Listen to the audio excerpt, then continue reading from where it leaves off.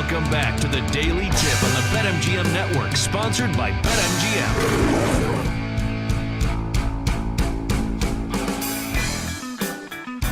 Oh, yes, indeed. Christmas Eve or a Tuesday, whichever way you look at it. Welcome to the Daily Tip. I'm merely Jim Rodriguez, along with Rob Brown and a cast of thousands here on the BetMGM Network. Happy you're along. Hope you cashed some tickets yesterday. We've got bowls today. We've got NBA, previewing what's coming up in the NFL, college football playoff, good stuff. And the king of the Carolinas, Rob Brown, is here. What's up, my brother? I mean, have you gone to bed? Because you were on the air merely several hours ago.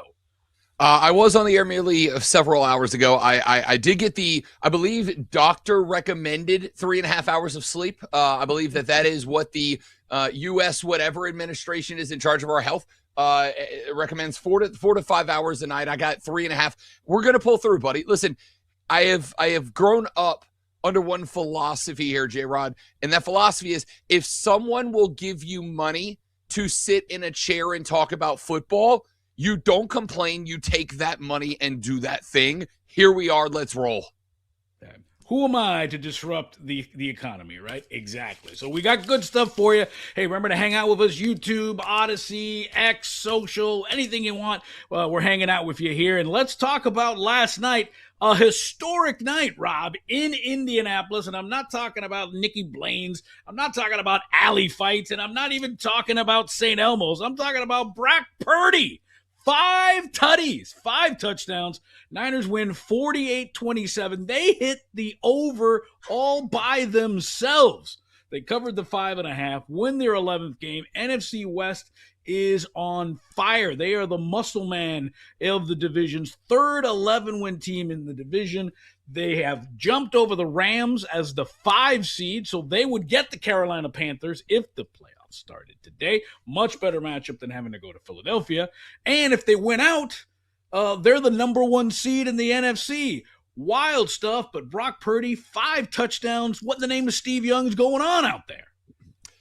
I mean, that's nice. Let's start with the news story here. I'm 40 years old, J-Rod. I turned 40 this year, and the existential crisis of hitting the big 4-0 is very real. I spent a solid 2 months in the middle of the summertime, and I wish that this was a made-up story for radio attention. It's not. I spent about 2 months. I sneezed one day, and I threw out my back so bad that I felt it roughly 60 days later. Not a joke, wish it was. Again, I don't care about my own health or well-being. And I was ready to not exist anymore because of how bad that was. Enter 44-year-old Philip Rivers, who came out and tossed a couple of tutties out of the gate. Forget the fact that last night I went to break with Sean Levine, and the score was 7-0 Colts. And by the time we came back from the break, the score was 14-7 San Francisco. And before we ended the next segment, it was 14-14 because Philip Rivers was dicing out. Genuinely, I know the Colts are done. We played Do You Believe in Miracles last night and asked, is there any chance that Philip Rivers makes a run that Disney makes a movie of in 15 years? And the answer is no. There's no chance of that. I think it would be amazing. But for that dude to not play football for 5 years, to show up, and yes, I know the Colts kind of got blown out of the water late, but to just give him a fighting chance for a hot minute and ask the defense to kind of pull their weight, and they did not. What the hell are we doing, dude? You're telling me Philip Rivers at 44 can do that. I, on the other hand, sleep on the wrong pillow at night, and I'm out of commission for 2 weeks. What is happening to me? And what I love about Philip Rivers is he's got the ultimate dad bod, right? When he came out there, he looked like that commercial. Remember with Marino and Emmitt Smith?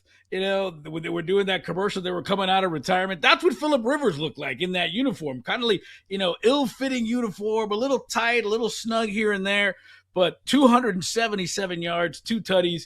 Yeah, man, he's definitely dad bods unite in that. And it's crazy. It's crazy how he literally came off the couch. I love the video of his high school team getting all excited when he threw that touchdown last week in Seattle. But yeah, man, I don't know how much organizational overhaul they need to do in Indianapolis, but it is crazy that that's who they went and got in Phillip Rivers, and he's actually worked out after not doing it for 5 years.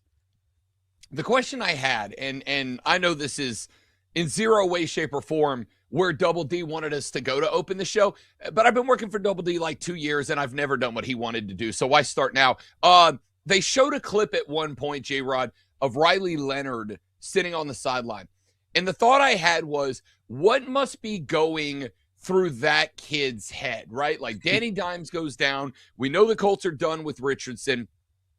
And if you're Riley Leonard, I think at some point you've got to have thought to yourself, okay, here's my chance. Here's my opportunity to prove myself. I got drafted in the 6th round. Nobody believed in me. Here's my shot to go out there. Much like Tyler Shuck down in New Orleans, who kind of showed up and like, all of a sudden, the Saints, for no good reason at all, have won 3 in a row and are playing pretty good ball. He went for 300 this past weekend. Riley Leonard had to look at that, I think, and go, here's my chance. And instead they went, nah, kid, sorry. We're bringing 44-year-old, 5 years retired Phillip Rivers out to give it a run. J-Rod, it brought up a conversation I've had a few times to the forefront, which is, have we gotten to the point that not only do we feel incapable of developing young guys, but at this point, we just don't care about their confidence in the league anymore? Because what you're telling Riley Leonard by getting Phillip Rivers to play in games like that when you're still alive for a playoff hunt is, hey, Riley, not only do we not think that you're capable of it right now, but we don't think that you're capable of growing into the role. We got 4 games left to play, and we don't think you're capable of getting to where we would need you to be competitive in games like this.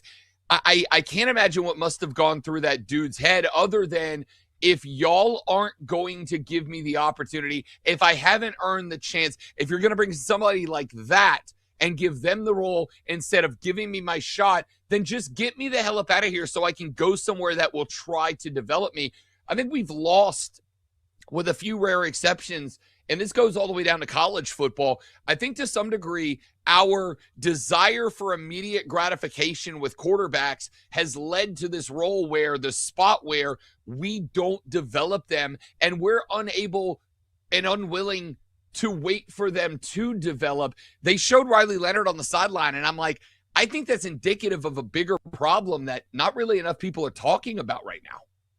Yeah, well, we're kind of going through it in a way here in Miami, where I live. With Quinn Ewers is now going to be elevated, but that's sort of a good thing now that they've benched Tua. They jumped right over Zach Wilson. But I think if you're Shane Steichen, the head coach of the Colts, I think it's more CYA. I think it's preservation, Rob. I mean, I think what it is, hey, we were 8-2. I've been sort of muddling through. We had a bad draft in Anthony Richardson. I'm going to get fired. And if I'm going to get fired, I'm going to go down with somebody that I know in Phillip Rivers, who I coached, who knows my offense. I don't have to do any teaching. So maybe it's more on Shane Steichen and his inability to not want to have to teach, because he knows his ass is on the line because he's going to get fired. I think that's abundantly fair, but that same attitude, that lack of patience and that lack of ability to develop, doesn't that just kind of illustrate that we do it with head coaches too, right? Because this is a guy in Shane Steichen. We were talking about him as the potential NFL coach of the year last year. This isn't Mike Tomlin where we were talking like we're letting Mike Tomlin continue because he's got a just barely over 500 streak that stretches back to 1994. We're talking about a guy who was a finalist for Coach of the Year last year, and we're putting him in this box of, without my starting quarterback for the final 5-6 games, whatever it is, we didn't get eliminated for the playoffs until well after half of the AFC was eliminated from the playoffs. We were able to stay in contention until down the line. My thought is, and I've got to say, with a thumbs up to new Colts ownership, because it does seem like they are taking a role of invest but do not meddle, which is something that guys like David Tepper and Shad Khan, I hope, have learned their lesson about. They seem to be invest but don't meddle. I'd like to think Shane Steichen has got some level of comfort in the role. Like, they're not going to get rid of me. I was Coach of the Year finalist last year. And if that is the case, then, buddy, take your time, develop your guy, find your guy. And maybe it is. But, like, there's a part of me that has to acknowledge maybe Riley Leonard's just not good, right? Like, maybe he's just not good. Shane Steichen has obviously seen more of him than I have, but we've seen the kid play one game. Are we really throwing away a guy that was an NFL draft pick after one game for Phillip Rivers, who, again, commendation for what the guy's come out and done at 44 years of old, but the guy's 44 years of old. Is that really what we're leaning on here, instead of saying we got a 6th-round draft pick who played some pretty good ball in college? Maybe give him, I don't know, 2 whole games to find out if he's got some natural talent in there. Yeah, I mean, I honestly think, and again, we're not at practice. I almost feel like they looked at Riley at practice and said, he ain't it, and he ain't it right now. So let me get somebody who can at least try to save this season. Because again, we're talking, one of the great collapses. I mean, the Colts were 8-2, and now all of a sudden they're 8-7. On the outside looking in, half the AFC clinched because of their loss yesterday. The Jags, the Bills, the Chargers, all 11-4, all got in because of that Colts loss.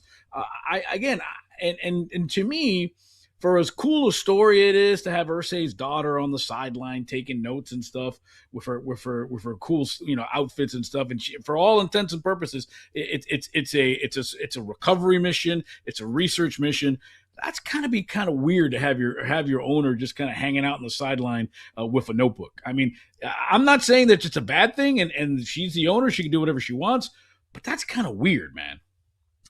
I get it. And first off, you're right about the cool outfits, vibes. I get it. As the obvious fashion icon that I am in my black cap and Bowser from Super Mario Brothers t-shirt, shut up, it's 6:12 in the morning. Of course I'm going to look You're like the Freddie Blassie. You're the Freddie Blassie of radio, my friend. Thank you very much. It is 6:12 in the morning. Of course I'm going to look like a frat boy who just rolled off the couch after drinking a Gatorade cooler of jungle juice. Leave me alone. You're lucky I'm here.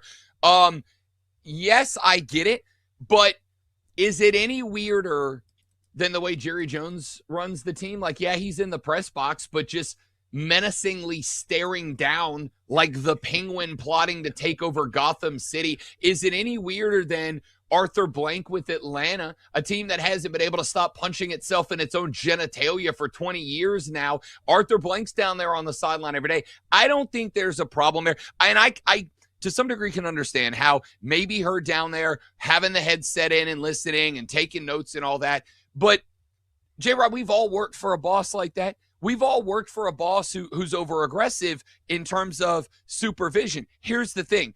If what she's saying is true, and nobody from inside of the team has ever contradicted this, if it genuinely is, look, I know ball, but I want to do a better job of knowing how the team is run, and I want to do a better job. I will push back on you on that. Sure. It's one of those things. I think I know ball, and I want to know that you know ball. I think she is doing a referendum on each and every one of those coaches, and she should. It's her money, right? I think she's saying, I know what I'm doing. I know what I'm expecting. That's why she's got the headset. That's why she got the earpiece in. I want to know that you know what you're doing. I think that's fair. That might be the case. Again, I'm going to say many owners, certainly not all owners. Am I right, Jerry Jones? Wink. I say wink because we're on the radio. I know that she has said multiple times, it is recon, I am learning. Even if it is I just want to make sure you know ball. I don't have an issue with that because to date, and this may change, J-Rob, we'll find out, but to date, she hasn't made any decisions, like, again, Jerry Jones, that make it feel like her message is, I'm the best at this job, and I expect everyone to do everything exactly how I want. For the most part, it seems like she's made decisions consistent with what she said. Now, if we get to the offseason and she fires Shane Steichen, then yeah, I'm going to go, oh, okay, you're just a female version of a really bad owner. Like, that's equal opportunity. I get it. But if she sits back and she says, look, we lost our starting quarterback. We were having a great year. It went off the rails a little bit. It happens. I'm not going to make any wholesale changes. Then I think I'll respect where and what she is in the process. All I know is you got a quarterback on the sideline that was a 6th-round pick, and we watched that dude basically sit there looking like he was on the verge of tears last night, watching Grandpa Rivers go out there and toss the rock around instead of getting his opportunity to prove, I can be that guy. Yeah. Or there's Mark Davis, who I don't think even knows how to get to the field. Knows how to get to the buffet and the cigar lounge, 8 in Vegas. I know that. Listen, plenty to get to. Just getting started on the Daily Tip. Coach of the Year, the most competitive prediction betting market there is. We'll get into it next on the Daily Tip. The Daily Tip will be right back on the BetMGM Network.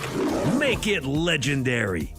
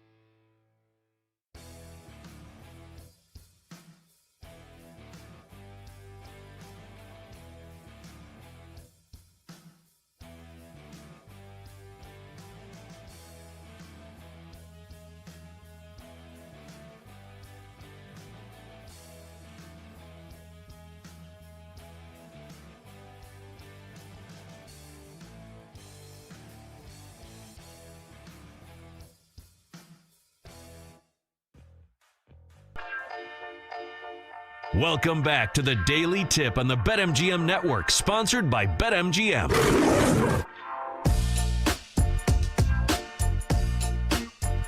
Back at it on a Tuesday with Rob Brown, Jim Rodriguez. Daily Tip here on the BetMGM Network. Hope you are getting ready for the holidays, getting some time with the fam, friends, or just by your damn self. Hope you get some time off, or hope you're getting that overtime wherever it is you're going. Thanks for hanging out with us on a Tuesday morning, trying to help you make some cash to pay for all those damn gifts. And I'll tell you what, Rob, when we went to break, I said it. I think it's the most competitive betting market out there, because I don't think there's a clear-cut favorite. You think there is, but I don't think there is. And that's the future for the NFL Coach of the Year. And I'd love to pick your brain on this. I mean, Mike Vrabel is the favorite, plus 135. That has changed. It was Mike McDonald of the Seahawks. He's 2-1. Kyle Shanahan shoots up to 3-1 after that win. They can be the number one seed if they run out. Duval, Liam Cohen, 8-1. And Ben Johnson, the guy that probably is going to win it, is 10-1, unless my eyes are deceiving me. You got Sean Payton, Mike Tomlin. What say you, Rob Brown? So, I mean, if you show me these numbers, I don't know how I'm not throwing a bunch of money at both Cohen and Johnson right now, right? You're talking about a Bears team that has been largely described as, I don't know, inept, erroneous, bad, if I want to keep up with the appearance of the ability to use words of sophistication. And this kid showed up, and again, for the record, love it. Got a Bears to the playoffs, not to win the division, because I thought they'd be good. I also thought the NFC North was going to be the best division in football this year. So I didn't really have the stones to go division winner, but I do have a Bears to the playoffs ticket. And going back to the conversation, J-Rod, about ownership, Ben Johnson was the most highly sought-after head coaching candidate that we have seen in a hot minute in the National Football League. And he ends up in Chicago in a year where he could have had the Dallas job amongst many others. He ended up in Chicago. And I thought to myself, Ben Johnson's not a dumb guy.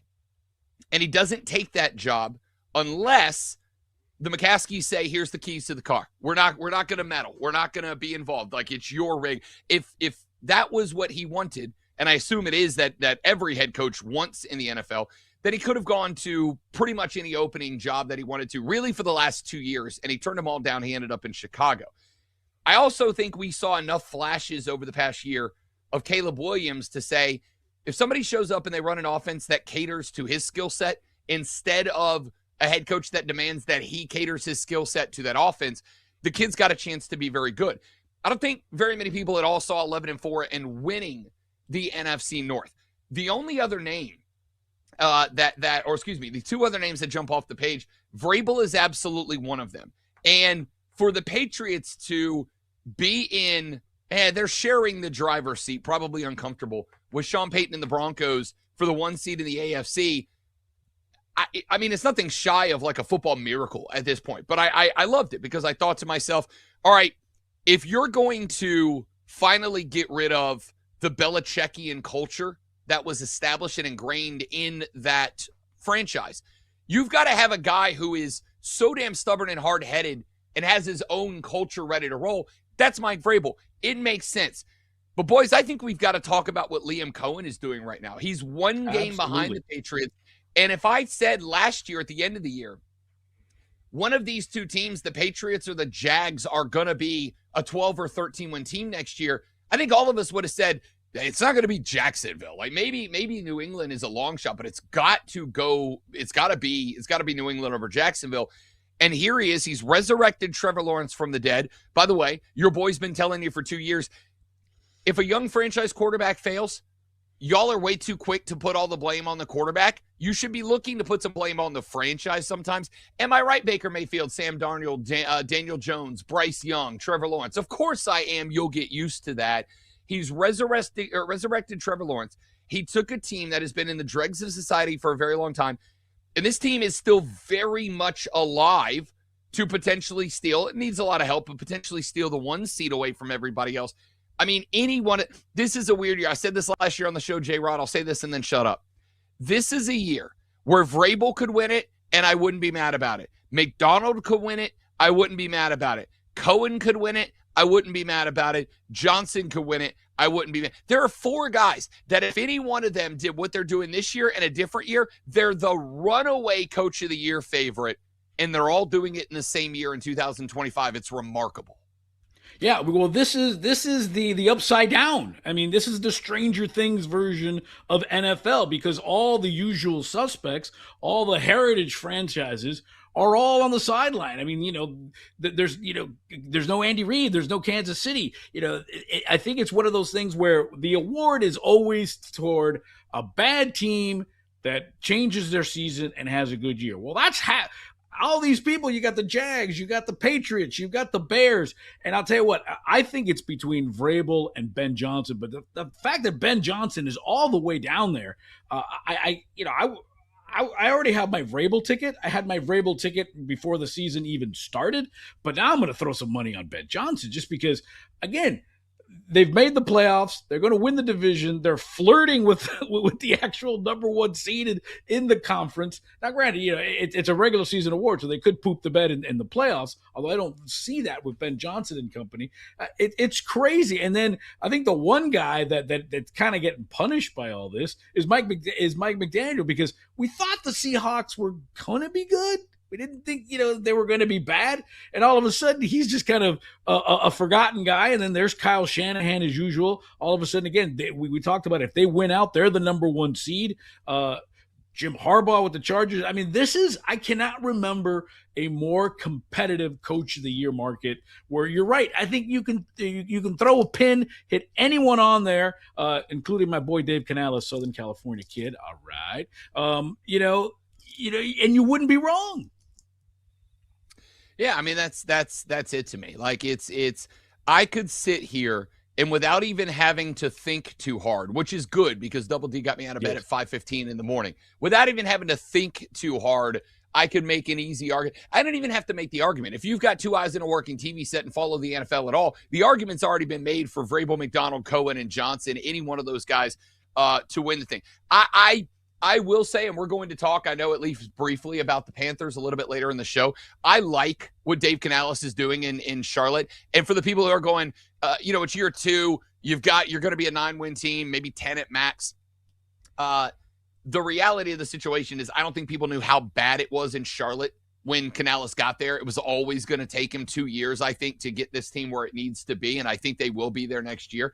The rest of these guys, who amongst us at the beginning of the year would have taken a Patriots over 11.5 wins ticket? 0 of us. And if you say you would have, you're either a diehard Patriots fan or an effing liar, and there's nowhere in between. Who would have said that you would have taken with Sam Darnold? I will acknowledge I was openly talking bleep about Darnold. I'm like, Kevin O'Connell made Sam Darnold what he looked like in Minnesota, not Sam Darnold. There's no way the Seahawks are getting to 10 wins. I was just absolutely wrong on that. I have believed in Trevor Lawrence since he got to the NFL. If you'd have told me the Jags were going to be a 12 or 13 win team this year, I'd have called you a lunatic preseason. I'd have said 9-10 and Trevor Lawrence shows out a little bit, but 12-13, alive for the 1 seed with 2 games left to go. I believed in Ben Johnson. Again, sitting on a ticket, not just for the Jags to win the AFC South, but sitting on a ticket for the Bears to make the playoffs. I believed in Ben Johnson. If you would have told me they were going to straight up win the NFC North, I'd have called you a lunatic.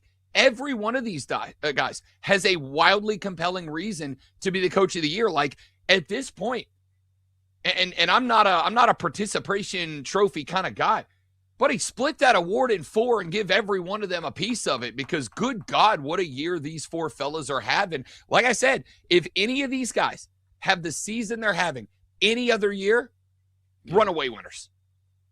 Yeah, and we're not even talking about a Mike Tomlin, who is winning the division again with another traffic cone at quarterback, and it's crazy. And again, or Sean McVay, who got another 11-win season out of the Rams.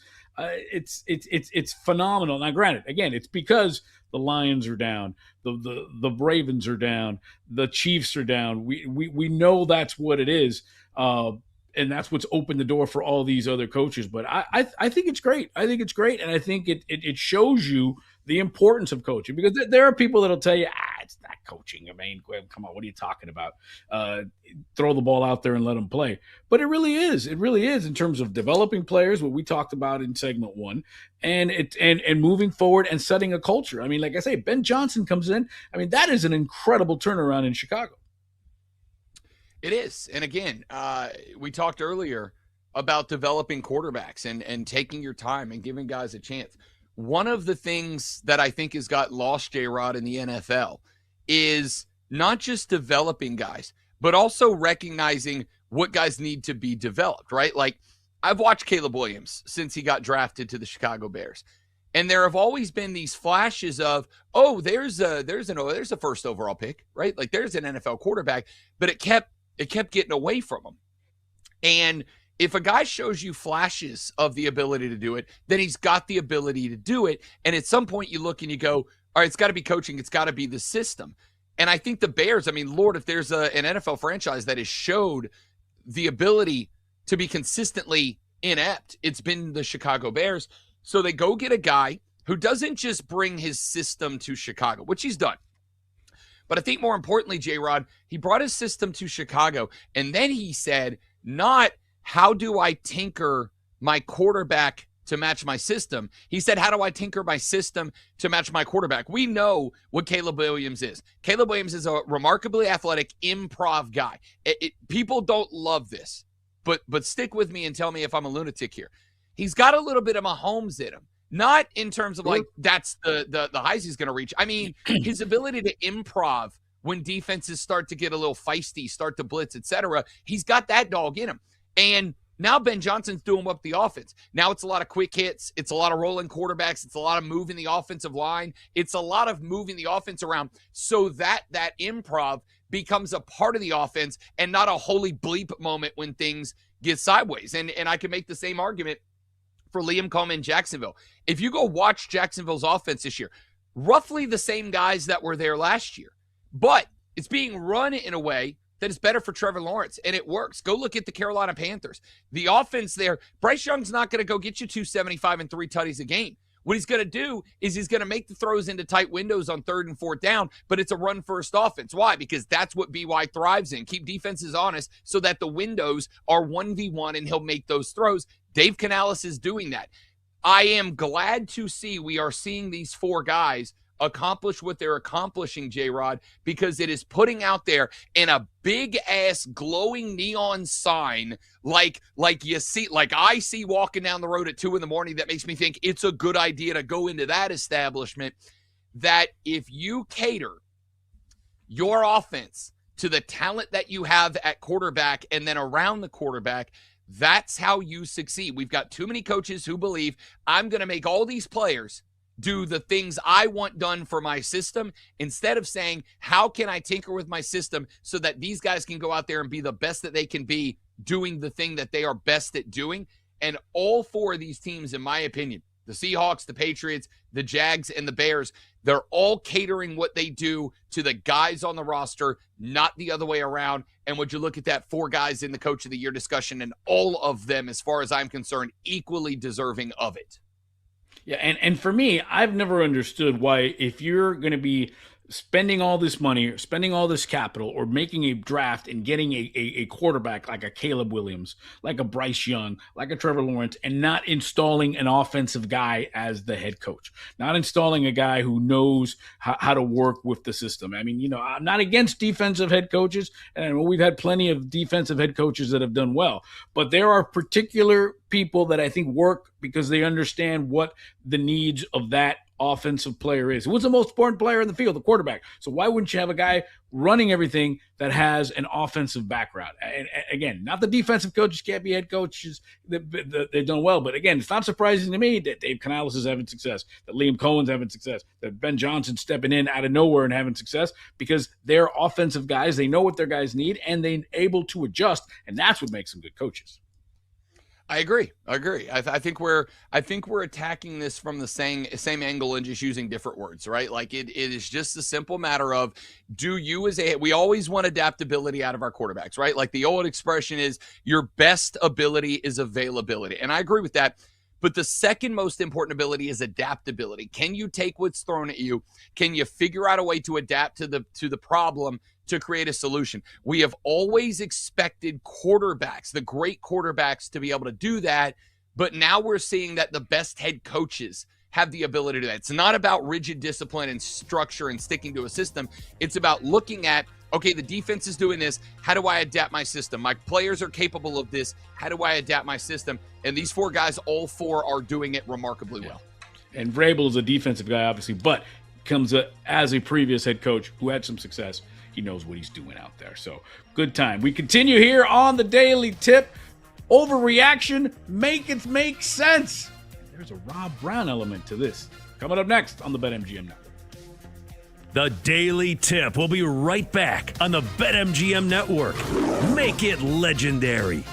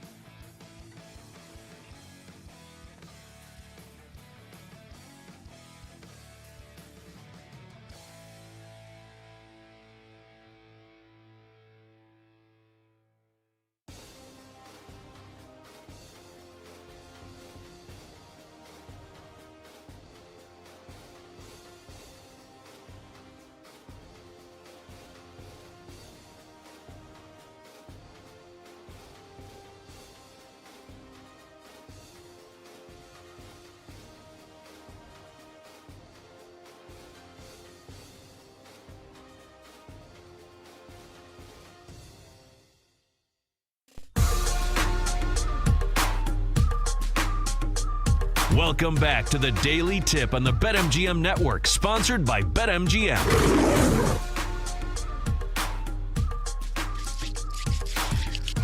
It's an overreaction.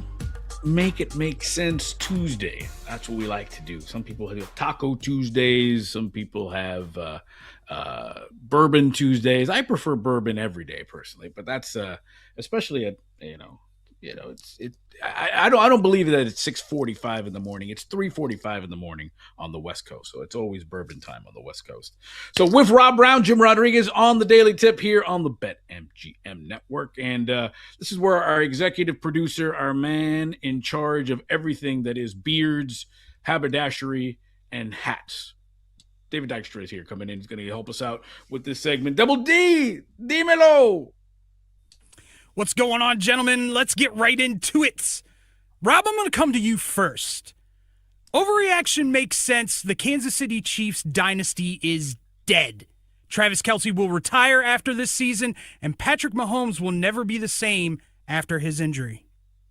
Damn.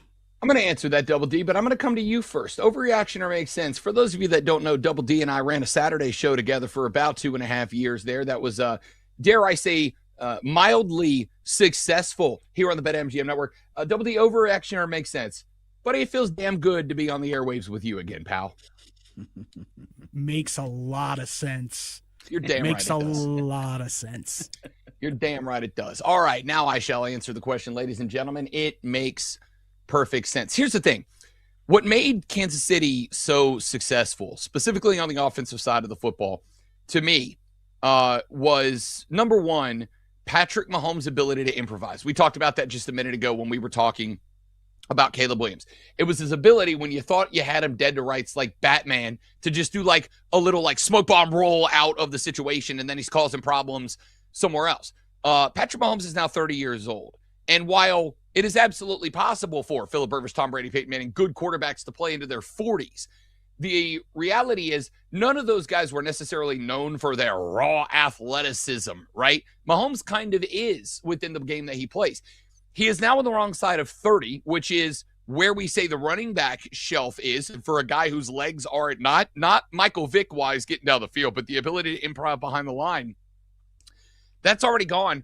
And now he's coming back off of a major knee surgery that may cost him a few weeks next year. He also has Travis Kelce as his elite bleep button when things go severely wrong.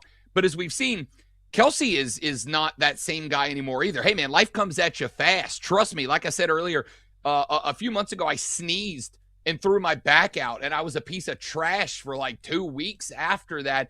These things catch up with you. And then, and again, I'm not saying that this is the reason why, but being Mr. Taylor Swift and dating the most popular woman on the planet probably doesn't do much to keep you dialed in football. I think he's kind of gone, which also means, J-Rod, that if this team has to go even minor rebuild, they now have to do that with a front office that hasn't had to rebuild for 12 years. It has been 10 years since an AFC championship game didn't either have Brady or Mahomes in it, and they have to go rebuild. This front office has never had to rebuild. So if there's even an inkling of a rebuild, you've got to trust that the front office is going to know how to handle that, and that Mahomes is going to come back off a major knee surgery the same, and recognize that even if Kelce comes back, he's not the elite tight end that he used to be. The problem is that there's a thing that's gone wrong, J-Rod. The problem is there's like 4 things that have gone wrong, and if any one of those things isn't right by next year, they're not going to be the Chiefs anymore. And statistically speaking, probability speaking, that's the most likely outcome to me. I think the Chiefs I'm not saying they won't show back up. I'm just saying this run of, like Thanos, the Chiefs are inevitable is over. Yeah, I will agree that I think only one of those statements is an overreaction. I think the dynasty is dead. I think Kelce is out, but I think Mahomes will be back. I think medicine, motivation, and the fact that he didn't want to be in that house with that woman all focus in on him saying, I'm going to be back. I'm going to be back. So I think Overreaction for Mahomes will never be the same because he needs to make money to keep that woman in her leather pants and in her booth and everything like that. And then, trust me, he didn't want to be in that house. But listen, for the Chiefs, it's mission accomplished. They got that new stadium. They're moving over to Kansas. They're going to have a dome. They're going to have a Super Bowl there in 10 years, whether they're in it or not. So I would say it's an overreaction to Mahomes. But yeah, it makes sense that the dynasty is dead. Good run, though. But you make a great point, Rob. I think, it took them 50 years to rebuild from Super Bowl 4 to 54. I think they'll do it a little quicker, though, because they have the guy in Mahomes. I love shots fired. Just random shots fired by J-Rod. It's great. All right, let's move on. I'm coming right back to you, J-Rod. The Baltimore Ravens need to move on from John Harbaugh. Overreaction. They have 48 million reasons to keep John Harbaugh. He just signed a 3-year extension through 2028. They've been to the playoffs in 13 of the 18 seasons there. Listen, yes, he does some crazy things. You do question his decisions on fourth down, not going fourth down. There's always one or two boners during the year that you're like, what the hell is he doing? But the man's successful. Now, the one thing, it's been a long time since that Super Bowl. Joe Flacco isn't walking through that door anymore. Ray Lewis isn't walking through that door anymore. But no, he's coming back. He knows what he's doing. He's got the right team. That team's around him. Now, does he need maybe a little bit more of a general manager? I think a lot of this happened after Ozzie Newsome left, by the way. To really get in there with John, give him those players that he needs. Use Derrick Henry more. Lamar, I think the jury is still out on him. I think I'd be more concerned with Lamar than I am with Patrick Mahomes in terms of the mobility sense of it. But no, I think it's an overreaction. John Harbaugh, they don't need to move on from him. I mean, you look around, and the answer to me, like the knee-jerk reaction is to agree there. Now, I'm going to say it's an overreaction because Double D capitalized and bolded the word need as if it's like if they don't do that, the franchise is going to, I don't know, do something ridiculous like fold in the middle of the night and get caught slipping out at midnight and a bunch of U-Haul trucks go into another city, which would be a ridiculous thing for an NFL franchise. Never happened. Never would happen. Yeah, I mean, just absolutely asinine thing to say. Do they capitalize, bold, italicize, and underline need to? No.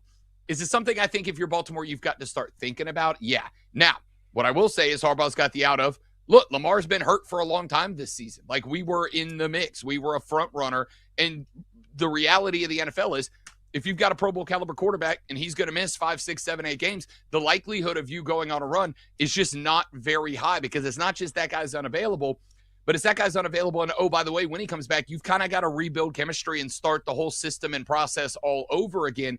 And he can lean back on that. But it's kind of like we've talked about with Buffalo and Josh Allen, who I'm kind of a boat now where I said last night on the show, if they don't get it done this year, now that Mahomes and the Chiefs are out of there, I think if I'm Josh Allen, I'm asking to GTFO Buffalo. I think there's got to be a point at some point where we say, all right, man, like you won a Super Bowl in 2013. It's been a dozen years. Like at some point, we've got to do something else, or we're just the Buffalo Bills, but with a slightly heavier finger. And at some point, it's just not good enough. All right. Let's go to – I'm going to go back to J-Rod because this is his backyard. J-Rod, overreaction makes sense. Tua will not be on the Miami Dolphins next season. Not only will he not be on the Dolphins, I think they will drive his ass to the airport. Mike McDaniel will move his stuff. He is completely out. I've never seen a guy. Listen, I would never fault any player for getting their bag, right? And you know what? He's been concussed, put up with a lot of Brian Flores nonsense, making him feel sad because he's not a good player. But you know what? Brian Flores was right. Tua sucks. He's terrible. But at the same time, I think, I've never seen a player get paid and then turn into this, well, they couldn't hear me in the huddle. Yeah, I couldn't see over the offensive line. Yeah, Josh Allen's a better quarterback than me. It's terrible. I mean, this is not what you want from the leader of your team. I'm not saying he doesn't care. I'm not saying he doesn't want to win. I just think he doesn't care whether he wins or loses. You know what I mean? What the end result is. He shows up. He's prepared. He's not late. He's not out partying in South Beach. But I don't think he gives a flip because he finally got paid. And I think Mike McDaniel finally realized, I did all I could with this guy. It's time to go. He will not be with the Dolphins next year. And there's a serious question whether he will be in the NFL. I mean, who's going to take a flyer on Tua? I will tell you who's going to take a flyer on Tua. The Kansas City Chiefs take a flyer on Tua. Here's why. In the cold? All right. In the cold? I know. But we're not, again, to me, J-Rod, wins and losses are not a quarterback stat. Have the Miami Dolphins gotten their asses whipped every time they go into cold weather? They absolutely have. But wins and losses aren't a quarterback stat. I'm not going to put it all on Tua. What I am going to say is this. I don't think Tua is the same quarterback. And I don't know if it's the concussions. I don't know if it's the brain. I don't know if it's a lack of confidence. I don't know if he just doesn't fit in where McDaniel taking the team. I don't know what the answer is. I know he's not the same guy. What I do know is somebody's going to take a roll of the dice to find out if that guy can be a successful backup quarterback. Who better than a Chiefs team? Tua plays a very similar style of offense to Patrick Mahomes. Who better than a Chiefs team that knows they likely aren't going to have Mahomes for at least a few weeks to start the season next year, but they don't want to believe the dynasty is dead. Why not roll the dice, give him an offseason with Andy Reid, see if Reid can bring the old Tua back out of him. And that way, hey, if he's great, good, maybe we get a leg up. And if he's bad, great, when Mahomes comes back, we don't have to change a bunch of stuff because we got a 44-year-old backup quarterback out there that then hands the reins to Mahomes. We got a guy who was playing Mahomes-style ball, so at least we don't have to transition the offense. We just plug and play Patrick Mahomes there. I think there's a future in the NFL for Tua Tagovailoa, but no, it is not on the Miami Dolphins roster. Yeah, it's bananas to me. I've never seen a guy completely just fall off a cliff like he has. I mean, I think Arizona might be an interesting situation for him. I think, somebody told me, what about Minnesota? I think that would be fitting if he had to stand on the same sideline again as Brian Flores, staring at him, saying, "You still suck, dude. You still suck." What doesn't suck is that we got 2 more hours coming up for you here on the BetMGM Network with Rob Brown, Dave Dykstra, and a cast of thousands. It's the Daily Tip. More to get after. College football is upon us. 3 bowls today, previewing the college football playoff. Money, money, money. BetMGM Network, Daily Tip, coming back. The Daily Tip will be right back on the BetMGM Network. Make it legendary.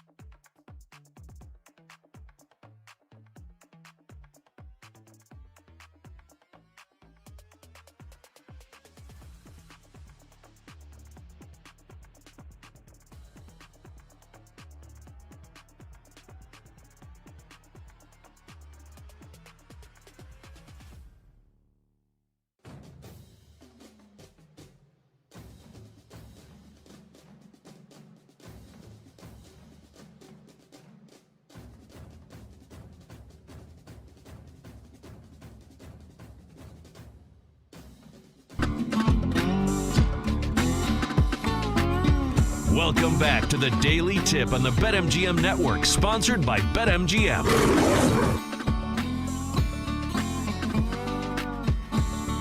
Hour number 2. Back at it here on the Daily Tip on the BetMGM Network with Rob Brown. I am merely Jim Rodriguez and a cast of thousands. Happy you're hanging out with us. If you missed any part of the hour, where the hell you been? Go to the Odyssey app, rewind, YouTube, all the plus. You can check us out here at BetMGM Network. Coming up in this hour, a little college football. We got 3 bowls. All D-Gens unite. And, of course, we've got some unfinished business here. We've got some Rob Brown overreaction or makes sense. By the way, though, that rejoin music, God, it just makes me it's Billy Bob, it's Landman. Are you into Landman? Have you watched that show? Because I felt like I need to catch up with that. Season 1 was phenomenal. I can't wait to get into season 2. Okay, so this is going to be a fight we didn't know we were going to have this morning, J. Rod. You just stumbled in to a Rob Brown pet peeve. Now, your boy Rob Brown, he's grown up in the Deep South. All right, I'm down here in SEC territory. I've been here my whole life. And here's what I'm going to tell you. I really tried to get into that there show Yellowstone. All right, that show about the cowboys up in the ranch with old what's his face, Kevin or whatever the hell his I don't even know who these Hollywood actors think they are. That's the feller. So shows like Yellowstone, shows like Landman. As somebody who grew up around stuff like that, and let me be very clear. I am not a cowboy. I am not tough. I'm a gigantic nerd. I wish I would have got my hands dirty as a kid. Unfortunately, I grew up with the soft hands of a scholar, and I'm a gigantic wuss. But I grew up around that stuff. You know what those shows are? Those shows are for people who have never left the city but think they got some cowboy in them. That's what those shows are. That's me. Those shows, I compared them to The Big Bang. The Big Bang Theory is a show about what dumb people think smart people are like, and they're not that. Yellowstone and Oil Man, or whatever the hell it's called, those shows are what city people think country rednecks are like. And it's not. It's just not that. I've worked on a farm before. People who work on farms aren't like Rip and Kevin Costner. They're not like Billy Bob Thornton in Landman. I know people want to think they are. Big Bang Theory is a show about smart people for dumb people, and those two shows are a show about farmhands and cowboys for people who ain't never been on a gosh dang farm before. Now listen. I take. There it is. Now we're ready. I went and bought a hat because of that show. I loved it. Let's go, Rob Brown. I am as city as I am a poop kicking city slicker as you can, man. I enjoy that show tremendously because that's as close as I'm going to get to an oil well. Exactly, and that right there is the reason why, fellers. It's because folks like J. Rod, they look at that show and they think, my goodness gracious, I could have gone out west and been a dadgum cowboy. But the reality there, J. Rod, is that you ain't never had horse crap on the bottom of your boots. You ain't never had to wipe the sweat off your brow after you take that there cowboy hat off. You bought that cowboy hat in a gas station. All of a sudden, you think you're a cowboy. Boy, you ain't nothing but a 10-gallon hat full of cow you know what. What did they say? All hat, no cattle. You're rootin' tootin' right, buddy. Also, people don't say rootin' tootin' right. I don't know why I said that. I'm sorry. I'm taking the hat back off now. I don't deserve it either. I think that was a cartoon. No, I'll tell you what. I love Landman, man. I bought this actually in Houston, so I enjoyed that. Listen, I live in Miami, man, and people say, well, you live in the South, you live in Miami. No, I live in Miami. I barely live in the United States. The thing about Florida, where I'm at is the further north you go is the further south you go. That's the thing about living in Florida. So, J-Rod, I'm originally from the great city of New Orleans, Louisiana, but I will tell you I spent the majority of my life in the Destin, Fort Walton Beach, Pensacola area of the Sunshine State of Florida. And what I can tell you is if you took a big-ass buzzsaw and you cut the peninsula of Florida off and it floated off into the Atlantic, you could just fold the Florida Panhandle into Alabama. It's the same place. We affectionately used to refer to the Panhandle as L.A., but I'm talking lower Alabama, not Los Angeles. It is the redneck Riviera. It's where poor people like me like to believe that they got waterfront money. You don't. You just got a trash-ass waterfront. Don't get me wrong. I say that out of love and admiration. Again, it's my hometown. All I'm saying is I would pay to watch the reality show of J-Rod to go work on a farm for a week and then come back and watch an episode of Yellowstone or Landman, because you'd watch 5 minutes and you'd say, this is horse crap, buddy. Oh, I would say, wait a minute, don't we have somebody for this? What, you mean I got to do this? I got to milk. You want me to milk what? No.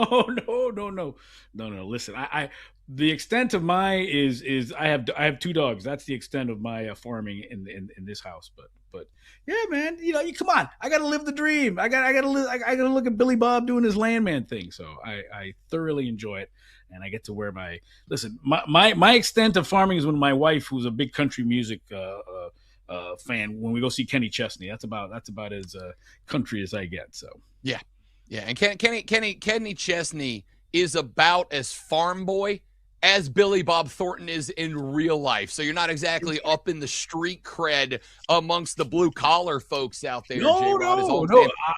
And you know what? A man's got to know his limitations. That's what I always say. You know what I am? I'm stimulating the economy. Let me give you a real quick story, and then I want to shut up because we have the opportunity to put Double D on the airwaves of America, and I think we're doing a great disservice by not doing so.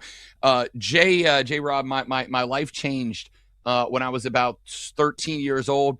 I asked to be sent out. I've got a cousin who owns a farm in Opelousas, Louisiana. Don't worry. Not only do you not know where that is, most people who live in Opelousas don't know where the hell it is. All right. So I got an opportunity to work for a farm.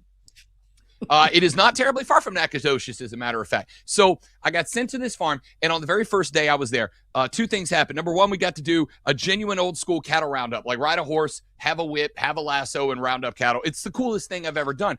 But what they didn't tell me is what we were doing with the cattle. And we got to the end. One of the things they had to do was we had to castrate a couple of the bulls because they were getting a little randy out in the field, and these weren't breeding cattle. All right. These were steak cattle. So we had to castrate the bulls. And I'm going to tell you, you haven't lived, and you can't say that Yellowstone and Landman are a good show until you've had to herd a bull into a holding pen, and then you had to go castrate that bull. And I'll go ahead and tell you one more thing they do out in the country, J-Rod. When they're done castrating that bull, they pick up the 2, let's just say, small round remnants from that there medical procedure, and they deep fry them, and they call them Colorado Rocky Mountain oysters. And then you eat those things. And if you don't eat them, you get your ass off the farm because you ain't manly enough to be working on that there cattle farm. Clearly, right we don't waste. So I had to round up a bull. Then I had to castrate the bull. Then I had to deep fry, and I had to eat the remains of that said medical procedure on that there bull. This is why when I watch shows like Yellowstone, boy, I'll tell you what, it gets me fighting mad. But Double D, did you think this is where we were going this morning? The answer is no, but right? I got this hat. I'm telling you right now, I'm loving every minute of this. But I got this. It's so good. I got this hat. You're gosh dang right you do, son. Look at that. All hat, no cattle. But a little hot sauce on the Rocky Mountain oysters, and we'll be all right. So, all right, let's get into some bowls, by the way. One of them is in Texas, one of them is in Dallas today. But let's get into a couple of bowl games here. 3 of them today. Toledo and Louisville will start off our day, 2 o'clock Eastern, so just in time to get in there. And Toledo, Louisville trying to save face for the ACC, 8.5-point favorites, 43.5.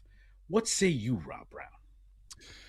Give me Louisville minus 6.5 on the spread. Look, okay, let's start with this. You said Louisville trying to save face for the SEC or for the ACC.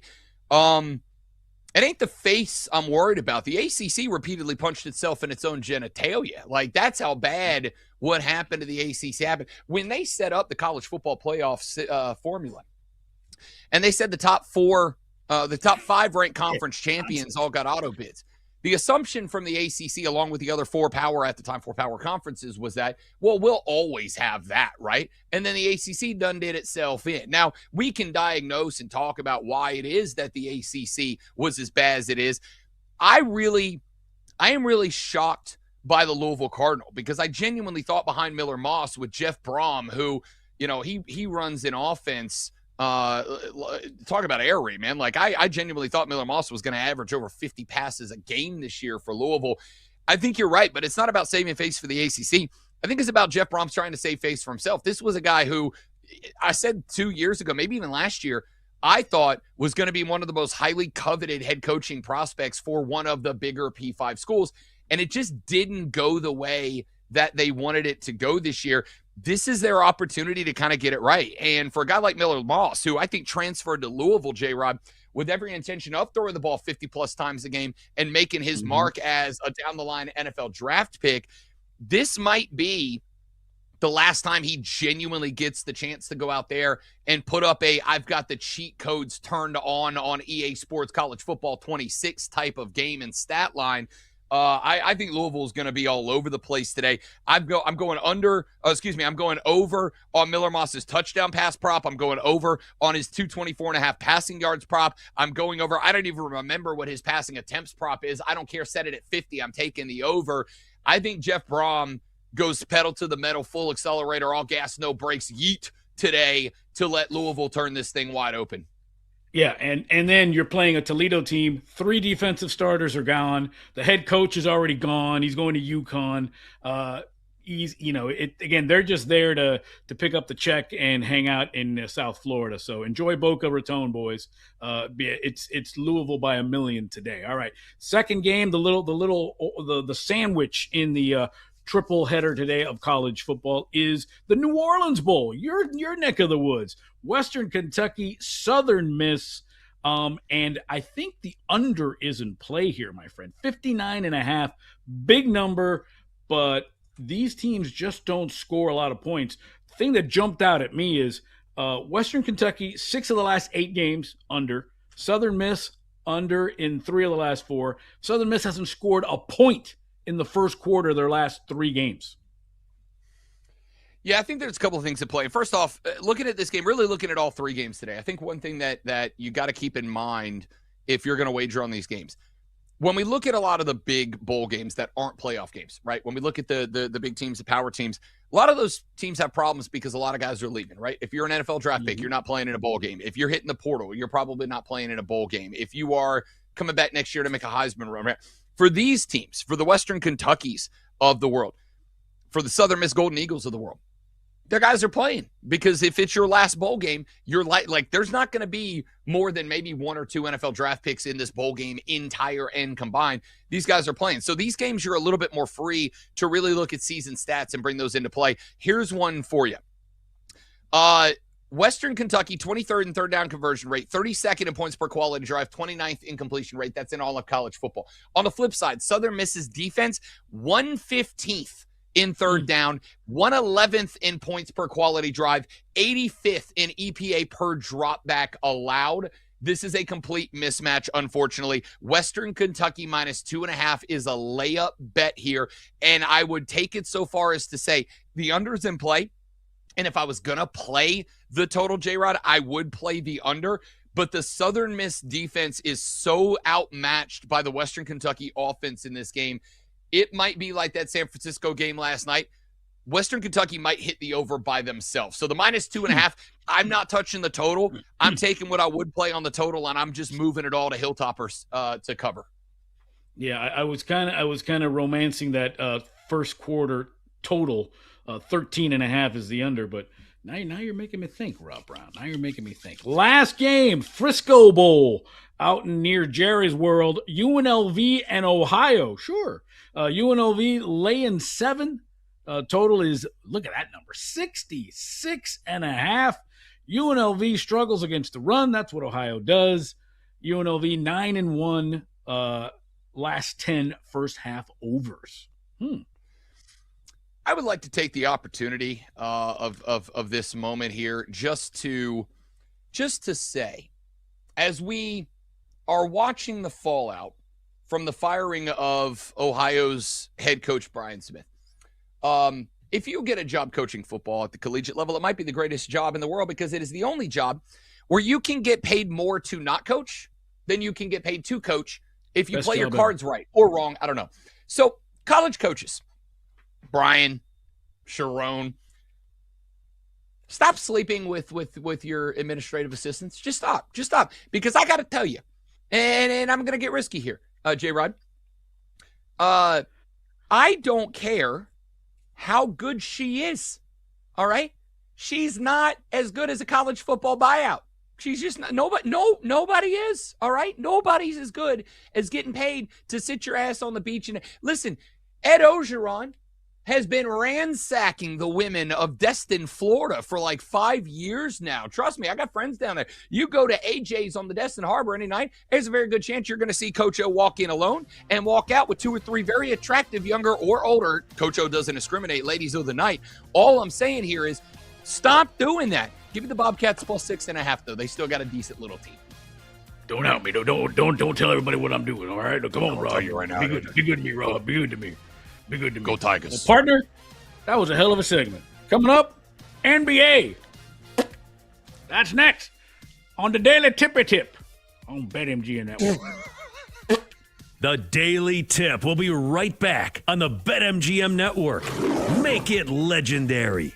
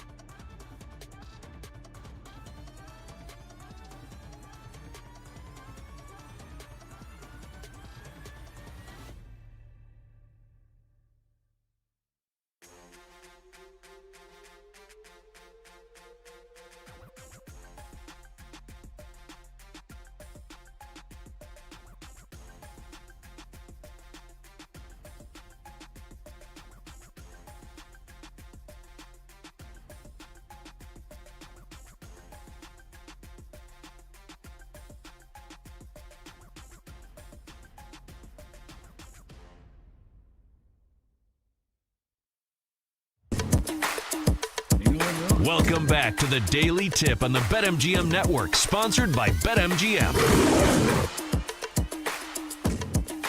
Good times continue here on the Daily Tip, BetMGM Network with Rob Brown. I'm Jim Rodriguez, and he casts thousands. Happy you're along on a Tuesday here as we get closer to the holidays.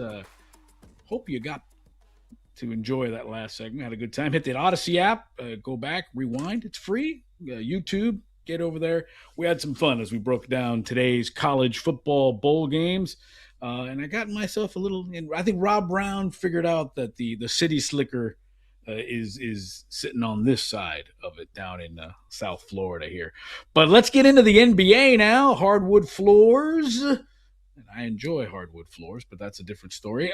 So yeah, we got a bunch of games tonight. 14 games on the slate if you're into making a little bet. And the one thing that jumped out at me, Rob, is Bulls Hawks. Now, normally you would say, why in the hell would you talk about Bulls Hawks? They scored over 300 points the last time they played on Sunday.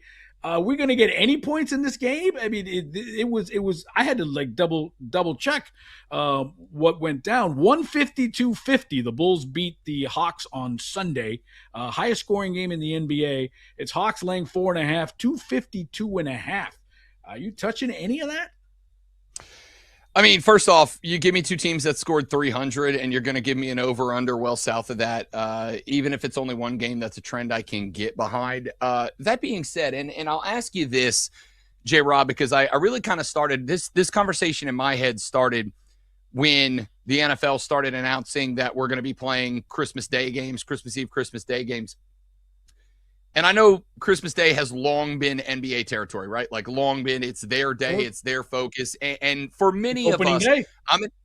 I'm an NFL guy, but this Christmas season, when you're kind of now at the point where everybody's off except for jackasses who volunteer to cover other people's shift. I don't know who in the world that would refer to.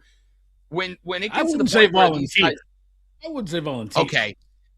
When jackasses are voluntold that they're going to cover the full-time people's shifts while they get to go enjoy their holidays, does that change anything, or are these athletes so used to this, right? Like college guys are playing games over the holidays. NFL guys, they used to play in bowl season, whatever. Does that change anything about the way that you like our holiday games? And I'm not just talking about Christmas Eve, Christmas Day, but this is Tuesday before Christmas. This is the point in time where just about I'm getting on the road to travel like the minute that this show is over. When this point of year happens, does it change anything about the ways, like do guys do like we do when we know we've got a holiday coming up in a day or two and hit a case of the senioritis and just start to mail it in? Like, does that enter your thinking when you're laying down bets on days, specifically the holidays, but like maybe a day or two out from a Christmas or a Christmas Eve like games today? You know, I don't think so, because to me, these athletes, they live in a different world than us. I don't even think they know, they don't know what a carton of milk costs. To me, they don't even know what day of the week. They just know we play, we don't play. Yeah, their families, their friends, their relatives, maybe their spouses are telling them, hey, it's Christmas coming up. What do you mean you're not going to be home? But they know weeks and months in advance that they're not going to be playing, what they are going to be playing. I don't know. I don't know if it comes into it. I think maybe there's a lot more distraction than there usually is, because, hey, you know what? Your wife, your mom, hey, you're going to come for Christmas. Hey, the presents, hey, this, that. Hey, are you going to be here to wrap presents? Are you going to be here for Christmas? So maybe there's a lot more phone calls, a lot more texts than usual. But I've always thought the game is a release from all of that, so you don't have to think about that. I would welcome that, and the paycheck's pretty damn good. That ain't bad. I will tell you, as far as Bulls Hawks go, I got a couple. Give me Zachary Richer, who, by the way, kid's kind of rounding up, right? Maybe taking a little longer than they would have liked to get him where he wants to be. But Atlanta scoring 120.4 per game. It is the fifth best. This is shocking for the Atlanta Hawks. Fifth best offense in the NBA so far. They also have the quickest pace over the last 5 games in the NBA. If that is the case, and against Chicago, I think that opens up the floor for somebody to clog the middle and make something happen. Richer is at a 10.5-point line right now.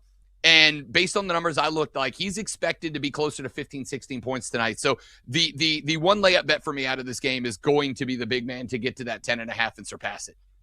Yeah, the only thing about this is obviously that 300-point explosion. That was Sunday, right? But it's kind of a back-to-back, but not really, because Bulls and Hawks again, but there was no travel because they played in Atlanta on Sunday and they're playing in Atlanta tonight as well. So the Bulls have been in Atlanta for at least 4 nights. And that, to me, it seems to be, the South Beach flu when teams come to play down in Miami. I'll tell you what, you hanging out in Chocolate City, hanging out at Magic City, and getting those pepper wings, those Lou Williams pepper wings. I think the Hawks are going to win this. I think the Bulls got their win, and I think they're enjoying themselves. And Christmas has come early for the Bulls, if you know what I'm talking about. I'm going to once again train wreck this show predominantly because there's nothing I love more than watching Double D's stressed out face when I do so. About 3 months ago, I drove over to Atlanta to go watch an Atlanta United MLS game because, yes, I am that loser. And I got to, for the very first time since they got big during the COVID run, your boy hit Magic City and knocked back a dozen of the lemon pepper wings from Magic City. And I'm going to tell you here, J-Rod, I don't know that they are like violate the COVID bubble and give up 3 games checks for them good. I'm going to say out of thought about it. They were pretty effing good, buddy. I'm telling you, if you're going to break quarantine, if you're going to bust that bubble, them lemon pepper wings, man. Lou Williams knows what he's talking about. They hit. I'll tell you what. It's like reading Playboy for the articles. I went to Magic City for the wings. What do you want from me? One dog goes this way, one dog goes that way. And I mean this. I swear. I genuinely only went because of the wings. And I tried. I had to. Me too. Now, for the record, the wife doesn't care if on a boys trip, because it was a boys trip. It was like me and 4 or 5 of the fellas. She's like, hey, if you want to go to the strip club, like, look, don't touch, right? Like, that's the rule. Don't touch. And I don't care what you do. It's like going to the museum. Exactly. She's like, babe, I was like, babe, I'm going to get the lemon pepper wings. I'm not even going in Magic City. And she's like, yeah, okay, wink, wink. And I'm like, no, seriously. And I told her the saga of lemon pepper Lou. I told her a story of days gone by in the before times of the COVID days of Lou Williams breaking the bubble and sacrificing game checks for these wings to get her to believe that's what I was going for. I quite literally documented the experience. And I got to tell you, buddy, worth it. Worth it. They were delightful. Cosign. So that being said, Hawks minus 4.5. Good with it. Good with it. All right, Speaking of look but don't touch, Raptors at the Heat tonight. Both teams are struggling, and it's Miami laying 5.5, 228.5. Heat, no Tyler Hero, no Nikolai Jovic, no Pelle Larsson. Give me Norman Powell. Give me all the Norman Powell props you got. He's 20-plus points, 7 of his last 9 games. I think the Heat get off the schneid. They win tonight, Christmas Eve. Toronto's going back to the cold. I think Miami wins this game. I think they snap out of it. And I love Norman Powell. He's been a godsend for Miami this year. I like that a lot, and I'm gonna tell you on that, and I'm gonna add one more to you because when I saw this number, and then I saw it was a plus 132 behind it, I was like, oh, what are we doing here? Bam Adebayo over 2.5 assists is at plus 132 right now. This is Miami, and I know they're missing some dudes. They're missing the dudes, but this is a Miami offense that is the fastest paced offense in the NBA. And they're going to, without Hero and these guys, J-Rod, I think they have to play inside-out basketball. So when you combine a bunch of speed with a team that has to play inside-out basketball, that becomes a recipe for your 4s and your 5s to get assists coming out of this thing. I think Bam Adebayo is projected for like 3.5 assists, maybe more in this game.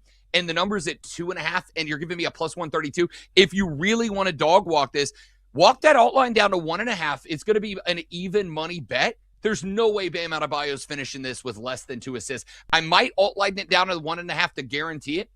But, buddy, to get me 3 assists at plus 132, all day. Yeah, I like it too. All right, the NBC game tonight, the Nuggies and the Mavericks from Big D. I'm noticing a trend on establishments. We went from Atlanta to Miami to Dallas. Pure Pure coincidence, by the way. Pure coincidence. The Nuggets laying 7.5, 227.5. Is it Cooper flag props and that's it? Maybe. I'm also looking at Najee Marshall for a couple of props in this. Not necessarily because I genuinely love the numbers for the prop. It's more along the lines of I really love the value numbers. Najee Marshall under 4.5 total rebounds, -105, under 2.5 total assists. I think he's the guy that you want to dial in and focus on defensively. Here's the thing, though. I'm looking at a Dallas team that I watched actually because I was an idiot and stayed up till 11 o'clock last night being irresponsible by hosting a different show. This is a team last night. And don't get me wrong, the New Orleans Pelicans are coming on a little bit. They've won 5 in a row. Derek Queen is turning into a guy that I genuinely think needs to be in the Rookie of the Year discussion. Queen being good has started to open up the floor now that he's somewhat healthy for Zion Williamson, who I think had 10 straight last night to wrap up that game. It's a Nuggets team that just dropped the game to the lowly, 12-22 Pelicans last night. There's not a lot of belief in Dallas, even if Cooper Flag is playing well right now. So I'm kind of turned off by this game just a little bit from a betting perspective. Yeah. Well, what could be the game of the night, it is the Thunder and the Spurs, Oklahoma City and San Antonio, going from the Alamo City. Thunder -5.5. It's a back-to-back game for the Thunder, by the way. Laying 5.5 on the road, 234.5. SGA finally hit an under on his points prop. It's 30. He averages 32.5. You got to go all the way to get plus money at 35 or more points over at BetMGM. Any interest on SGA on a back-to-back after hitting an under on points?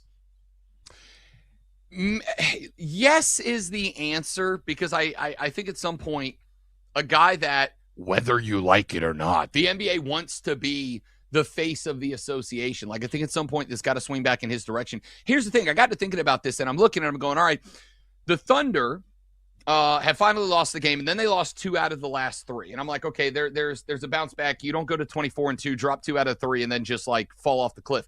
But then I had to remember one of those 2, J-Rod, was to the Spurs, 111-109, like 4 nights ago. One of the 2 that they lost, in fact, the first one that they lost was to San Antonio. And so I'm wondering, in a spot where Harrison Barnes was plus 15 on the night, I'm scared off of this game because on one hand, I'm going, all right, they're 24-2. They lost 2. One was to the Spurs, but like, there's no way that that's going to continue. On the other hand, it was the Spurs a bit. There is so much of this game feels volatile to me. You could talk me into some Cooper Flag props. You could talk me into SGA. 32.5 kind of feels like a bit of a risky number for me there. And you're asking me to take that number. I think when I looked at it, it was like -125 on the under, which scares me off a little bit. The problem for me, J-Rod, is that the value numbers, the pluses and minuses, are not in a spot where I look and I go, yeah, it's a volatile pick, but they're giving me a number here that makes it worth the gamble for me. Like, these numbers don't match up the way I want them to. I think this is a game that could be electric. I think it's a game I'm absolutely going to be tuned into. It's not a game that's making me run to start clicking buttons, though. I'll tell you the one thing that going on your on your theme, that's a great call about something that's going to make me want to bet. And I get it. They want you to make these bets, but Spurs money line, home against a Thunder team, back-to-back nights, Spurs plus 185. Well, actually now 195 money line. I mean, it seems fishy. It seems a little weird, but it's going to make me go punch that ticket. Plus 195 Spurs money line. It's fair. Listen, I think if I'm going to make a play, that might be worth the risk, but I'm also going to tell you that feels like a classic Rob Brown beer money bet. Like that might be an entertainment value bet. That might be a price of admission bet. That might be I'm buying a ticket to make the game more interesting from my couch kind of bet. I don't think that's one that you're going to convince me to unload a quarter of the bankroll on. Yeah, it's an interesting stuff. What's going on there, and then what used to be being growing up in Southern California, Lakers and Suns was always a fun game, just because there was always a little bit of a quasi big brother little brother thing going on. Lakers and Suns tonight. The Lakers actually road dogs getting 5.5, 5.5 is the total on that. What's your side of that? There's actually one that jumped out at me, and it's, I try not to bog down shows with advanced analytics until they come into play with a bet. This one does. Bog. Here's a bog. This one jumped out at me last night when I was getting ready to talk about these games today. Opposing shooting guards against the Suns are averaging 1.5 3-pointers per game. Shooting guards are getting 1.5 threes per game against the Phoenix Suns. I love Austin Reeves. He entertains me greatly. Yeah. Austin Reeves under 27.5 points. If you are taking the 3-point out of the bag for Austin Reeves and he's got to go get me 28, but they've all got to be mid-range and in the paint, I'm not betting on him to get there. That's really the only one that jumped out at me. I might go Vanderbilt over 6.5 points to make up for that, but I haven't really locked in on that yet. We love it. The future is now. AFC futures are next. With Rob, I'm J-Rod. It's the Daily Tip, BetMGM Network. The Daily Tip will be right back on the BetMGM Network. Make it legendary.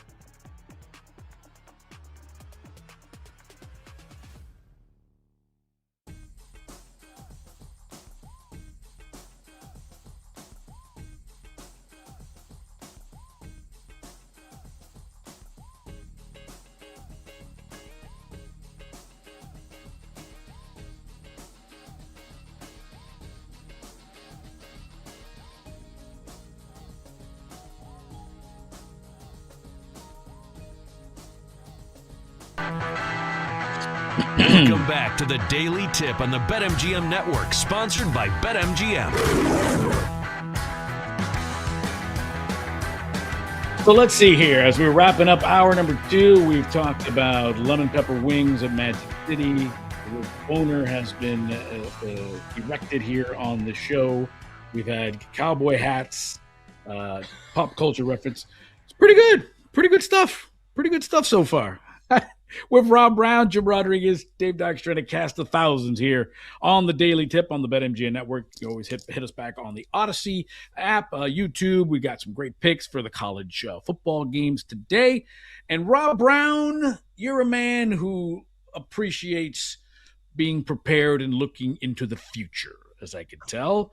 So let's talk a little futures for the American Football Conference. What say you, my friend? And let's start by winning the AFC. And I'll tell you what, it's kind of like a Stranger Things upside down world. No Ravens, no Chiefs. For a while, we thought maybe no Bills, but the Broncos right now, they're the favorites to the Broncos plus 350 to win the AFC. And then, we see the Bills, we see the Patriots, the Jags are in the mix. Any dark horses for you to win the AFC? Honestly, I don't know. I don't know if you call them a dark horse.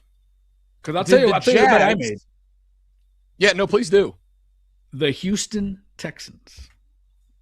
I love the Texans. I think 10-5.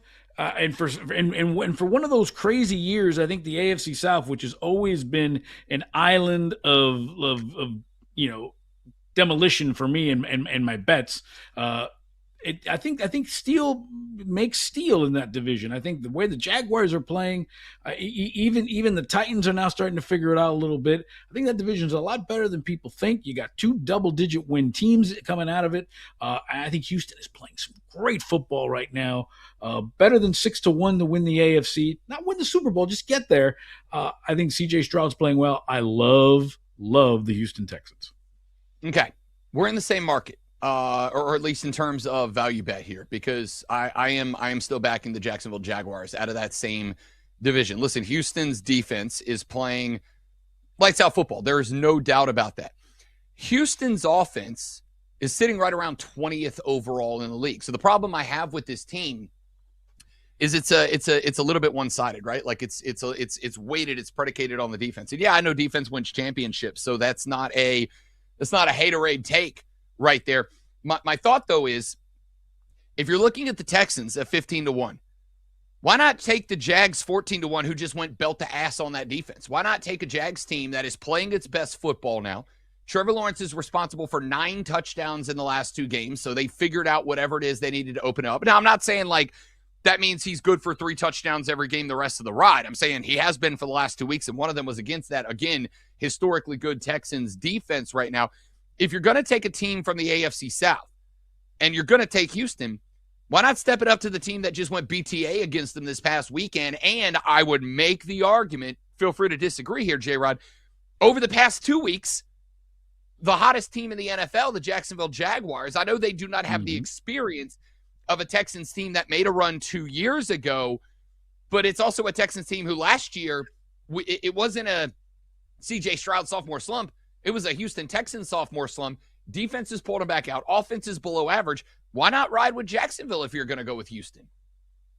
Yeah, I mean just getting to the Super Bowl, the Jags, plus 550. It's crazy that we've got 2 AFC South teams in the conversation to win the conference and to win the Super Bowl. I think it's a credit to that division. It's credit to what they've done over there. I don't know. I think that win over Buffalo, again, I didn't look at it so much as an indictment of the Bills as telling me, hey, the Texans, I think when they got it together, because of that defense, yeah, the offense is spotty, but the offense could get better and they can get confidence. I mean, I'll tell you what, it could be a Jags-Texans road to the Super Bowl in terms of having go through those teams. Now, the favorite to win the AFC, and they're currently the number 1 seed, are the Broncos, plus 350. I don't know. I have this is just to win the AFC. Then this is just to get to the Super Bowl. I don't know. I feel that there is some fraud tendencies with the Broncos. Bo Nix, I'm not convinced. Do you get that little stinky smell from the Broncos? Yeah. In fact, last night on BetMGM tonight, I called the Denver Broncos the least believable 12-3 team of all time, and I Right? that feels like such a ludicrous thing to say. I very much subscribe to the Parcellism of you are what your record says you are, right? Like I think that there is something to be said for that. Because I'm looking at the 12-3 Patriots, and I'm like, that's a team I believe in. I'm looking at the 11-4 Jags. That's a team I believe in. I'm looking at the 11-4 Bears. That's a team I believe in. I'm looking at the 12-3 Broncos, and I'm like, I guess I owe Bo Nix an edible arrangement because I really thought Captain Checkdown was going to be like a two-and-done kind of quarterback in the NFL or two and then career backup, and he's been pretty good. But when I look at Denver, and this stems back to earlier in the season, yeah, you're beating the Titans, but it's a one-score game. You went to Indianapolis, and yeah, you beat the Colts, but it was a one-point game. You beat you lost to the Colts by a point. You lost to the Chargers. You lost to a handful. You got BTA'd. I'm going to stop saying that now. I sound like I'm trying to be cool. I'm not cool.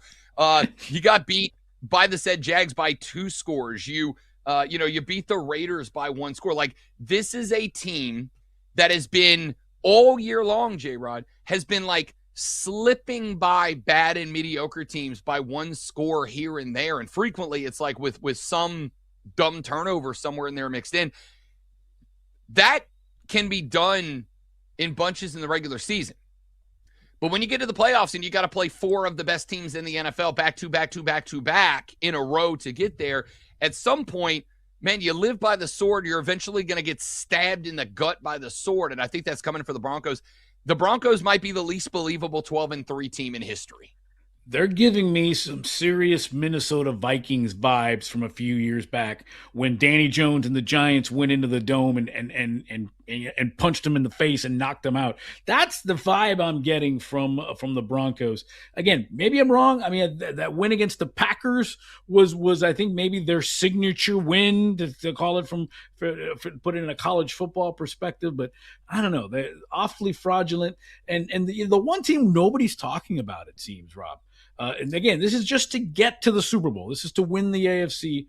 Are the Bills? Shouldn't they be getting a little bit more respect? I mean, I know there's a lot of other distractions, the Jags, the Texans, the Broncos, all these other teams, but the Patriots. But have we kind of forgotten about the Bills, who are supposed to win this thing?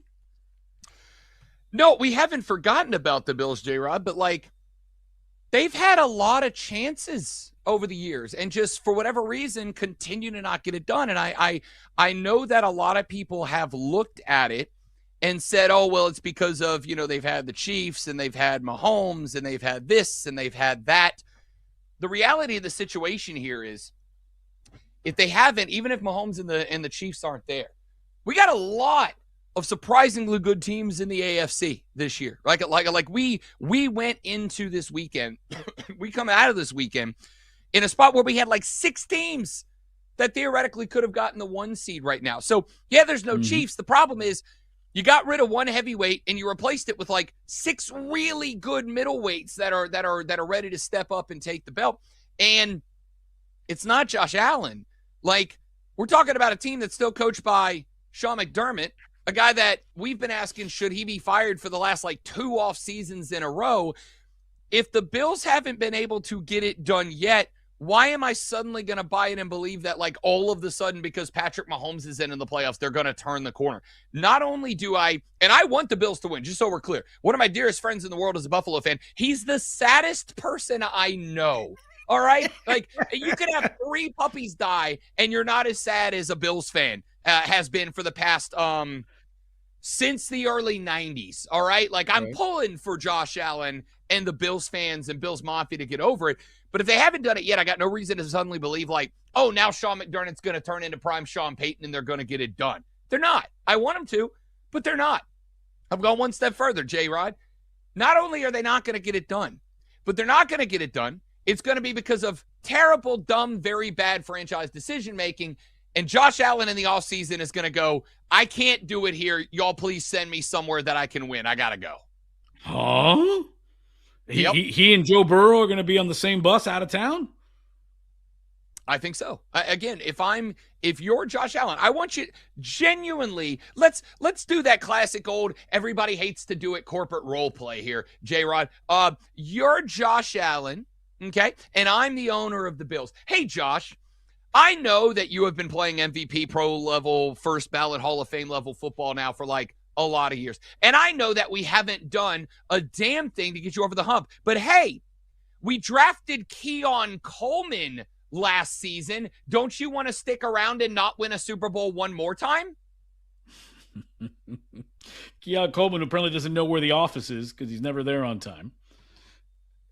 You know what? Here's a crazy thought. And again, I live in South Florida, but I'm an LA guy. I'll tell you what, that Stan Kroenke money goes a long way. Mrs. Allen is from Los Angeles. Great place to raise a kid. Look at me. I'll tell you what, Stafford's on his way out. Bring in Josh Allen. I know it's a pipe dream, but can you imagine? Ooh. It's a thing. I don't think it's a pipe dream. Are you telling me you're Josh Allen right now? And you got McDermott over here who ain't done a damn thing with what you've been doing at MVP caliber for a couple of years now. Or Sean McVay. And here's the thing. Sean McVay, who 2 years ago we were like, oh, is he going to retire and go work in the broadcast booth at the ripe old age of, 34 years old? Is he ready to step away? Do you think that I could lure Sean McVay into one more 2, 3, 4 year contract if I said, hey, we're going to give you Josh Allen with Puka Nacua and Devontae? Like, you don't think I could talk Sean McVay into coming back for a year or two? And, oh, by the way, Josh Allen, Haley Steinfeld gets to keep playing Hawkeye in Los Angeles if you take this job. It literally is Hollywood scripted for him to leave Buffalo and then go win 19 Super Bowls in L.A. and make sad Buffalo fans even sadder. I mean, that's part of the script. I saw it the other day, and that's what's going to happen. So, hey, real quick before we go, one AFC team to win the Super Bowl. You mentioned the Jags 14-1. You're still rolling with them? Yeah. I mean, if you wanted the dark horse, the answer is yes. I think you could put money on the Pats, Jags, Texans, all three. I think one of those three teams are winning it, and they're all 10-1 or longer. You're making money if you do it. Yeah, absolutely. No interest in the Chargers, though, at 20-1. No interest whatsoever. Hour number 2 in the books. Hour number 3 coming up. Monday Night Football reactions. Plenty to get to. With Rob, I'm J-Rod. It's the Daily Tip on the BetMGM Network. The Daily Tip will be right back on the BetMGM Network. Make it legendary.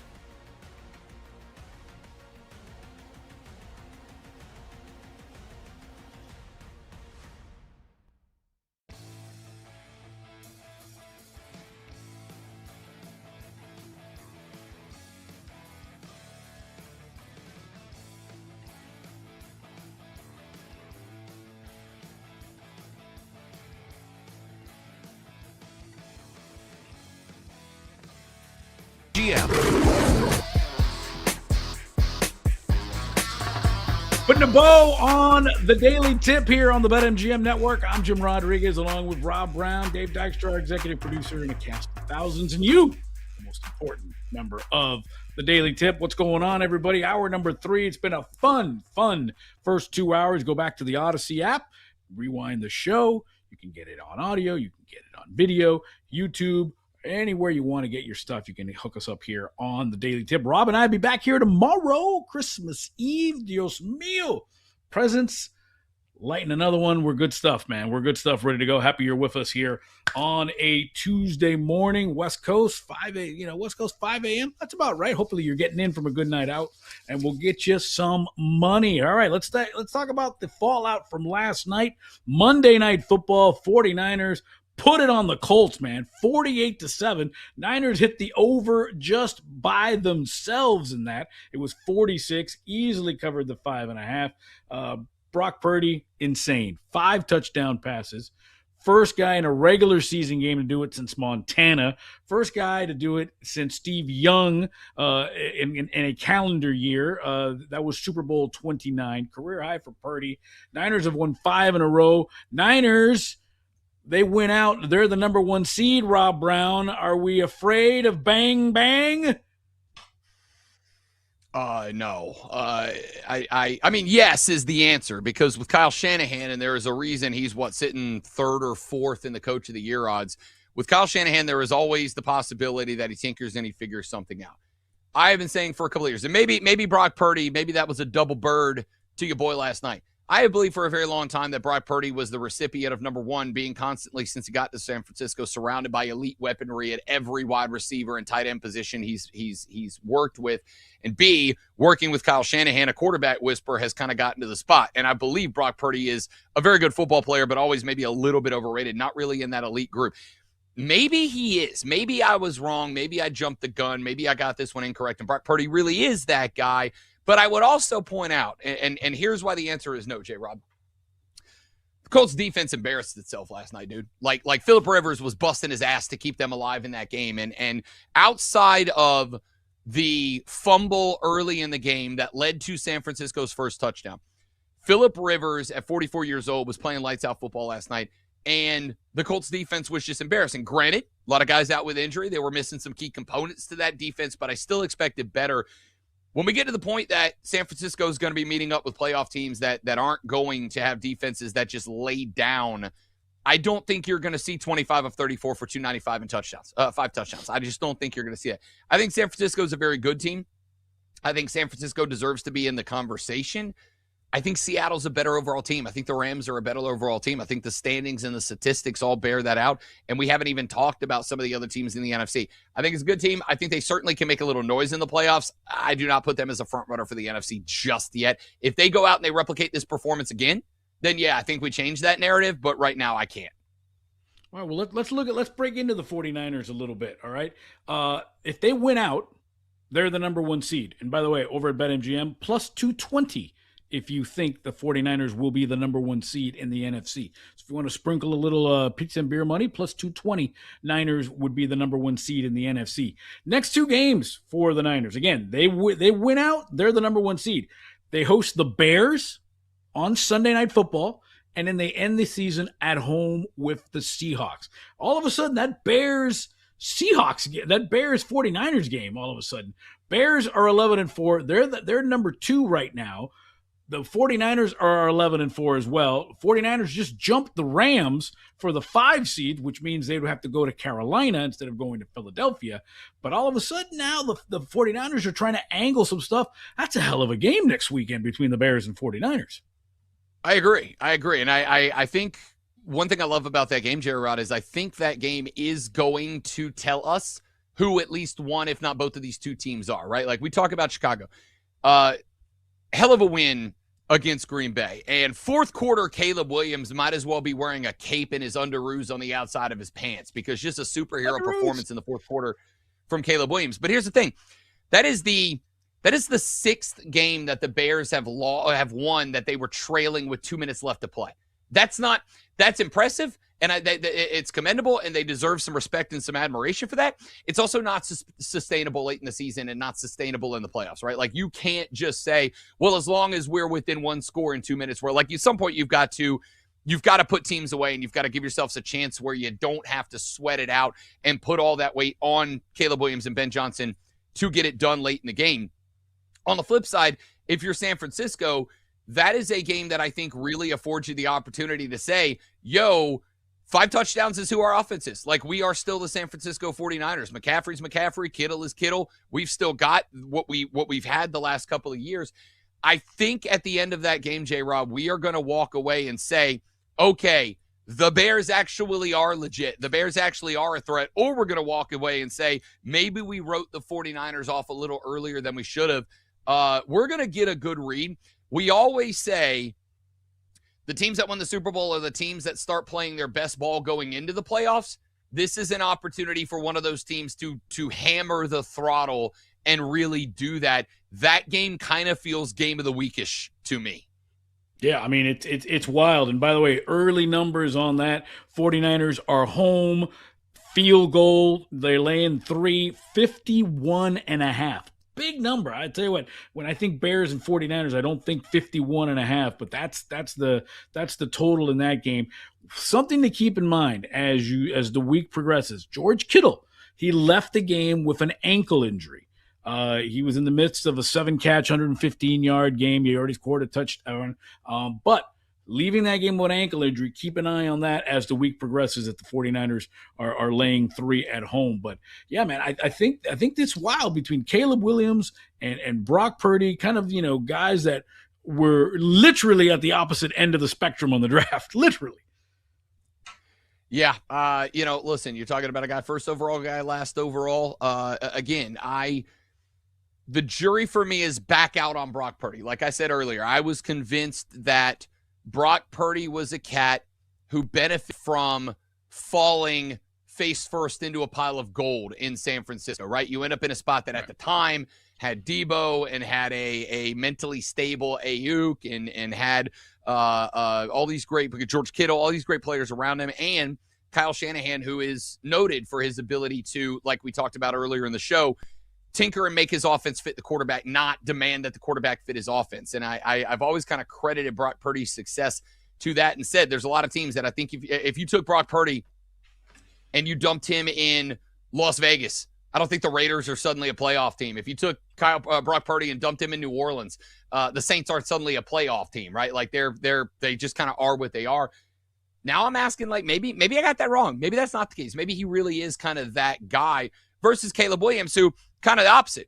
Whereas Brock Purdy fell face first into a gold mine, Caleb Williams got dumped into Chicago. Caleb Williams got dropped face first into a dumpster fire that was inside of a slightly larger dumpster fire and was asked to turn that into something. The reality is the Bears were a joke when he got there.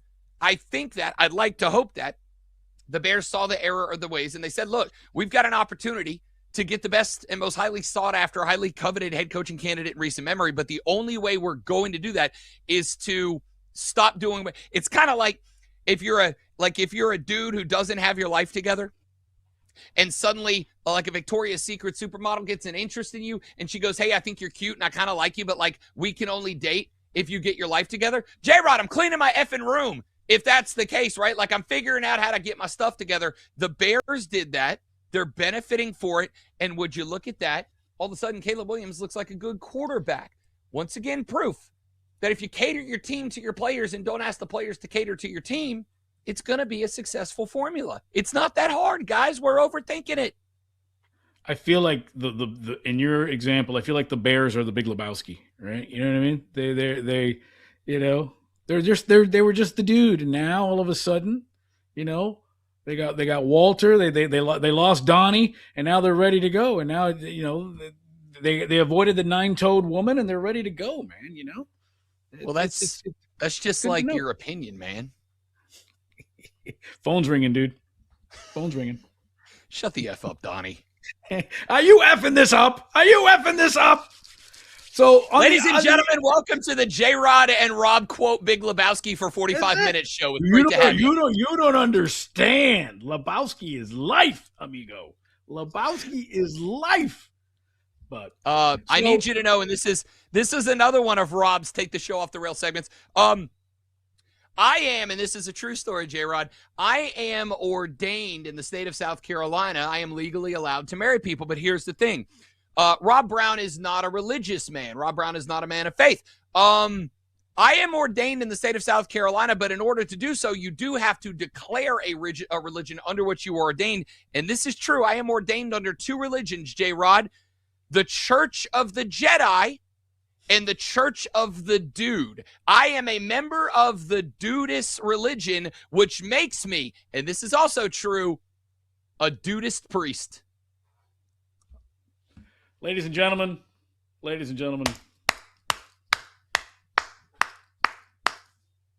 go with that if you will. Go with Rob Brown.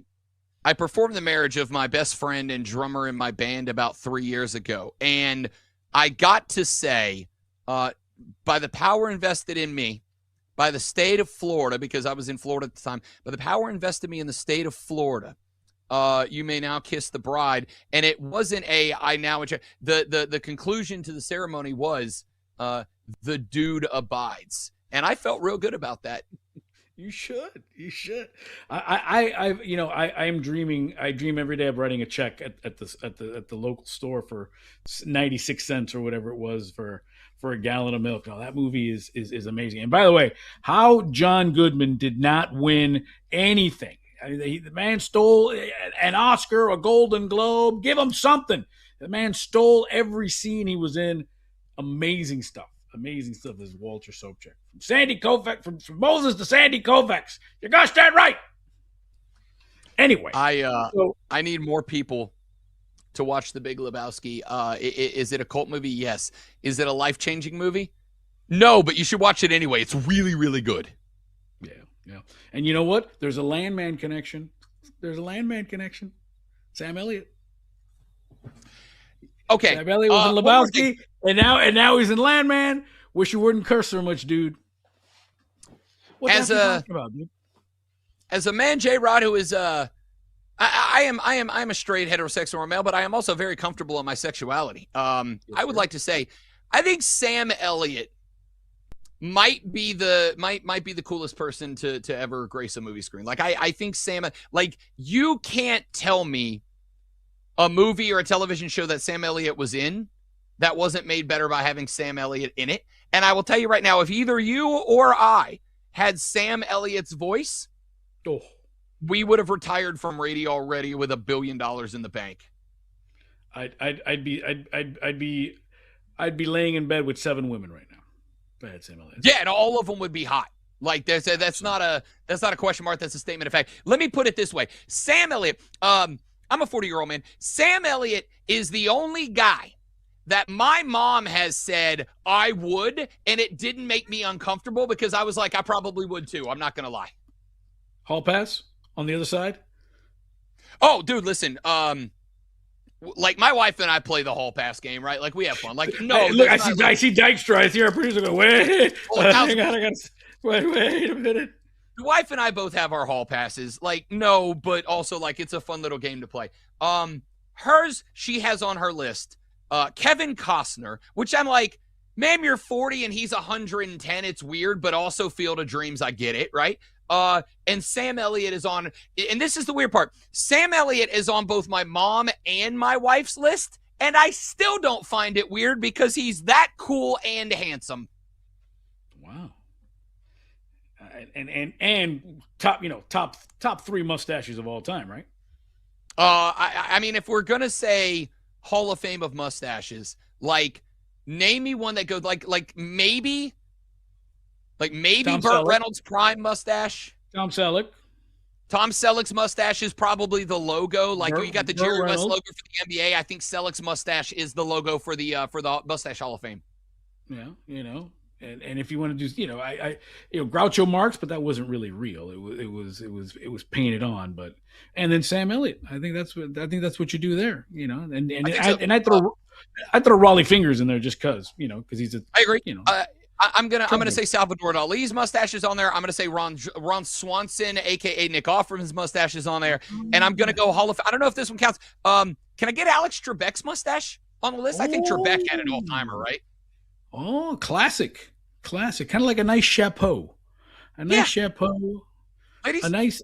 A nice eye opener in the morning. I would call him. He would be like a vodka cranberry. He's the vodka cranberry. Nice, solid. Nobody ever says no to a vodka cranberry. I think it's fair. Ladies and gentlemen, stick around. When J Rod and I come back, we are power ranking greatest mustaches of all time. Oh, how about that? I have one too. Yeah. Coach of the year too. Mm-hmm. Daily tip. BetMGM Network. I got to get some paint for this mustache.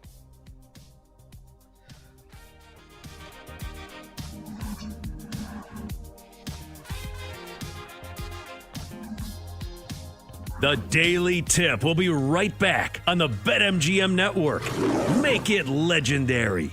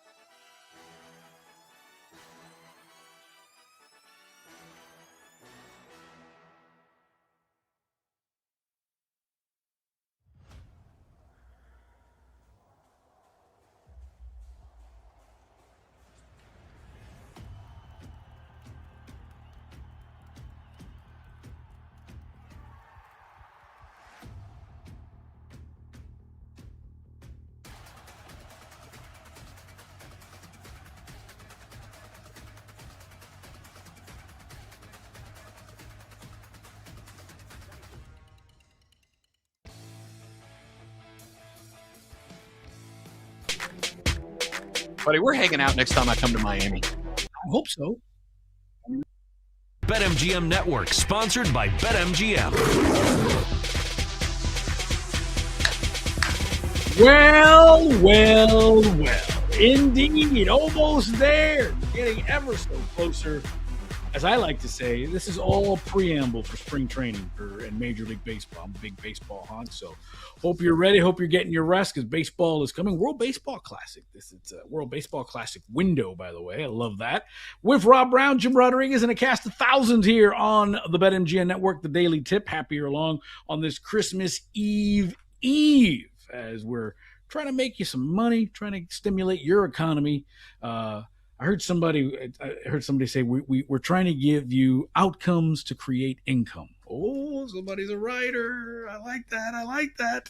So let's get into Coach of the Year. I've been fascinated by this because I think in all the years that I've been wagering, Rob, or sports investing, as I like to call it, that's what I tell my wife, sports investing.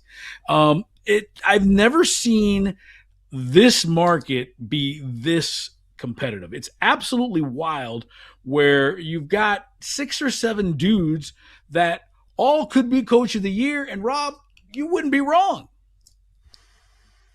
Yeah, I mean, listen, I think there's 4 front runners genuinely. Vrabel, McDonald, Cohen, and Johnson, I think are all front runners. You could add, and I know some people have, in fact, Vegas has, they've got Kyle Shanahan at 3-1. I think Shanahan's been good, and what he's been dealing with between the injuries, between Ayuk, between having to balance the quarterbacks back and forth when Brock Purdy got hurt, like he absolutely deserves a nod.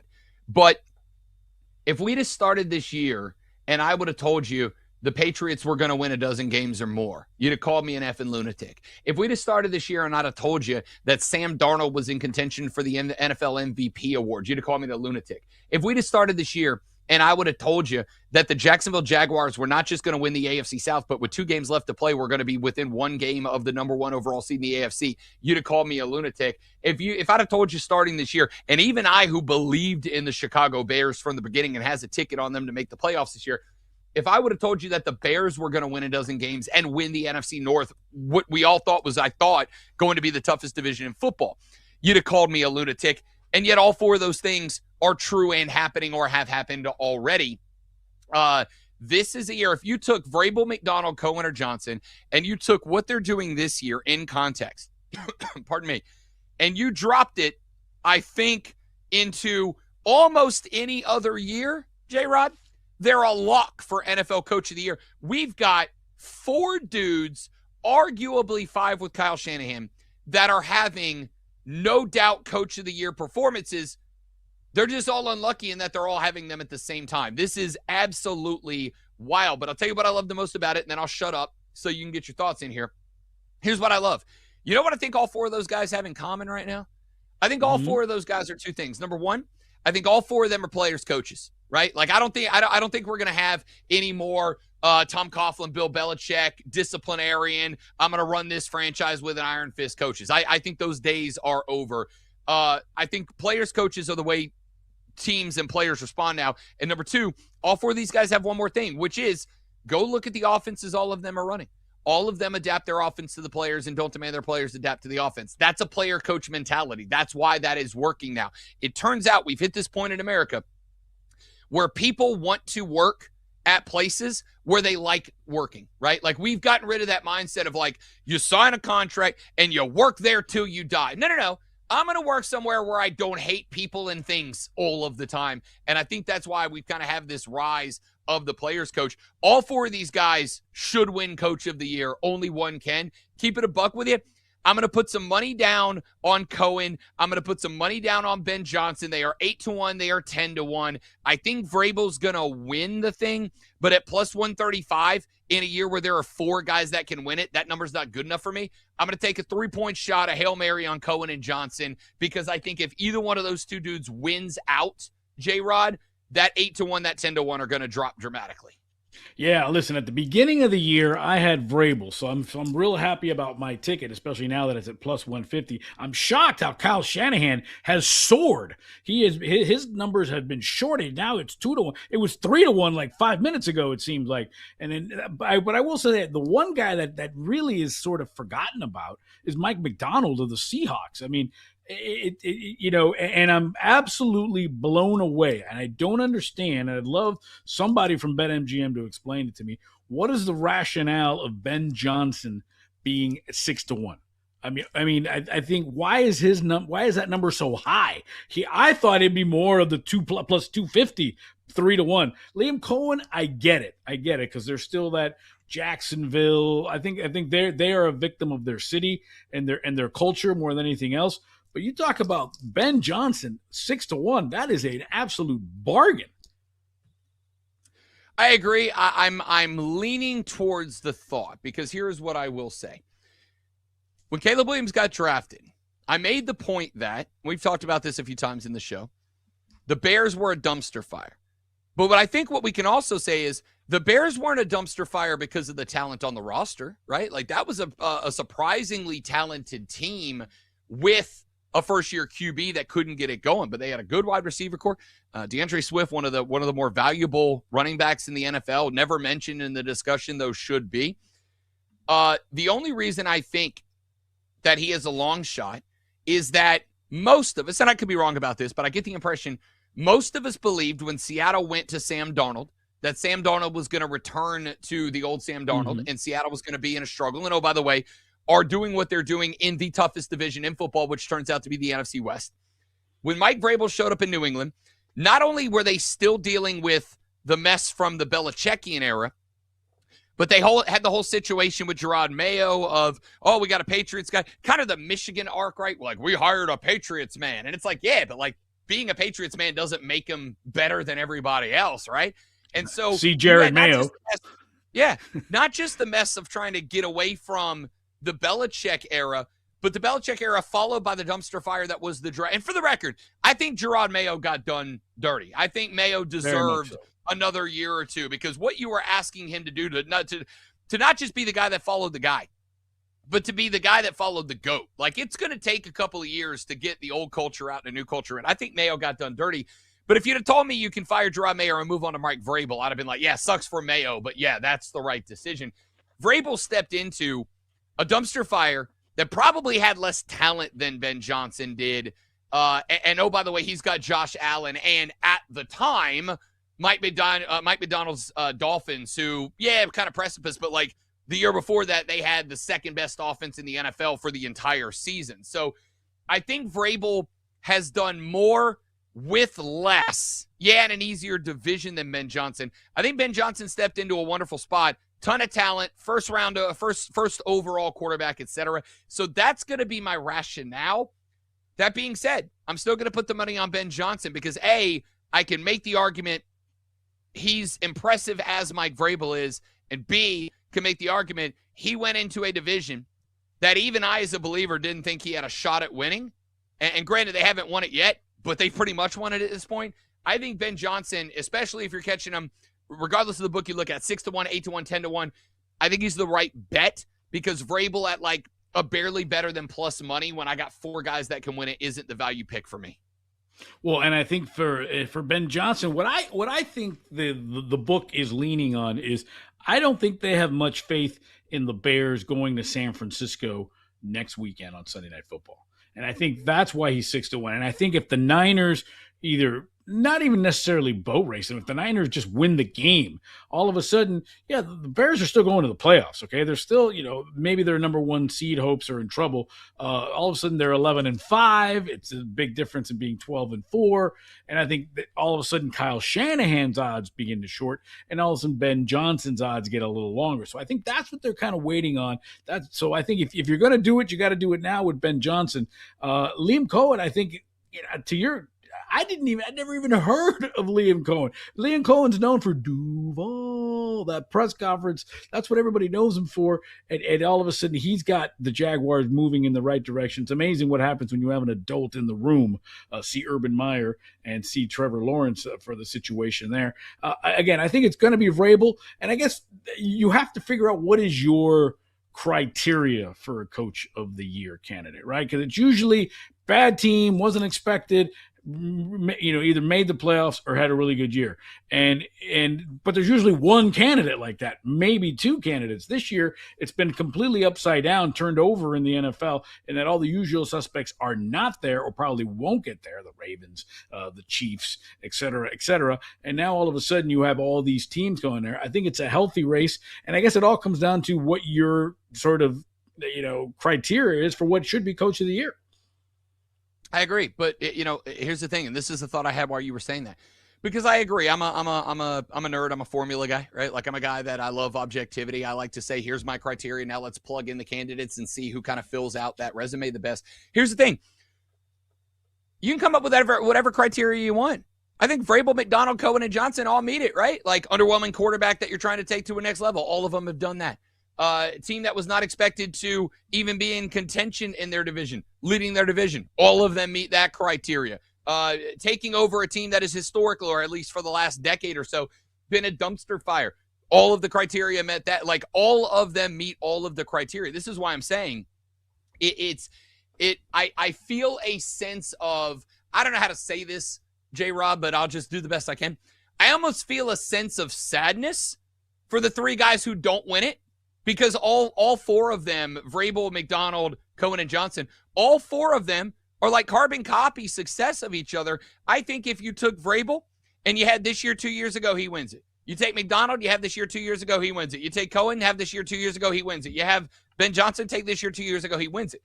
All four of these guys, to me, are on level footing. Somebody's going to get picked. It's an absolute crapshoot of who it is. I think it really comes down to, I think it might come down to who wins the division and which division winner wins the toughest division, right? Like, that's why, to me, it might be worth a flyer on McDonald, even if you're only getting him at 2-1, because the NFC West is the best division in football. And if he figures out a way to win that division, maybe that is the little bit of a bonus point that gets him over the edge. If Ben Johnson wins the NFC North, another good division, maybe the Packers aren't quite what we wanted, maybe the Lions aren't quite, still a tough division. If Ben Johnson figures out a way to win the North, that's the push. The one objective thing that I think is a holdback is, even though the Texans have come on lately, the AFC South has not been overwhelmingly impressive this year. And maybe that's the one thing that holds Liam Cohen back. Maybe Mike Vrabel to some degree too, because the Bills are the Bills still, but the Bills haven't been the juggernaut Bills in the regular season we've come to expect.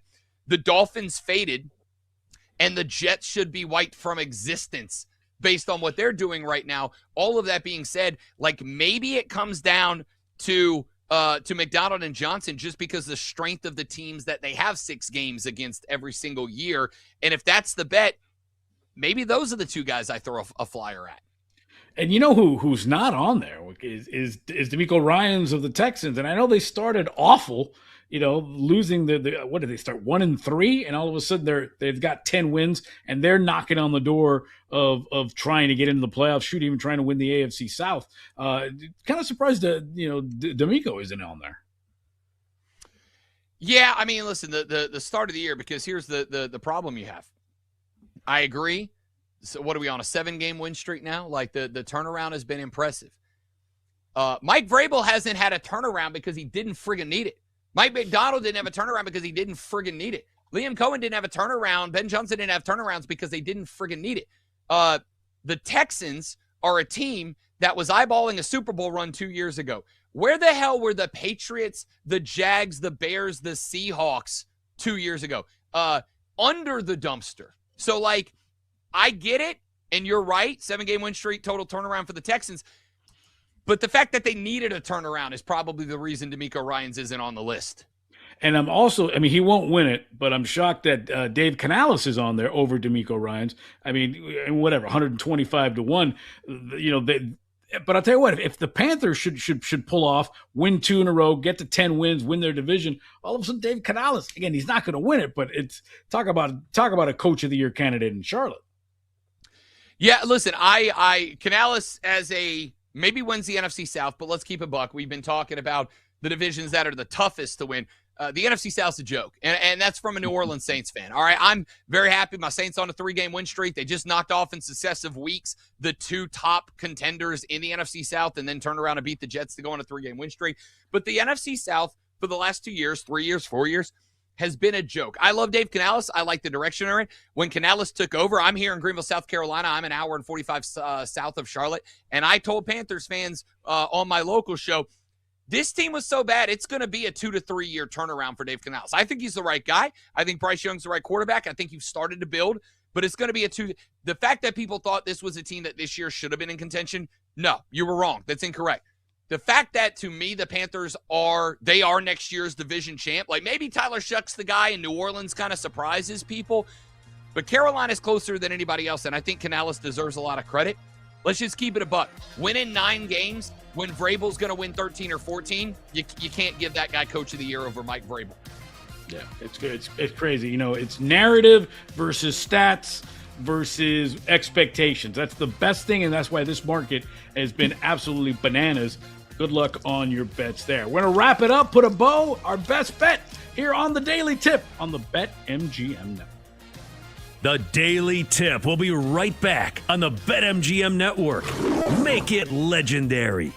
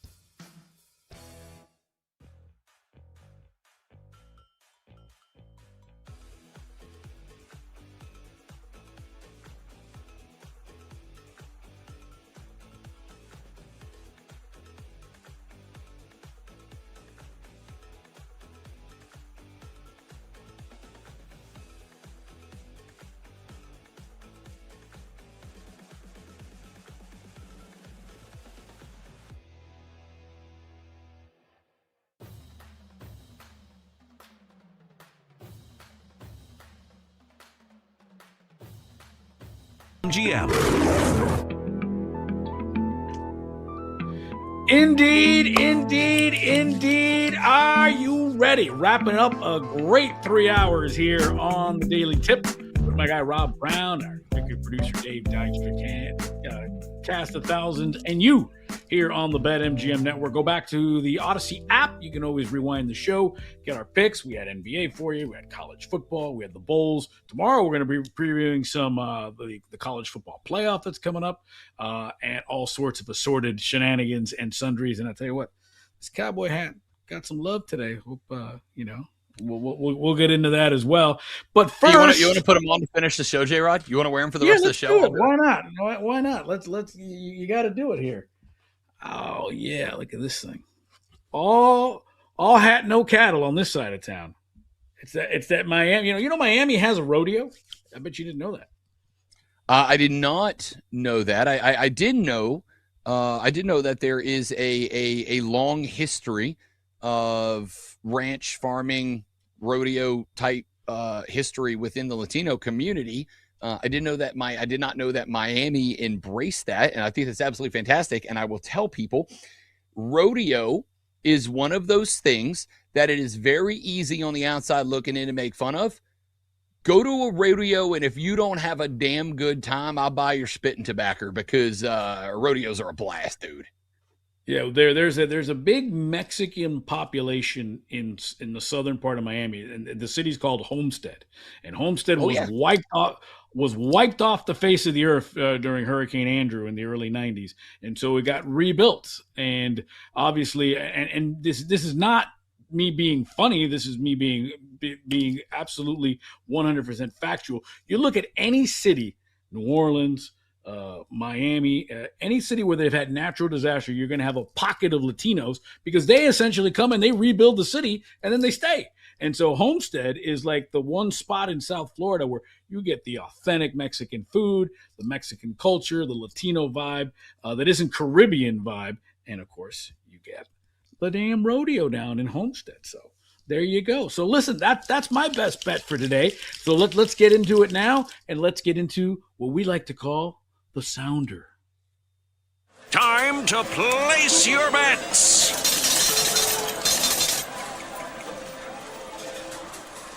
Buckaroo Rob Brown, you open up with our, by the way, Buckaroo. That is the most if you were Latino, I would say that is the most white thing to say that was the most city slicker thing to say to a cowboy. Hey, Buckaroo.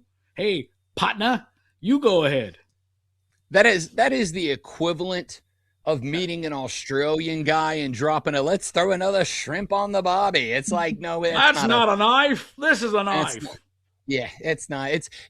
Tell me you've never worn a cowboy hat without telling me you've never worn a cowboy. Saddle up, partner. Let's ride. You know what that had? That had the vibes of Russell Wilson dropping a Broncos country let's ride. It's like, nah, let's not, Russell. Let's not. Let's cook.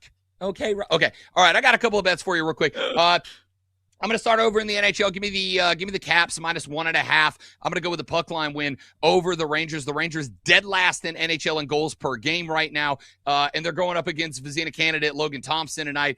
The Capitals are defensively, I think, going to be able to lock down the Rangers, who I'm not going to say the Rangers are the most disappointing team in the NHL this year, but they're not very far off of that, and I think there's something to be said for that. I got one more NHL bet. San Jose taking on Las Vegas. Give me Noah Hannafin over 2.5 shots on goal.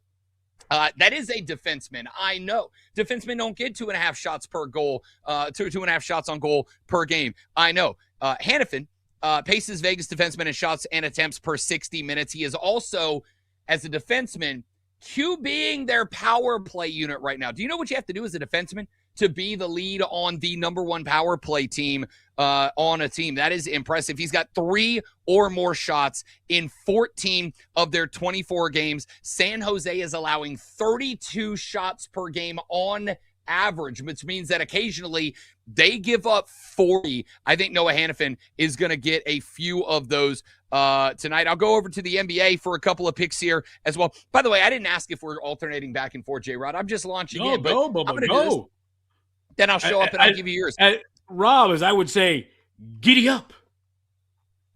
Yes, you would say gay up, buckaroo. I'm sure that you would. All right, let's go to the NBA for a couple more. Washington is at Charlotte tonight. I'm going to go CJ McCollum over 17.5 point score. That one's at -120. Here's the good news. Charlotte's been playing better basketball. I love Con Knipple. I think Con Knipple is your NBA Rookie of the Year. I think he's been every bit as good as Cooper Flagg, but he's been that good since the beginning of the year. Youngest player to hit 100 made threes in a season. Con Knipple should be Rookie of the Year. The problem is, not a lot of good perimeter defense from Charlotte, which opens up the floor for extra three-pointers made. I think CJ McCollum, this is the type of game that McCollum still excels at, so I'll take him over 17.5 in that one.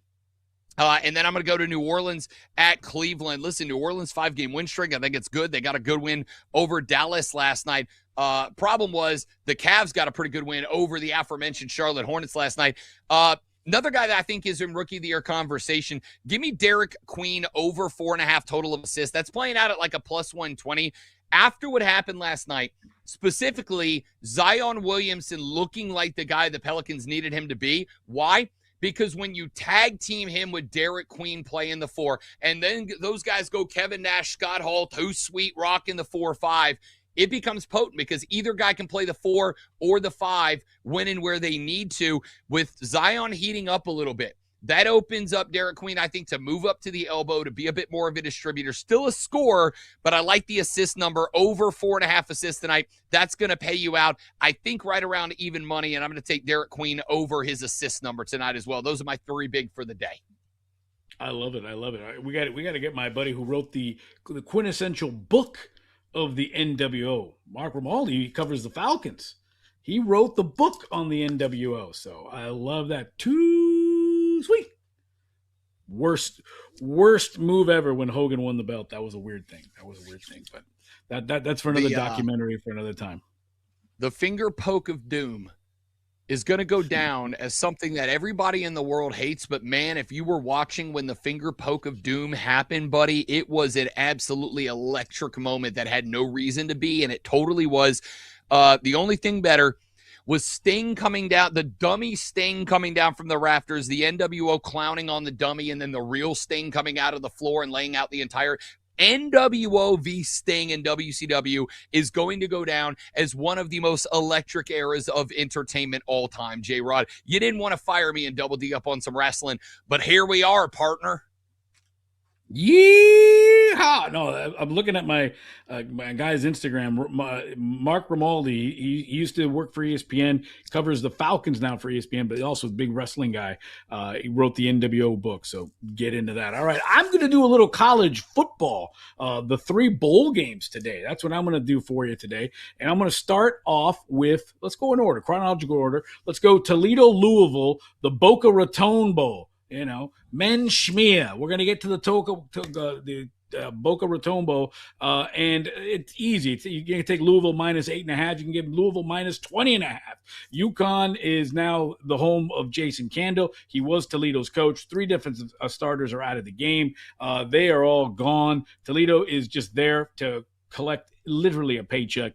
I like Louisville -8.5 in that one. Second game is the New Orleans Bowl, Western Kentucky and Southern Miss, or we like to call it the Rob Brown Bowl. Maybe next year it'll be the Rob Brown Bowl. Listen, we know that Western Kentucky, 6 of the last 8 games have been unders. Southern Miss has seen the under hit in 3 of the last 4. Southern Miss did score a point their last 3 games in the first quarter. Give me under total 13.5 first quarter in the New Orleans Bowl. And to wrap it up, the Frisco Bowl, UNLV and Ohio. It couldn't be a difference of 2 worlds, right? Las Vegas and Ohio. UNLV defense is dicey.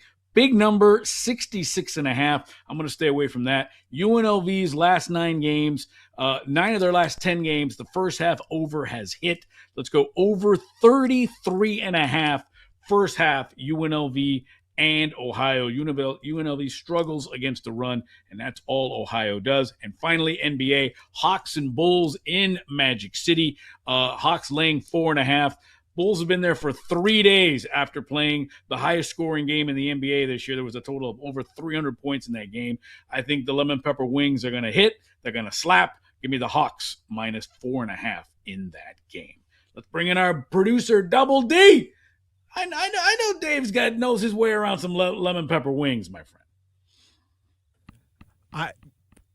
Where's your cowboy hat? Not one of my favorite flavs. Not one of my favorite flavs. Not gonna lie. I'm riding the Louisville train. I think I might even bet it up to minus 10 on an alt spread and take that. Yeah. So for me, it's Louisville. Let's make it official. Louisville minus 10. Official. In. I love it, man. Good. So I've always wanted, if we can get Dave back on there, I've always wanted. I have a beard, and I do it because I want to cover up the all the assorted sundries I've got going on down here. But you, Mr. Dykstra, have a masterful beard. You have a handsome beard. You have what I would call a pornographic beard. How do you do that?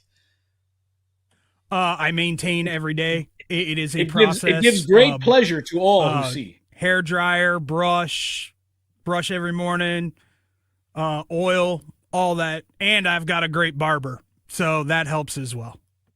My goodness. Well, partner, I think we're going to saddle up and call it a day till we ride again tomorrow. What do you think, Rob Brown? Time for us to hit the old dusty trails, boys. It's been an honor and a privilege to ride with you today, and I very much look forward to seeing you on tomorrow. Y'all have a good rest of your day now. We'll be on 6 bells when the chickens are up. I'm going to get me some Sioux City sarsaparilla, and we're going to call it a day. For Rob Brown, for Dave Dykstra, and all the assorted cast here, I'm merely Jim Rodriguez. It's the Daily Tip, BetMGM Network. BetSweats is next. We'll be back out here 6 a.m. tomorrow. Set your alarm. It's Christmas Eve. We're going to bust into the Coquito. Maybe we'll do some booze and whatnot, and we got plenty to bet on. We'll see you tomorrow. Take care. We love you. See you tomorrow. Adios, y'all.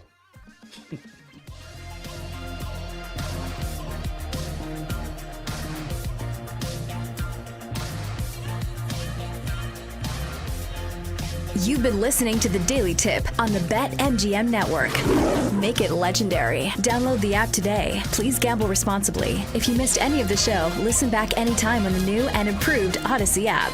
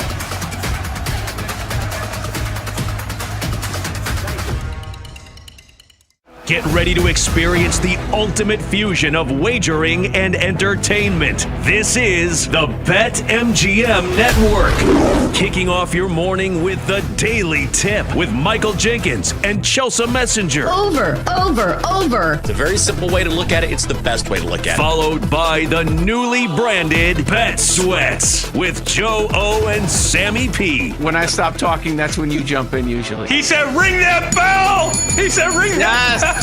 Then it's You Better You Bet, hosted by Nick Costos and Femi Abebefe. Great teams and great players get a whistle. It's happened forever. It will continue to happen. Capped off every night with the electric Brad Evans and Ryan Horvat on BetMGM tonight. Oh, that's a sexy phrase. Quote Dr. Dre, creep with me and walk with me on this one. Welcome to a new era of Wagertainment. This is the BetMGM Network. Please gamble responsibly.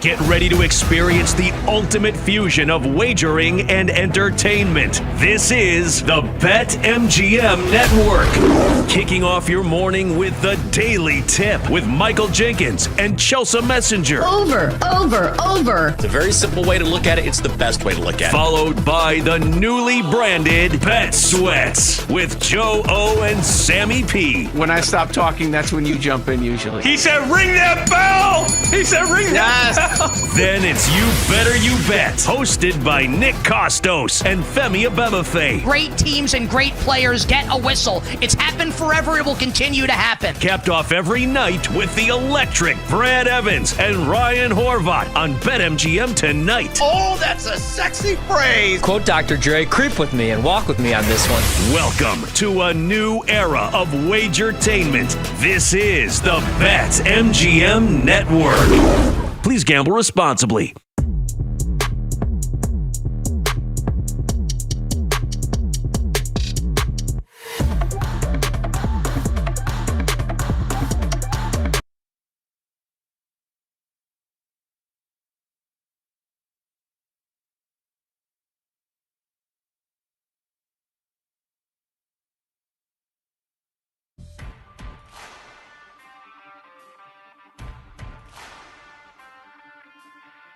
This is Bet Sweats on the BetMGM Network. Make it legendary. A happy Tuesday. Welcome to Bet Sweats presented by BetMGM here on the BetMGM Network. I'm PJ Glasser, joined today by the great Jake Hassan. We'll be with you for the next 3 hours talking a bunch of NFL, bunch of college football. Jake's Illini were in action last night against Mizzou in college hoops. Maybe we'll dive into a little bit of that as well. Maybe pick Jake's brain on some MLB offseason. Maybe talk a little futures market. I think my Orioles might make some noise, Jake. We'll dive into that throughout the next 3 hours of the show. As always, you guys can watch and listen on the BetMGM Network. Just go to YouTube and check out the BetMGM live stream. You also can listen for free on the Odyssey app as well. But last night in the NFL, we had San Francisco and Indianapolis. The Niners improved to 11-4 on the season. The Colts dropped to 8-7 and looking real bleak for them to make the postseason. Hopefully you bet the over in the game because San Francisco covered it by themselves with 48 points. Brock Purdy, 5 touchdown passes, 1 interception, 295 yards passing. Christian McCaffrey, 21 carries for 117 yards. CMC did have 2 receiving touchdowns. Kittle had 1. Juwan Jennings had 1. DeMarcus Robinson as well. Before we dive into the Colts side of things and Phillip Rivers, who really didn't play all that bad either, Jake, for Indianapolis, we keep trying to figure out like how the NFC playoff picture is going to go, and we keep making a case for all these teams. You know, the team that like people aren't making a case for is San Francisco. And all they're doing is just winning, scoring a bunch of points. Now, they do have those key defensive injuries. No Bosa, no Warner, as we know. You would think eventually that catches up with them. Jake, that offense looked really good last night, man. I mean, do you think San Francisco is a team, especially if they can capture that 1 seed, win the NFC West, get home field? I mean, do you think that's a team that could go to the Super Bowl again? I was actually thinking about the same thing last night, PJ, because I felt the same way of, oh, well, they have the offense, and I know every time San Francisco comes up, the immediate counter is, oh, well, they're so hurt. Oh, well, PJ, they're calling me and you to play in the secondary right now. But if they're going to score like that, maybe it doesn't matter, because also you look at the rest of the NFC, what defense legitimately scares you outside of the Seahawks? Like, I'm a Bears fan. They've had a bunch of key takeaways and key moments all year long, but that's very fluky. That can be very hit or miss. The Rams defense is kind of whatever. We know Philly has the upside of a Super Bowl winning defense, but they haven't been the same at all this year. The NFC South we could just throw out as a whole because who cares? So it's like, if we want to split hairs here of, oh, well, you got to have a good defense, then we might have to throw out the entire NFC. And if we're just going to do this with, all right, well, you just got to have a good offense. If you could tell me that Brock Purdy's going to be healthy and CMC is going to make it through an entire postseason run healthy, I don't see why they can't beat anybody. Yeah, I mean, their offense, like you said, is looking really good right now. Purdy was great. McCaffrey is just having a terrific season. They're doing all this. You know, they thought at this point in the year, maybe they get Brandon Ayuk back. That doesn't look like it's going to happen. I think my one concern, though, Jake, for San Francisco is they lost Warner in the Tampa Bay game earlier this year, right? Bosa got hurt before that. So since playing Tampa Bay, the Niners have only lost 2 games this season. Since then, they were 4-2 after the loss to Tampa Bay. Since then, they've gone 7-2. But the only 2 playoff teams that they've played, Houston and the Rams, and they lost to both of those teams by double digits. The other teams that they played, Atlanta, the Giants, Arizona, Carolina, Cleveland, Tennessee, and this version of Indy. So the next 2 weeks, they play the Bears and they play Seattle. So even though we were just making the case for maybe people are sleeping on San Francisco, I mean, you definitely also could say like they haven't really played anybody. I mean, how do you feel about that Sunday night game against your Bears next week? Niners, it's looking like they're going to be a 3-point favorite. I get it. I understand it. I do think that this is a perfect, I mean, PJ, you and I always talk about, I mean, we went to the Ken Barkley school of thought of, well, what's the spot? This is just such a letdown spot, regression spot for the Bears. Coming off the overtime win Saturday night against Green Bay. And then, all right, now you go to San Francisco, who has an elite offense, even though they maybe can't stop anybody. And should it be close? Sure, the Bears have played close games all year long. But kind of starting, I'm not rushing to bet the 3, but I do think the Bears probably lose that game. And it's going to be a very unpopular take.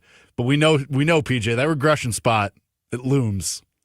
Yeah. Oh, I mean, if there was ever going to be a letdown, like how could it not be that game after that comeback against your rival in prime time at home? Like definitely has all the makings of it.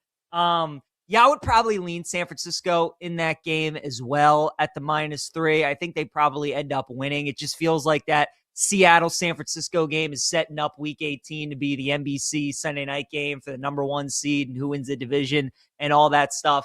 And it'd be unbelievable if the Niners end up getting the 1 seed. Jake, we have so many good candidates this year for Coach of the Year in the NFL. And maybe the winner of that Bears-Niners game ends up winning the award.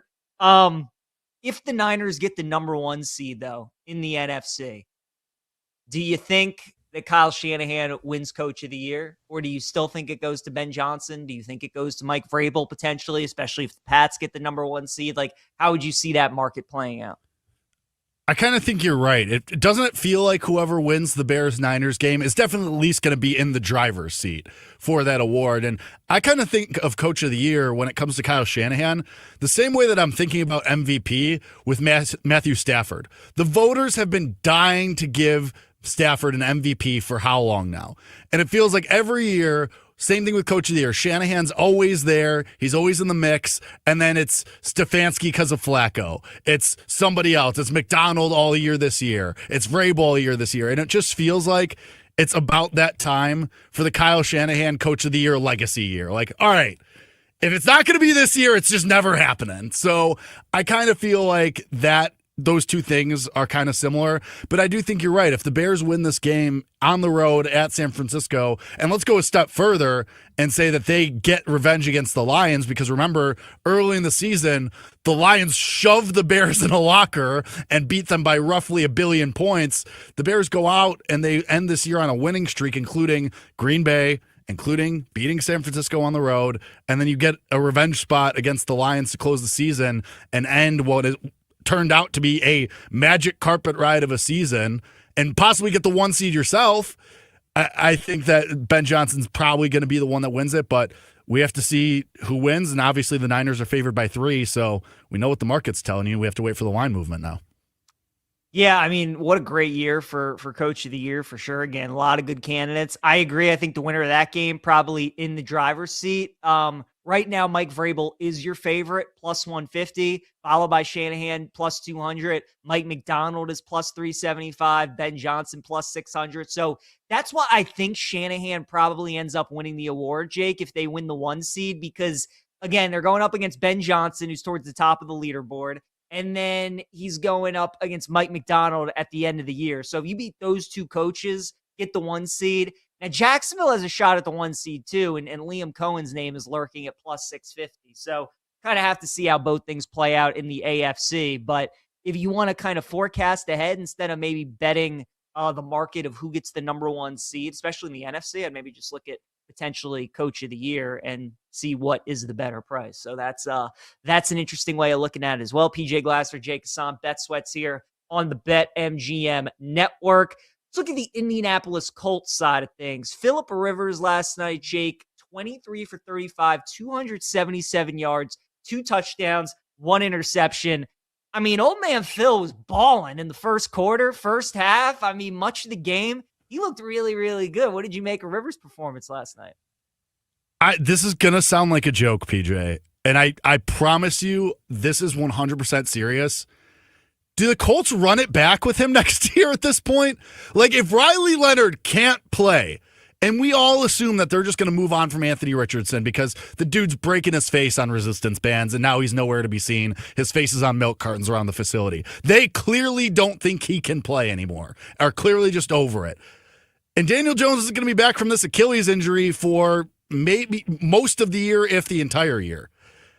I like you said, I give old man Phil credit. He was slinging that thing last night a little bit. So I don't see, like, I'm thinking about it for next year. Even if he goes winless, if he's your best option and you don't think Anthony Richardson can play and Riley Leonard stinks, do you give Phil another go at it next year? Hey, you want to kick that insurance policy another year down the road? Let's go. You want to do this? I don't think it's impossible at this point. I don't think he comes back again next year, just because at this point in his life, when you're going from age 44 to 45 in another offseason, like, that's a lot. I will say, though, I think it would be very Colts for them to go after, like, Kirk Cousins, or for them to go after, like, Tua, just bring in another just, like, statue quarterback and try to make it work. I think that's the direction they go in. I'm sure they draft a quarterback. Like, if they feel like they're getting good value on a guy, I could see them drafting one. I don't expect them to do that in the first round. But Jake, this Indy team went all in when they traded for Sauce Gardner at the deadline, right? I mean, they gave away 2 first-rounders. Like, their expectation was to win a Super Bowl. They felt like they had the team to do it. They didn't see Daniel Jones getting hurt, and that is unfortunate for them. But this team, they're in win-now mode. So, again, like, if they feel like Rivers is their best option to win now, maybe they do it. I can't imagine with the full offseason, like, that's what they think is their best option. But I would expect them to go after one of the quarterbacks. Like, I could see them being a player for Kyler Murray. I could see them, again, being in the market for a Tua, for a Kirk Cousins, one of these kinds of players. Let me sell you on something, PJ, because obviously they're not going to have a draft pick for a Mendoza or a Moore, one of these top guys. Can I sell you on Indianapolis Colts second round pick, Diego Pavia? Ooh, that's interesting. I mean, doesn't that feel like so? Because they could still do the same thing. They could still go get Cousins. Like, doesn't that feel so Colts? And so the more things change, the more they stay the same. You get Cousins. You draft Pavia in the second or third round. You say it's going to be a competition. Cousins loses the job to Pavia. Pavia goes out there in the preseason and probably has a couple nice plays. He does the whole rah-rah charade, and then he stinks. And then the Colts just stink, and they're like, so when is Daniel Jones coming back? And it all falls apart. It makes a lot of sense, actually, because that's the kind of quarterback that they've been drafting the last few years. You know, like Richardson was a mobile guy, Ellinger was a mobile guy, Riley Leonard's a mobile guy. So they definitely like, you know, it's funny. They like in free agency going after the quarterbacks that can't move. Matt Ryan, Carson Wentz, Phillip Rivers. But when it comes to drafting a quarterback, they like getting guys that are mobile in college. So I don't think the Pavia look is terrible. And like the Colts, I mean, we saw it earlier in the year, right? When they get good quarterback play, it is a decent team. You have one of the best running backs in football, Jonathan Taylor. You got a good young tight end in Warren. The receiving core isn't great, but it's okay with Pittman, Pierce, and Downs. Defense is good, especially when Sauce Gardner's out there. What really hurt them, though, is that Jonathan Taylor just could not get going over these last few weeks. I talked about it yesterday doing the show with Kate, Jake, that one of my favorite plays was Jonathan Taylor's longest rush, under 17 and a half yards. It was plus 110. His last 3 games before yesterday, his longest runs were 11, 12, and 14 yards. His longest run in that game yesterday was 7 yards. He averaged 2.9 yards per carry, 16 carries for 46 yards. So they're just not getting those explosive plays with JT on the ground that they were getting early on in the year. A lot of that has to do with the fact they're stepping up in competition. Their schedule was so easy at the beginning of the year. It's gotten much harder here in November and December. But when you don't have a quarterback and a passing game that teams fear, they can just load up on the run game and force you to beat them through the air. That's what San Francisco did last night, and Rivers did make some plays and had a good night. But Jonathan Taylor, I mean, the Colts go as he goes. And the fact that they haven't been able to get him going, Jake, is the reason why they were 7-1, and now they're 8-7. Well, and if you want to even look ahead to continuing to fade Jonathan Taylor, okay, here's the Jaguars and the Texans to end your year. Okay, how do we think that's going to go? One of, if not the best defenses in the league to close out your season with the Texans, and a defense that we know can play at a really high level and has played at a high level with the pass rush, especially with the Jaguars too. I think it's just fade Jonathan Taylor in every which way, the longest rush, whether it's just the rushing yards in the game, because both those teams are just going to stack the box like we've seen since Rivers got there. Like, cool, dare Phillip Rivers to beat you and say, all right, hey, even though you could sling it a little bit, you're still 45. We dare you to beat us. Yeah, Jake, I was in 3 of my fantasy leagues. I was in the semifinals. I lost 2 of them. Both of those leagues had Jonathan Taylor on my team. Looks so good. Looks so good early on in the season when he was just like, getting 25 points a week. And you thought you cruise 4 weeks, I thought I'd cruise. I'm like, I've found the guy that's going to win me fantasy. Right? There's a guy every year. Looks like that guy's probably going to be Puka this year with the way he's performing as of late. Thought Jonathan Taylor was that guy. I'm like, I got him. Going to win. So 1 for 2 this past week. Hopefully I can win my one game where I'm in the championship. But just brutal. Last couple weeks for Jonathan Taylor. More NFL conversation. We come back. We'll look at week 17 in the NFL.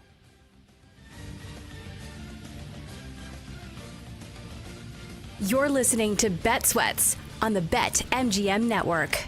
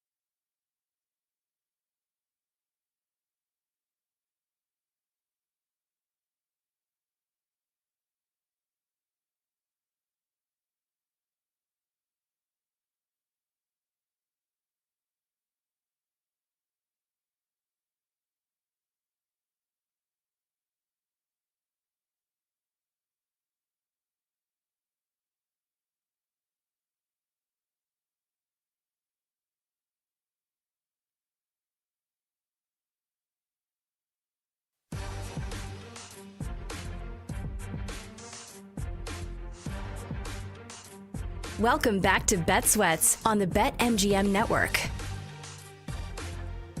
PJ Glasser, Jake Hassan here with you on Bet Sweats. NFL Week 17 starts on Thursday with a Christmas triple header. Oh, Jake, how about these games? Cowboys, Commanders, Josh Johnson likely starting for Washington. Lions and Vikings, Max Brosmer likely starting for Minnesota. And Broncos and Chiefs, no Mahomes, no Gardner Minshew. You're going to get Chris Olodokun and like it on Thursday night against the Denver Broncos as a 13-point underdog. Jake, what do you think is going to be the toughest watch offensively? Kansas City, Minnesota, or Washington? I mean, it has to be Kansas City, right? Third string quarterback who's got like exactly 6 NFL snaps against that defense for the Broncos. That has to be the answer, right? Well, it has to. And then you just look at like the totals in the game. I mean, the total in the Washington game still 50.5, which I think speaks to Dallas's defense. So I think Washington can put up some points. The Lions defense also ton of injuries. I think Brosmer, I think they can put up some points. I don't know if Kansas City is going to score in the double digits. I mean, that total is 36.5. They're a 13-point dog. Let's actually, let's see if their team total is up for that game. God. I'm curious. What? No, it's not yet. I see the first half team total for Kansas City. I do not see the full game team total. Because maybe they'll just call the game at halftime. They'll say, you know what? Forget it. I will tell you this, though, Jake. For both at BetMGM, for both teams in Broncos Chiefs, both teams to score 10 points, the no is only plus 130. Only plus 130 for both teams not to score 10 points. What do you think? That's what do you think? So horrible. But I'm tempted to take the no. Like, how are you not? Like, how can you not be tempted by that at least? I'm definitely intrigued when Harrison Butker props pop up, what his field goal number is, because he does have a big leg, and like they're gonna try and kick field goals from wherever. He got a bunch of opportunities last week against the Titans. I could see it being the same thing. Yeah, I think it's got to be Kansas City. I was talking about it yesterday with Kate. I'm kind of tempted to take them plus 13 too. That's PJ, stop. Jake, stop. It's a lot of points. Divisional game on the road. Broncos are fighting for the division. Like, I know it's going to be one of those bets like you make it and you instantly regret it. Let me put it this way. Would you ever lay 13 with the Broncos in that game? Like, if you had to bet it, if you were in a pool where you were picking every game in the NFL this week against the spread, you had to pick that game, which side would you choose? It has to be the Broncos. PJ, Chris Olodokun has played 36 total snaps in his career. 36 in his career. And now here's the Broncos defense. Doesn't this scream Broncos defensive touchdown at some point? Like, I think, I'm not saying that Bo Nix is going to go put up 40 on you, but it's just, it feels like at least one Denver defensive touchdown. It feels like he just grinded away inside of 2 touchdowns. I know it's still 13. It's still a big number, but you're not sitting at 14.5. That makes me say, all right, I'll take the Broncos in that scenario. I can't do it, even though I don't know how Kansas City's going to score. I'm not saying, hey, let me go rush to the window and lay 13 with Bo Nix on the road. No, but if you're going to make me pick a side, like if you're going to say, hey, family is being held hostage in some undisclosed location, you have to pick a side on this game. It's the Broncos all day. It's never the Chiefs. Can't wait for them to just win out right now. Did the Broncos' performance last week against Jacksonville, did that change anything for you? So tell me what your thoughts were on the Broncos before that game. Did you think they were a serious threat to win the AFC? And losing to the Jaguars in the fashion that they did that change your opinion on Denver at all? It didn't change my opinion on Denver because I was already skeptical going in. Me and Kate Constable were talking about this on the Better Angle a couple days ago, that I'm just not a Bo Nix guy. Like, it feels like you're on one side of the fence or the other with Bo Nix. Like, there's no gray area. You feel very strongly one way or the other. I'm a Bo Nix skeptic. I don't know if push comes to shove, he's the guy you want in a big game-clinching situation. We've seen him make big throws. Seen him have big games. But just in a spot like that where you can entrench yourself as a true contender in the AFC, you can shove another AFC contender in a locker, and you just chunk it, you brick it. And so I think that's what the Broncos inherently are. If you get an A-plus game from their defense, yeah, they can beat anybody. But the fact that you let the Jaguars come into your house, into your place, where everybody all year has been saying, tough place to play, undefeated, can't get it done, like hard to go in there, and then you get 35, 34 dropped on you on your head at home, it kind of reaffirmed what I had already been believing, or I guess not believing, about the Broncos. I'm with you on Bo Nix. When he was at Auburn, Jake, playing college football, we would call him Bo Picks. And I still feel like there's some of that in there for sure. Yeah. It's really important for Denver to get the number 1 seed. Like that's a tough place to play in the altitude. It's a great fan base. It's really loud. That defense plays better at home. Like they're still control their own destiny to get the 1 seed. They win these next 2 games, they get the 1 seed. They got to do that. So if you think that they are not going to do that, and that the Patriots win the final 2 games, or maybe the Chargers win their final 2 games, and the Broncos don't get the 1 seed, but you still like them, definitely hold off and wait to bet them to win the AFC. But if you like the Broncos and you think that they're going to win out and get the 1 seed, then I would probably bet them right now. I mean, they do have the shortest odds still, Jake, to win the AFC at plus 350, followed by Buffalo's right there at 4-1. Patriots are plus 375, and then you got Jacksonville plus 550 and Houston plus 650. I just can never remember a time where it was that jumbled up, right? Like there were so many teams. I mean, that is crazy how tight it is there towards the top. So that's Broncos and Chiefs. The game that we have middle part of the day, the Lions, they're a 6-point favorite on the road at Minnesota. Total is 44.5. I actually will have a bet on this game. I got Detroit at 5.5. I still like them at -6. Jake, before the Steelers game on Sunday, Dan Campbell in Detroit, they were 15-0 straight up and 14-1 against the spread, coming off of a straight up loss. That was off of 1 loss. Now we get Detroit off of 2 losses. To a team that went into their house and beat them with J.J. McCarthy. And like the weakness of the Lions team is their defense.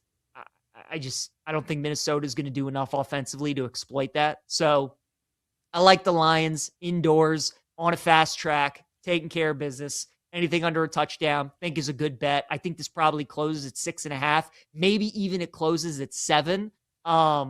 I would look at Detroit, though, in that game. Also think they're a really good money line parlay piece, -275. You want to go that route, but I like the Lions -6. Well, PJ, me and you were talking about earlier, end of last segment, your fantasy championships, and I'm in my fantasy championship in one of my leagues, 1 out of 2 leagues that I do every year, and I'm in the championship, and I've just been kind of cycling through defenses for most of the year because I've had the Seahawks, but I didn't want to play the Seahawks against the Rams, and I'm not sure I want to play the Seahawks again this year, even though it's Carolina, but we know Carolina has some upside offensively. So I was like, all right, let me go see what defenses are on the waiver wire. And there's Detroit sitting there about to go against Max Brosmer. I hit that claim button right away this morning. I was like, yep, let's do it. I don't know if I'm going to do it yet because I might just go with all reliable and I might just put the Seahawks in, even though Carolina's played better. But I was like, you know what? Let me just pick up the Lions and I'll make a game time decision here and see what we got. But I think you're right. I think 6.5, I think is totally fine with Detroit. You get to 7 is where you start to lose me with Minnesota, just because we know that place is going to be insanely loud. We know like Brosmer at least has some theoretical upside just because we don't exactly know what it is, except we kind of do. Is it probably just Detroit runs wild. Jahmyr Gibbs has a big game. Amon-Ra St. Brown has a big game. Yeah, probably. So even at 7, I would probably still, as we had been saying on this show for the last couple weeks, I'd probably hover on the button at Detroit -7. But I would think about it for a second. Maybe if it gets to 7, maybe it's a teaser leg. Yeah, I like that. I think Detroit's the right side in the game. Jake, if I were to ask you the most disappointing team in the NFL this season, Lions, Chiefs, Ravens, what would your answer be? I mean, doesn't it feel like we were all kind of expecting regression from the Lions? Like, especially after the way that they exited the playoffs last year, didn't it kind of feel like we were all almost waiting for this to happen? I guess the easy answer is probably the Chiefs, because obviously it's Mahomes, it's Andy Reid. We thought they'd go back to the Super Bowl, but then Mahomes gets hurt, so it feels like that changes the calculus. But the Ravens do this every year, so you can't be disappointed by what you knew was already going to happen, right? So I guess the answer by default is the Chiefs. I think it's probably the Chiefs as well. As you said, we kind of all expected this with the Lions. I know I certainly did. They lost both of their coordinators, right? Yeah. Ben Johnson and Aaron Glenn. And even though at times it looked really good, they had a tough schedule this year. And I think that kind of caught up with them. It's going to help them that next year, I mean, if they lose this game, they might finish last in the they might finish last. They could have a 4th place schedule. So might be in Detroit's best interest. And again, with Dan Campbell as their coach, they're never going to try and lose a game, and they can still make the playoffs. So they're not going to do that. But if they do lose, they could finish last in the division, and it might be time to buy in on the Lions for next year. I think it is Kansas City, though, Jake, because, I mean, they were favored to win the Super Bowl. Like week 4, week 5, they were, they start off 0-2, and then they bring it back. They're 2-2. Then they're 3-2. Worthy comes back. The offense looks like its old self. They're playing great. They just haven't been able to win any of those one-score games. And we've been so used to the Chiefs pulling all these games out of left field that they just haven't been doing this year. So I agree with you. I think they're the most disappointing. And what's been shocking is like all these must-win games that the Chiefs have had, right? They come out of their bye week. They're playing at Denver. Oh, this is a game Kansas City always wins. They don't win. Oh, they're playing the Cowboys on Christmas Day. Like, they're going to win. They don't win that game. The Texans game on Sunday night, Mahomes, Andy Reid at home, primetime. Like, all these games that we all expect the Chiefs to win, they just haven't been winning them. So, I agree. I think it is the Chiefs, but Detroit's certainly been disappointing, and it's kind of crazy that offense likely isn't going to be in the postseason. Well, and it was Chiefs derangement syndrome, where everyone was saying, like you said, oh, well, this is where they get back on track. This is where they rip off the winning streak. This is where they figure it out.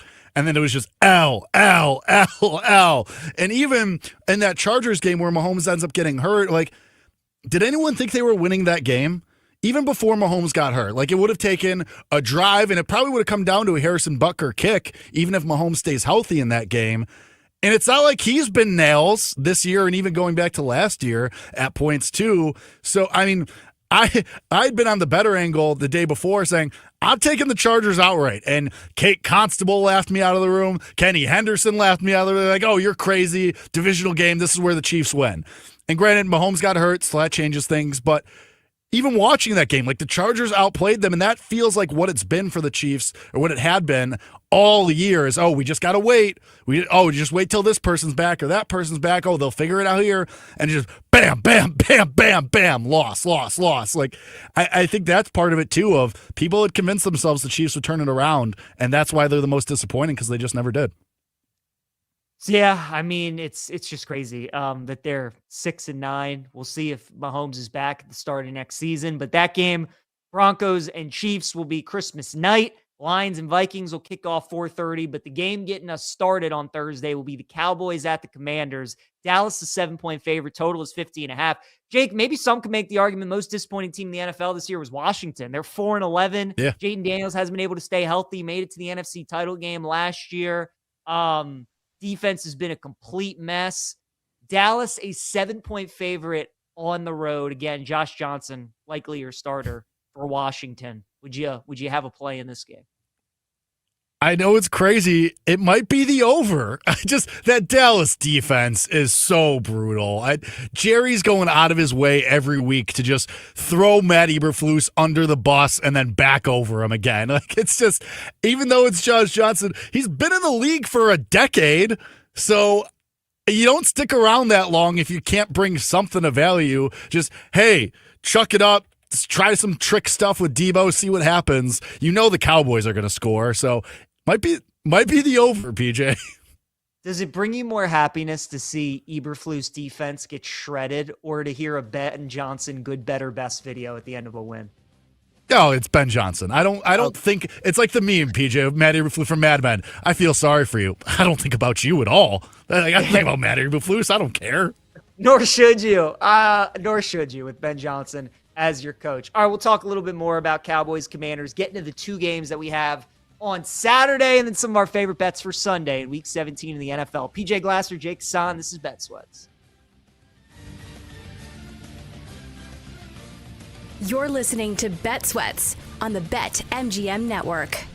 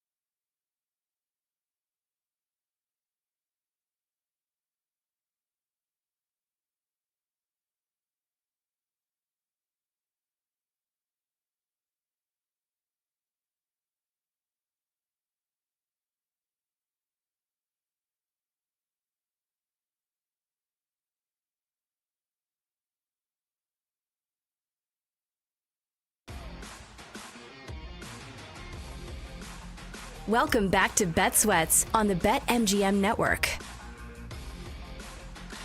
All right, wrapping up hour one here on Bet Sweats. PJ Glasser and Jake Hassan with ya. There will be no Bet Sweats the next 3 days as we are all off for the holidays. Jake, you got any plans coming up for Christmas? Your family lives in the Chicago area, right? They're pretty close by.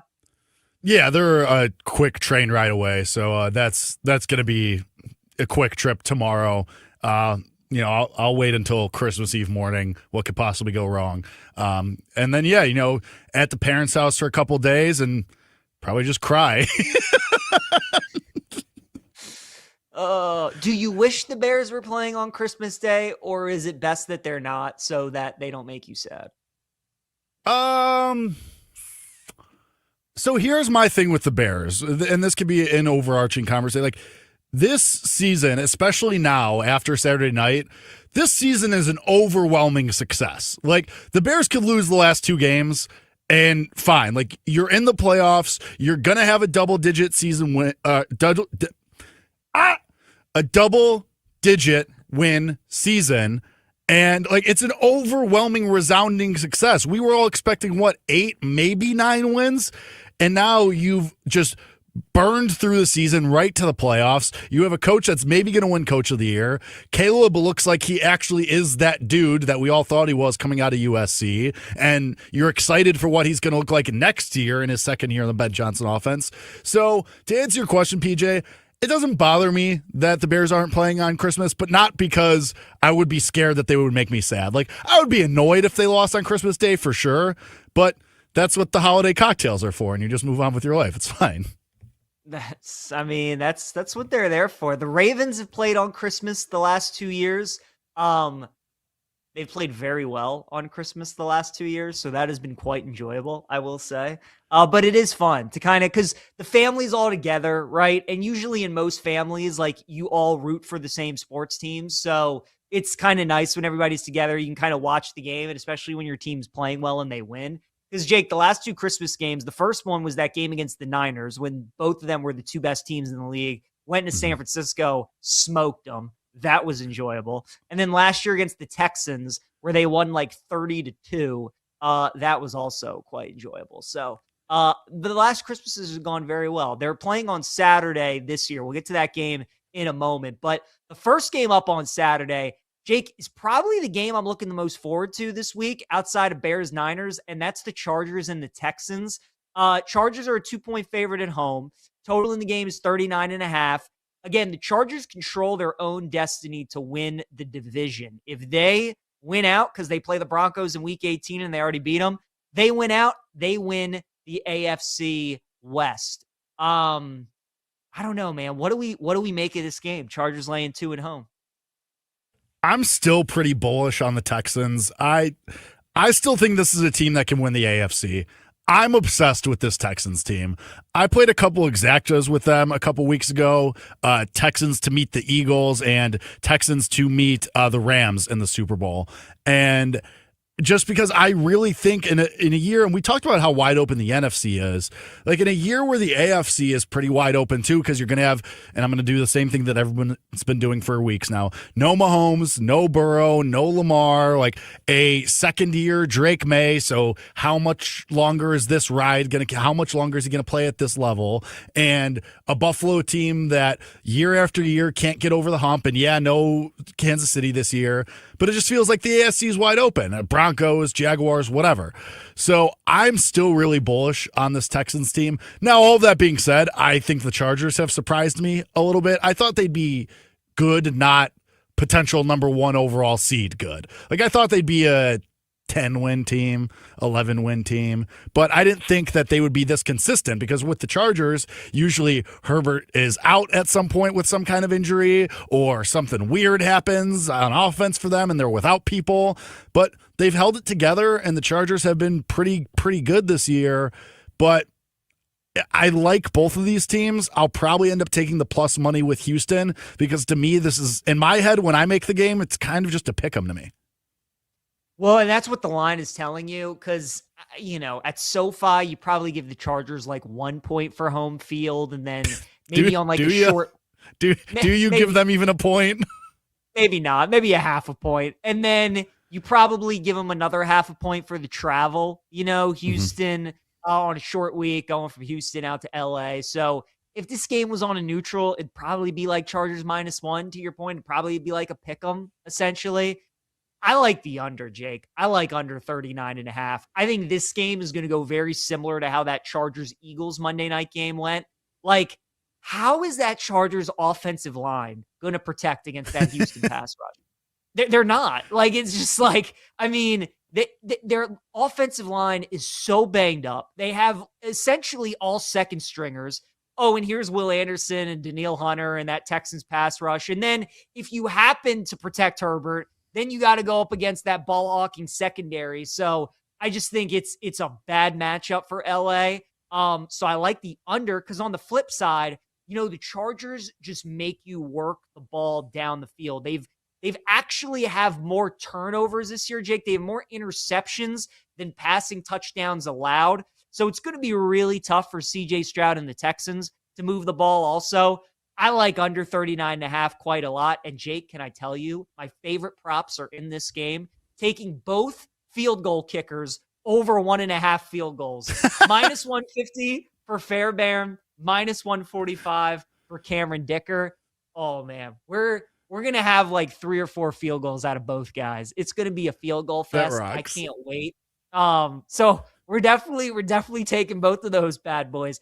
I like the under though. Instead of trying to figure out who's going to win the game, I look at this matchup and I say, I don't know how the Texans are going to score much against the Chargers. I don't know how the Chargers are going to score much against the Texans. Yeah, it's low at 39.5, especially for an indoor game on turf.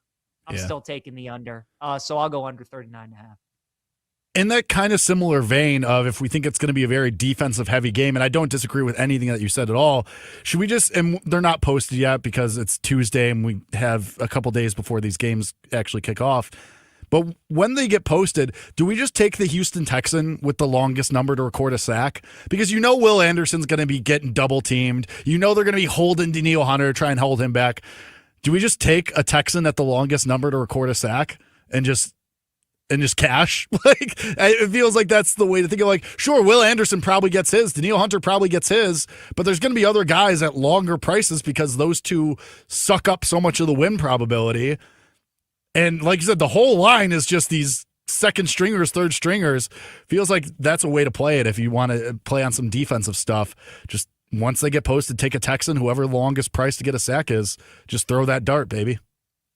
Don't hate that at all. Can I tell you, Jake, I kind of don't hate either quarterback to go over their rushing yardage either. Herbert's at 21.5, Stroud's at 7.5, especially Herbert. I mean, like, he's going to have no time. He's going to be running for his life. So maybe you look at his attempts at 4.5 instead of the yards, because I don't know how many yards he's going to run for. But Stroud's rushing number is only at 7.5. And ever since acquiring Odafe Owe, the Chargers pass rush has been much better. So I mean, Stroud can get that on one scramble. So I think that's another angle in this game. Both quarterbacks over their rushing yards as well. But excited for that one on Saturday. The game I'm not excited for is Saturday night at Lambeau when the Ravens travel to Green Bay to take on the Packers because I want this season to be over. I want a new head coach. I want Lamar to be healthy. And I'm sick and tired of Jacob blowing fourth quarter leads. With all that being said, I think the Ravens are actually going to win this game because the thing about the Ravens and Steelers is they never make it easy on the other team, right? We all went into last week saying, oh, the Steelers are going to lose to the Lions. The Ravens could beat the Patriots. And then week 17 between these teams isn't going to matter. What ends up happening? Well, the Steelers beat the Lions and the Ravens end up losing. And now the Ravens need to win and they need the Steelers to lose, which I kind of think might happen. And then going into week 18, everybody's going to be like, oh, now the Ravens are going to take care of business. And then Steelers +3 will be my biggest bet of the year. And I'll just be rich off of that because the Ravens will not win of the game. Of the year. If that game is for the division and we get Steelers +3, oh, Jake, I'm salivating over here thinking about all the money I'm going to make betting the Steelers +3 in that game. Even with Metcalf suspended for it doesn't matter. The Ravens will not win that game. I kind of think they're going to win this game, though. I wouldn't expect Lamar to play. And we kind of don't even know who the Packers quarterback is going to be. I love still in concussion protocol. Willis is dealing with an injury. So who knows what Green Bay is going to end up doing. And like the Packers, Jake, this game, look, if they win, they're in the postseason. It's obviously a big game. They obviously want to win it. But I think they do realize that like they have an extra level of like cushion. And the more important thing is to have Jordan Love healthy, ready to go. They play Minnesota next week. So they, even though they have to go on the road, the Vikings would love nothing more than knock the Packers out of the playoffs. They should win that game. I just like the Ravens are a better team on the road. And I don't know. I just got a funny feeling that they're going to win that game. And if we do have a lead in the fourth quarter, Jake, just a crazy thought, but like maybe we could have Derrick Henry on the field and give him some carries. Like crazy thought, but maybe they could do that. Coach PJ, I think that's a very bold take of you. Got to see how it pans out. PJ, let me ask you this question, though, of would you rather, because let's say you're right, like, okay, you beat the Packers this week, and let's say it is Jordan Love, or if it's Malik Willis, whatever, who cares? So let's say the Ravens win, and then let's say you're right, that let's say the Steelers win outright in Week 18, and then that John Harbaugh is returning notification hits on Monday morning. I will not watch football next season. I won't watch. I will not watch. I will not watch. No, you're right. That's a bold-faced lie. Get out. Such a lie. It's such a lie. I will tell you this. I won't go to any games. That also could be a lie if I get free tickets. We'll see. But yeah, situations are situational. I will be miserable, Jake. I will, because you know why? It's like, I already know how the season is going to play out. I mean, it's the same thing every year. Lose at Buffalo, lose at Kansas City, blow double-digit fourth quarter leads, like not run the ball. It's like the same. I want to lose in different ways. You know what I mean? Like, I just want to have something new to experience. Just change it up a little. Change it up a little. I just want something new in my life instead of the same thing every single year. Careful what you wish for. God, yeah, that's true too. More Bet Sweats, hour 2 up next.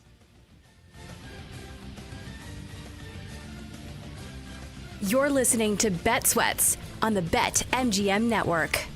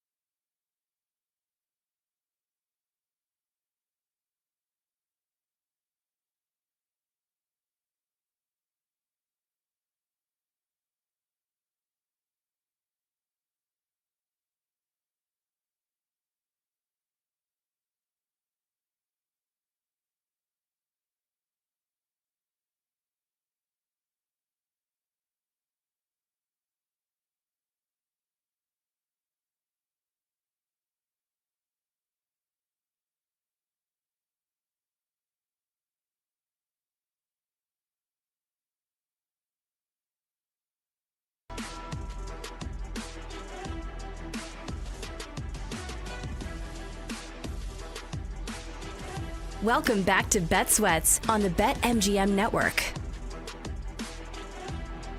Hour 2 of Bet Sweats here on the BetMGM Network. PJ Glasser, Jake Hassan with you. 2 more hours still to go. Going to get into some college football talk here over this next hour. We got the quarterfinals set for the playoff. We got a full week of bowl games that we'll dive into, that we'll talk about on the show. Definitely want to talk some baseball with Jake, pick his brains on what he's seen so far in the offseason, talk a couple futures bets potentially as well, but definitely going to continue talking NFL. We got to get into the Sunday slate of games, look at some NFC, AFC playoff futures as well. Jake, let me ask you this, though. I gave you a free ticket to either go to Nashville this week to watch the Saints and the Titans, or to go to Vegas this week to see the Giants and the Raiders. Which game you going to?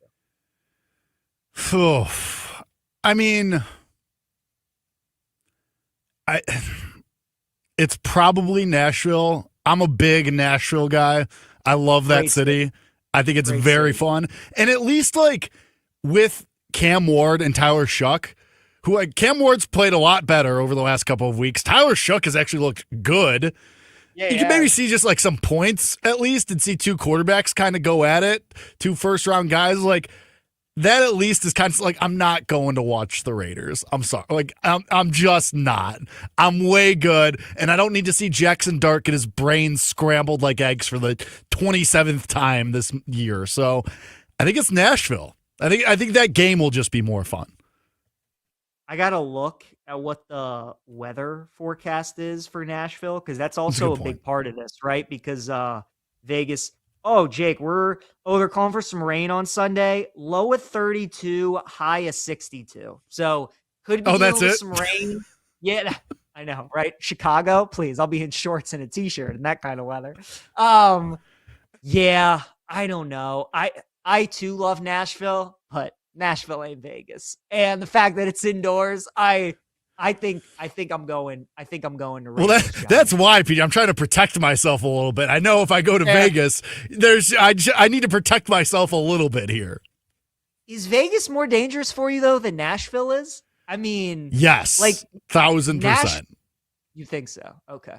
I've done time in both, PJ. I have data points for both. I'm going to tell you right now, Vegas is, for Jake Hassan at least, Vegas is far more dangerous. Okay. Although I do suppose that if I went to Vegas, I could hang out with Femi Bebefe, and at least I'd have somebody to reel me back in. But yeah, I don't know. Well, based on the data points I have from both city, could get a little weird in Vegas. Because as we know, I mean, like Vegas, there's definitely a lot more things to do, and definitely a lot more things to get you into trouble. But like everything really doesn't start until the sun goes down, right? Whereas in Nashville, I mean, they're playing music at these bars, Jake, at like 10, 11 a.m. in the morning. Like, you know, you can get after it. I know they are. They, like, to me, that's the best part of Nashville is you go out, you have some breakfast, you walk over to Broadway, and then you got like the next Taylor Swift playing some bangers. And I'm like, this is fantastic. Like, there's just, it's awesome. So both are great cities. Can't go really wrong with either destination. I think I'd rather choose the Raiders. I would not bet either game. I cannot stand the Tennessee Titans, Jake. Every time I bet on that team, they never cover. And every time I don't bet on that team, they cover. Every single time. I can't stand them. Raiders, Giants is a complete stay away for me. If I had to bet it, I actually think the Raiders probably win that game. I don't know why. I just feel like the Giants are getting the number 1 pick in the draft this year. Like I get that feeling that like they're going to get the number 1 pick. And that's what that game is really for. Both teams are 2-13. So the loser has the inside track and they're certainly in the driver's seat to get the 1 seed. I feel like the Giants are going to lose, Jake. So if I had to take it, I'd probably bet the Raiders. More power to you for even wanting to subject your eyeballs to this game at all. Not that you have to, you could just bet it and forget it. But I don't want to pick a side between Giants and Raiders. Like, if you could tell me who is going to be playing quarterback for the full game for the Giants, maybe I'd lean that way. I mean, let's have this conversation, PJ. If the Giants do end up with the number 1 overall pick, or even let's call it a top 5 pick where they might have a go at one of these other top tier quarterbacks in the draft, whether that's Dante Moore or whoever, are they going to go quarterback? Or do they or do you go like offensive line and you try to keep Dart from scrambling his brains even more? No, I would actually trade Dart and I'd get assets for him and then draft my quarterback. Jake, I don't think Dart's going to survive in this league with the way that he plays. Now maybe you hire the new coach that you hire comes in and can change the way that he goes about it. And that's definitely possible. I think part of what has made Dart as successful as he's been so far in the NFL, though, is his legs. So you have to try and find the happy medium of him still running, but protecting himself and then also beating teams from the pocket. And I just don't know if he's going to be able to do that. So, like, if the Giants get the number 1 pick, they got a bunch of different options. But I think you have to trade that. Whether it's just trading it straight up and getting all these picks, whether it's trading it with Dart and assets so that you can get your quarterback again and then you get some more draft capital, whatever it may be. But I just can't see a scenario where the Giants just stay pat and draft like Reuben Bain, or they draft like a top offense or whatever it is. Like, you certainly could do that, but I think we all agree the Giants need a bunch of help. So I don't think they would do that. I think they would trade the pick. Do you think there's any chance that they trade Dart, though, and get some other picks along with him? Or do you think that he definitely is their quarterback of the future? If I would love to say, yeah, they could trade him, but who's picking up the phone dying to make that trade? If we all have these concerns about Jackson Dart and the Giants are so concerned enough that they would trade him in that scenario, I mean, what team is picking up the other end of the phone and going, yeah, that's the guy that we want? Like, maybe you could swindle. Like, maybe the Rams say, all right, we'll take him and we can, get him ready for whenever Stafford's done. Maybe it's a situation like that. Maybe Miami's desperate and they move on from Tua. Maybe it's Arizona, one of those desperate teams that knows they have talent elsewhere on the roster. Or maybe you get a team like Vegas or Kansas City who's like, all right, we'll take him and we'll groom him for the future.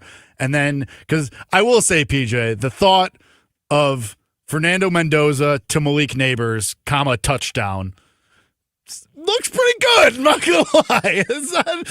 I'm sure that's something we can all get on board with just as football fans. Are you a Mendoza guy as opposed to a Dante Moore guy? Like, if you were an NFL GM, you could pick any of those quarterbacks. Who would be your guy, your top guy on the board? This is probably why I wouldn't be a good NFL GM, but I'm open to giving it a try if anybody wants to hit my line. God knows I have the time. But maybe I'm a little subject to the recency bias of Mendoza, and like, he's so damn likable too. And also, again, recency bias. I love Texas Tech against Oregon, so it's just maybe that's part of the calculus too. But yeah, I mean, I would lean Mendoza, but I'm not exactly the most prominent college football evaluator, so I could be wrong. Dante Moore has really grown on me. He would actually be the guy that I would take first. I just watch him play, and I just kind of see like there's superstar qualities there.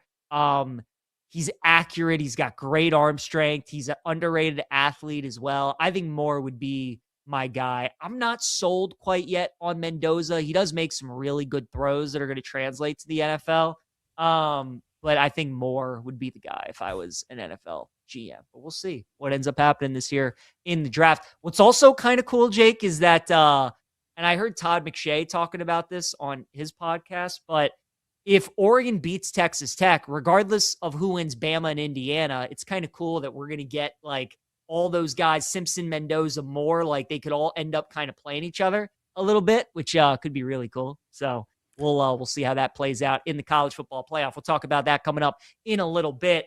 Some of the big games coming up though on Sunday, Jake. I am really interested by the Seattle-Carolina game. Seahawks are a 7-point favorite on the road against the Panthers. Panthers have been unbelievable this year as a home underdog. They're 5-1 straight up. Their latest win against Tampa.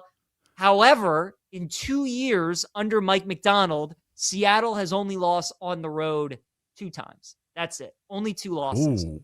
Earlier on in the show, you were talking about what a letdown spot it was for the Bears coming up against the Niners this week. I mean, is it not a letdown spot for Seattle after that win against the Rams? That comeback, they got the Niners potentially on deck for first place in the NFC for the division title. Like, Jake, I mean, this is everything you could want, man. Sandwich spot, look ahead, let down. I mean, these are all the kind of sandwiches that I live for. I don't know, man. I kind of been liking Carolina plus the 7. I don't know if they win. They've just been so good at home this year, and they've been so good as a dog, getting all those kinds of points. And, you know, with potentially Seattle not being on their A game, if I think I could see myself Sunday having Panthers plus 7 in pocket. You read my mind, PJ. The sandwich spot, the letdown spot, like this all just screams Carolina to me. I think at 7, while it's at minus 105, that's going to be a bet for me in Lightning bets.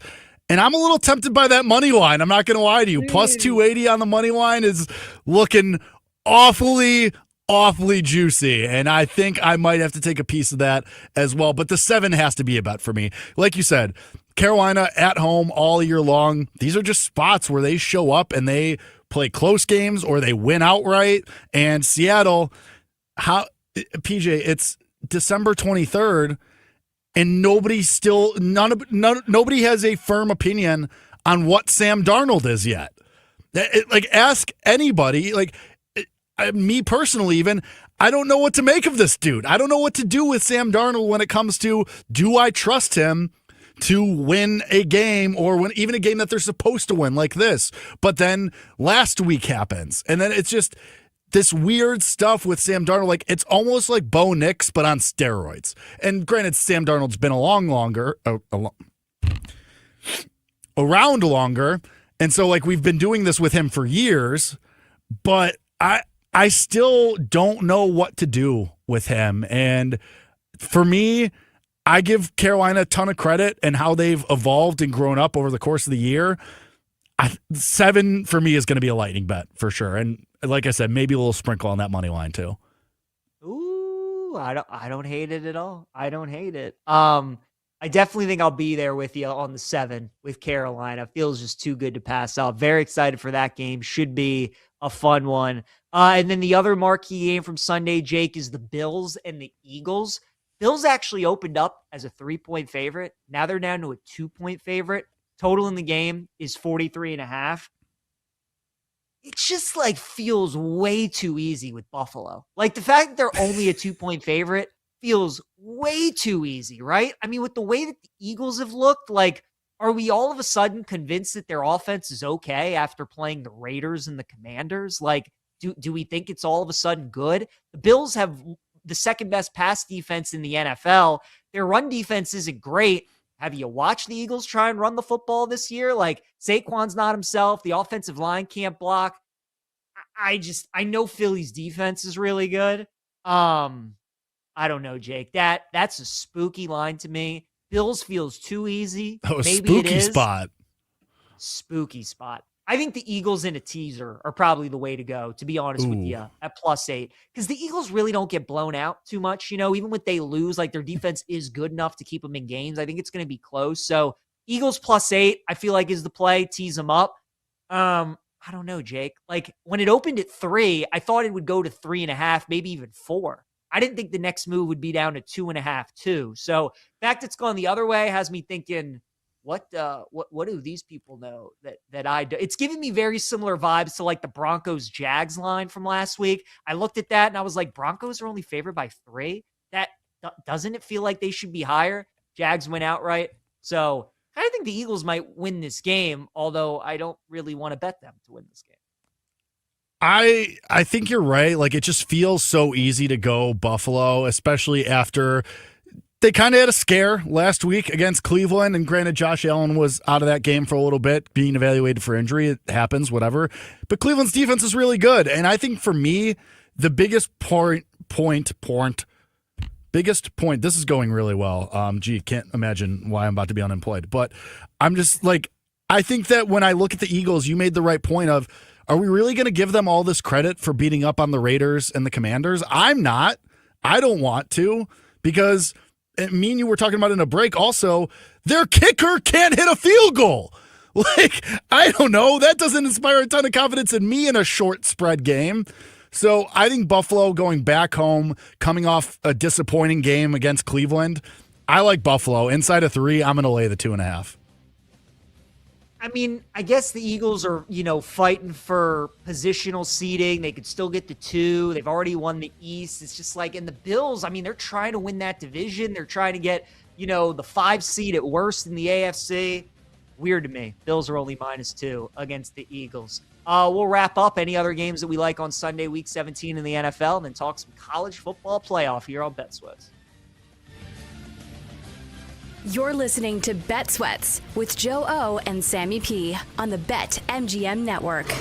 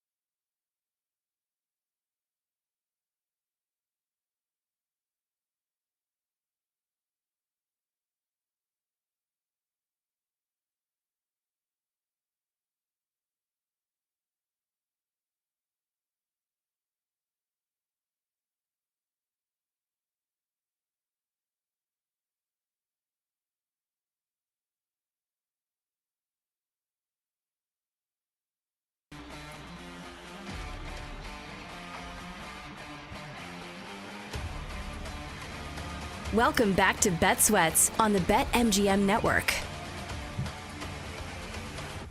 So, Jake, we got some people listening to the show, and we appreciate everybody tuning in because we got some good information on the Bills and Eagles game because we were talking about how that line felt a little low. Buffalo only favored by 2. They opened at 3.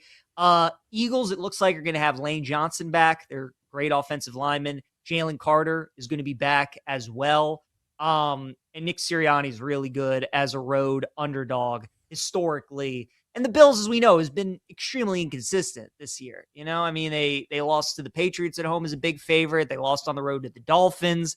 They almost lost to the Browns last week, won by 3. Josh Allen also got his ankle twisted in that game a little bit. So I think I'm just going to play the Eagles in a teaser, +8 against Buffalo, and call it a day. I do expect that game to be close, though, and would not be surprised at all if the Eagles end up beating the Bills. Any other games on Sunday that we didn't go over? Week 17 in the NFL. Maybe you have a lean, you have a thought, bet, anything else that you like?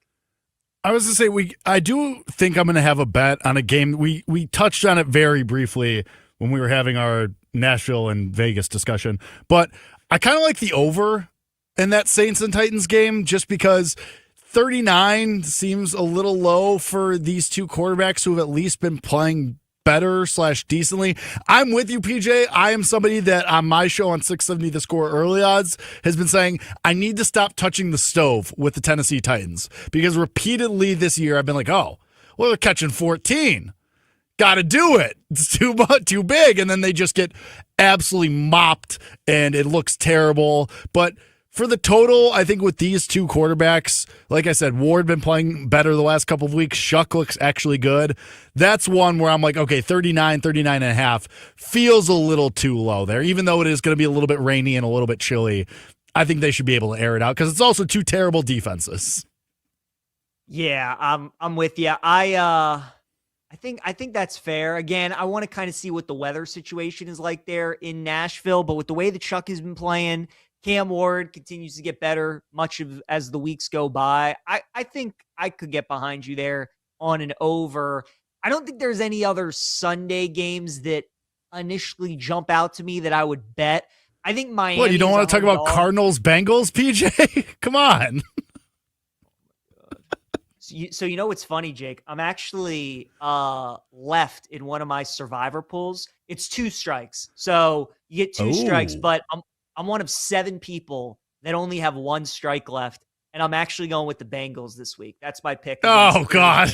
So I definitely think I'll be on Arizona +7 this week for hedging purposes, but definitely going to need the Bengals to win. The team that the Bengals smoked this past week is the Dolphins.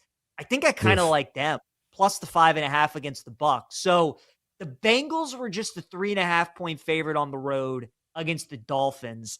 And now the Bucs are laying 5.5 on the road against the Dolphins. Like, do we think this current version of the Bucs is that much better than Cincinnati? Their offense certainly isn't. Maybe their defense is, but the Bucs have been broken. We all saw this coming. I mean, when they were 5-1 to start the year, they were winning every game by the skin of their teeth. It wasn't sustainable. Now it's caught up with them. They have to win this game to try and keep their playoff hopes alive, because if they lose and Carolina somehow upsets Seattle, Carolina wins the division and the Bucs are out of the playoffs. So it's a must-win game for Tampa. I think the Dolphins, after getting humiliated last week, giving up all those points, people are kind of done with them. I think they bounce back, though, and they play well this week. I just think 5.5 is too many. So I'm leaning towards Tampa. This is not a Bucs team that I want to lay more than 6 points with on the road. I thought last week against the Panthers was the spot to back the Bucs. And when they lost that game, that taught me a lot about Tampa.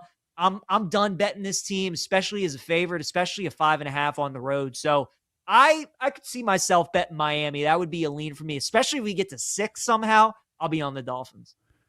You are a very brave man for wanting to sign up for the Quinn Ewers experience, and I give you a lot of credit for that. But you're right about Tampa. I've been out on this team for weeks because It felt like for so long, you mentioned the 5-1 start. It felt like for about 5 weeks after that, too, we were still giving them a ton of credit for that early season stretch where the numbers just, whether it was the week-to-week spread or the season numbers, just weren't matching up with the play on the field. And that's all come crashing down and become very prevalent, especially these last couple of weeks. I can't get there with the Dolphins. I give you credit. I'm way good, but I certainly see where you're coming from here. And do you think it's over for Todd Bowles? Are we finally going to get like the next era of the Tampa Bay Buccaneers? Like, how badly are they kicking themselves right now, sitting here with Todd Bowles, and meanwhile Liam Cohen's down the road doing what he's doing? Like, Tampa's got to be absolutely just kicking themselves, right? Yeah, that's a really good point. I mean, even Canales, right? The guy in their own division. Yeah. I mean, he might beat him out to win that NFC South. So they've had two good offensive coordinators the last couple of years. Certainly Cohen looks like he's the real deal. Bowles is an interesting one. I think there's definitely a chance. If they don't win that division, wouldn't be surprised if Tampa ends up moving on. It kind of feels like another guy. Maybe it's run its course there with the Bucs. From the Miami Dolphins, though, Jake, to the Miami Hurricanes, I want to talk some college football playoff with you. And we'll start with the Cotton Bowl on Friday Friday or no, it's New Year's Eve, which I think is on like a Tuesday, one of those days. Wednesday, December 31st, 7:30 p.m. out in Dallas. Ohio State, 9.5-point favorite right now on BetMGM against Miami. The total in the game is 42.5. So what are your initial thoughts here on Ohio State and Miami? I know it's a big spread, PJ. I love Ohio State. I'm laying it. I don't care. How do you, after coming off that Miami game against A&M, how are they scoring? How are they, against this Ohio State defense? You barely scored against A&M, and now you expect me to believe that you can keep up with Ohio State's defense? I know we have our concerns about the Ohio State offense, and now Ryan Day is going to be calling plays because it's the annual Ryan Day wants to be at the front of things here and start calling the plays, whatever. But I don't see how Miami scores in this game and on this defense. I'm fine laying the 9.5. Maybe I'm overthinking and it should just be a Miami team total under or something in that vein instead. But I think Ohio State's got this in the bag. So I'm glad you bring up the Miami team total under. Kate and I were talking about that yesterday. It's right now at 16.5. The under is juiced to minus 135. Jake, do you want to take a guess at how many times an opponent has scored more than 17 points against Ohio State this year? Oof. 1. How about 0? Damn it! Not a single team has scored more than 17 points against Miami. And now I'm supposed to believe that an Ohio State team off of a loss with multiple weeks to prepare going up against Carson Beck is going to give up more than 17 points. I can't see it. Miami's a super talented team. They arguably have a top 10 pick on both lines of scrimmage. Ruben Bain on defense. They're a terrific offensive lineman. Malachi Toney's an electric wide receiver. I like their running back, Mark Fletcher, a lot. Carson Beck's just got to make plays in this game. He's got to. And I don't trust him to against that. Like, it's just that simple. I do not trust him to make plays against this Ohio State defense. That was also my takeaway from the A&M game, is Jake, like, that was the big story, man, for me in round one. I mean, we knew Oregon was going to win. We knew Ole Miss was going to win. But in the other games, Bama, Oklahoma, and A&M, Miami, where we didn't know who was going to win, both of those games, we knew either team could go either way. The big story was which quarterback made the big mistake. In Oklahoma, Bama, it was John Mateer with the pick 6. And in A&M, Miami, it was Marcel Reed. He fumbled inside the Miami 25, and then he had the interception to end the game in the end zone. Ty Simpson didn't have a turnover. Carson Beck didn't have a turnover. And it's that simple. That's why those teams won. So Miami, I mean, look, it's very simple. Like, this isn't, some crazy theory. They got to force turnovers, and they have to take care of the football. The problem is Ohio State's defense is so good, and Carson Beck is going to have to make plays through the air. And, I mean, look, the only team to beat Ohio State this year had the Heisman Trophy winner at quarterback, right? And they had a terrific defense. Miami's defense, I think we can all see, is very good. And I think they're going to be able to get stops. I think they're going to be able to maybe hold this Ohio State offense in check for a little bit. Jake, I don't know how they score points, man, in this game. So I'm with you. Maybe it is way too easy with that team total under for Miami when nobody has scored more than 17 points on Ohio State. I don't care. I'm still going to bet it at 16.5. And I would also lean your way at 9.5 as well. I think that loss is going to do a lot of good for Ohio State. That time off is going to do a lot of good for Ohio State. And, Sayan's a really good young quarterback. Losing that game to Indiana, Jake, we talk about this a lot with like Gonzaga when they get to March Madness a lot of years and they don't play anybody in their conference for like 3 months, right? Then they get into a one and done tournament. It's a tie game with 5 minutes to go. And the Zags haven't gotten any experience playing in those kind of games. And they more often than not lose those type of games. Ohio State, nobody really challenged them all that much this season for 4 quarters. So to finally kind of get that experience, get some reps, see the things that they did wrong, maybe some things that they did right, I think that's going to help them as they go into the playoffs here. But I don't know if they're going to need it for this game because like you, I kind of lean towards laying the 9.5 with the Buckeyes. I just think that it's that easy. We talked about it with the Bills and the Eagles. Is it just this easy? Sometimes in college football, as opposed to the NFL, it is just that easy. Because we were already talking about Miami potentially fraudulent even being in the playoff. So I'm just going to go with the best defense. You mentioned a couple times Carson Beck's got to make the plays. Well, if Carson Beck was capable of making the plays, would he have transferred from Georgia to Miami? Probably not. So here we are. Here we are. Also, as somebody who picked Ohio State to win the national championship, would be really cool if they won that game. But I'll be betting them to cover as well. So I'm with you. That gets things going on New Year's Eve. And then on New Year's Day, we get a triple header highlighted by the game. If I take my, fanness aside, I'm very excited. I'm very excited for Oregon and Texas Tech, Jake. I think this game is going to be a banger. The Ducks are a 1.5 point favorite in the Orange Bowl. If you want to just bet them on the money line, they're minus 125. The total in the game, though, is 52.5. Kind of all expected that we would get this matchup when the bracket came out. We knew JMU probably wasn't going to beat Oregon and Eugene, and it would be Texas Tech versus Oregon. We are here, and I think you alluded to earlier who you like in the game. So who do you like, and why do you like? PJ, I love Texas Tech in this spot.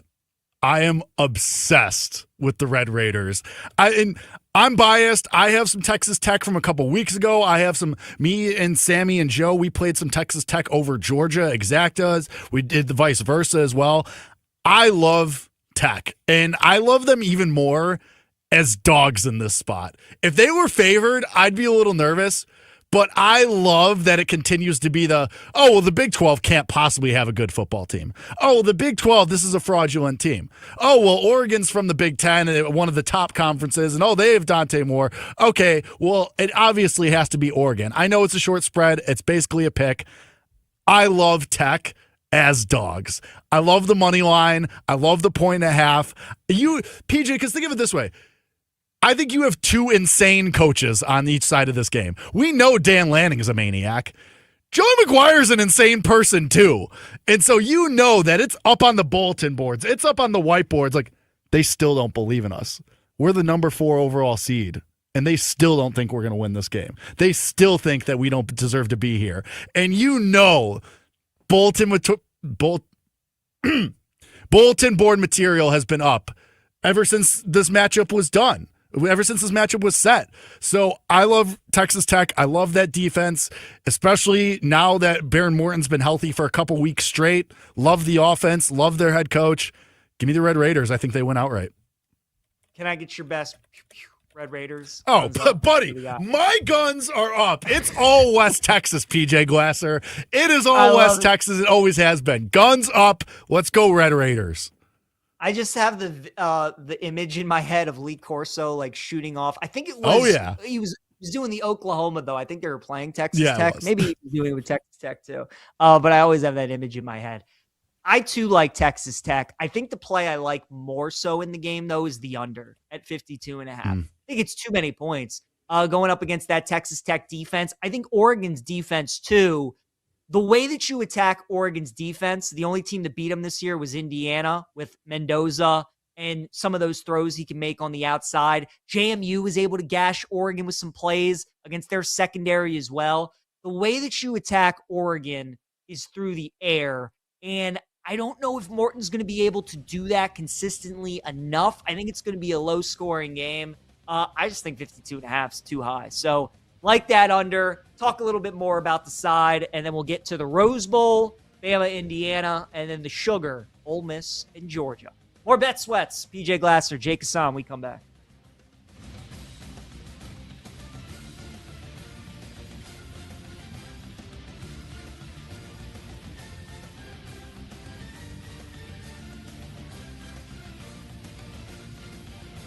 You're listening to Bet Sweats on the BetMGM Network.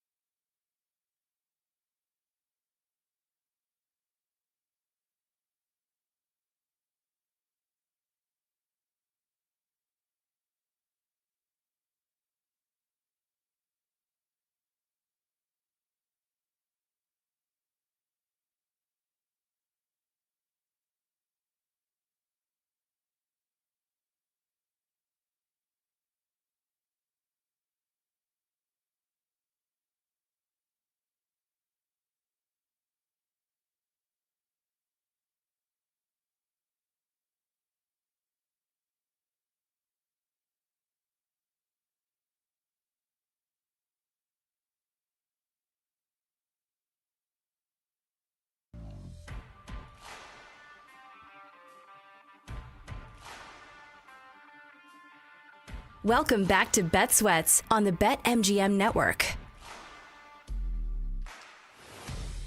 PJ Glasser, Jake Hassan, welcome back. Bet Sweats, final segment here of hour 2. We're rolling through the college football playoff, and we're breaking down the Orange Bowl out in Miami on New Year's Day. Oregon, the 5 seed against the 4 seed Texas Tech. That'll kick off noon Eastern time.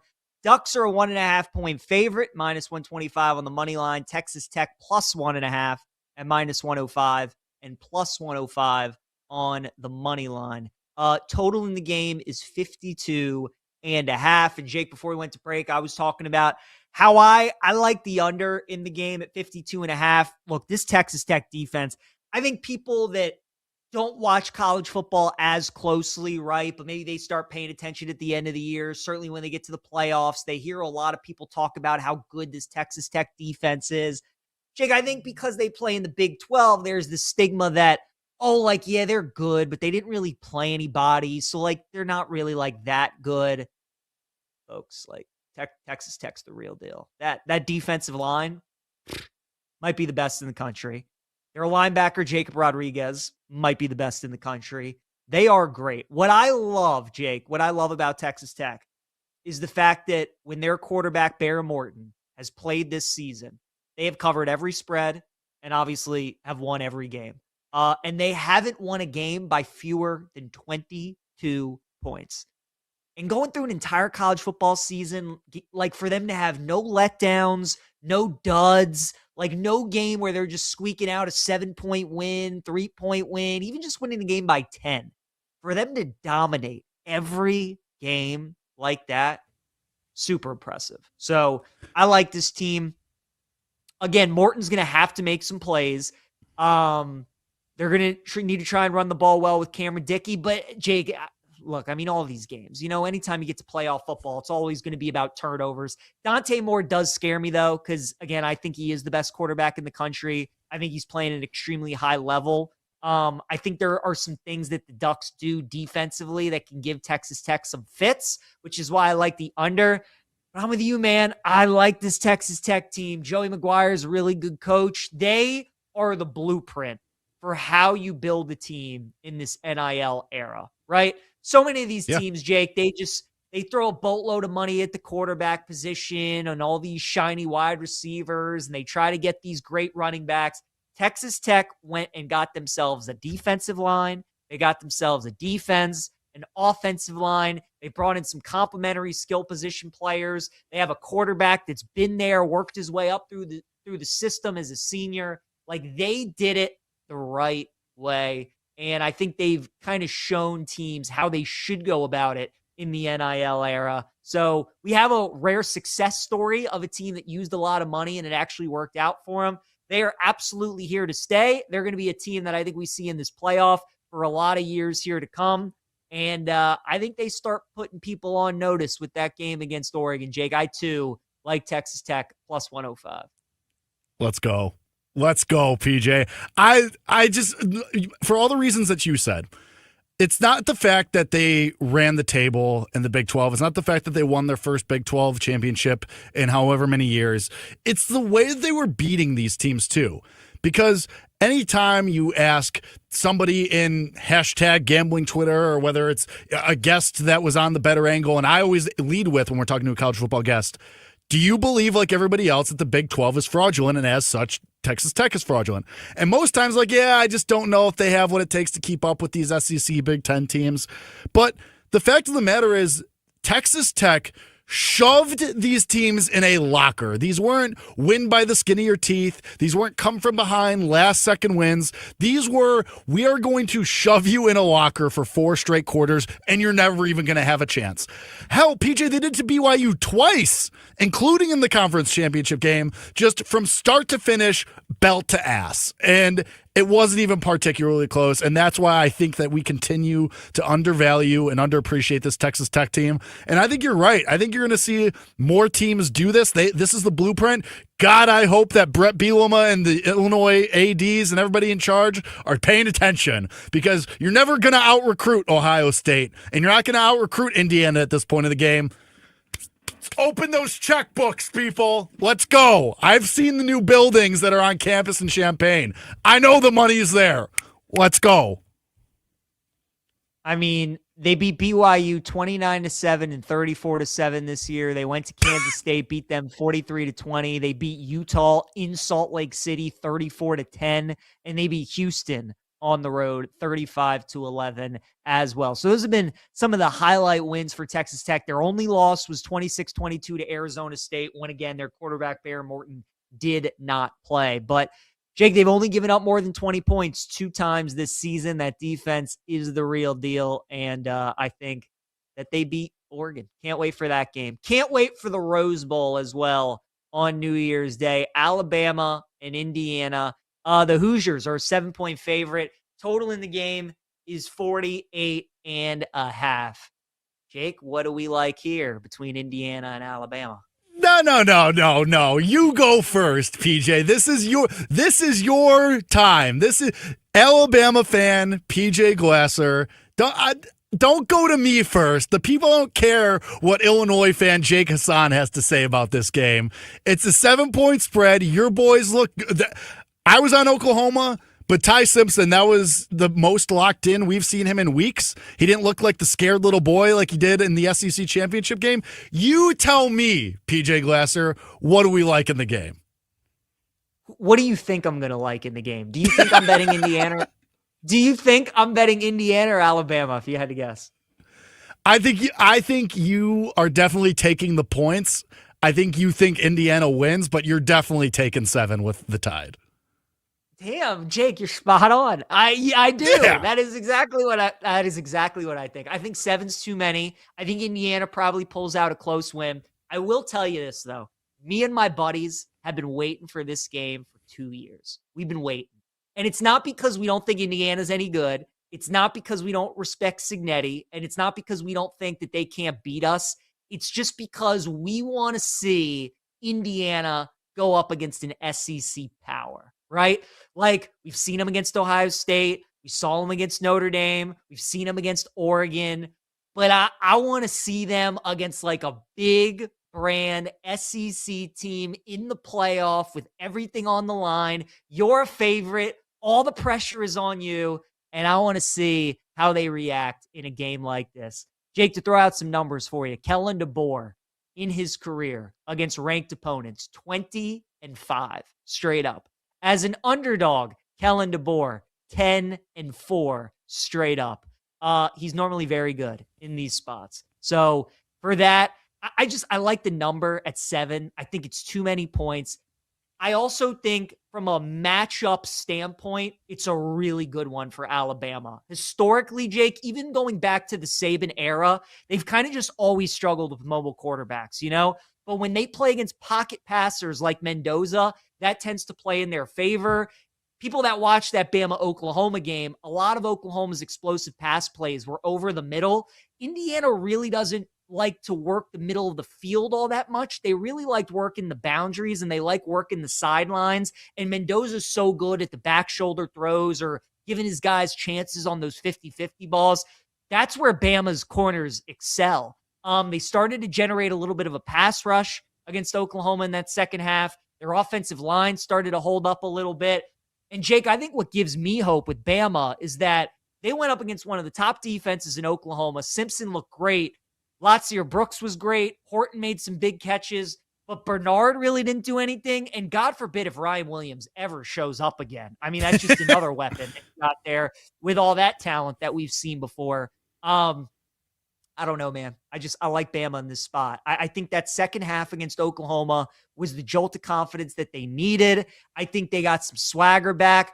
All week, they're going to hear that, you know, that Oklahoma win was a good one, but you guys are still fraudulent. Now you're playing Indiana. Now it's going to catch up with you. Now you're going to look like a terrible team. Remember, Bama's upside is that they went on the road and beat Georgia, okay? If they can do that, then they can beat Indiana on a neutral, especially when all the pressure is on Indiana.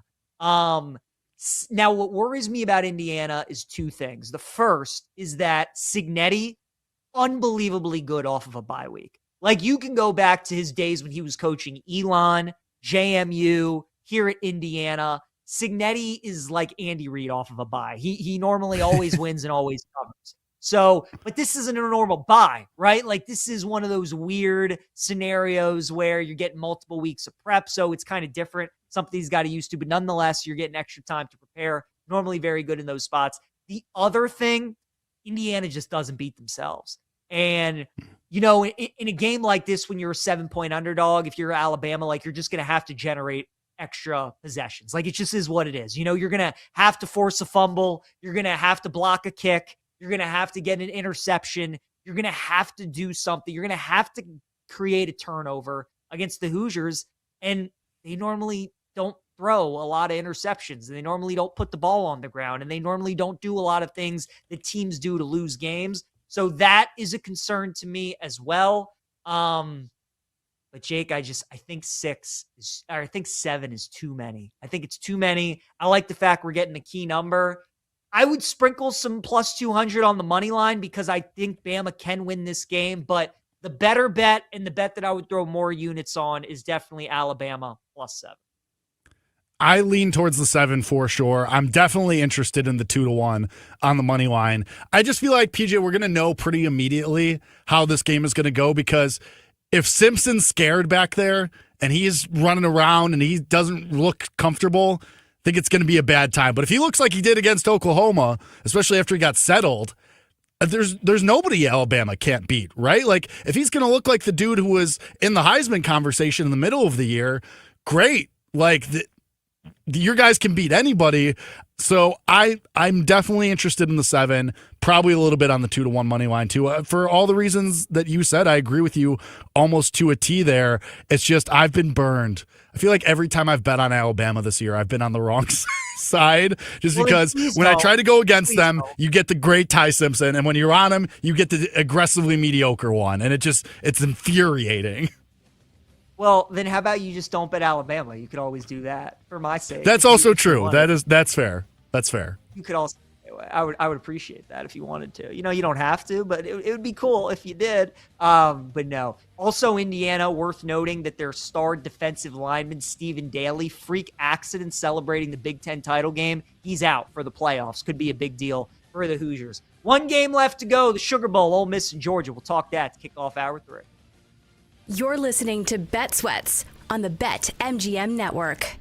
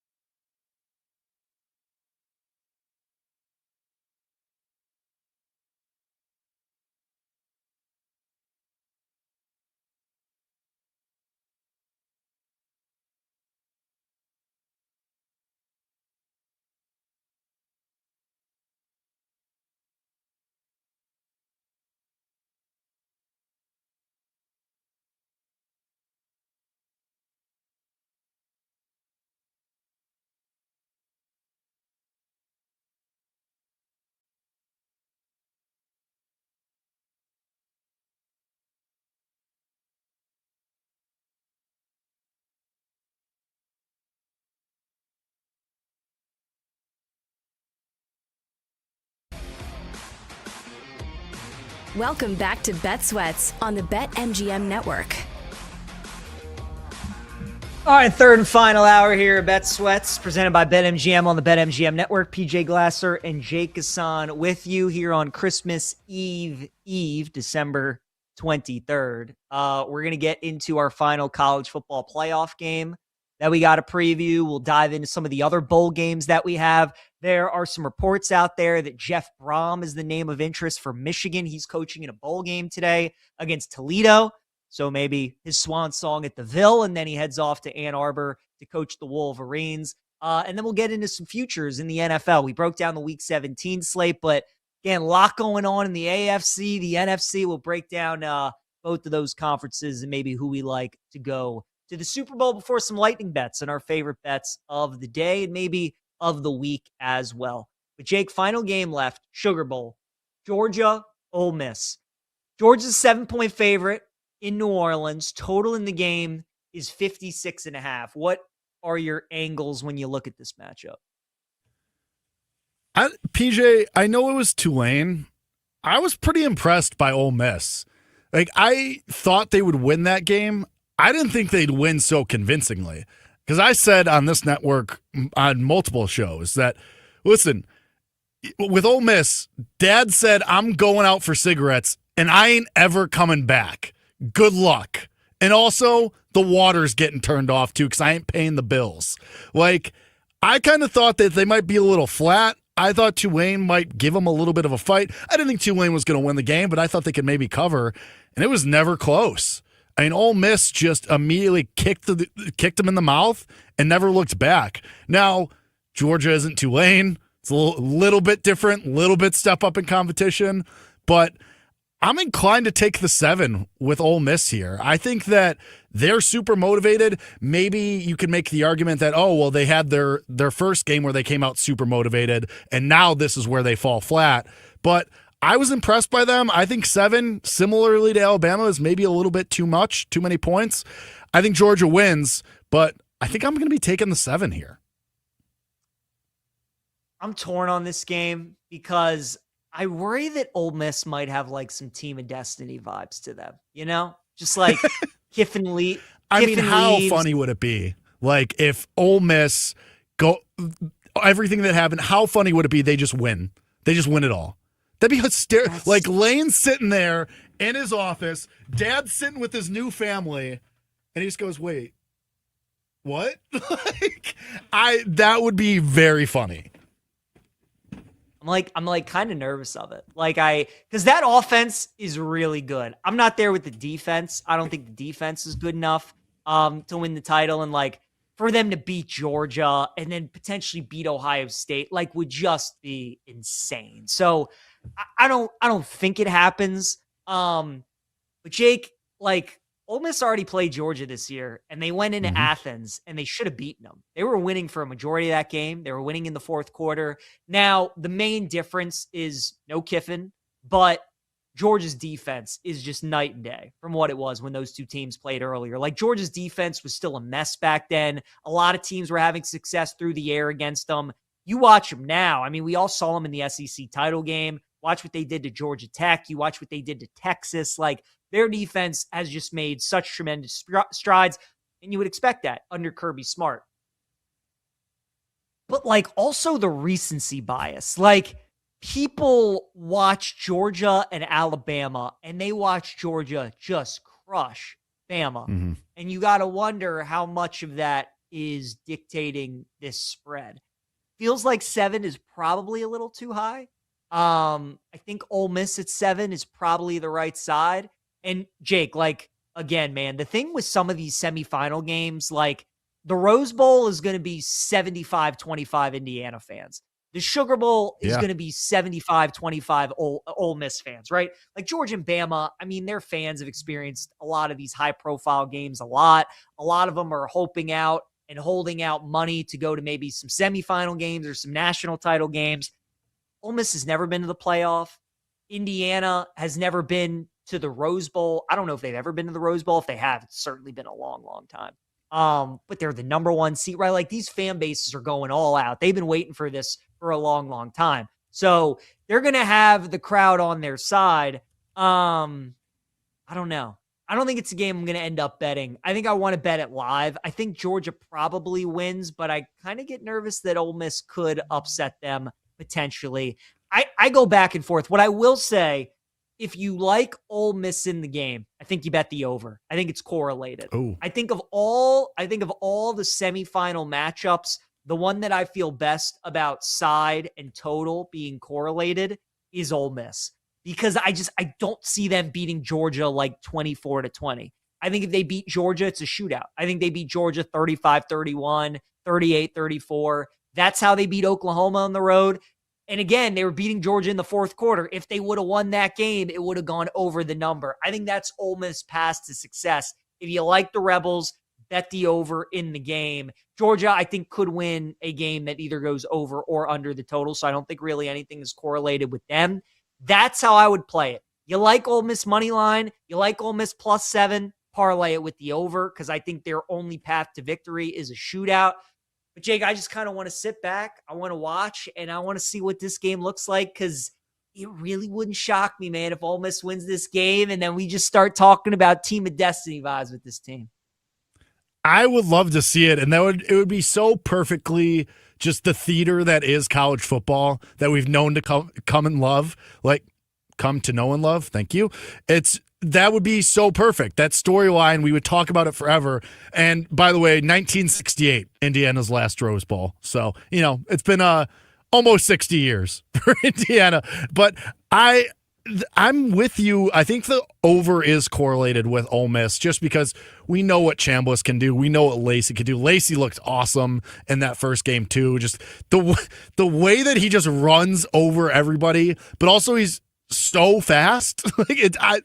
Shocker, like a SEC Division I running back is really good at, running. But I think you're right. I think those two things are correlated. But I also worry that we're going to do this whole song and dance, and we're going to do that Team of Destiny. Oh, well, if the offense can click, and then we just go in and Georgia wins like 20-13, and they just make Ole Miss play that grinded out, gritty, rock fight type of game, and they just win. And maybe Ole Miss still covers because I said 20-13. That would cover. Well, you'd push the 7, but it just kind of feels like we always do this with Georgia where we try to nitpick and find ways to analyze, oh, well, if this, that, and the other happen, then the other team can win. And then just none of that happens and Georgia just rolls. It definitely could. Here's my other thought too when betting these games. Jake, there's going to be a whole bunch of people that put together an Ohio State, Indiana, and Georgia money line parlay, right? Plus 140. Who screws it up? Who's the team that ruins the parlay? My vote would either be Alabama or Ole Miss. I go back and forth between the two. I think we both feel confident it's probably not going to be Miami. And maybe the parlay hits. But I think if the parlay hits, you're going to need one of these favorites to come back and win the game, right? There's going to be one of these favorites is going to make it difficult on themselves. And obviously the question is trying to figure out who that is. I think if you ask most people, they would say Alabama. I just got a funny suspicion it might be Ole Miss. I don't know. It's going to be one of those two teams. But who do you think would be the dog that might screw it up? I think you mentioned it already. I would have to say Alabama because they have that super high ceiling. I think they have a higher ceiling than Ole Miss. I think they have a higher ceiling than obviously Miami. But because we saw it, we've seen it, the results. I mean, we kind of saw flashes of it in that Oklahoma game too. I lean towards Alabama because also it feels like, wouldn't it be so college football if the number 1 overall seed gets in, they've been on this magic carpet ride, really going back to last year, and here we go, they're the 1 seed now, they got even better from last year, they have the Heisman winner, everybody likes him because he's so likable, and his voice is cracking in the post game. And then they just lose. And then it's just big, bad, evil empire, Alabama again. And everyone's saying, oh, remember when everyone wanted to fire Kalen DeBoer and say that he should go to Michigan? And, oh, well, now they're going to the semis. It just, doesn't that feel so scripted? Doesn't that feel so you could so perfectly see it? You could. I hope we see it. I really do. Yeah, right, of course. What am I saying? Obviously, you hope that happens. Hope we see it. Hope we see it. All right, Jake. So fill out the rest of your bracket. What do you think the semifinal matchups are going to be? Who's your national championship game, and then who's your champion? What's your bracket the rest of the way? I still think I'm going to stick to my guns. I think Texas Tech wins. I do think they beat Oregon. You know what? I'm going to take a stand. What do I have to lose? I think Alabama beats Indiana. I think they win outright. I think we see Tech going against Alabama, and then I think Georgia wins still. I think Ole Miss makes it close, and they cover, but I do think that Georgia wins. I think Ohio State wins. I do think Georgia upsets Ohio State, though. If you're going to give me Gunnar Stockton and Kirby Smart against Ryan Day and Julian Sand, but most importantly, Ryan Day, I'm going to take Kirby in that spot every single time. So I think Georgia ends up upsetting Ohio State. I'm sticking to it. I think Texas Tech beats Alabama. I think we get Texas Tech over Georgia. Did I bet that? So I'm trying to manifest it. Yes, I would really love that 20-1 to come home. So maybe I'm a little bit biased, but I think Tech beats Georgia in the championship game. You're going with Texas Tech to win the national championship. I absolutely am, PJ Glasser. Holy Let me be the first to say, Jake Hassan, in the year of our Lord 2025, 2 days before Christmas, give me the Red Raiders. Texas Tech wins the Natty over Georgia. If that happens, you clip this off and you send it out everywhere. If it doesn't, then you just burn it. You burn it. We never talk about it again. Never talk about it again. I too like Texas Tech to beat Oregon. I think Indiana squeaks by Bama, so I think we get Indiana and Texas Tech. Going with Ohio State over Miami. Jake, I really do it. Be a man. Want to pick. Do it. Be a man. I want to pick Ole Miss. Do it. Be a man. Let's go with Ole Miss. Let's go with Ole Miss against Ohio State. I actually kind of think they might win, because here's my theory too. This happens all the time also in March Madness, where bracket comes out and we all play like the hypothetical game where it's like, could you imagine if we get UConn and Auburn in the Sweet 16? Could you imagine if we get Michigan State and North Carolina in the Elite? Like, we all look at right? And like, Jake, they almost never happen. Like, all the matchups that everybody wants to see, like and when the bracket came out, all of us were looking at that Ohio State-Georgia game. We were all looking at that 2-3. A lot of people feel like that could be the de facto national championship. Maybe we do end up getting that game, but I think one of those dogs is going to make it really tough on one of those teams. And as we sit here, I do the show yesterday with Kate. I do the show today with you today. I think Ole Miss might win, Jake. So, damn it, what do we have to lose? Ole Miss upsets Georgia. I'll go Ole Miss, Ohio State semi, Indiana, Texas Tech semi. I'll go Texas Tech in the national championship against Ohio State. I just think Ohio State's too good. I think they're too good. I think they go back to back. I think they go back to back and they win it all. I'm with you, though, on Texas Tech to the national championship game. My take is that I don't think Indiana is going to the Natty. Whether Bama beats them, whether Texas Tech or Oregon beats them, I don't think Indiana goes to the national championship because, Jake, it was the way that I felt about Oregon last year when they were the undefeated Big Ten champion, got the number 1 seed, and everybody's like, oh, this Oregon, they're so good. They're going to go to the Natty. They're probably going to win it. Like, their team's complete. It's just too hard in this era of college football to go undefeated and win a national championship, I think, unless you're just like a generational team. Joe Burrow, Jamar Chase, their LSU team could run the table and win it all. One of those prime Alabama Nick Saban team, like that 2020 team with Mac Jones, Devontae Smith, when they won the Heisman, they could have run the table and go undefeated. You need a team like that. I think all of us would agree there's not a team out there this year in college football. I just don't think Indiana's going to run the table. I don't think they're going to win the Natty. And please don't bet Indiana at plus 320. You could have gotten them at such better prices throughout the rest of the year. So I don't see any value betting Indiana price or even just the fact that I think they're going to do it. I think the value is actually in Bama at 18-1 or Texas Tech, like we've been talking about at 8-1. I think that's your value play. It's in the top half, and I think you either take your shot with Oregon, Texas Tech, or Alabama, one of those three teams. I take my shot with Texas Tech, Jake, like you, but ultimately, I think Ohio State goes back to back. They win it again. They're just the best team. Their defense is ridiculous. They got those two receivers. Saying I think will make enough plays, so I'll take Ohio State. Jake going with Texas Tech to win the Natty, but Jake, I think I'm going to do it. I think I'm going to take Ohio State to pull the upset and take down Georgia. All right, we come back.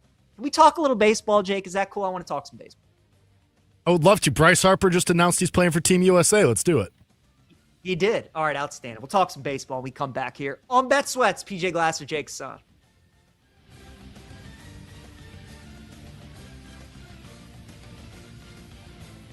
You're listening to Bet Sweats on the BetMGM Network.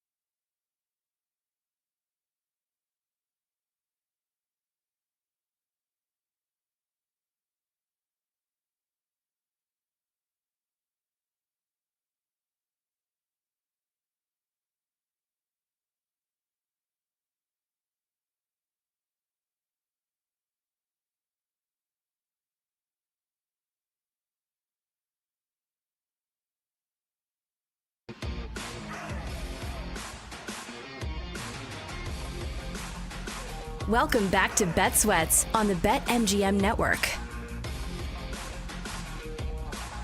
All right, I said we talk some baseball here on Bet Sweats. Let's do it. That's why you tune in to Bet Sweats here on the BetMGM Network. PJ Glasser and Jake Hassan, because we're talking everything on the show today. And Jake, as you said, we got some news that Bryce Harper announced he is going to compete in the World Baseball Classic. Team USA is putting together quite the squad. When you got Skeens and Scooble as your 1-2 punch, and then you got all these boppers in the middle of your order that are competing, it's going to be a lot of fun.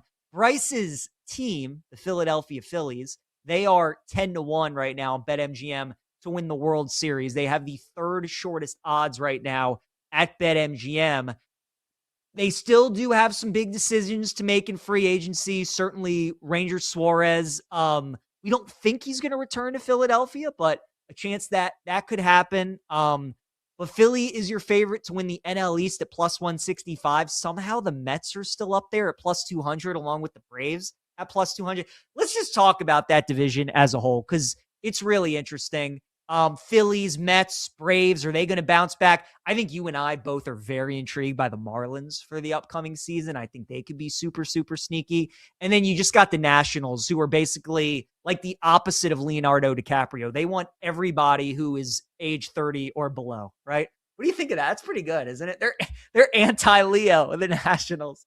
I'm really mad I didn't think of that, actually. Isn't that pretty good? That's great. I mean, that's really good, PJ. Jake, their GM is 31 years old. Their manager is 35. But I kind of love what they're doing. Like, if you know you're going to go through a rebuild, if there's really nobody there to build around outside of James Wood, I mean, why not? Like, take a swing at all these people when you can get them when they're looking to be, a professional GM, a professional manager at the MLB level. And if they turn out to be studs, then unbelievable. You found the next gem.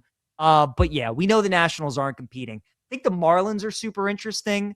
The Braves, have all the talent in the world, but we say that every year, and I don't know. And then it really feels like it's still the Phillies division to lose, doesn't it?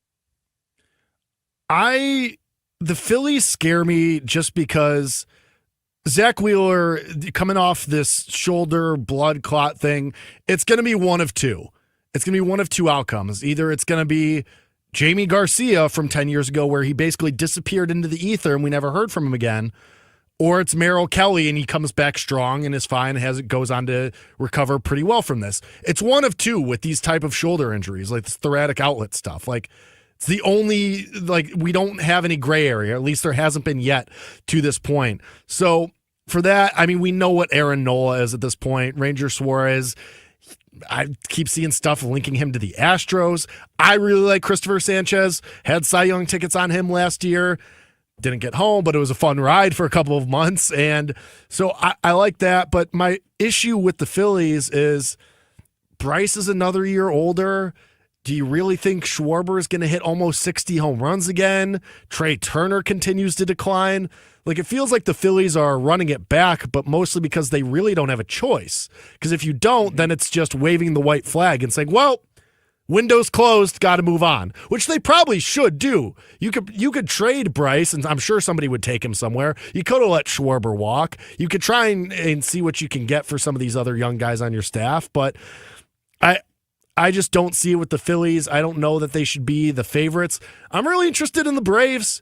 And the biggest thing for me with the Braves is you get a full year of Ronald Acuna Jr., but that pitching staff could be awesome, PJ. Like Spencer Schwellenbach, if he takes another step forward, Spencer Strider, if he bounces back, Hurston Waldrep, I think is awesome. He had a really strong rookie year, and I think he could take a huge leap forward.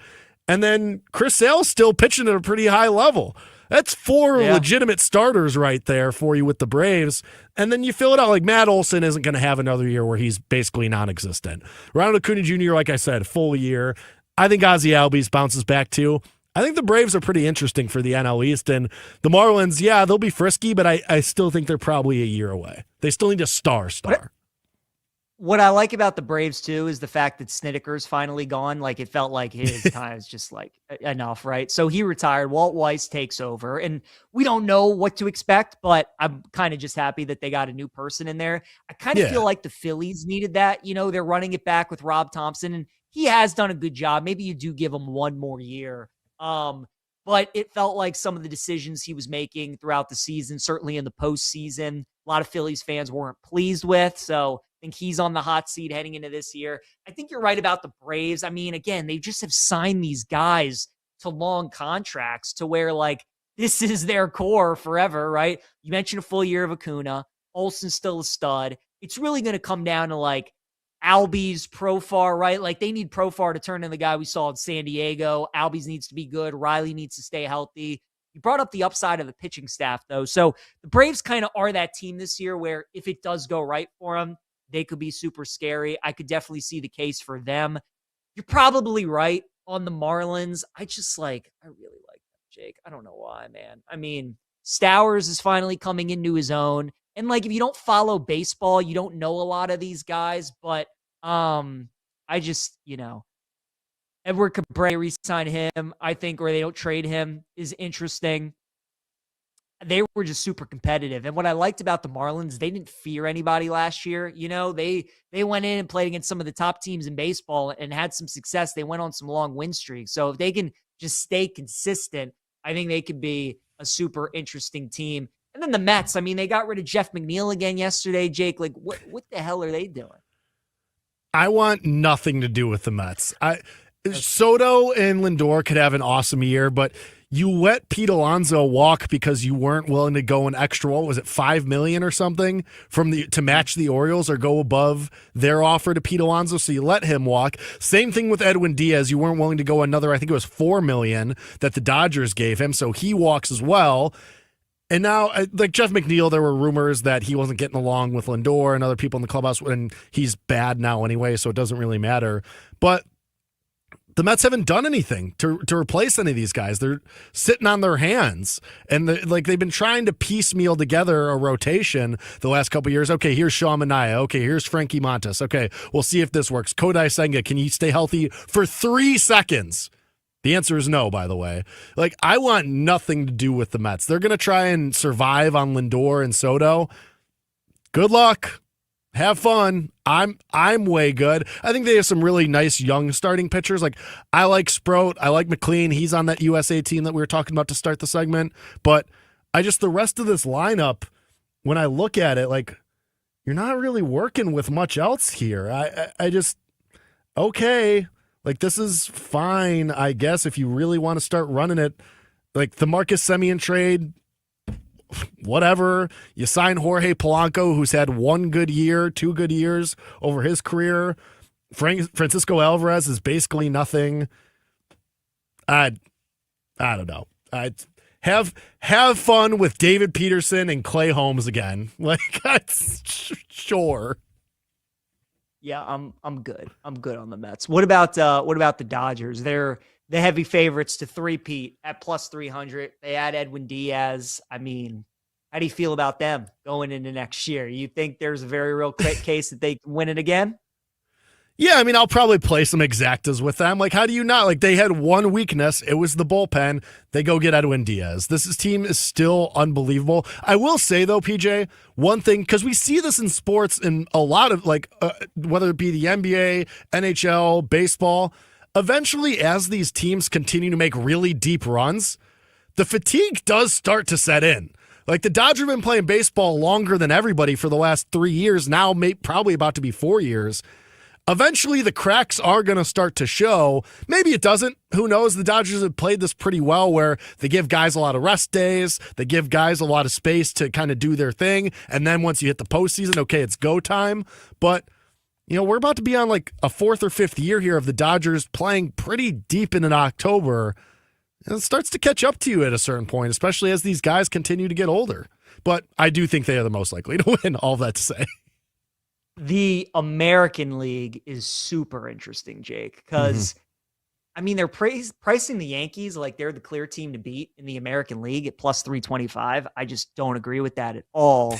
They do. There's a lot of like Braves with the Yankees. They're almost like the AL version of the Braves, where, especially with the pitching staff, right? Schlittler looks like he's going to be a stud. We know Max Fried is awesome. But Garrett Cole is coming back from injury. Rodon, like, you don't know what that's going to look like. They did lose some pieces in their bullpen. They lost Weaver and they lost Williams.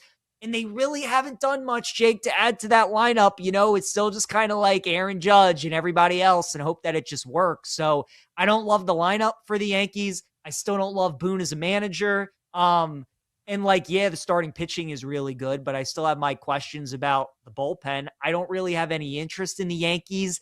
The Blue Jays, it feels like they take a step back. I think the Mariners are interesting again. I think the Red Sox are interesting, especially if they can re-sign Bregman. And maybe I'm being biased, Jake, but kind of getting excited about my O's. Kind of getting excited. They're going to need a lot of guys in that lineup. Like, Adley has to have a good year. They're going to need Adley to produce. Westberg has to stay healthy. Jackson Holiday has to take the next step. Gunnar has to be an MVP candidate.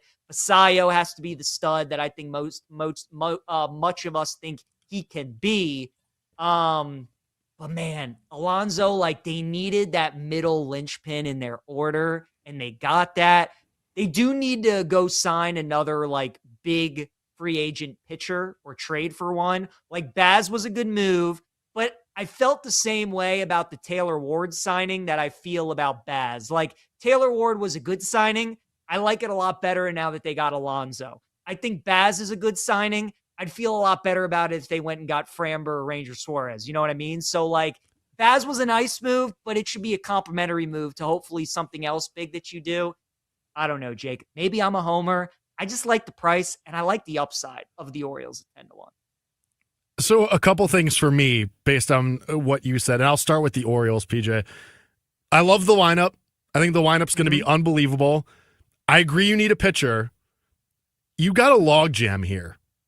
And it's starting to feel like maybe the organization's souring on Adley Rutschman a little bit. I'm just saying there's a pitcher in the nation's capital who's controllable, who's a young lefty, who strikes out a ton of guys. If the Nats are going to be shopping Mackenzie Gore, Adley still has a ton of years of control here that more fits the Nationals window. Would you be shocked if you saw something like a Gore for Adley straight up swap? I wouldn't be. I think that makes a ton of sense. You finally get another young player to pair with James Wood in the lineup. Accelerate. I'm sure the Nats would want some prospect capital too. It probably wouldn't be a 1-for-1. But Mackenzie Gore's the hot name in the streets, and you have a logjam here. I think Basayo is going to be awesome. I'm going to have a ticket on him for Rookie of the Year more likely than not. I think he can be great. So if the Nats plan on playing him at catcher, which now that they signed Alonso, that's probably going to be the case, I think that could work, and I kind of agree. I think they need to make a move for a pitcher. I like what the Blue Jays are doing. I like that the Blue Jays aren't just sitting on their hands. I think they need to re-sign Bichette, but going and getting Dylan Cease, I was like, whoa, okay, let's rock, let's go, okay. I like that a lot. I will say, PJ, and I'm going to do this again. I'm going to touch that stove again. Houston? No. We're going back? No. Oh, okay. Texas. Okay. I think the Rangers could bounce. I love Skip Schumacher. I love him. I was hoping he would take the Braves job, but I love him in that Rangers clubhouse too. I think Semien, it was time to go, and it makes sense just for where the Rangers are at because their top prospect, and he's like a top 20 prospect in baseball as it is, he's at AAA, he's a shortstop, he's ready to go. All right, you slap him at second base, fill the spot left by Semien. We know what that pitching staff is with DeGrom and Eovaldi at the top. I liked the step forward that Jack Leiter took last year as well.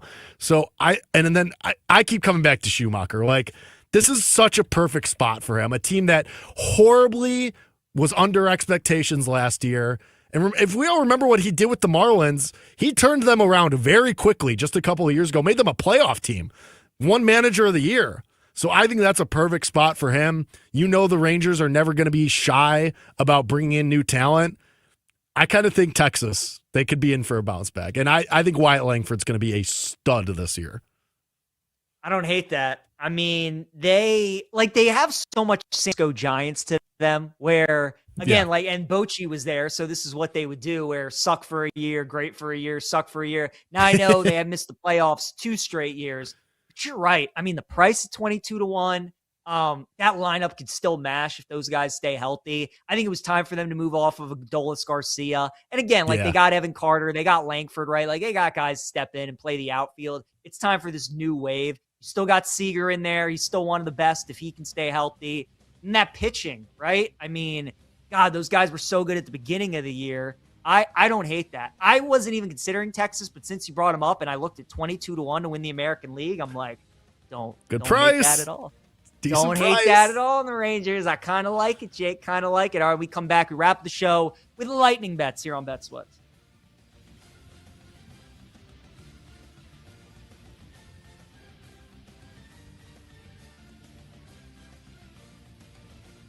You're listening to Bet Sweats on the BetMGM Network.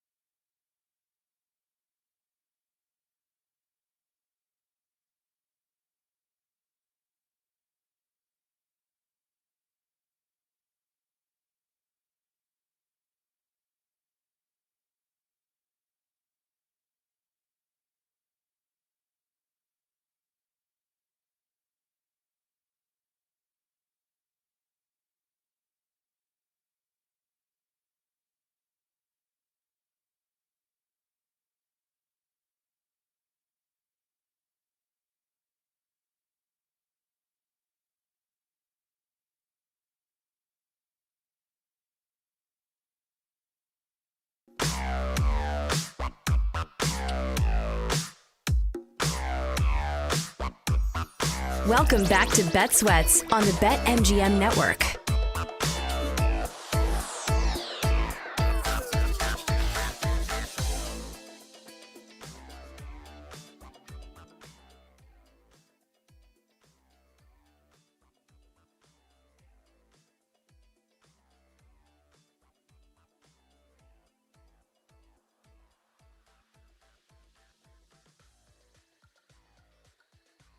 For some of these games right now. Not Jake, honestly, not as bad as I thought. Like I mean, Ecuador and Curacao and Kansas City, Jake, for $318. Not terrible. Could see myself making the move there. Let's see. I feel like, are you going to try and go to a game? Because see, I'm fortunate that I'm in DC. So even though we don't have a host World Cup game, I could just take the train up to Philly, or I could take the train up to MetLife or whatever and go to one of these games. But if somebody who's there in Chicago, I mean, your closest game is Kansas City like the closest game for you? Is it Philly? Like, I don't know what the closest game would be for you. Yeah, I think it would be Kansas City, because I think that would only be like an 8-hour drive or something. Like, whereas like Philly, I'd have to take a plane. Yeah, 8-hour drive almost exactly to Kansas City. So like Philly, I'd have to take a plane, something like anywhere on the East Coast, Toronto, obviously. So I guess it would be Kansas City. And then at that point, you're talking about like travel expense, gas, food. Like, it's just it's a lot. It's all right. Jake, PJ, I'll be at the bar. I'll watch at the bar. It's fine. Jake, go road trip with the boys, June 27th on Saturday. I'm seeing Austria and Algeria for $239 to go to Arrowhead, see some World Cup. Would you? PJ, I'd rather just spend that $200 at the bar and be in the comfort of my own city and at night my own bed. Really? So it doesn't intrigue you to go to like any World Cup game? What about the Olympics when that's here in LA? Like, would you spend the money to go to that at all? That I could probably be into, because at least then, like, because full disclosure, I'm not a huge soccer guy, and if I'm going to see Algeria, like, it's not going to be a super great game that people are super hyped for, Like, I love to go do stuff just for the event. Like, I am always pro F it, let's just go to the event and have a good time. But like Kansas City for Algeria and Uruguay or whatever it's going to be, like, I'm okay. Now the Olympics is different, because like you could find your way to the golf, or the baseball is going to be back for this Olympics, basketball. I would be down to see like shooting or something. Like, that'd be cool. Right. Like, there's a bunch of different stuff. I'm just not the biggest soccer guy. And also, like, all right, it's in Los Angeles. It's not in Kansas City. It's just, a little different. Jake, but imagine like, you're very much like me. Like, when it comes to sporting events, you want to go for the vibes, like the energy. Jake, imagine a stadium full of like Algeria people in Kansas City, Missouri, right? Like, just there. You're selling me on it a little bit now. You know what I mean? Like, they're spending their life savings to come watch their country play soccer. They're in Kansas City. They have absolutely no idea who Patrick Mahomes is. They're walking around. They're seeing this guy. They've never seen a smoked brisket in their lives. Nothing like that, right? They probably see Travis Kelce on a billboard, and they're like, oh, I think I know. Doesn't he date that Taylor's, right? So, like, dude, for the vibes alone, like, that to me is what makes the World Cup tremendous, is these countries, we can't comprehend how much they love soccer. They're going to be in some of these cities where they have no idea what they're doing. And you're just going to be hanging out, people watching world-class soccer. Like, you go celebrate with the fans of whatever team wins. You just join the party. Jake, all right. Doesn't that sound like an electric time? Like, you might be convincing me, PJ. I might be coming around on this. You know what I mean? And again, like, you don't have to spend $1,200 to go watch France play, but like, go watch go watch Jordan, go watch Algeria. I think it's going to be a heck. Just find the nearest barbecue place and try to feed an Algerian person like just a slice of smoked brisket. Just watch their life change in front of their eyes. I'm definitely getting to a game this summer. I got to figure out who I'm going to see in what city, but I will definitely go to a World Cup game, and I'm going to try and get to the Olympics. Bucket list stuff. They're coming to the U.S. Gotta try and do it while you can. So love that. All right, let's talk some betting. Some of our favorite bets for today. Max, if you could, sir, please fly the Lightning Bets graphic. Here we go. Bang. All right. Lightning Bets. Beautiful. Jake, is there any music that comes with that, or they just fly the Lightning Bets? No, it's just the music that's underneath. It's all we get. I see. I like that. All right. Lightning Bets. Beautiful. Anywhere you want to take it. Do you like anything in college football today? We have 3 bowl games today.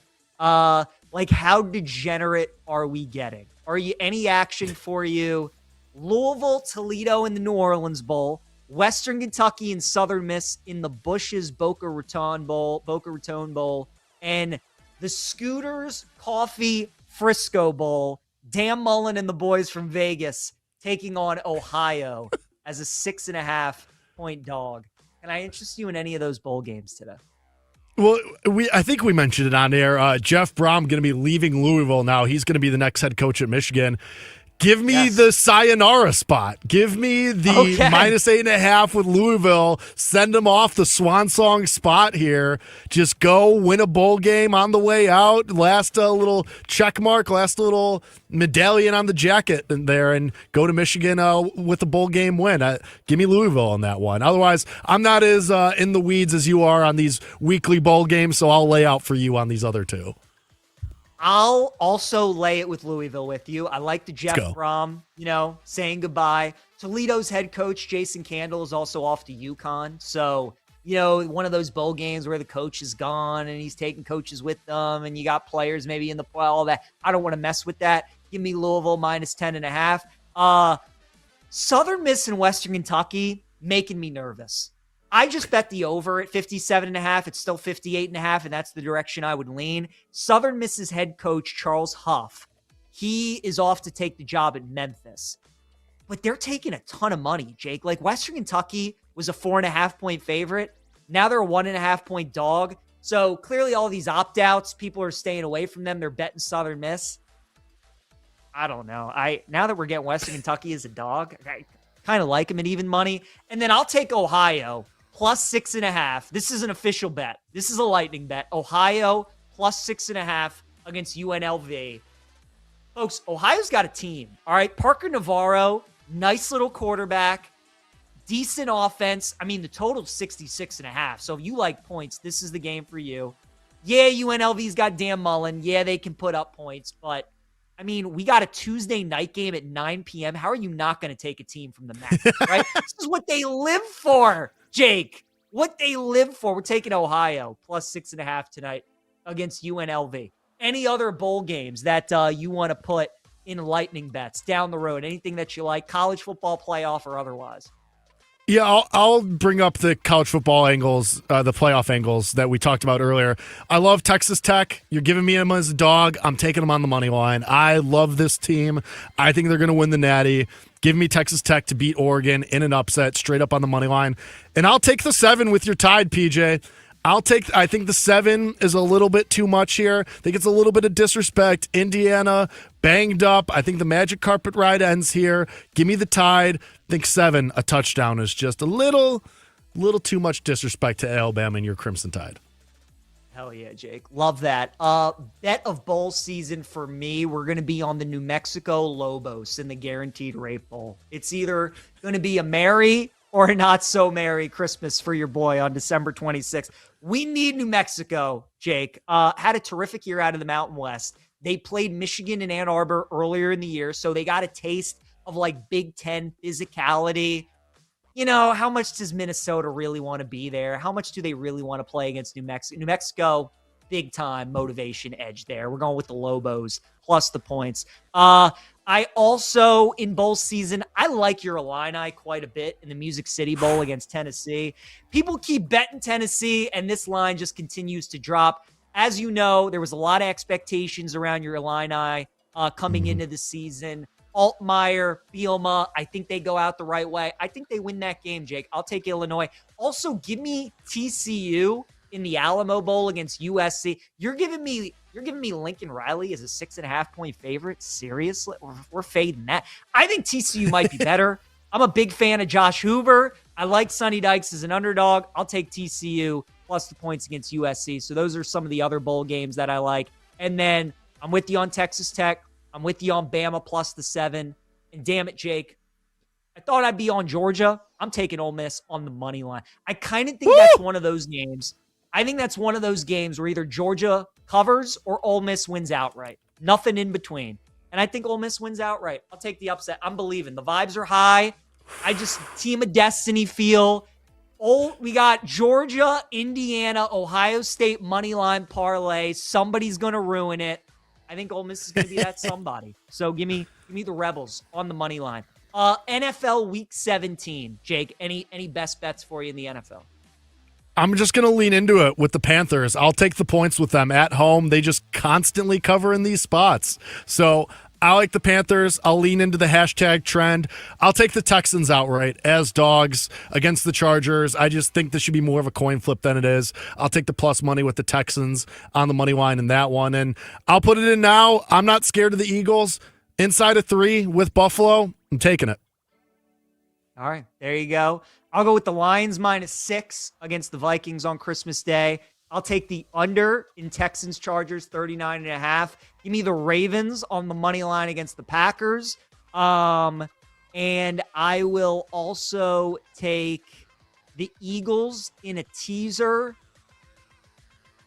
with probably the Bengals. I'll go Bengals -1, Eagles +8. What could go wrong?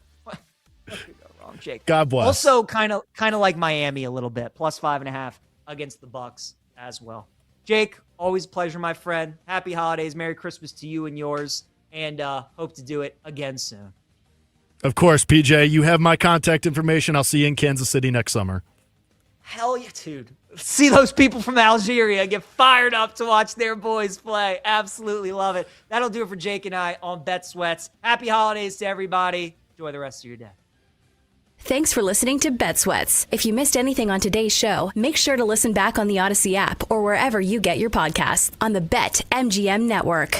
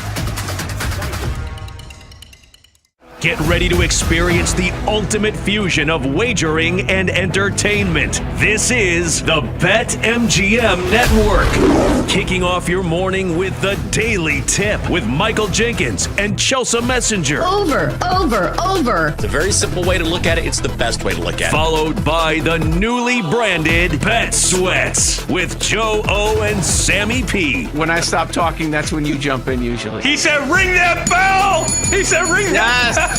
Then it's You Better You Bet, hosted by Nick Costos and Femi Abebefe. Great teams and great players get a whistle. It's happened forever. It will continue to happen. Capped off every night with the electric Brad Evans and Ryan Horvat on BetMGM tonight. Oh, that's a sexy phrase. Quote Dr. Dre, creep with me and walk with me on this one. Welcome to a new era of Wagertainment. This is the BetMGM Network. Please gamble responsibly.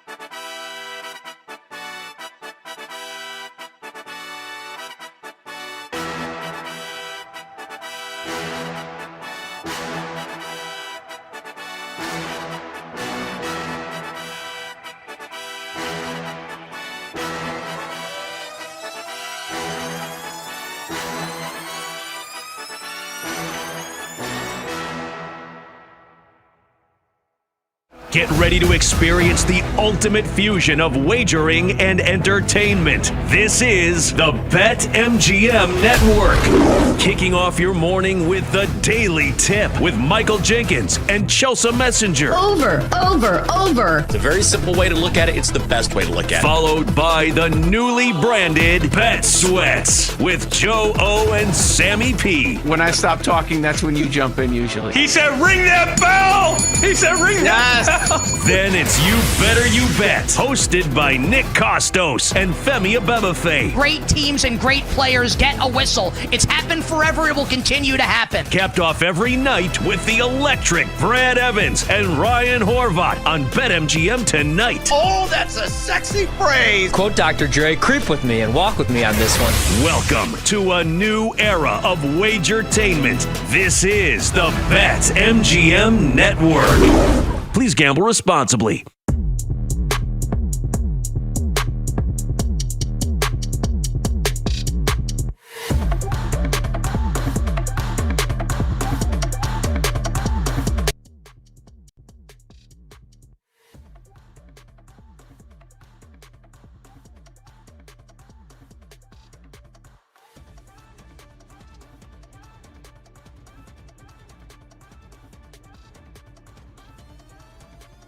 Back to the Daily Tip on the BetMGM Network, sponsored by BetMGM.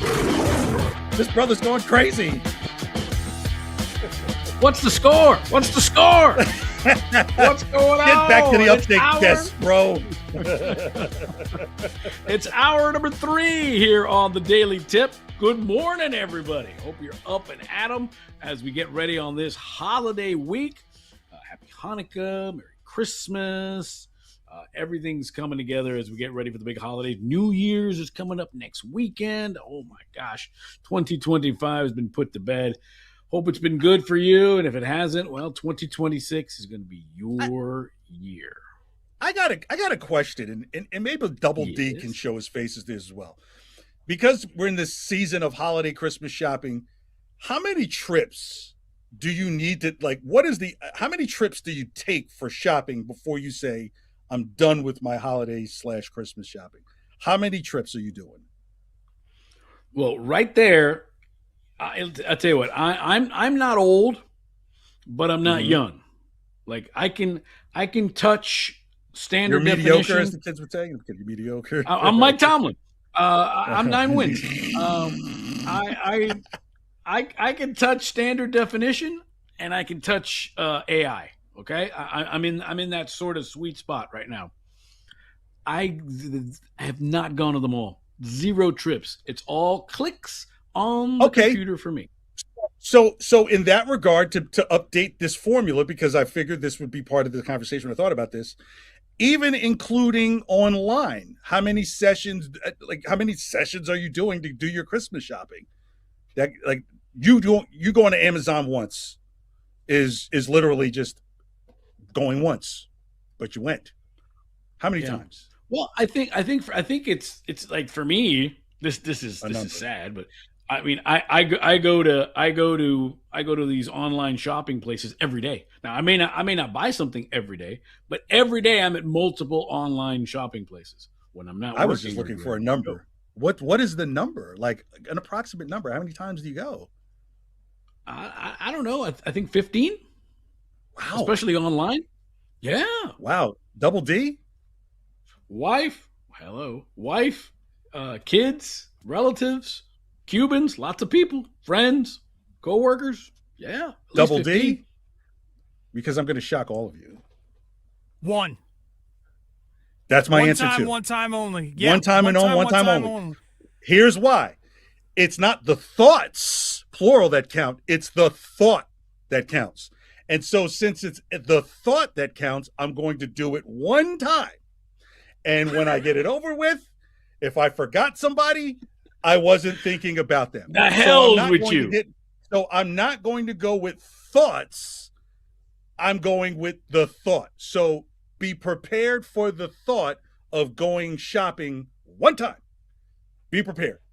I don't do that whole thing. It's like, oh, I got to go back and get something for somebody. Yeah. Oh, no. If I forgot you, I'm going to continue to forget you. It's nothing personal. You know, it's just like wife, mom, kids, Secret Santa. That's always what's in front of me. Like, it's the family Secret Santa. Get it all done at once. Have it all show and all online. I do it all online. Except for the gift cards. You would come to my house, the online delivery guy literally is here he's here more than I am. I'll just put it that way. Is that how you're able to afford to have lobster tails for Thanksgiving? No, I'm totally kidding. No, doing well on the BetMGM network is how I do well. You know, honey, they don't even have. They stopped having milkmen come to the house in 1972. Honey, sorry, we got South American lobsters. I know you're big on North American lobsters. Sorry. He's also a trainer. He's also my jiu-jitsu trainer, and he's the FedEx guy. Gunther. I have pain in my lower back. It's right here. Can you get this knot out? Yes, of course. Yeah, every time I pick up these heavy boxes that you deliver, it just does something to my back and insides. but it's crazy, and you know what I do now? I don't even. But here's the beauty of it, of the online stuff for me, is I will send it to those people. They don't need. There's not even any lazy. Like, oh, I have to get it. That's super lazy. Hey, you know what, KJ? I got you something for Christmas, and I'm sending it to you. That's it. See, this is why I would say, just the same way my cigars have never We're doomed. come. We're doomed as a generation. We're doomed. I would never trust you to send me a Christmas gift, brother. Just tell it to me. Don't even send it to me. Just sell me the money. Just tell me Merry Christmas. You're gonna lie about sending a gift. Listen. It's been great. The dog ate my homework. The mailbox was closed. The post office burned down. Jeff Bezos is buying the post office. I don't know. It's the episode of the old Family Ties show where Alex P. Keaton, the Michael J. Fox character, hates Christmas so much, and he wonders why it's commercialized. And then the Grinch visits him, and he goes to the convenience store to buy like shampoo and stuff like that. So gone are those days where if you were such a jerk that there you are at a convenience store. If you want to see something hilarious, go to a convenience store or go to or just stand by the gift card section in a I don't want to say the term, like in a drugstore. I almost said the name. Yeah. Go to a drugstore on Christmas Eve and see how many people are trying to buy Christmas gifts. It's absolutely hilarious. It's like you just do not care about who you're getting this gift. It's almost worse than like Valentine's Day or like Mother's Day. It's almost worse. It's almost worse. Drugstore is like the last gift of resort. Here are some gas station flowers. Merry Christmas. And by the way, I bought a burrito. So it's good stuff. He's KJ Carson. I'm Jim Rodriguez here on the BetMGM Network Daily Tip here for you. Hour number 3. Go back to the Odyssey app. You can always revisit all our picks, all our takes, everything we've been talking about this week as we wrapped up Week 16 in the NFL. And also, by the way, there's some NBA going on tonight.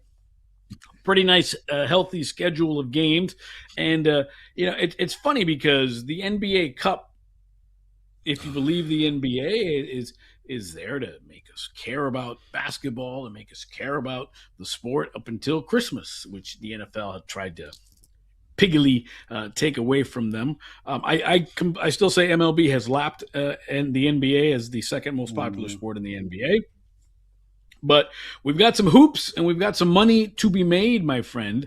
Let's start with your neck of the woods, the Pacers and the Celtics. A lot of big lines tonight. So a lot of good versus bad, good versus evil, as I like to say. Pacers, who literally were in the NBA Finals and now can't find their left foot. It's been an absolute free fall for the Pacers. Celtics laying 10.5, 224.5. Interesting thing to play for tonight for Rick Carlisle of the Pacers. He is sitting on 999 wins. So, what do you like this, or does Carlisle have to wait another night to get his 1,000th? Yeah, we're better off asking Carlisle how fast he can go down I-70 than thinking that he's going to get win number 1,000 in Boston, unless you. And I briefly, when I saw some of the early stuff involving the Celtics roster, but it isn't even about the Celtics. It's just about how bad Indiana has been this year, and it's ironic because the NBA probably looked at this scheduled game.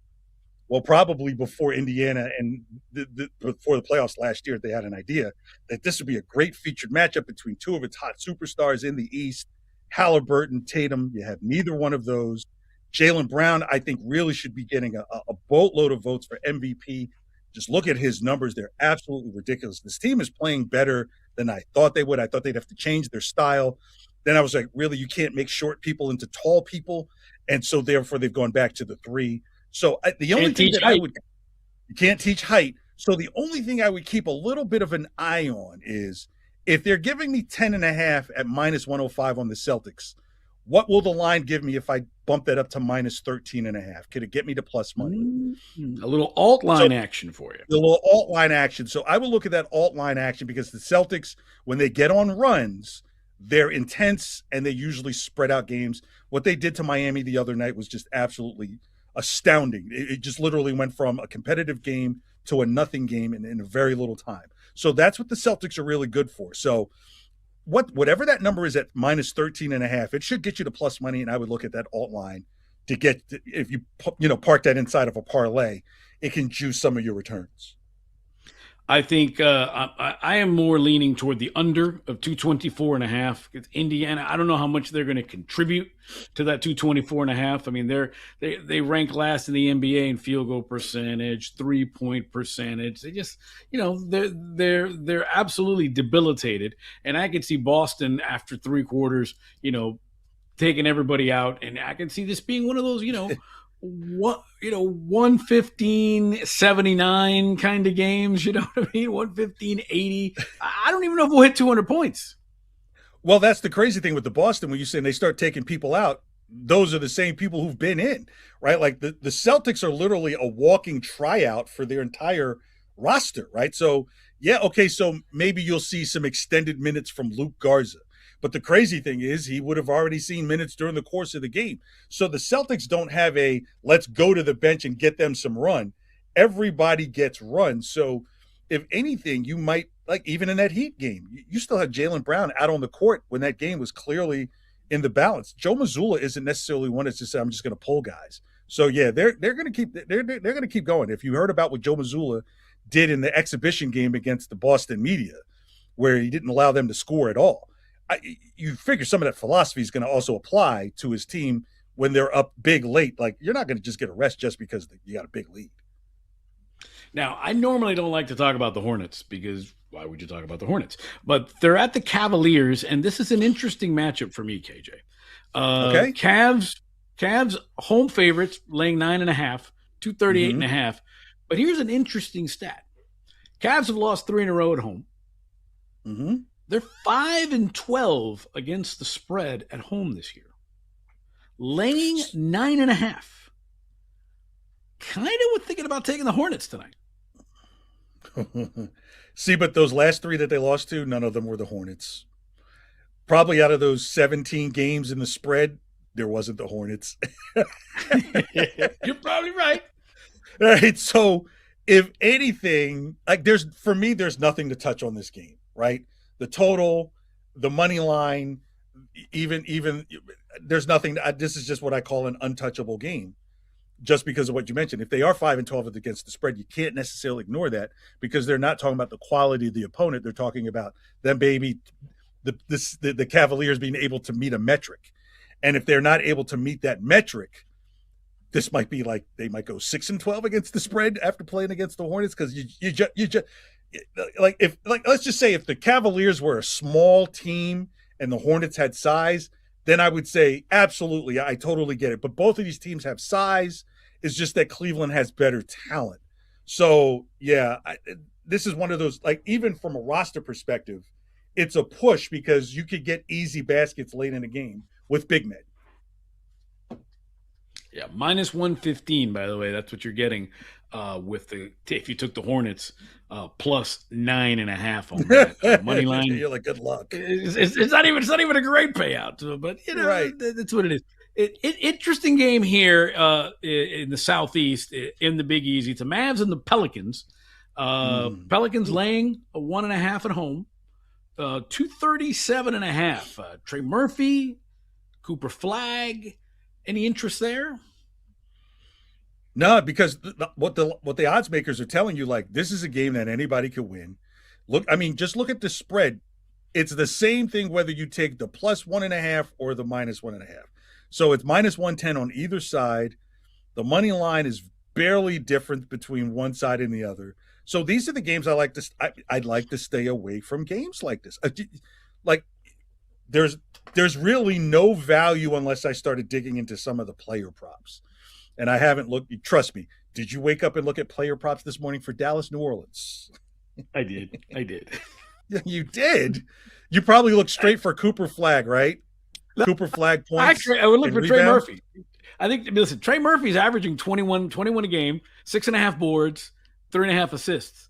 So a nice little, if you can get that PRA in the high 20s, low 30s, he's shooting, almost 50% from the field, 38% from 3. I think I like me some Trey Murphy, my friend. A little PRA, maybe?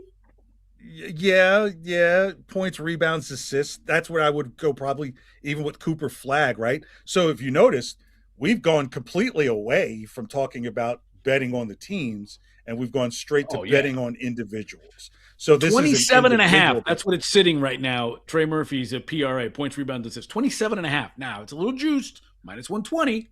But the guy averages 30 PRA, points, rebounds, assists, and it's at 27.5. Well, the rebounds are definitely going to be there because they miss a lot of shots. There's going to be a lot of missed shots in this game. So when you got a lot of missed shots in a game, then you have a chance for these PRAs, especially the rebounds, to really pop. Thunder laying 16.5 at home against the Grizz. Easy? Yeah. Oh, I love their Purple Rain jerseys. Did you see those the other night? Oh my God. No, I'm going to check that out. Most ingenious thing in the NBA. Love it. Hey, let's get after it again. We will recap some more. Packers win, Steelers win. Mike Tomlin, greatest mediocre coach ever. We'll break that next. The Daily Tip will be right back on the BetMGM Network. Make it legendary.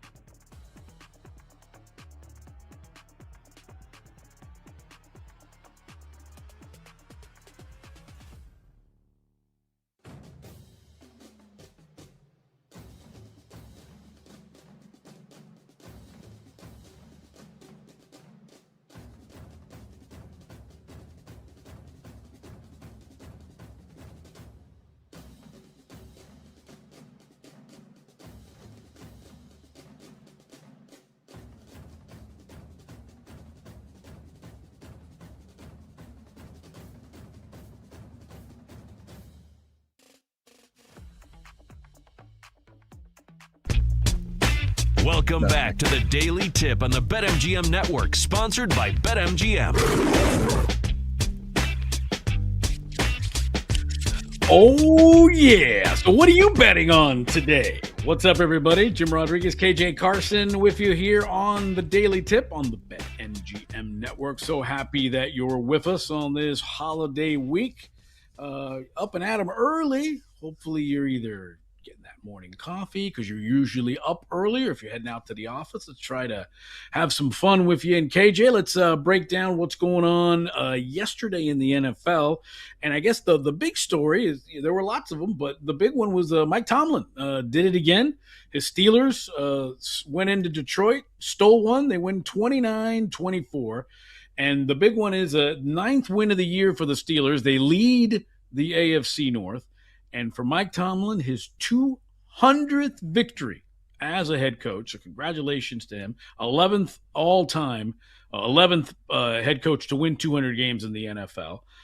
He is the third youngest, by the way. Mike Tomlin's only 53, by the way. It's crazy. He's the third youngest to win 200 games. Curly Lambeau and Don Shula. It's pretty good company right there. And he ties Bill Belichick. Ties Bill Belichick for his 19th consecutive season of finishing 500 or better. Tom Landry has the record 21 years in a row of 500 or better. Listen, I think so. Mike Tomlin was 34. That blows my mind even more so now thinking about it. That he was hired at 34. There are still 34-year-olds in undergrad right now. You know what I mean? Like, so that's fascinating right there. That's truly fascinating. Mike Tomlin could, in theory, coach for another easily 15, 17 more years, right? Let's say he coaches till he's 70. 20. Right? Well, he might coach till 80. Belichick is 73, 74? He could 40 years as a head coach. I mean, that is like, talk about old school. 40 years as a head coach. That could be before it's all done. I don't know if Mike Tomlin's going to want to do that. The way I see it through the lens is like, that brother kept a professional job for 40 years and someone didn't try and clip him. Yeah, he's stealing coffee from the break room. Fire him. He's taking K-cups. You know, I'm surprised no one has pulled that on Mike Tomlin. Shout out Mike Tomlin, boy. 19 years of not having someone saying, oh my gosh, you know, he parked illegally in the parking space doing Earth Day and knocked over a tree. I want him fired. In the past, that's the reason. My man is printing way too much paper. He's got to go. Yeah, exactly. So what do you think about? That's 19 years of Mike Tomlin's neighbors asking him, and what is it that you do again? That's a nice car. That's a nice car. What is it you do? And you're never around on the weekends, and you're here all week. What are you doing? He's young, living next door to these people. They're like, you know, I've been watching these. He says he's a coach, but I never see him. You know, they probably always think it's like, you're really that actor Omar Epps, aren't you? He's probably telling his neighbors he's Omar Epps for 19 years just so they leave him alone because they wouldn't believe he's a football coach. It is insane what he's done now because you know, we joke, but there've been talks about him getting clipped the last couple of years, you know, but again, they haven't made the playoffs yet, but they're in good shape right now. They lead the North. They're 9-6. Last two games are at Cleveland and against the Ravens. They're currently the 4th seed in the playoffs, and they would get a home game. And I think for me, as ownership works, even as greater owners are the Rooneys, I think you have two jobs. I think if you're the owner when you hire a GM and a coach, that is get to the playoffs. Yep. And get me a home playoff game because I want that money. And maybe that's why Mike Tomlin's been people have kind of been uneasy because they've been nothing but road games for him. But I'll tell you what, I guess there's no doubt that Mike Tomlin's a Hall of Famer. But at the same time, we're celebrating 9 wins, and 9 wins is 500. But I just had an epiphany when you were just going through the whole thing with the Rooneys and the talk of Mike Tomlin being fired, the talk of getting rid of him. What if it's been his neighbors, right? They've just never believed that this guy's a coach. If he gets fired, then we can really ask him, how do you live here? How can you afford to live here? But at the same time, though. I think Mike can buy the whole block at this point. But Well, that's the always I say you should thank. I probably should do the public service announcements. If you got an athlete or pro football head coach living in your neighborhood, it's like Mike Tomlin, thank them every day because they're the reason why your sidewalks are pristine. It's the reason why the trees are pruned. It's not because of necessarily you as a dentist. It's them overpaying taxes. Like it's like Chris Rock saying, I gotta live next to Mary J. Blige and Stevie Wonder to live next to it. I gotta be Chris Rock and live next to Mary J. Blige, but he gets to be a dentist and lives next to all of us. So Mike Tomlin is kind of the picture of that, of kind of like saying, well, they haven't gone to play. Well, you know what? Ask Buffalo how they feel, about ask Cleveland. Ask Cleveland. All these teams that A, have not won championships and B, have not had non-losing seasons, right? So what Mike Tomlin has done, you'll think about it. It's something you will never see in this league again. He's the last guy you're going to see it from, is to go 19 straight seasons without a losing season. I mean, we just talked about the Chiefs last hour. Guess what? It starts back over at 1 next year. If they lose another game, the Chiefs, they get a reset and didn't make it to 19. Yeah, you really got to. Mike Tomlin's first ballot Hall of Famer, and then his neighbors will ask, what does the yellow jacket mean? Honey, I heard they packaged that stuff from China in yellow jackets. Yeah, well, or it's like, isn't that the same color of, never mind. But if we want to get into the tall grass of it all that's very cool, right? All that's very nice for Mike Tomlin. But if I told you January the 8th, 2017, what does January the 8th, 2017 mean to you? Elvis had been dead for 40 years? That is the last Pittsburgh Steelers playoff victory. January the 8th, 2017. It's a long time, my friend. I get that it's been a long time, but at the same time, they've been to the playoffs, but right. They haven't won a game. But I guess the other thing you would say is, what has been the issue with them since 2017? It's the quarterback play, right? So once Roethlisberger has been gone, when did Roethlisberger retire? 19, somewhere around there? 4 years ago, 5 years ago? Yeah, somewhere around 19 or 20. Well, it's funny. They made the playoffs, and remarkably, they made the playoffs his last year. Yeah, Mason Rudolph. Come on, man. The guy should be given 2 medals for being able to pull that off. So, yeah, Kenny Pickett. They think about just what he's had come through there, but it's also indicative of the story. Is just kind of like, okay, this guy got you to the playoffs with one of the worst quarterbacks you could have in the league, and you're still complaining about the guy. Now with Aaron Rodgers, you get to the playoffs, you would figure Aaron Rodgers can win you a playoff game, even at this point in his career. There you go. Tomlin could probably win you another after that. So if they win 2 playoff games, does that forgive the last 8 years or no? I think if they won a home playoff game, I think that would. I mean, not that Mike Tomlin needs to be forgiven. We say this stuff a little bit in jest. We say this a little bit because that's what that's part of what talk radio and sports radio is about. Is you always want to move. What's next? Bad entertainment? Bad entertainment. That is the principal point of it. And Wagertainment here on the BetMGM network. But right now, the Steelers, if the playoffs ended today, which they don't, Steelers would host the Chargers. Not an easy game. I wouldn't be mad at that matchup though, because what's the conversation we have about Justin Herbert? Right. He can't win once he's in the playoffs. So that's the other part. Like if you told me Justin Herbert with coming off a recent, did he break his hand? I forgot the injury to his left hand, even though it's his other hand. I would argue that quarterbacks are better when they have both hands they can work with.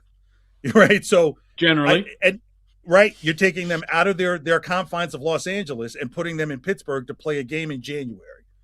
Right. Advantage Pittsburgh. Now, if Pittsburgh loses that game to the Chargers and they embarrass themselves there, then we can make a case that they can surprisingly pull the plug on Mike Tomlin. Right? Because you don't know what what his future is going to be. You're too good to go get one of these quarterbacks. Maybe maybe if Manning does come out and Manning is like the third or fourth quarterback available, maybe that's something that you look at. But if you feel like, and keep in mind, Tua may become available, even though that's something you jump out. You got Kirk Cousins out there. What about Joe Burrow? Stuff like that. Even Tua in Pittsburgh in the cold? Forget it. Right. But I guess what I'm saying is there would be options. And if there are options, you may also take the option of coming off of Mike Tomlin to start that reset.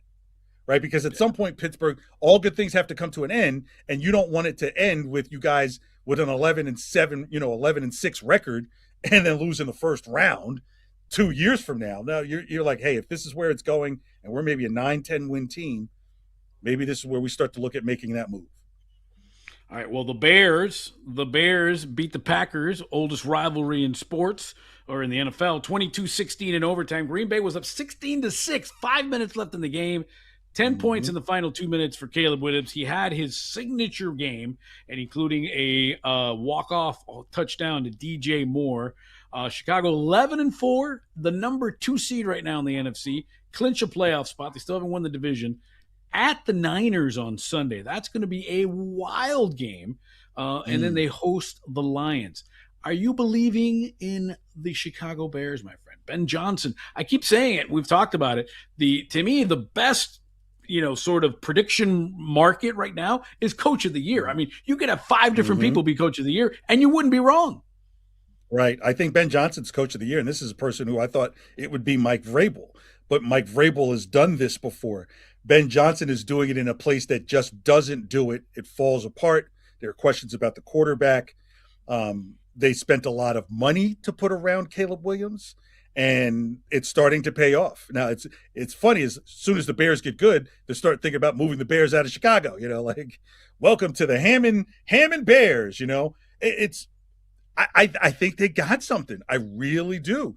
Even in that San Francisco game, you would say, well, how would Caleb Williams go do in an environment like that? It's like, what's crazy is he's kind of used to an environment like that. Like when you go to San Francisco, he's used to that time of day. Yes, Jim. Bears, number 1 seed, plus 600, BetMGM. Sprinkle. Because who's sitting at the top is Sam, don't take the mask off of me, Scooby-Doo, Darnold.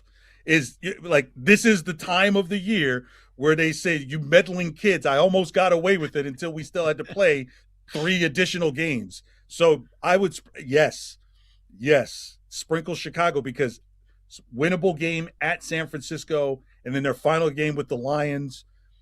You just don't know where their head is at, because the Lions really, depending on what the Packers don't do or what they do Saturday, I think will determine if the Lions still have something to play for that last week of the season. Yeah, because, when you look at, the Seahawks are at Carolina and then home against the Niners. And again, the Niners still have something to play for, although I think the Niners are already in.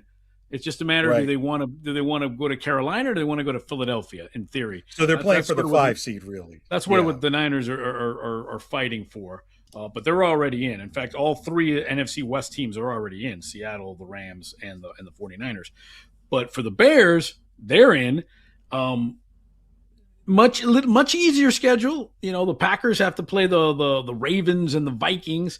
That 6-1 really jumps out at me, my friend. It does. When you said that, I was just like, really? Because if the number 1 seed right now is Seattle, the Rams can't pass Seattle because they have the tiebreaker on the Rams, and the 49ers can't pass the Rams and the Seahawks because of where they sit, in that division. So, yeah, very much so. Just the same way that I said that Matthew Stafford, I don't think, is the MVP because he may not even win his own division. I don't think you should be the league MVP and not win your division. Yeah, well, Drake May, he's well on that. 380 yards, 2 touchdowns as they came back and beat the Ravens last night on Sunday night game. It's crazy. It's crazy what Mike Vrabel has done. Again, to me, that's the most robust market in sports betting right now, is the coach of the year. And again, because I don't think you could be wrong. I mean, even Liam Cohen of the Jaguars is somebody that I think is worth some consideration there. Yeah, but you can't pull me away from Ben Johnson, because if you look at last season, was Ben Johnson going to take the Jets job? Was he going to go to Chicago? Was he going to stay in Detroit? How would Detroit look? And if you almost look at kind of a correlation, look what's happened to the Lions this year and look what's happening with the Bears this year. The Bears have the more electric offense this year. The Lions seem to be a little more conservative this year. Ben Johnson, coach of the year. I think that's what it is. If Mike Tomlin gets to double digits, I think he's coach of the year. No way. Because he didn't have 9 wins. There's no way you're the coach of the year. I've looked at all these high school programs. Mike Tomlin, you're a lying neighbor. You're not a coach. You're Omar Epps. We're going to put a bow on this one. It's the Daily Tip. KJ and I, our best bets. That's coming up next on the BetMGM Network. 10 wins, better than 9. The Daily Tip will be right back on the BetMGM Network. Make it legendary.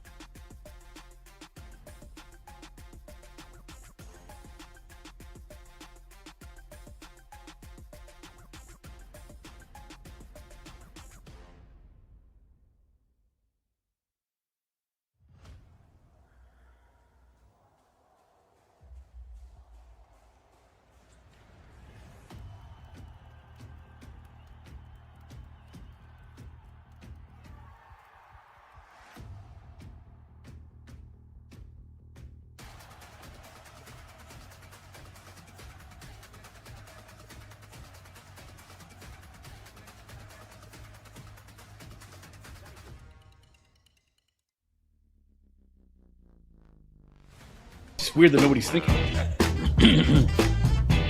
Welcome back to the Daily Tip on the BetMGM Network, sponsored by BetMGM. Putting a bow on this fabulous Daily Tip here on the BetMGM Network with KJ Carson. I'm Jim Rodriguez. Thanks for hanging out with us. Go back to... You can put a bow on those cigars that you're supposed to send me talking about bows.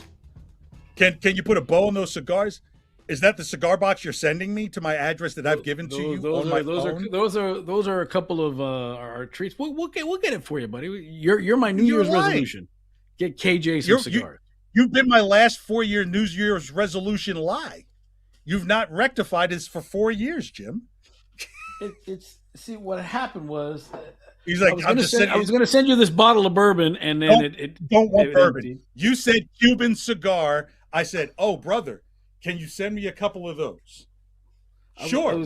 Did you not ask me for my address?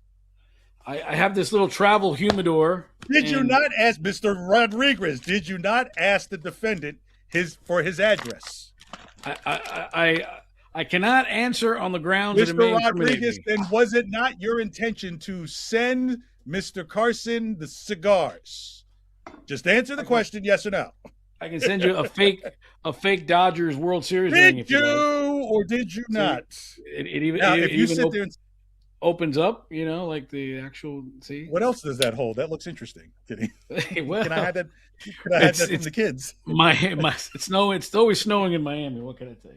Oh, jeez, I was thinking a little greener pastures there. But go ahead. But what are you gonna do? But we'll get it for you. Listen, it's your. We had to get rid of some. We got our best people working on it. So don't worry about it.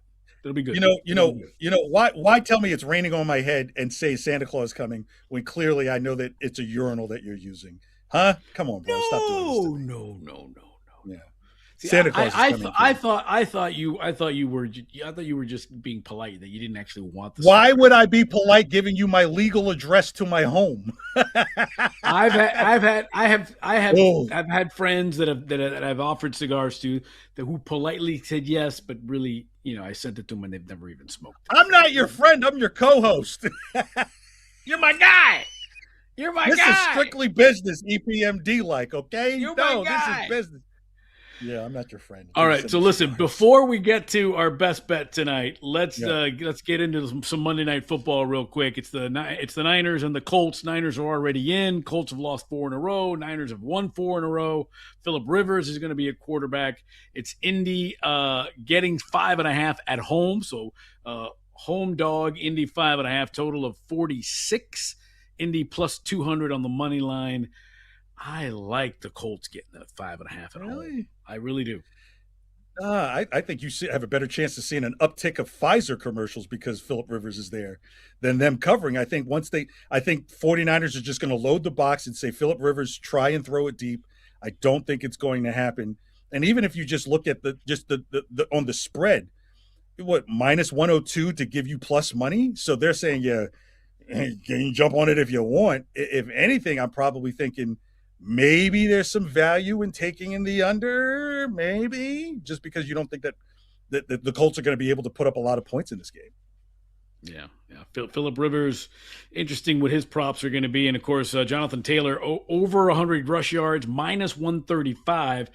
49ers at last 2 weeks have given up back-to-back 100-yard rushers. So, again, juiced to the gills there at minus 135. Look, Phillip Rivers, his prop is going to be a rocking chair on the sidelines because that's what these seats are too hard.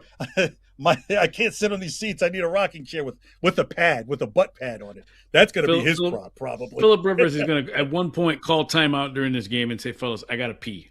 I'll be back. I got to pee. I gotta go."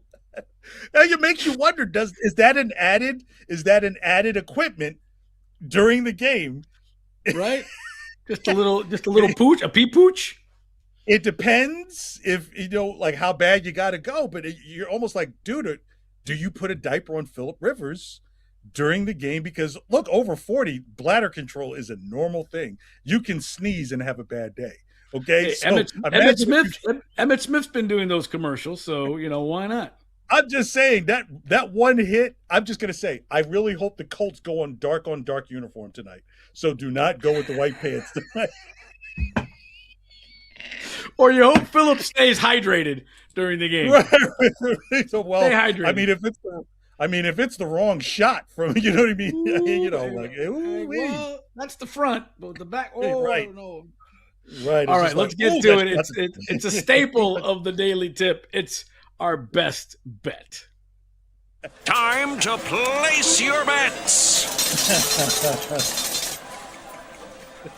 All right, our esteemed scribe, master of all things, KJ Carson, what is your best bet for this one? Well, this one just came down, and I'm going to take Phillip Rivers over a half shard plus 250. Two and a half squirts. Over half a shard. Phillip Rivers. I'm telling a buddy of mine, Cody Decker, has a bit on his radio show called Shiggles, and I think that's where we're going to see some shiggles. Careful, he must not work at corporate. Actually, Juan Jennings anytime touchdown plus 130. Just looking in that market of anytime TDs, they're really, really stingy. They Kittle, there's no value. Little Warren, value. No value on Jonathan Taylor, and this is really where a lot of cats get their value is in anytime touchdowns. So Juan Jennings anytime touchdown plus 130. I know I'm plus money, KJ. This is one of the more disciplining pointing plus monies. I like to get you 3 and 500, the crazy stuff. But this is the closest to it where I could see, hey, Purdy's he's a better distributor of the ball, and this is where I can see Juan Jennings, coming down with one of the touchdowns. All right, I like it. My best bet. I'm going to go to the NBA tonight, and I'm going to go with the Cavaliers laying 9.5 points at home to the Charlotte Hornets. Now, the Cavs have lost 3 straight at home, and they are 5-12 against the number in their 17 home games. It's a big number. I'm not saying the Cavs are going to lose the game, but I like Charlotte to cover that number. And they've already done this. Charlotte has played well of late. They are, the Cavs lost to Toronto at home.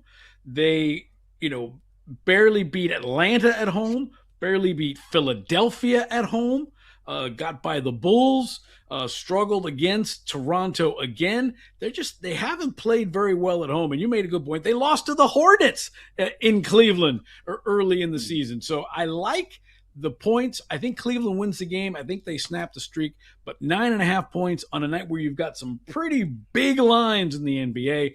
I like the Cavs. And hey, if it was up to 10, I would almost even for sure do that. But laying 9.5, I like that. I like that as my best bet. I'll take the Hornets tonight getting those points. And now let's go to our esteemed executive producer, Double D. What's going on? I'm gonna end this with a same game parlay.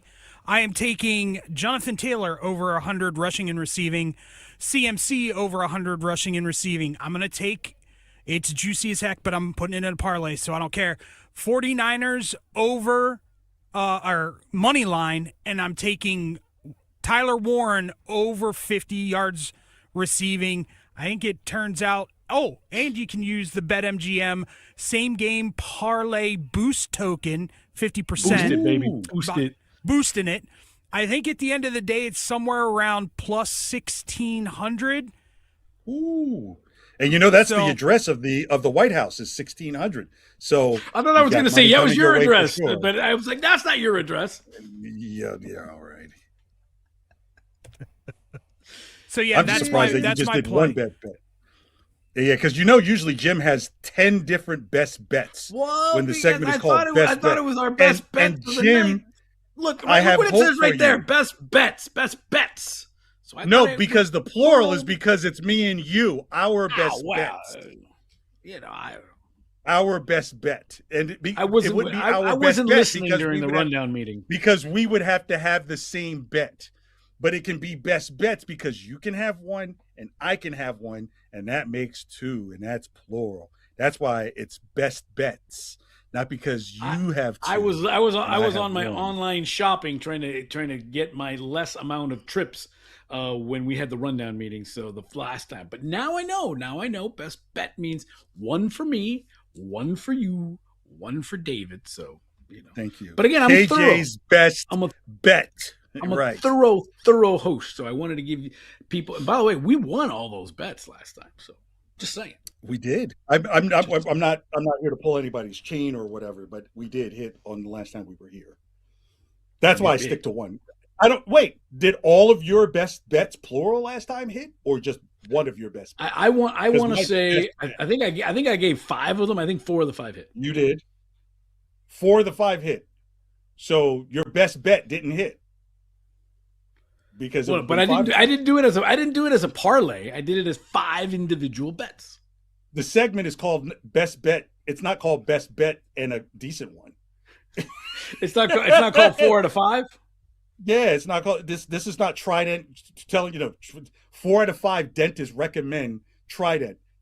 No one ever talked to that one doctor. It's like, that's the worst thing for you ever. What kind of gum? You're chewing gum? Brush your teeth. Right, fluoride. Right. Nah. So you come with that one bet. If that bet hits, it's your best bet. If it misses, it just wasn't one of your best bets. But when you put 5 in there, all of them better be your best or none of them are good. Well, 4 of them were. It's like virginity. Either you have it or you don't. Okay? It's like either you are pregnant or you're not pregnant. You're not kind of pregnant. They're saying, well, that can be fudged a bit, but still. Yeah. So because you can lie into right. Right. Did you just yeah, I'm just froze there. Me? Man, it's always fun being here with you. I don't know when we'll do this again. Well, Happy New Year to you. Happy New Year to the family. Yeah. Merry Christmas. Happy holidays. I'm sure we will see each other again soon, my friend. And we'll see you soon as well. It's the Daily Tip on the BetMGM Network. Go get some money. Get those cigars to me. I don't care if they get here for Christmas or not. No speak Spanish. You've been listening to the Daily Tip on the BetMGM Network. Make it legendary. Download the app today. Please gamble responsibly. If you missed any of the show, listen back anytime on the new and improved Odyssey app.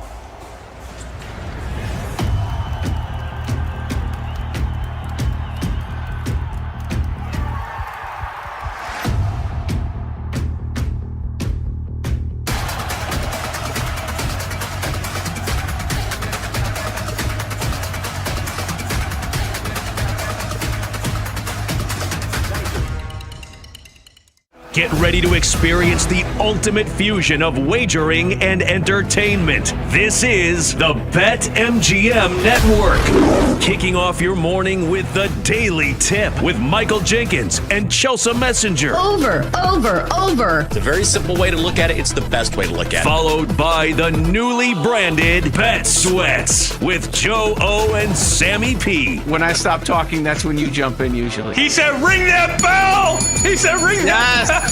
Then it's You Better You Bet, hosted by Nick Costos and Femi Abebefe. Great teams and great players get a whistle. It's happened forever. It will continue to happen. Capped off every night with the electric Brad Evans and Ryan Horvat on BetMGM tonight. Oh, that's a sexy phrase. Quote Dr. Dre, creep with me and walk with me on this one. Welcome to a new era of Wagertainment. This is the BetMGM Network. Please gamble responsibly.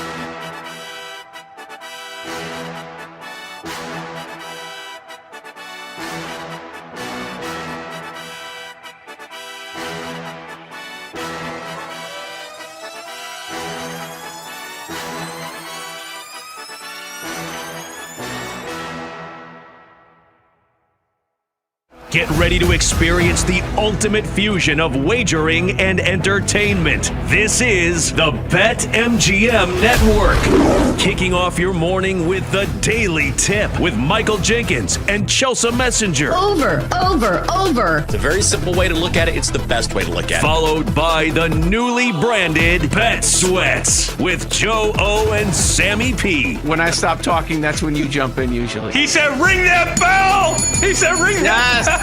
Then it's You Better You Bet, hosted by Nick Costos and Femi Abebefe. Great teams and great players get a whistle. It's happened forever. It will continue to happen. Capped off every night with the electric Brad Evans and Ryan Horvat on BetMGM tonight. Oh, that's a sexy phrase. Quote Dr. Dre, creep with me and walk with me on this one. Welcome to a new era of Wagertainment. This is the BetMGM Network. Please gamble responsibly.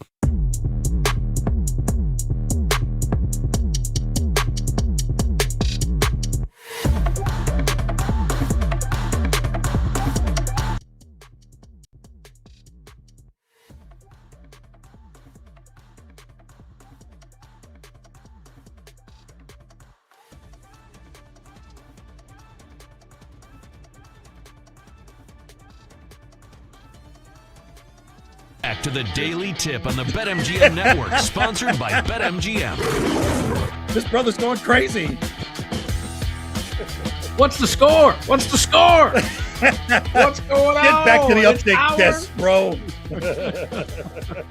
It's hour number 3 here on the Daily Tip. Good morning, everybody. Hope you're up and at 'em as we get ready on this holiday week. Happy Hanukkah, Merry Christmas. Everything's coming together as we get ready for the big holidays. New Year's is coming up next weekend. Oh my gosh, 2025 has been put to bed. Hope it's been good for you, and if it hasn't, well, 2026 is going to be your year. I got a question, and maybe Double D can show his faces this as well. Because we're in this season of holiday Christmas shopping, how many trips do you need to, how many trips do you take for shopping before you say, I'm done with my holiday/Christmas shopping? How many trips are you doing? Well, right there, I'll tell you what. I'm not old, but I'm not young. Like I can touch standard You're mediocre, definition. as the kids would say. You're mediocre. I'm Mike Tomlin. I'm 9 wins. I can touch standard definition, and I can touch AI. Okay, I'm in that sort of sweet spot right now. I have not gone to the mall. 0 trips. It's all clicks on the computer for me.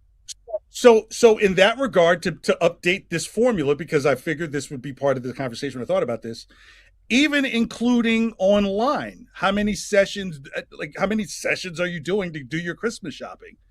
That, like, you going to Amazon once is literally just going once, but you went.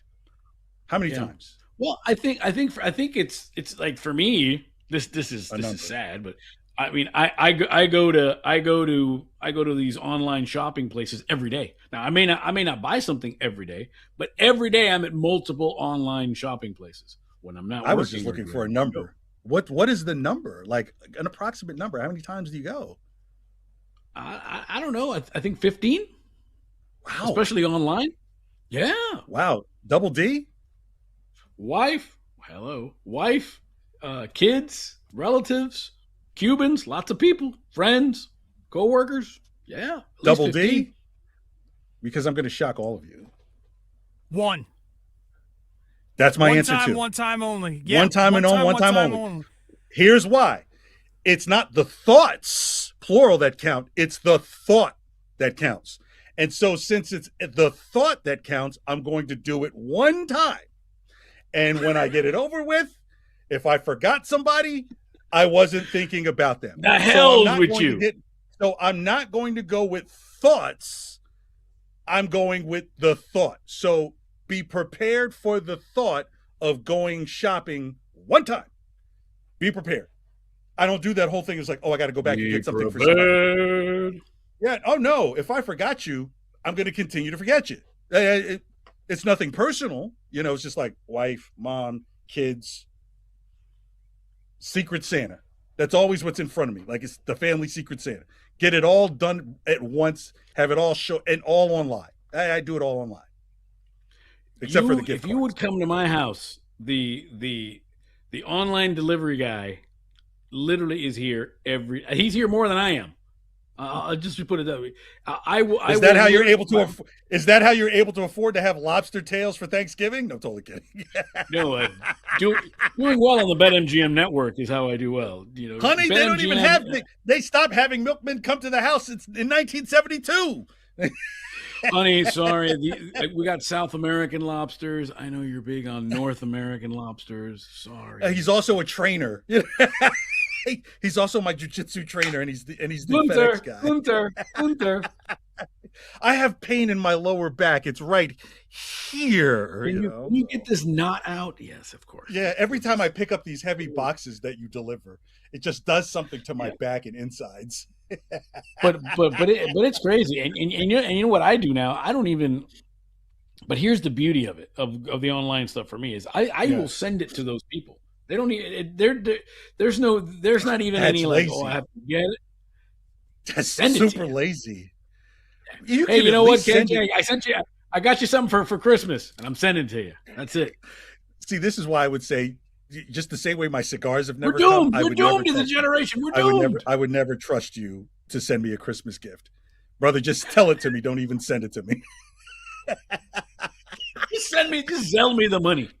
Just tell me Merry Christmas. You're going to lie about sending a gift. Listen, it's been great. The dog ate my homework. The mailbox was closed. The post office burned down. Jeff Bezos is buying the post office. I don't know.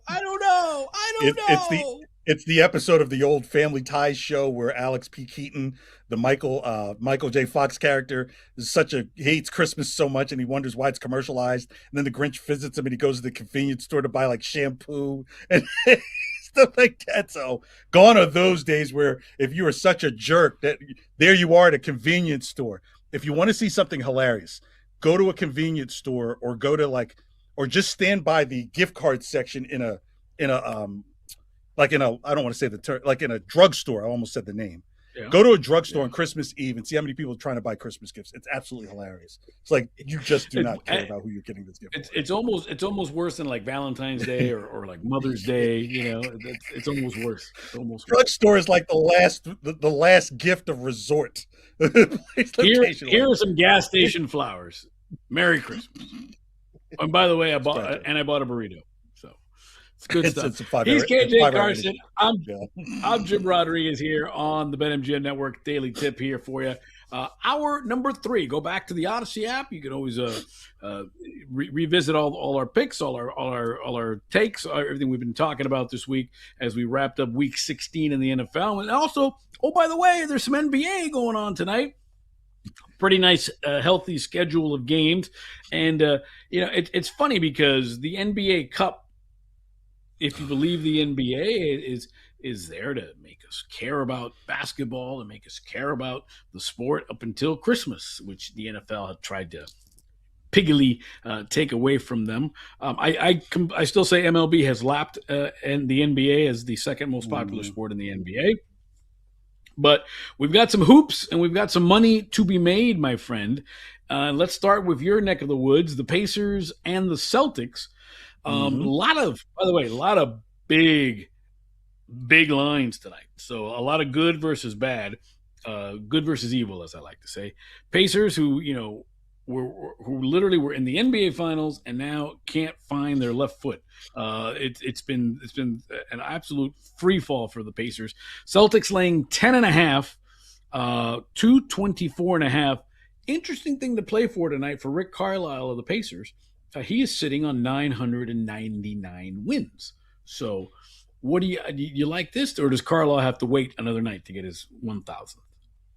Yeah, we're better off asking Carlisle how fast he can go down I-70 than thinking that he's going to get win number 1,000 in Boston, unless you. And I briefly, when I looked at, I saw some of the early stuff involving the Celtics roster, but it isn't even about the Celtics. It's just about how bad Indiana has been this year.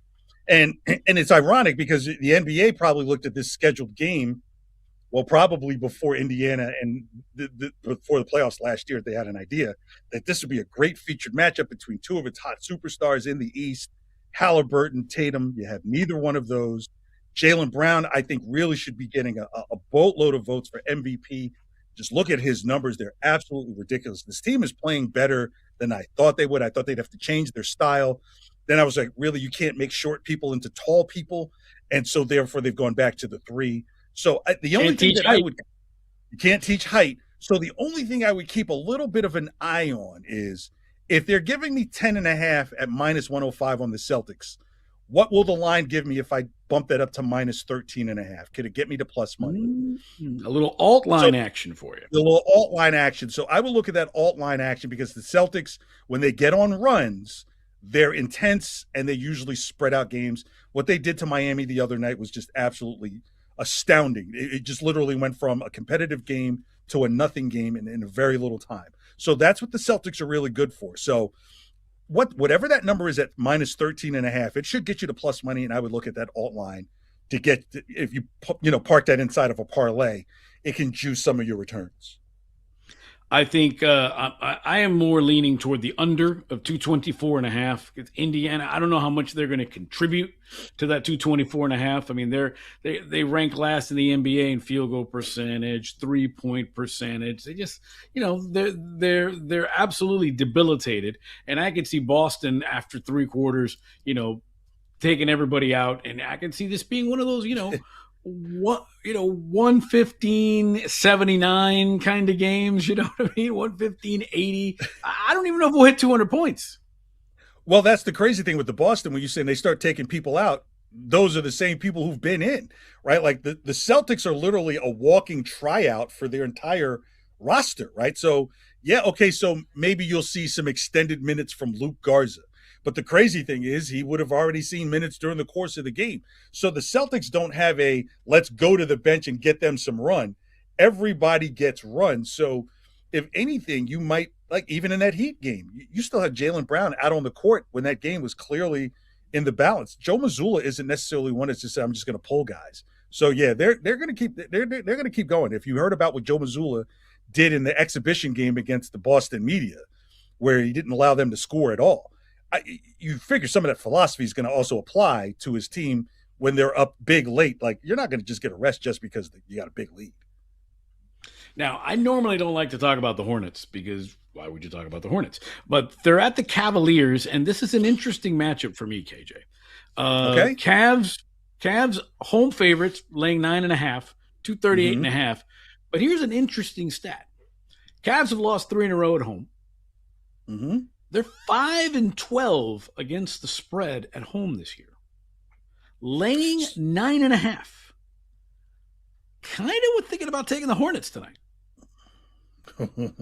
See, but those last 3 that they lost to, none of them were the Hornets. Probably out of those 17 games in the spread, there wasn't the Hornets. You're probably right. All right. So if anything, like there's nothing to touch on this game, right?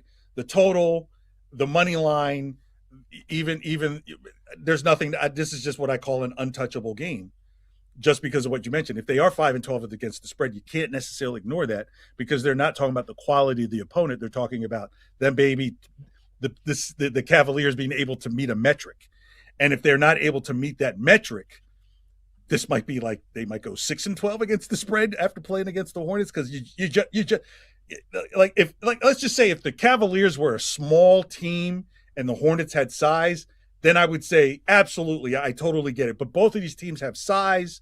It's just that Cleveland has better talent. So yeah, this is one of those, like, even from a roster perspective, it's a push because you could get easy baskets late in the game with big men. Yeah, minus 115, by the way. That's what you're getting if you took the Hornets plus 9.5 on that money line. You're like, good luck. It's not even a great payout, but right. That's what it is. Interesting game here in the Southeast in the Big Easy. It's the Mavs and the Pelicans. Pelicans laying a 1.5 at home. 237.5. Trey Murphy, Cooper Flag. Any interest there? No, because what the odds makers are telling you, like, this is a game that anybody could win. Just look at the spread. It's the same thing whether you take the plus 1.5 or the minus 1.5. So it's minus 110 on either side. The money line is barely different between one side and the other. So these are the games I'd like to stay away from games like this. Like, there's really no value unless I started digging into some of the player props. And I haven't looked. Trust me. Did you wake up and look at player props this morning for Dallas, New Orleans? I did. Yeah, you did. You probably looked straight for Cooper Flag, right? Cooper Flag points. Actually, I would look for rebounds. Trey Murphy. I think, listen, Trey Murphy's averaging 21 a game, 6.5 boards, 3.5 assists. So a nice little, if you can get that PRA in the high 20s, low 30s, he's shooting, almost 50% from the field, 38% from 3. I think I like me some Trey Murphy, my friend. A little PRA, maybe? Yeah. Points, rebounds, assists. That's where I would go probably even with Cooper Flag, right? So if you notice, we've gone completely away from talking about betting on the teams, and we've gone straight to betting on individuals. So this 27.5. That's what it's sitting right now. Trey Murphy's a PRA, points, rebounds, assists. 27.5. Now, it's a little juiced, minus 120. But the guy averages 30 PRA, points, rebounds, assists, and it's at 27.5. Well, the rebounds are definitely going to be there because they miss a lot of shots. There's going to be a lot of missed shots in this game. So when you got a lot of missed shots in a game, then you have a chance for these PRAs, especially the rebounds, to really pop. Thunder laying 16.5 at home against the Grizz. Easy? Yeah. Oh, I love their Purple Rain jerseys. Did you see those the other night? Oh my God. No, I'm going to check that out. Most ingenious thing in the NBA. Love it. Hey, let's get after it again. We will recap some more. Packers win, Steelers win. Mike Tomlin, greatest mediocre coach ever. We'll break that next. The Daily Tip will be right back on the BetMGM Network. Make it legendary.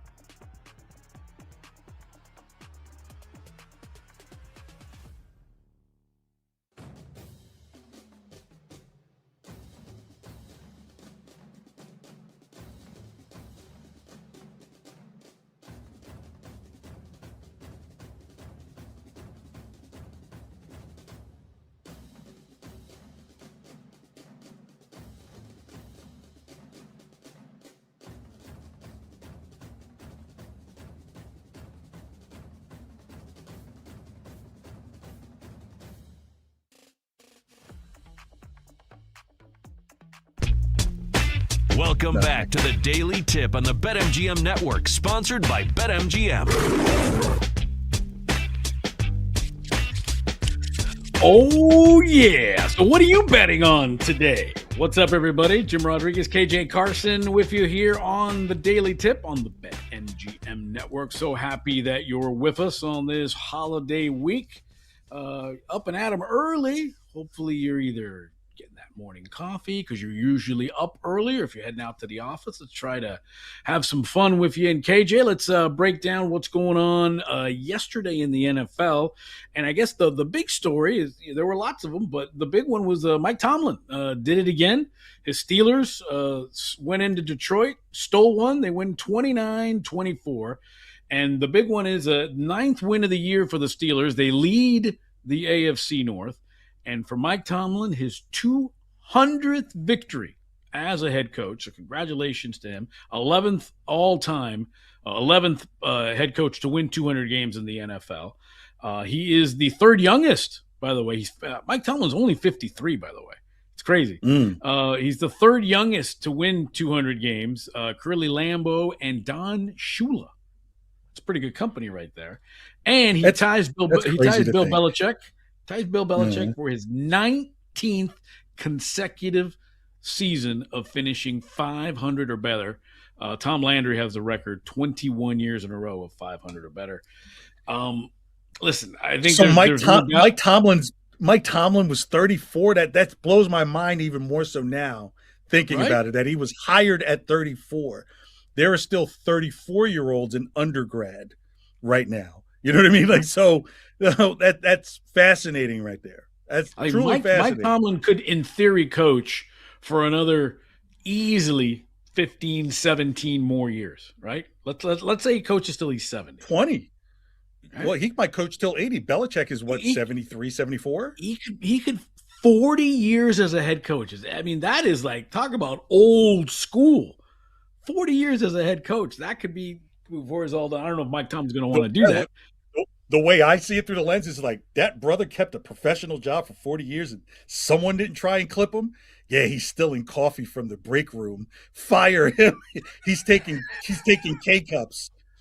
You know, I'm surprised no one has pulled that on Mike Tomlin. Shout out Mike Tomlin, boy. 19 years of not having someone say, oh my gosh, you know, he parked illegally in the parking space during Earth Day and knocked over a tree. I want him fired. In the past, that's the reason. My man is printing way too much paper. He's got to go. Yeah, exactly. So what do you think about? That's 19 years of Mike Tomlin's neighbors asking him, and what is it that you do again? That's a nice car. That's a nice car. What is it you do? And you're never around on the weekends, and you're here all week. What are you doing? He's young, living next door to these people. They're like, you know, I've been watching these. He says he's a coach, but I never see him. You know, they probably always think it's like, you're really that actor Omar Epps, aren't you? He's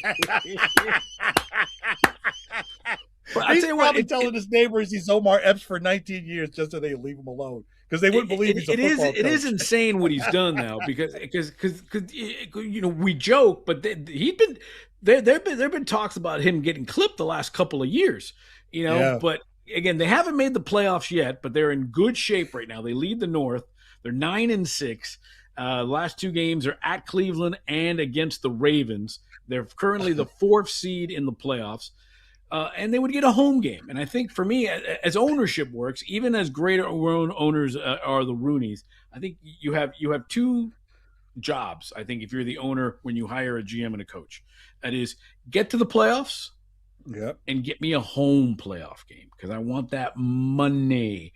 And maybe that's why Mike Tomlin's been people have been uneasy because they've been nothing but road games for him. But I'll tell you what, I guess there's no doubt that Mike Tomlin's a Hall of Famer. But at the same time, we're celebrating 9 wins, and 9 wins is 500. But I just had an epiphany when you were just going through the whole thing with the Rooneys and the talk of Mike Tomlin being fired, the talk of getting rid of him. What if it's been his neighbors, right? They've just never believed that this guy's a coach. If he gets fired, then we can really ask him, how do you live here? How can you afford to live here? But at the same time, though. I think Mike can buy the whole block at this point. But Well, that's the always I say you should thank. I probably should do the public service announcements. If you got an athlete or pro football head coach living in your neighborhood like Mike Tomlin, thank them every day because they're the reason why your sidewalks are pristine. It's the reason why the trees are pruned. It's not because of necessarily you as a dentist. It's them overpaying taxes. Like it's like Chris Rock saying, I gotta live next to Mary J. Blige and Stevie Wonder to live next to it. I gotta be Chris Rock and live next to Mary J. Blige, but he gets to be a dentist and lives next to all of us. So Mike Tomlin is kind of the picture of that, of kind of like saying, well, they haven't gone to play. You know what? Ask Buffalo how they feel, about ask Cleveland. Ask Cleveland. All these teams that A, have not won championships and B, have not had non-losing seasons, right? So what Mike Tomlin has done, you'll think about it. It's something you will never see in this league again. He's the last guy you're going to see it from, is to go 19 straight seasons without a losing season. I mean, we just talked about the Chiefs last hour. Guess what? It starts back over at 1 next year. If they lose another game, the Chiefs, they get a reset and didn't make it to 19. Yeah, you really got to. Mike Tomlin's first ballot Hall of Famer, and then his neighbors will ask, what does the yellow jacket mean? Honey, I heard they packaged that stuff from China in yellow jackets. Yeah, well, or it's like, isn't that the same color of, never mind. But if we want to get into the tall grass of it all that's very cool, right? All that's very nice for Mike Tomlin. But if I told you January the 8th, 2017, what does January the 8th, 2017 mean to you? Elvis had been dead for 40 years? That is the last Pittsburgh Steelers playoff victory. January the 8th, 2017. It's a long time, my friend. I get that it's been a long time, but at the same time, they've been to the playoffs. But right. They haven't won a game. But I guess the other thing you would say is what has been the issue with them since 2017? It's the quarterback play, right? So once Roethlisberger has been gone, when did Roethlisberger retire? 19, somewhere around there? 4 years ago? 5 years ago? Yeah, somewhere around 19 or 20. Well, it's funny. They made the playoffs, and remarkably, they made the playoffs his last year. Yeah, Mason Rudolph, come on, man. The guy should be given 2 medals for being able to pull that off. So, yeah, again, Kenny Pickett, they think about like just what he's had come through there, but it's also indicative of the story is just kind of like, okay, this guy got you to the playoffs with one of the worst quarterbacks you could have in the league, and you're still complaining about the guy. Now with Aaron Rodgers, you get to the playoffs, you would figure Aaron Rodgers can win you a playoff game, even at this point in his career. There you go. Tomlin could probably win you another after that. So if they win 2 playoff games, does that forgive the last 8 years or no? I think if they won a home playoff game, I think that would. I mean, not that Mike Tomlin needs to be forgiven. We say this stuff a little bit in jest. We say this a little bit because that's what that's part of what talk radio and sports radio is about. Is you always want to move. What's next? Bad entertainment? Bad entertainment. That is the principal point of it. And Wagertainment here on the BetMGM network. But right now, the Steelers, if the playoffs ended today, which they don't, Steelers would host the Chargers. Not an easy game. I wouldn't be mad at that matchup though, because what's the conversation we have about Justin Herbert? Right. He can't win once he's in the playoffs. So that's the other part. Like if you told me Justin Herbert with coming off a recent, did he break his hand? I forgot the injury to his left hand, even though it's his other hand. I would argue that quarterbacks are better when they have both hands they can work with. Right. So generally, you're taking them out of their confines of Los Angeles and putting them in Pittsburgh to play a game in January. Right. Advantage Pittsburgh. Now, if Pittsburgh loses that game to the Chargers and they embarrass themselves there, then we can make a case that they can surprisingly pull the plug on Mike Tomlin, right? Because you don't know what Aaron Rodgers, what his future is going to be. You're too good to go get one of these quarterbacks. Maybe maybe if Manning does come out and Manning is like the third or fourth quarterback available, maybe that's something that you look at. But if you feel like, and keep in mind, Tua may become available, even though it's something you jump out. You got Kirk Cousins out there. What about Joe Burrow? Stuff like that. Tua in Pittsburgh in the cold? Forget it. Right. But I guess what I'm saying is there would be options. And if there are options, you may also take the option of coming off of Mike Tomlin to start that reset. Right? Because at some point, Pittsburgh, all good things have to come to an end, and you don't want it to end with you guys with an 11-7, 11-6 record and then lose in the first round 2 years from now. Now you're like, hey, if this is where it's going and we're maybe a 9-10 win team, maybe this is where we start to look at making that move. All right, well, the Bears beat the Packers, oldest rivalry in sports or in the NFL, 22-16 in overtime. Green Bay was up 16-6, 5 minutes left in the game. 10 points in the final 2 minutes for Caleb Williams. He had his signature game, and including a walk-off touchdown to DJ Moore. Chicago 11-4, the number 2 seed right now in the NFC, clinch a playoff spot. They still haven't won the division. At the Niners on Sunday. That's going to be a wild game. And then they host the Lions. Are you believing in the Chicago Bears, my friend? Ben Johnson. I keep saying it. We've talked about it. To me, the best sort of prediction market right now is coach of the year. I mean, you could have 5 different people be coach of the year, and you wouldn't be wrong. Right. I think Ben Johnson's coach of the year, and this is a person who I thought it would be Mike Vrabel. But Mike Vrabel has done this before. Ben Johnson is doing it in a place that just doesn't do it. It falls apart. There are questions about the quarterback. They spent a lot of money to put around Caleb Williams, and it's starting to pay off. Now, it's funny, as soon as the Bears get good, they start thinking about moving the Bears out of Chicago, like, welcome to the Hammond Bears, I think they got something. I really do. Even in that San Francisco game, you would say, well, how would Caleb Williams go do in an environment like that? It's like, what's crazy is he's kind of used to an environment like that. Like when you go to San Francisco, he's used to that time of day. Yes, Jim. Bears, number 1 seed, plus 600, BetMGM. Sprinkle. Because who's sitting at the top is Sam, don't take the mask off of me, Scooby-Doo, Darnold. Is like, this is the time of the year where they say, you meddling kids, I almost got away with it until we still had to play 3 additional games. So I would, yes, sprinkle Chicago, because winnable game at San Francisco and then their final game with the Lions. You just don't know where their head is at, because the Lions really, depending on what the Packers don't do or what they do Saturday, I think will determine if the Lions still have something to play for that last week of the season. Yeah, because, when you look at, the Seahawks are at Carolina and then home against the Niners. And again, the Niners still have something to play for, although I think the Niners are already in. It's just a matter of do they want to go to Carolina or do they want to go to Philadelphia, in theory. So they're playing for the 5 seed, really. That's what the Niners are fighting for. But they're already in. In fact, all 3 NFC West teams are already in: Seattle, the Rams, and the 49ers. But for the Bears, they're in. Much easier schedule. The Packers have to play the Ravens and the Vikings.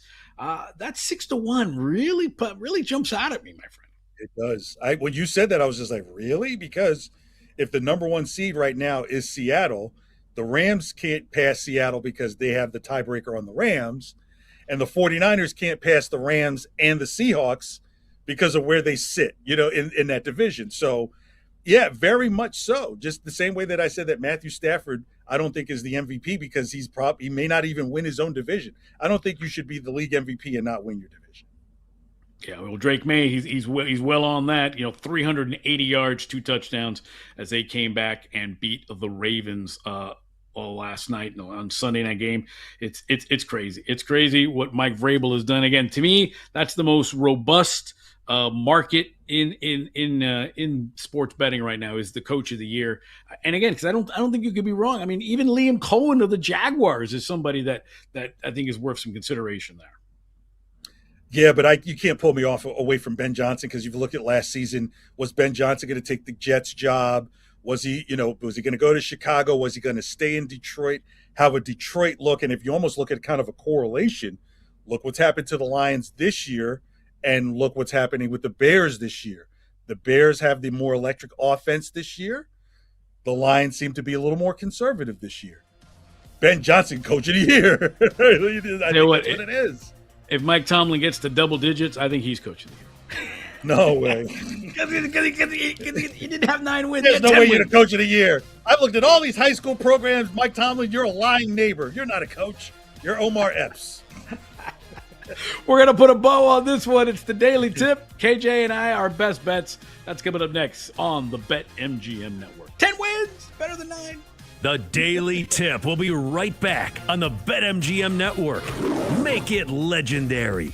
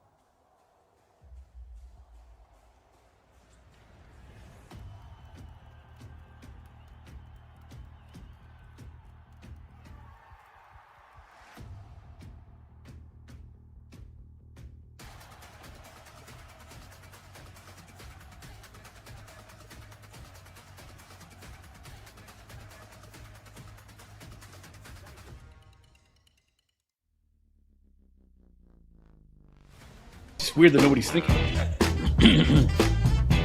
Welcome back to the Daily Tip on the BetMGM Network, sponsored by BetMGM. Putting a bow on this fabulous Daily Tip here on the BetMGM Network with KJ Carson. I'm Jim Rodriguez. Thanks for hanging out with us. Go back to... You can put a bow on those cigars that you're supposed to send me, talking about bows. Can you put a bow on those cigars? Is that the cigar box you're sending me to my address that I've given to you on my phone? Those are a couple of our treats. We'll get it for you, buddy. You're my New Year's resolution. Get KJ some cigars. You've been my last 4-year New Year's resolution lie. You've not rectified this for 4 years, Jim. See what happened was. He's like, I was going to send you this bottle of bourbon, and then don't want bourbon. You said Cuban cigar. I said, oh brother, can you send me a couple of those? Sure. Did you not ask me for my address? I have this little travel humidor. Did you not ask Mr. Rodriguez? Did you not ask the defendant for his address? I cannot answer on the grounds that it may Mr. Rodriguez, then was it not your intention to send Mr. Carson the cigars? Just answer the question, yes or no. I can send you a fake Dodgers World Series ring if you like. Or did you not? It even opens up, like the actual. See, what else does that hold? That looks interesting. Well, can I have that? Can I have that from the kids? It's always snowing in Miami. What can I say? Oh, jeez, I was thinking a little greener pastures there. But go ahead. But what are you gonna do? But we'll get it for you. Listen, it's your. We had to get rid of some. We got our best people working on it. So don't worry about it. It'll be good. Why tell me it's raining on my head and say Santa Claus coming when clearly I know that it's a urinal that you're using? Huh? Come on, bro. Stop doing this. No. Yeah. See, Santa Claus is coming. I thought you were just being polite, that you didn't actually want this. Why would I be polite giving you my legal address to my home?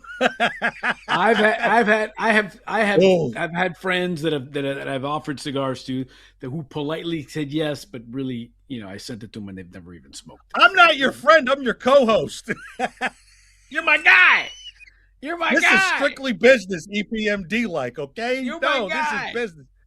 Yeah, I'm not your friend. All right, so listen, before we get to our best bet tonight, let's get into some Monday Night Football real quick. It's the Niners and the Colts. Niners are already in. Colts have lost 4 in a row. Niners have won 4 in a row. Phillip Rivers is going to be a quarterback. It's Indy getting 5.5 at home. So home dog, Indy 5.5, total of 46. Indy plus 200 on the money line. I like the Colts getting that 5.5 at home. I really do. I think you have a better chance of seeing an uptick of Pfizer commercials because Phillip Rivers is there than them covering. I think 49ers are just going to load the box and say, Phillip Rivers, try and throw it deep. I don't think it's going to happen. And even if you just look at the on the spread, minus 102 to give you plus money. So they're saying, yeah, you can jump on it if you want. If anything, I'm probably thinking maybe there's some value in taking in the under, maybe, just because you don't think that the Colts are going to be able to put up a lot of points in this game. Yeah. Phillip Rivers, interesting what his props are going to be. And, of course, Jonathan Taylor, over 100 rush yards, minus 135. 49ers at last 2 weeks have given up back-to-back 100-yard rushers. So, again, juiced to the gills there at minus 135. Look, Phillip Rivers, his prop is going to be a rocking chair on the sidelines because that's what these seats are too hard. I can't sit on these seats. I need a rocking chair with a pad, with a butt pad on it. That's going to be his prop, probably. Phillip Rivers is going to, at one point, call timeout during this game and say, "Fellas, I got to pee. I'll be back. I got to pee. I gotta go." Now it makes you wonder: is that an added equipment during the game? Right? just a little pooch, a pee pooch. It depends if like how bad you got to go, but you're almost like, dude, do you put a diaper on Phillip Rivers during the game? Because look, over 40, bladder control is a normal thing. You can sneeze and have a bad day. Okay, Hey, so imagine Emmett Smith's been doing those commercials, so why not? I'm just saying that one hit. I'm just gonna say I really hope the Colts go on dark uniform tonight. So do not go with the white pants tonight. Or you hope Phillips stays hydrated during the game. Right. So, well, stay hydrated. I mean, if it's the wrong shot from, you know what I mean? Well, that's the front, but the back. Oh, right. No. Right. All right, let's get to it. It's a staple of the Daily Tip. It's our best bet. Time to place your bets. All right, our esteemed scribe, master of all things, KJ Carson, what is your best bet for this one? Well, this one just came down, and I'm going to take Phillip Rivers over a half shard plus 250. Two and a half squirts. Over half a shard. Phillip Rivers. I'm telling a buddy of mine, Cody Decker, has a bit on his radio show called Shiggles, and I think that's what we're going to see, some shiggles. Careful, he must not work at corporate. Actually, Juan Jennings anytime touchdown plus 130. Just looking in that market of anytime TDs, they're really, really stingy. They Kittle, there's no value. Little Warren, value. No value on Jonathan Taylor. And this is really where a lot of cats get their value is in anytime touchdowns. So Juan Jennings, anytime touchdown, plus 130. I know I'm plus money, KJ. This is one of the more disciplining pointing plus monies. I like to get you 3 and 500, the crazy stuff. But this is the closest to it where I could see, hey, Purdy's he's a better distributor of the ball, and this is where I can see Juan Jennings, coming down with one of the touchdowns. All right, I like it. My best bet, I'm going to go to the NBA tonight, and I'm going to go with the Cavaliers laying 9.5 points at home to the Charlotte Hornets. Now, the Cavs have lost 3 straight at home, and they are 5-12 against the number in their 17 home games. It's a big number. I'm not saying the Cavs are going to lose the game, but I like Charlotte to cover that number. And they've already done this. Charlotte has played well of late. They are, the Cavs lost to Toronto at home. They, barely beat Atlanta at home, barely beat Philadelphia at home, got by the Bulls, struggled against Toronto again. They haven't played very well at home. And you made a good point. They lost to the Hornets in Cleveland early in the season. So I like the points. I think Cleveland wins the game. I think they snap the streak, but 9.5 points on a night where you've got some pretty big lines in the NBA. I like the Cavs. And hey, if it was up to 10, I would almost even for sure do that. But laying 9.5, I like that. I like that as my best bet. I'll take the Hornets tonight getting those points. And now let's go to our esteemed executive producer, Double D. What's going on? I'm gonna end this with a same game parlay. I am taking Jonathan Taylor over 100 rushing and receiving, CMC over 100 rushing and receiving. I'm gonna take, it's juicy as heck, but I'm putting it in a parlay, so I don't care.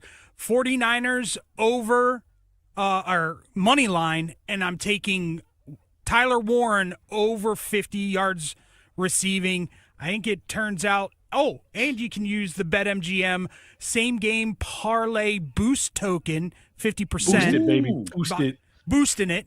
I think at the end of the day, it's somewhere around plus 1,600. Ooh.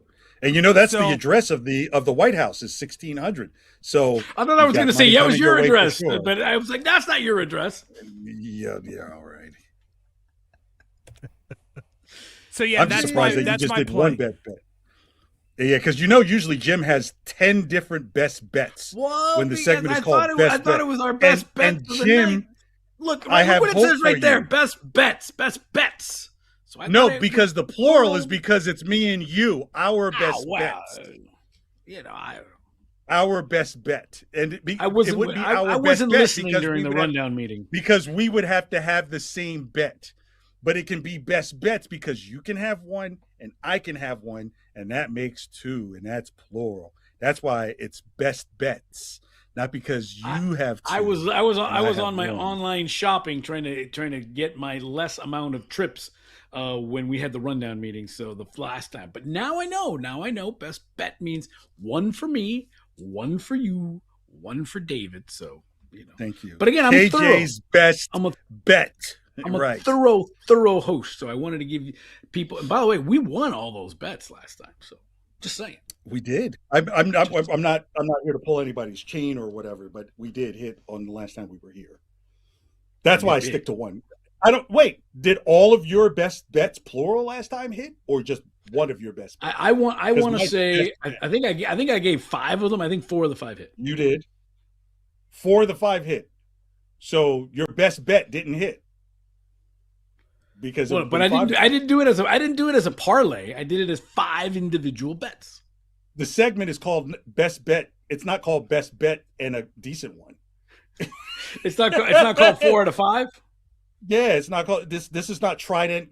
Telling 4 out of 5 dentists recommend Trident. No one ever talked to that one doctor. It's like, that's the worst thing for you ever. What kind of gum? You're chewing gum? Brush your right, teeth. Fluoride. Right. Nah. So you come with that one bet. If that bet hits, it's your best bet. If it misses, it just wasn't one of your best bets. But when you put 5 in there, all of them better be your best or none of them are good. Well, 4 of them were. It's like virginity. Either you have it or you don't. Okay? It's like either you are pregnant or you're not pregnant. You're not kind of pregnant. They're saying, well, that can be fudged a bit, but still. Yeah, so because you can lie into right. Not Right. Did you just yeah, I'm just froze there. Me? Man, it's always fun being here with you. I don't know when we'll do this again.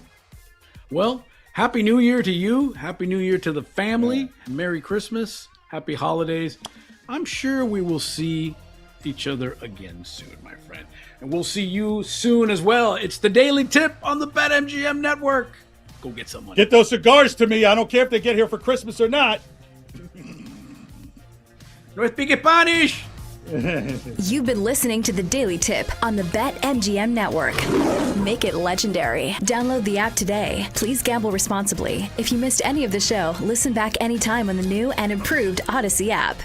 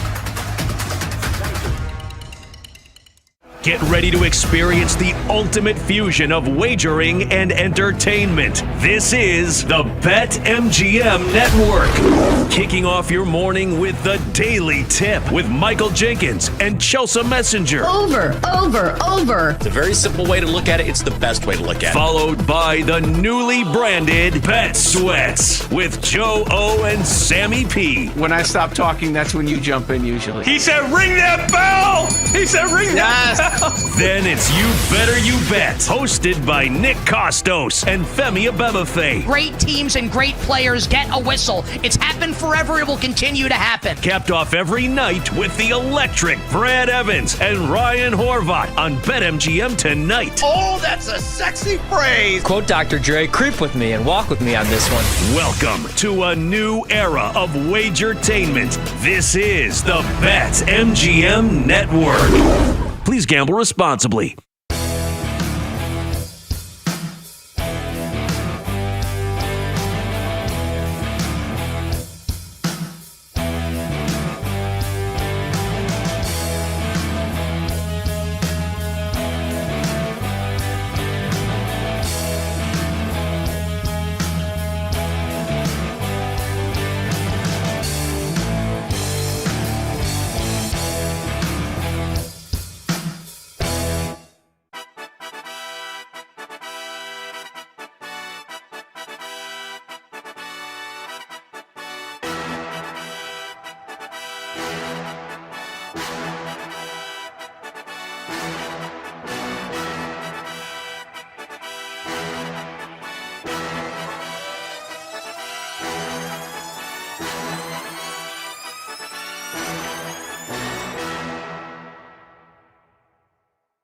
Get ready to experience the ultimate fusion of wagering and entertainment. This is the BetMGM Network. Kicking off your morning with the Daily Tip with Michael Jenkins and Chelsea Messenger. Over.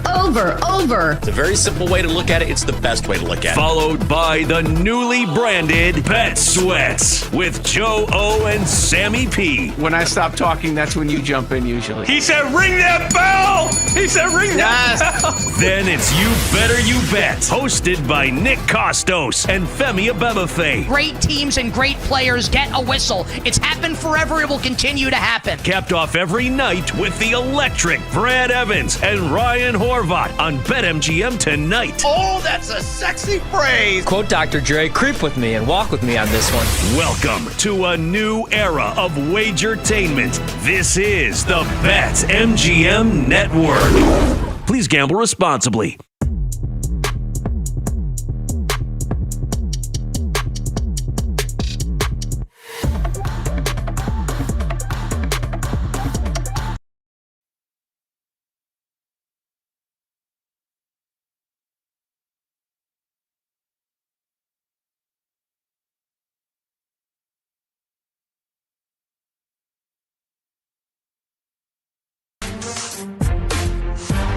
This is Bet Sweats on the BetMGM Network. Make it legendary.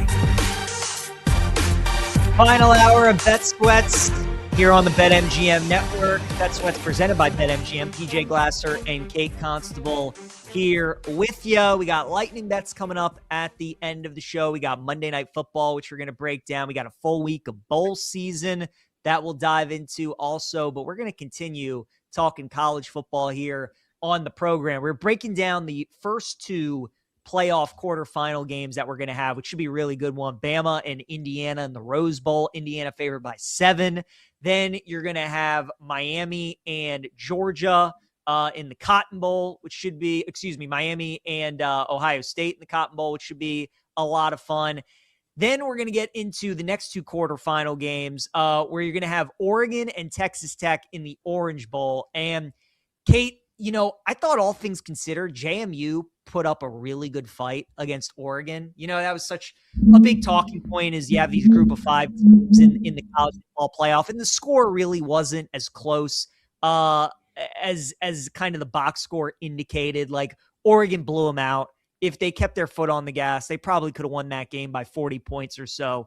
But JMU scored 34 points on the road. They as a team, their offense, they gained I believe it was 500 yards. Yeah, 509 yards of total offense. They were 4 for 4 on fourth down.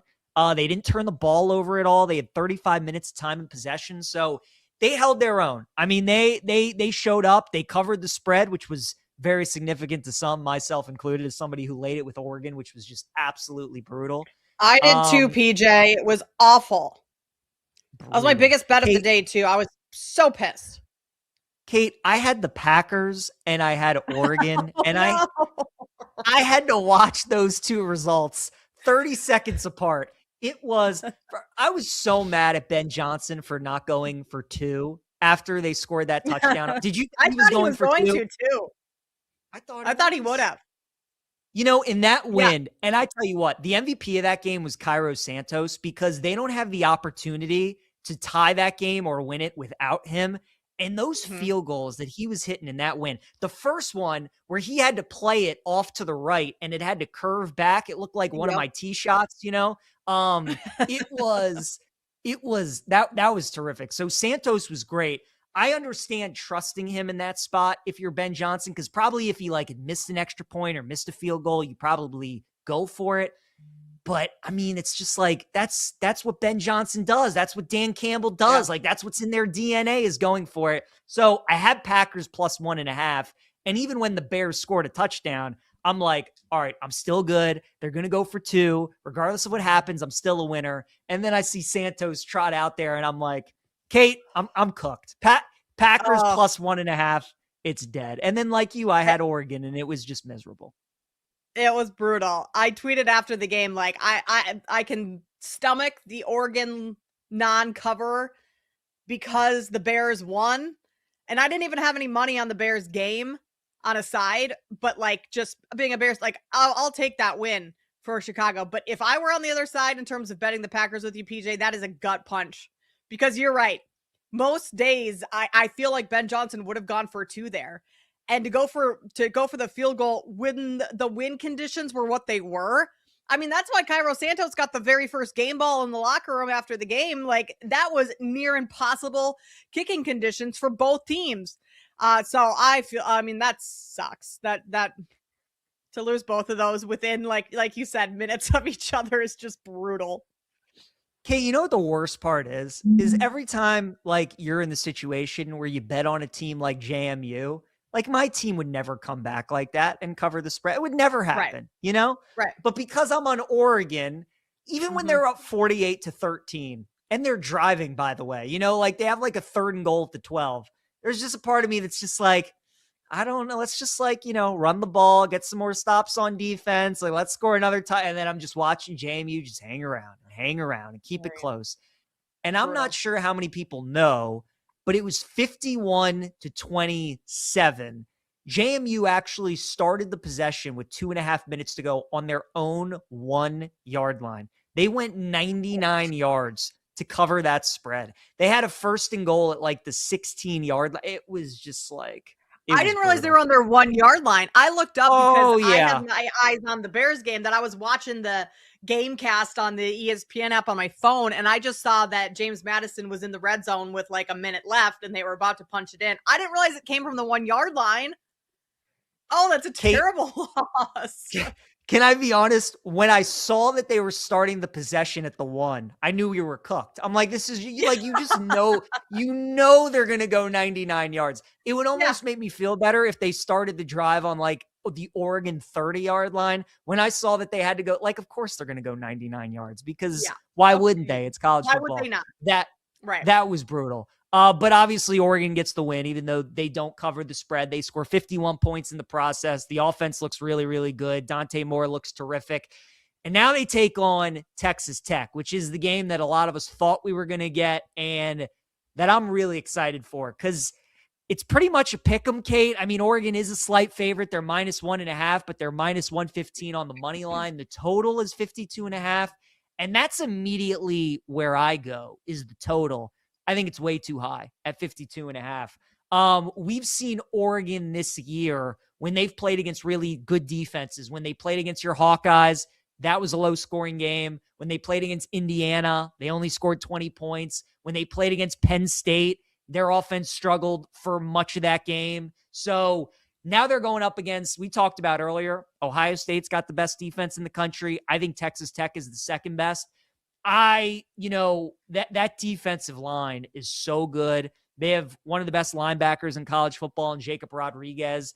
And on the flip side, I don't think Texas Tech has faced a defense with as many good players as Oregon. So I think this is an under game. I like under 52.5. That was immediately my first bet in the game. But what are your thoughts on Oregon and Texas Tech? Yeah, I'm right there with you, PJ, because this Texas Tech defense is going to be really good to all the points you made. But one of the strengths of that defense is shutting down opposing rushing attacks. And as good as Dante Moore is in the passing game, like, this Oregon team runs the ball a lot. And so if that aspect is shut down, it's going to be tougher for Oregon to score. It's also, with Oregon running the ball quite a bit, third in both EPA per rush and rushing success rate on the season, like, that just milks the clock more. That makes it, when teams keep the ball on the ground, you're looking at lower scoring games all around. And you could look at the box score and say, okay, yeah, James Madison put up a boatload of yards. They scored 34 points on Oregon. Like, Texas Tech is probably going to, if James Madison can put up 34, Texas Tech's going to put up 50. That game was garbage time in the second quarter for Oregon, James Madison, where you kind of saw Oregon, especially late in the game, take their foot off the gas. That's not going to happen whatsoever. So I am right there with you. Before I would play a side, because this is essentially a coin flip game, I would look at the under. I think that's way too high at 50.5. I do too. I was surprised. It opened at 53.5 and it dropped down to 52.5. I wouldn't be surprised if we see some more movement. Again, that game kicks off on New Year's Day, so we do have some more time. I think as we get closer to kick, that number is probably going to go down. So I'd probably bet it now at 52.5. As for the game, when the bracket came out, Kate, I initially liked Texas Tech and I still lean that way. I am worried, though, about Dante Moore. I think he's the best quarterback in the country. If I was an NFL GM and I needed a quarterback, he would be my first pick. I'd take him over Mendoza and Ty Simpson. I think he's really, really good. Oregon's got really solid receivers. They got a good defense as well. The one weakness of their defense is their secondary. I just don't know if Texas Tech can really exploit that. The strength of their offense is their running game with Cameron Dickey. Baron Morton can run it a little bit as well. But that's really, to me, is where the game's going to be decided, is Texas Tech's passing game against Oregon's passing defense, because that's how Indiana beat them. It was with Mendoza and those receivers. So Morton's going to have to step up and make some plays. I'm going to take Texas Tech, though, to win the game, Kate. I just don't think we're giving this team enough credit. Like, people don't realize when Morton has played this year for Texas Tech, when their starting quarterback has played, they have covered every spread and they have won every game by at least 22 points. I understand the Big 12 is not nearly as good as the Big 10 is, but there's something to be said about not only like winning every game that you play, but dominating in every game that you play. I think that speaks to how good their defense is and how nobody can score on them, and that their offense just runs it up and that they can score from anywhere on the field. So I still think we're undervaluing Texas Tech a little bit. I think if they played in the SEC, the Big 10, if people got a chance to watch them more, if they didn't have this Big 12 stigma around them, they'd probably be the favorite in this game. I think they're the real deal. I still think we're undervaluing them. It's going to be an awesome game, Kate, but if you had to make me choose, I would take Texas Tech. That could end up being one of the best games of the quarterfinals, with the spread being as tight as it is. I think a lot of people will look towards the Big 12 angle for Texas Tech and say, okay, who have they really played? But like you mentioned, they have destroyed most teams that's coming their way this season. I don't have a play on the side in that one, PJ. I think it could go either way. Again, under would be my play there. And then Georgia, Ole Miss, that's the only other game we haven't talked about. Like, is this Ole Miss a team of destiny where they're just going to go and go and go and go and shove it to Lane Kiffin for leaving them? If you beat Georgia, that's a massive win. They're 6.5-point underdogs against Georgia. And I think that Georgia's defense has only gotten better as the season's gone on. Obviously, Kirby Smart's been in these positions before, so they have a little bit more experience over some of these Ole Miss players. But I wonder if Ole Miss is just kind of that team this postseason. I know. That's what scares me. When these two teams, Kate, played in Athens earlier in the year, Georgia was a 7.5-point favorite at home. Now we're getting them at this. Now we're getting at this point in the season, and Georgia's a 7-point favorite on a neutral. Now Kiffin's gone, as we all know, and I think if you look at where those teams were then to where they are now, Georgia has definitely improved, especially on defense. Like the defense that Ole Miss played back in Athens is not the same one that they're going to get in the Sugar Bowl on New Year's Day. Georgia's defense has just made so many strides, and it's a credit to Kirby Smart. And they've obviously just been in these games. I think, Kate, like a lot of times it's not talked about enough, the experience that a guy like Kirby Smart has, knowing how to prepare his teams for this weird layoff and all this extended time and making sure they're ready to go, as opposed to a guy like Pete Golding, who, again, like he was with Alabama as their defensive coordinator. He's no stranger to kind of this setting, but it's just a completely different game when you're the head coach and you're in control of everything. I think Georgia wins. My favorite play would probably be like teasing Georgia down, betting Georgia in a money line parlay at minus 275, maybe pairing them with some other NFL game on the board. We were talking about like the Lions on Christmas Day as a 5.5-point favorite. I think the Lions would be a good teaser. I'm looking at some of these NFL games, like the Bengals are a 7-point favorite at home against the Cardinals. I think teasing Georgia with one of those other NFL games, probably my favorite way to bet it. I just I don't know if I want to lay 7.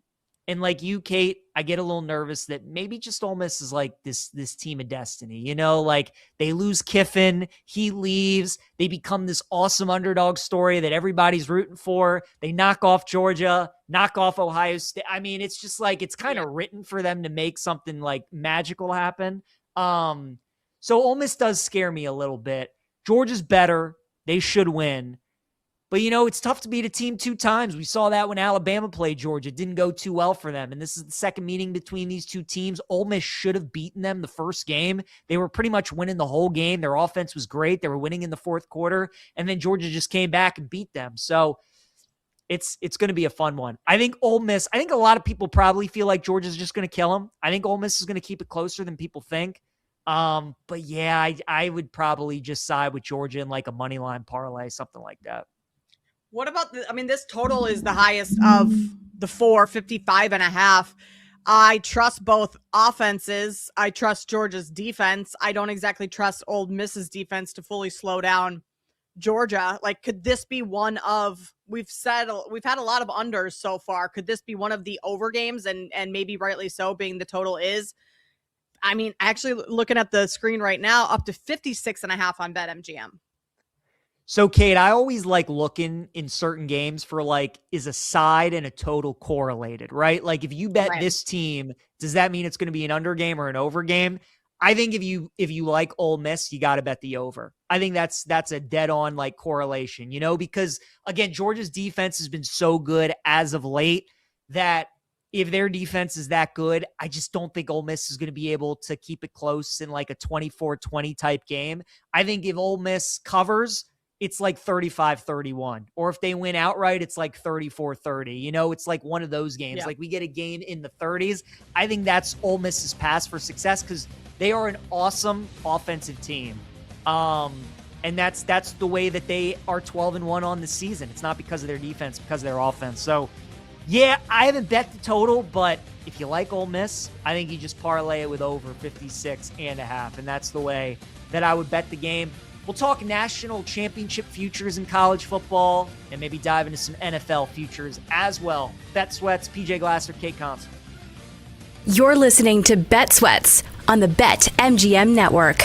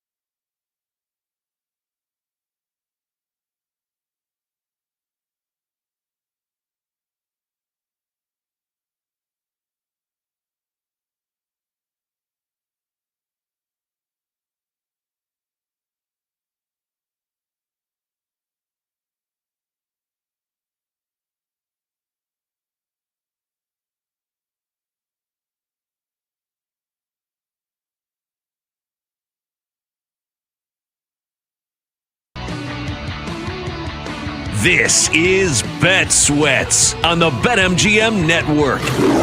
Make it legendary. This is Bet Sweats presented by BetMGM. Coming up next, we're going to give out our favorite plays of the day with our lightning bets. PJ Glasser, Kate Constable, couple segments left to go.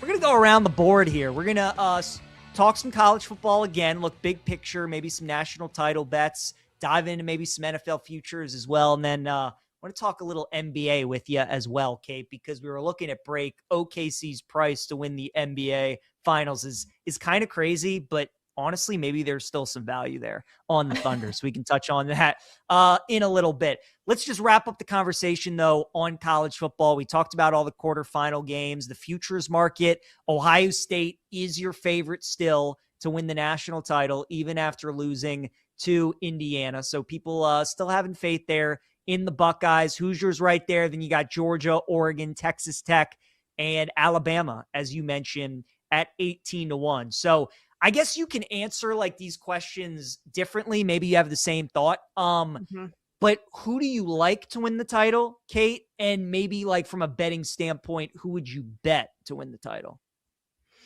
I think Georgia winning the title 5-1 would be who I would bet in terms of like a value play.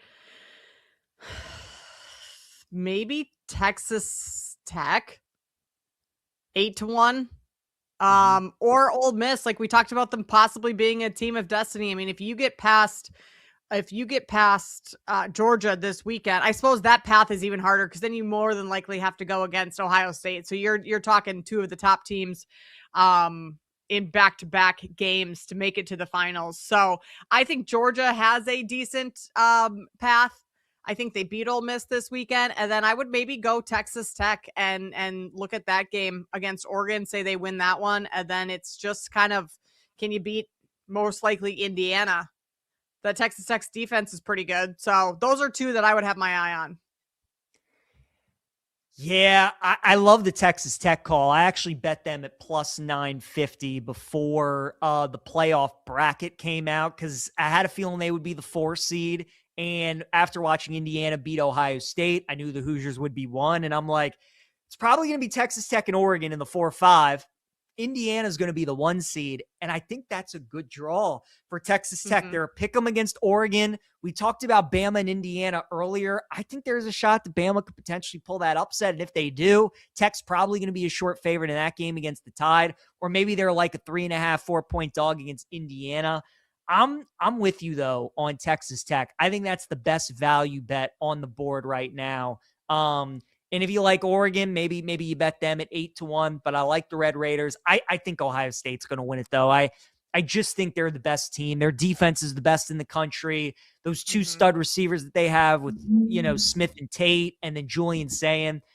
Kate, I think it did them a lot of good losing that game to Indiana, kind of like last year when they lost to Michigan. Sucks losing to your rival. Your fan base isn't happy about it, but it got them reset. It got them refocused, and they look like a completely different team throughout the playoffs. Losing that game to Indiana, again, they haven't really been challenged like all year. They haven't had to play a 60-minute game all year. They haven't been trailing. They haven't had to execute late in that game. And getting that experience before the playoff, I think is going to bode really well for them at plus 185. The team I would stay away from, though, is Indiana, certainly at the price at plus 325. What worries me about the Hoosiers, I think that Big Ten title game was their Super Bowl. I mean, the way that they were celebrating that, and they should. Undefeated season, Big Ten champions, you beat Ohio State. As expected, their fans should be thrilled. That was an unbelievable victory, and it's been an unbelievable season. Kate, I've always been in the mindset it's going to be too hard for a team to go undefeated and win a national title unless you're just like an all-time great college football team, Like I think Joe Burrow, Jamar Chase, that LSU team, I think they could have done it. I think some of Nick Saban's Alabama teams, the 2020 team when Devontae Smith won the Heisman, I think they could have done it. Maybe one of Kirby Smart's Georgia teams, they could have done it. Like you're talking like great teams. Indiana's really good, obviously. We all know they're very good. I just don't think they're that good. They kind of remind me more of like last year's Oregon team, where Oregon was also undefeated going into the Rose Bowl as the number 1 seed, and we saw Ohio State beat them. So especially at the price, I mean, you've missed your boat on Indiana at this point. I would stay away from them. I would actually stay away from Ohio State too at plus 185. I kind of think you just wait in game when they're playing one of these teams, whether it's Miami, whether it's Georgia, whoever, for them to maybe be a cheap money line price, and that's when you bet them. So I agree. I kind of think the value might be with Texas Tech at 8-1. I like that look. PJ, remind me, am I wrong on this? But last year in the college football playoff, that the bye teams lost. They all lost last year. I suppose I have it basically pulled up in front of me. Correct. Yep. All the top 4 seeds lost. That would be a crazy trend if that repeated itself again. You don't see that happening. I mean, I guess no, because I don't see Miami upsetting Ohio State whatsoever, or even Ole Miss over Georgia. I think the 2 upsets that you could potentially get would be the Alabama-Oregon that we've talked about, or Alabama-Texas Tech. It's definitely something worth mentioning, but I've heard a lot of people bring up that stat, and I always say that last year I kind of put an asterisk on that because 2 of those teams that had the bye were big underdogs. Arizona State was a big dog to Texas. Right. Boise was a big dog to Penn State. And then remember, Oregon, even though they were the 1 seed, they were actually an underdog to Ohio State in that game. And then also Notre Dame and Georgia was a pick 'em. And Carson Beck was hurt. Gunnar Stockton was making his first start. So you had like weird circumstances for all these games. This year, the only team that's an underdog that didn't get the bye is Texas Tech. And even they're just a 1.5 point dog. So like, it wouldn't shock me to see maybe 1 or 2 of those teams go down. All 4 of them, though, I just can't see it happening. We were talking about in the break, though, Kate, that there's going to be a very, very popular money line parlay with Indiana, Georgia, and Ohio State, right? Parlaying all those 3 teams together, plus 140. And which of those underdogs ruins the parlay? Or maybe which of those underdogs like really makes you sweat? And I think that's the question that people have to ask themselves, because if you bet, you kind of just know it's not going to be that easy. I think we're probably in agreement that Bama's probably the team, right? That would worry us the most. Like Indiana's leg in that parlay would be the one that scares you. Yeah, I think so, because like you mentioned, Alabama, middle of the season when they played all those ranked teams, like when Alabama's at their best, they're a really good football team. The games that they've lost or narrowly won, it's like they've had a lot of miscues throughout those games. If they can put together a full, complete game and Ty Simpson plays like he did against those ranked teams in the middle of the season, I think Alabama could certainly upset Indiana. And Kate, like, these games are tough to handicap too, because it just really all comes down to which quarterback makes the big mistake, Right. In the Bama-Oklahoma game, it was John Mateer. All he had to do was avoid the colossal mistake. What does he do? He throws the pick 6 to tie the game, and then Bama looks back. Carson Beck, he didn't do anything spectacular against A&M, but the best thing he did for the Canes in that game was he didn't turn it over. Whereas on the other side, Marcel Reed had a fumble inside the Miami 25. He throws the pick late in the game. Like, I mean, when you get to this stage and the games are this close and all the teams are this good, it's about turnover. And it's the same way in the NFL, but especially college. If your quarterback can take care of the football and you force the other one to make the big mistake, I mean, Kate, it's usually just that simple in these games. Yeah. That's, in any sport, that's kind of what it comes down to is the star player making the plays or making the mistakes. 100%. So again, Ohio State's your favorite there, college football, plus 185, followed by Indiana at plus 325. Okay, let's turn our attention over to the NBA now. Because again, we're getting towards Christmas, which usually was the time of the year for the NBA, and they're still going to have their 5 games on Christmas Day, and maybe now get some more viewers than we initially thought, because the Christmas Day slate in the NFL not all that great. So great. The headliner is certainly going to be the Thunder and the Spurs. OKC 25-3 on the season, and San Antonio did just beat them out in Vegas. So the Spurs have given the Thunder one of their 3 losses on the season. Kate, you were looking at the futures board, though, of what OKC's price is to still win the NBA Finals. What was the number on OKC? PJ, I don't know if we have ever seen anything like this. The number right now on OKC is -110. The next closest favorite, the Denver Nuggets, plus 850.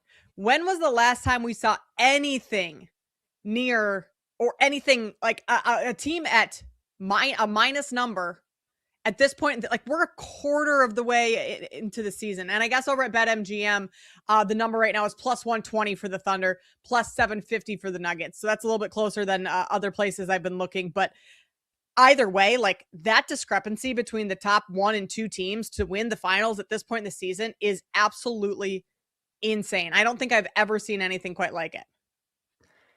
I mean, that is crazy. I've never seen anything like it either. I mean, I would still bet OKC, to be honest with you. I just don't think anybody to beat that team 4 times.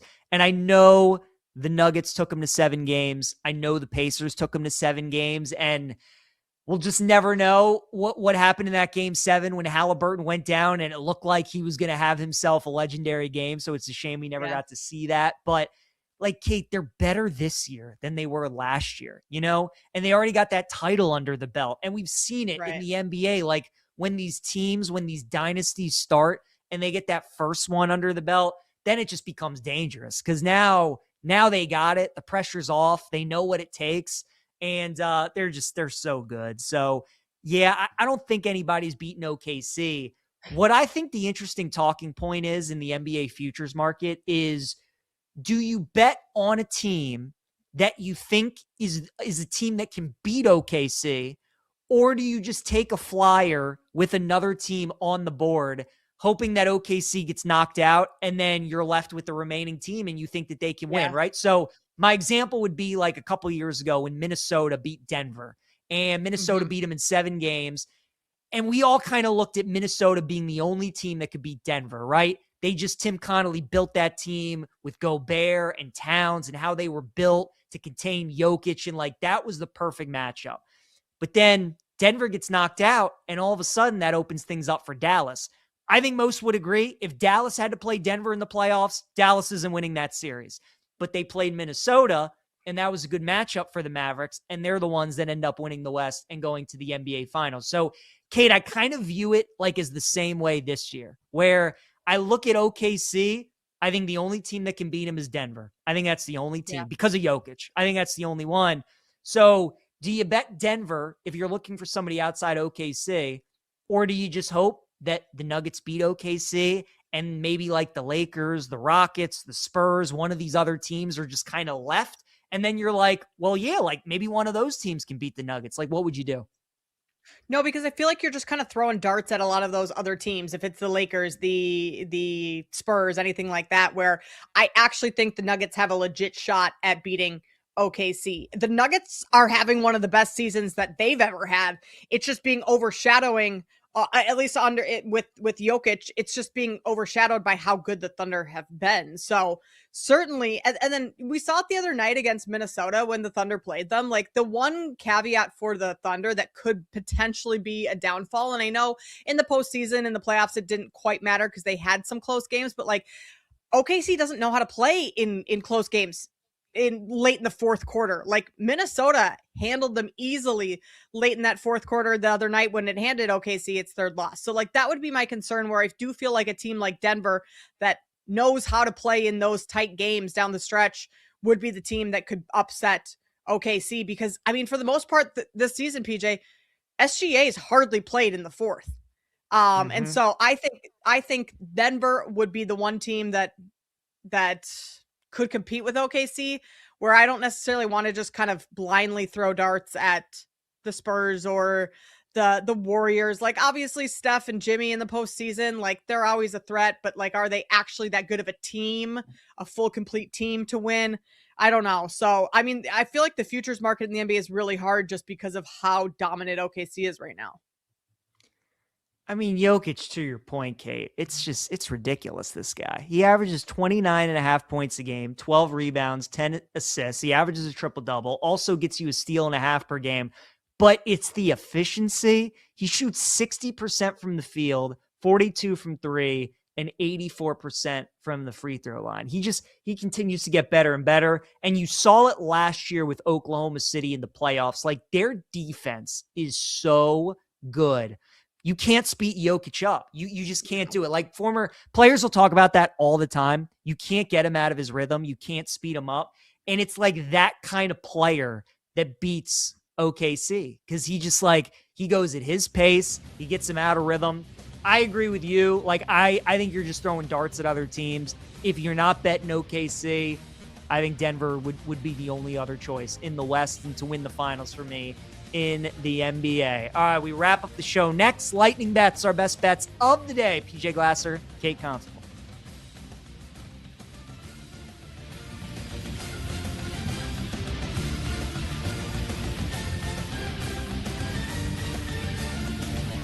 You're listening to Bet Sweats on the BetMGM Network.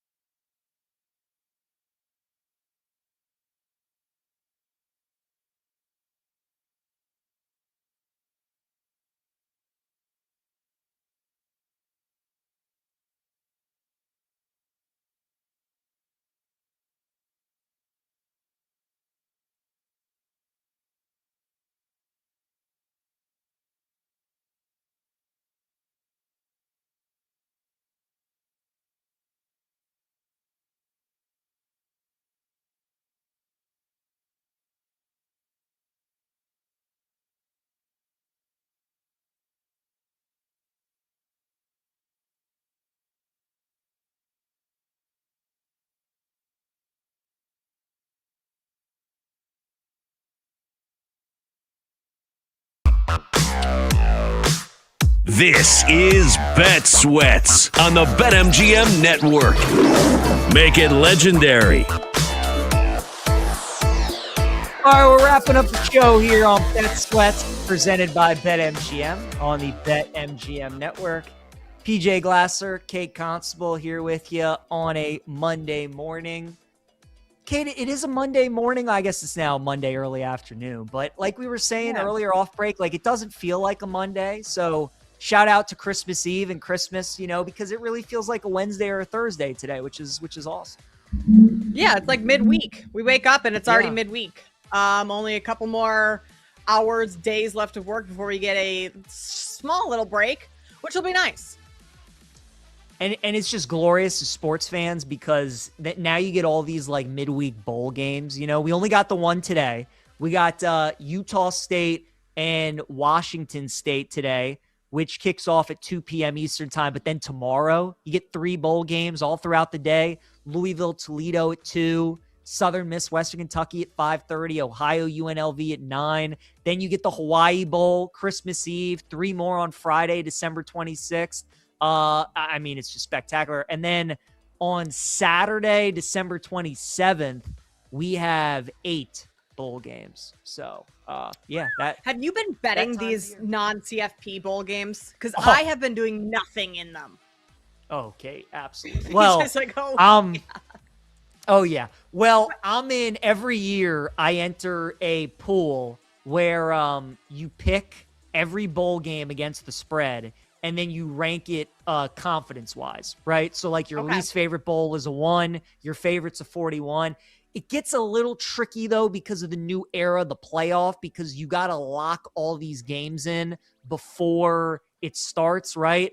And like the lines move so much. Some of these teams don't come up with bowl opt-outs until a couple days before. So, in a pick'em pool, I'll have a team that's laying 6.5 points. And then by the time we get to kick, they're like a 1.5 point dog. And I'm like, well, there goes that game. Probably not going to win that one. But yeah, it's fun because it gives you a reason to like watch all these games, invest in all these games.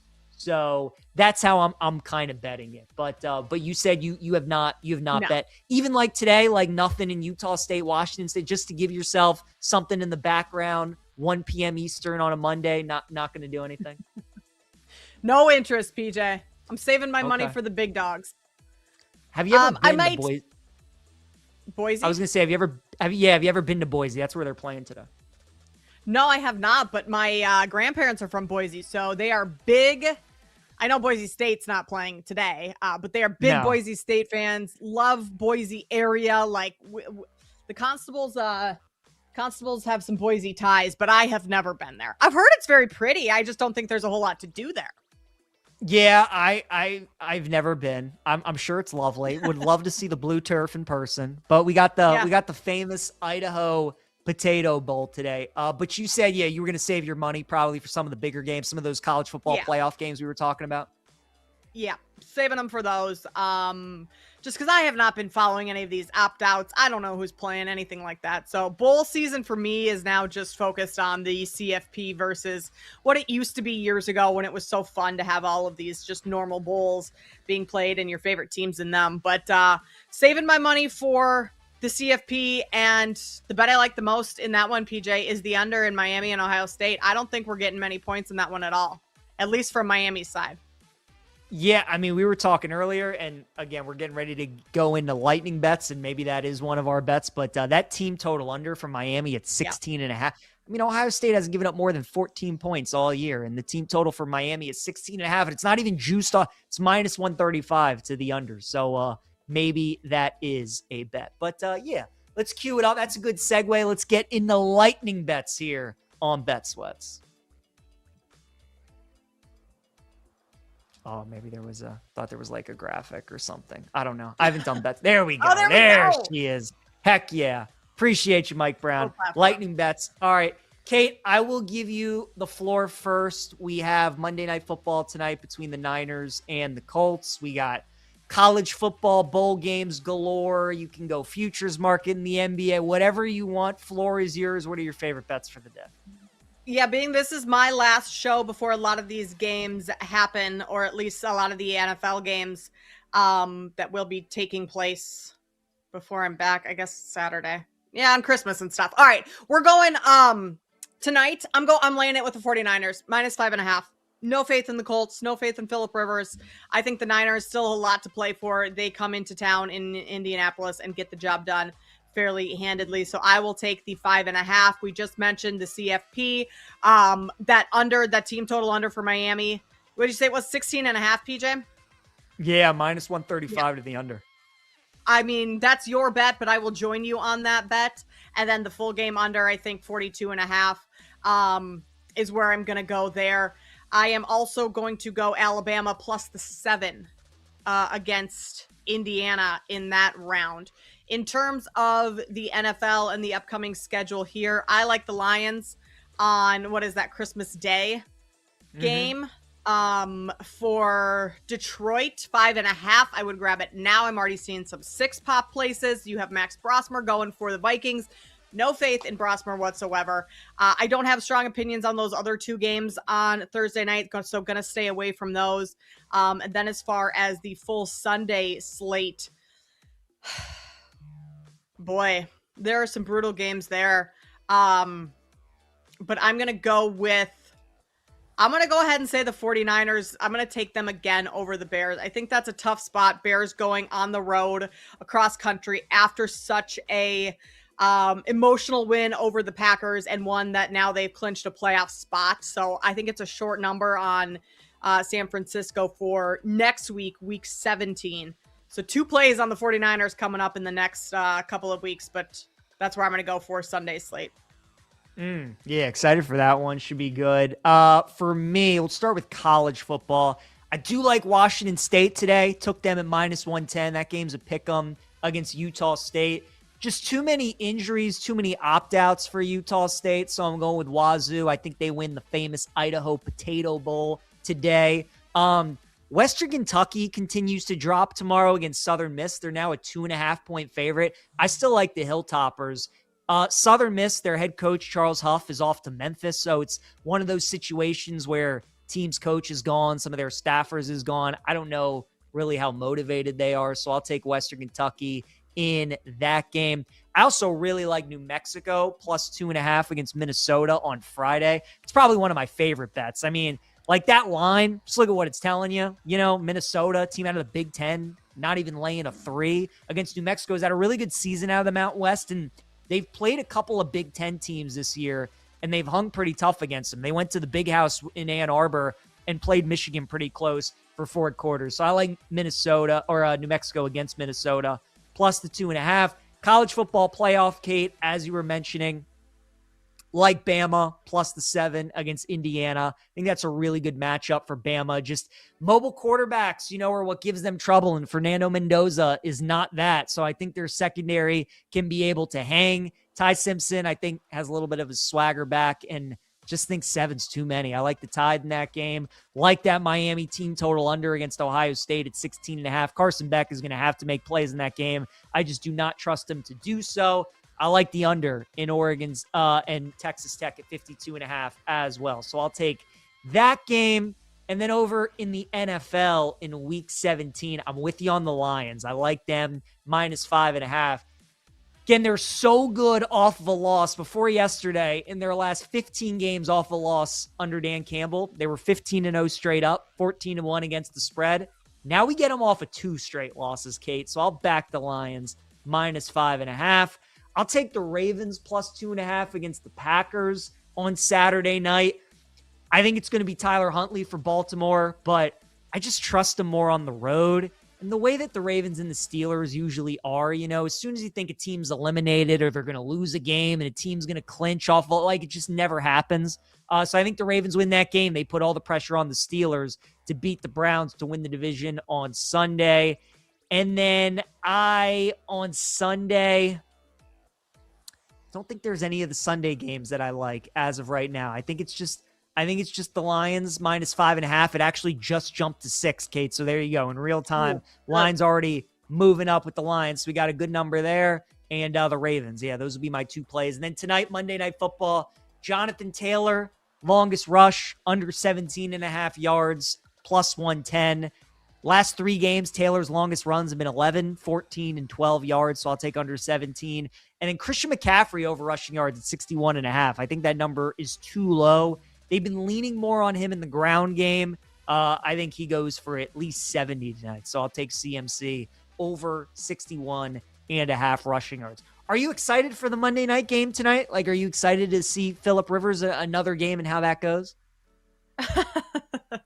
Excited might not be the term I would use, PJ, but I will be watching. It'll be on my TV. I will be sitting in front of it.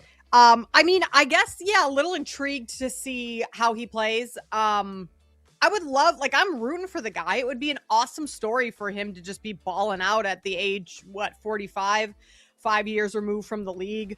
So like, I'm certainly wanting to see a good Phillip Rivers performance. I just don't know if we get it. But either way, like, this is what else do we have to watch tonight? Not a whole lot of other things. So yeah, I guess you could say I'm kind of excited. Yeah, we'll see if the Colts can keep it close. I'm down 50 points, Kate, in a fantasy league, and I got Jonathan Taylor and Tyler Warren, so I'll be rooting for those guys. Okay. Not great that we just talked about unders for Jonathan Taylor for you, but maybe a touchdown or two. Like, maybe the rushing attempts and the rushing yards don't come through, but he finds the end zone a couple times. That would be nice for you, right? I mean, Kate, I was playing against Puka this week, and then to make matters even worse, I was playing against Ashton Genty yesterday, who that's brutal. Going against the best defense in the NFL. I got to watch him catch a 60-yard touchdown and run one in for 50 yards. Just like, that's brutal. That's sounds about what right. What can you do at that point? That's kind of when you just throw your hands up and are like, season's over. That's because that's got to be the playoffs for you, right? Yeah, semifinals. Oh, so brutal, PJ. Brutal, Kate. You know what wasn't brutal was this show today. It was a lot of fun. It's good seeing you, Kate. Merry Christmas, happy holidays to you. Thanks to Zach. Thanks to Double D back in Chicago. Mike Brown as well. Be back tomorrow, myself and Jake Hassan here on Bet Sweats. Good luck to you guys the rest of the day. Enjoy the bowl game, Monday Night Football, and we'll see you tomorrow. Thanks for listening to Bet Sweats. If you missed anything on today's show, make sure to listen back on the Odyssey app or wherever you get your podcasts on the BetMGM network. Make it legendary.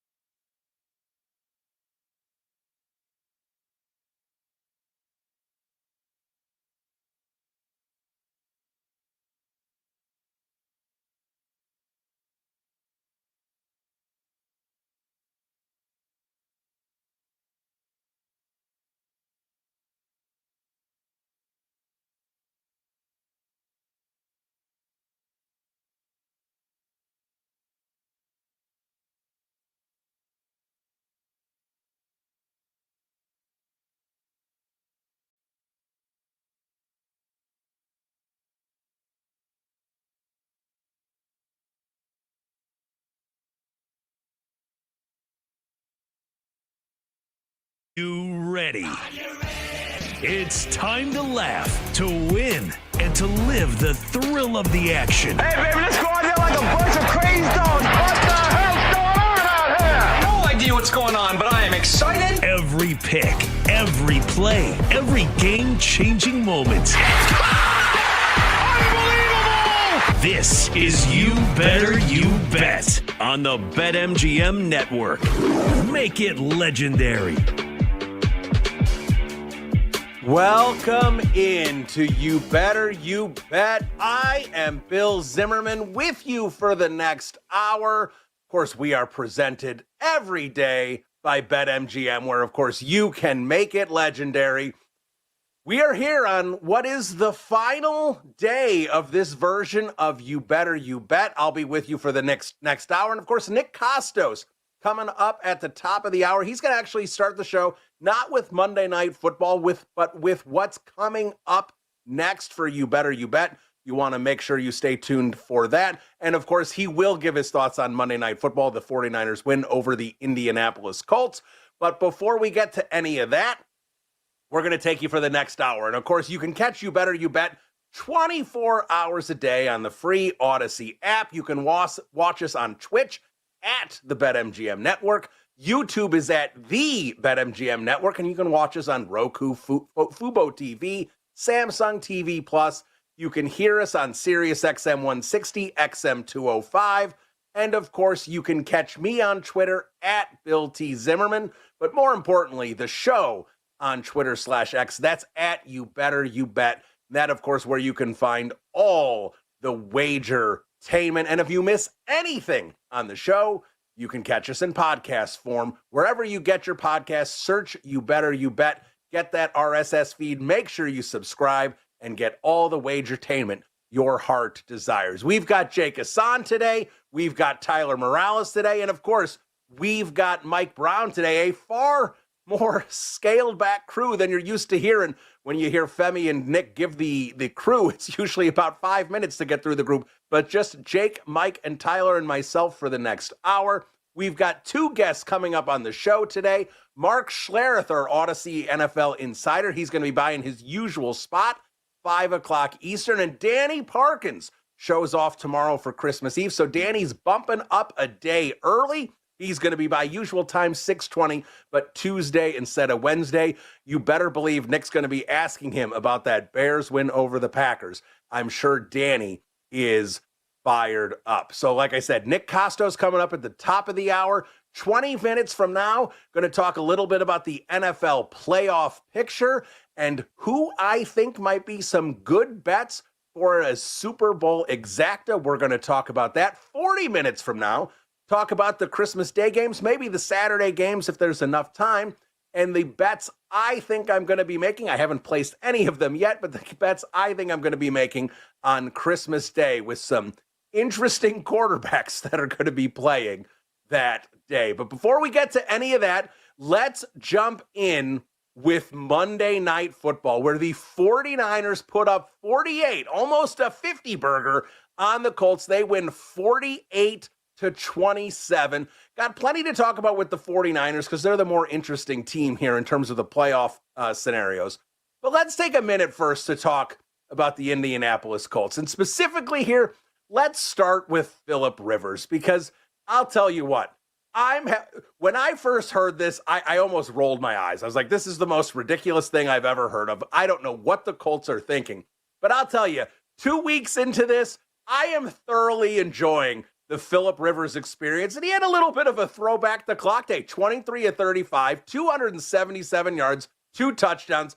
Did have that unfortunate pick six. The game was pretty much out of reach, but that certainly buried the Colts the rest of the way.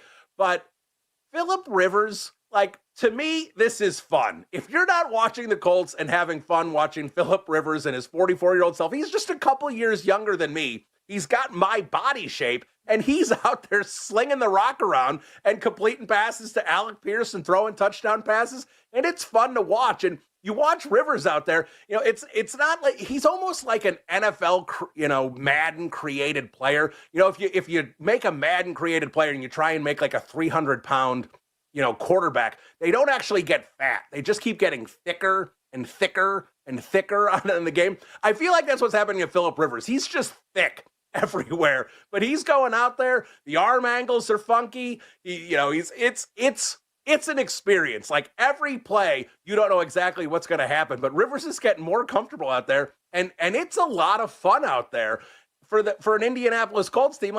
It's unfortunate. Like, I don't know if Phillip Rivers, he's going to start this week. I don't know if Rivers is going to start the last two Colts games, but it's unfortunate. He's going to go winless in this Colts experience, almost certainly here. But it's not really even his fault. Like, he's done enough here for the Colts to at least make the offense competent. There's just too much going wrong for Indianapolis right now. Of course, they've lost 5 in a row.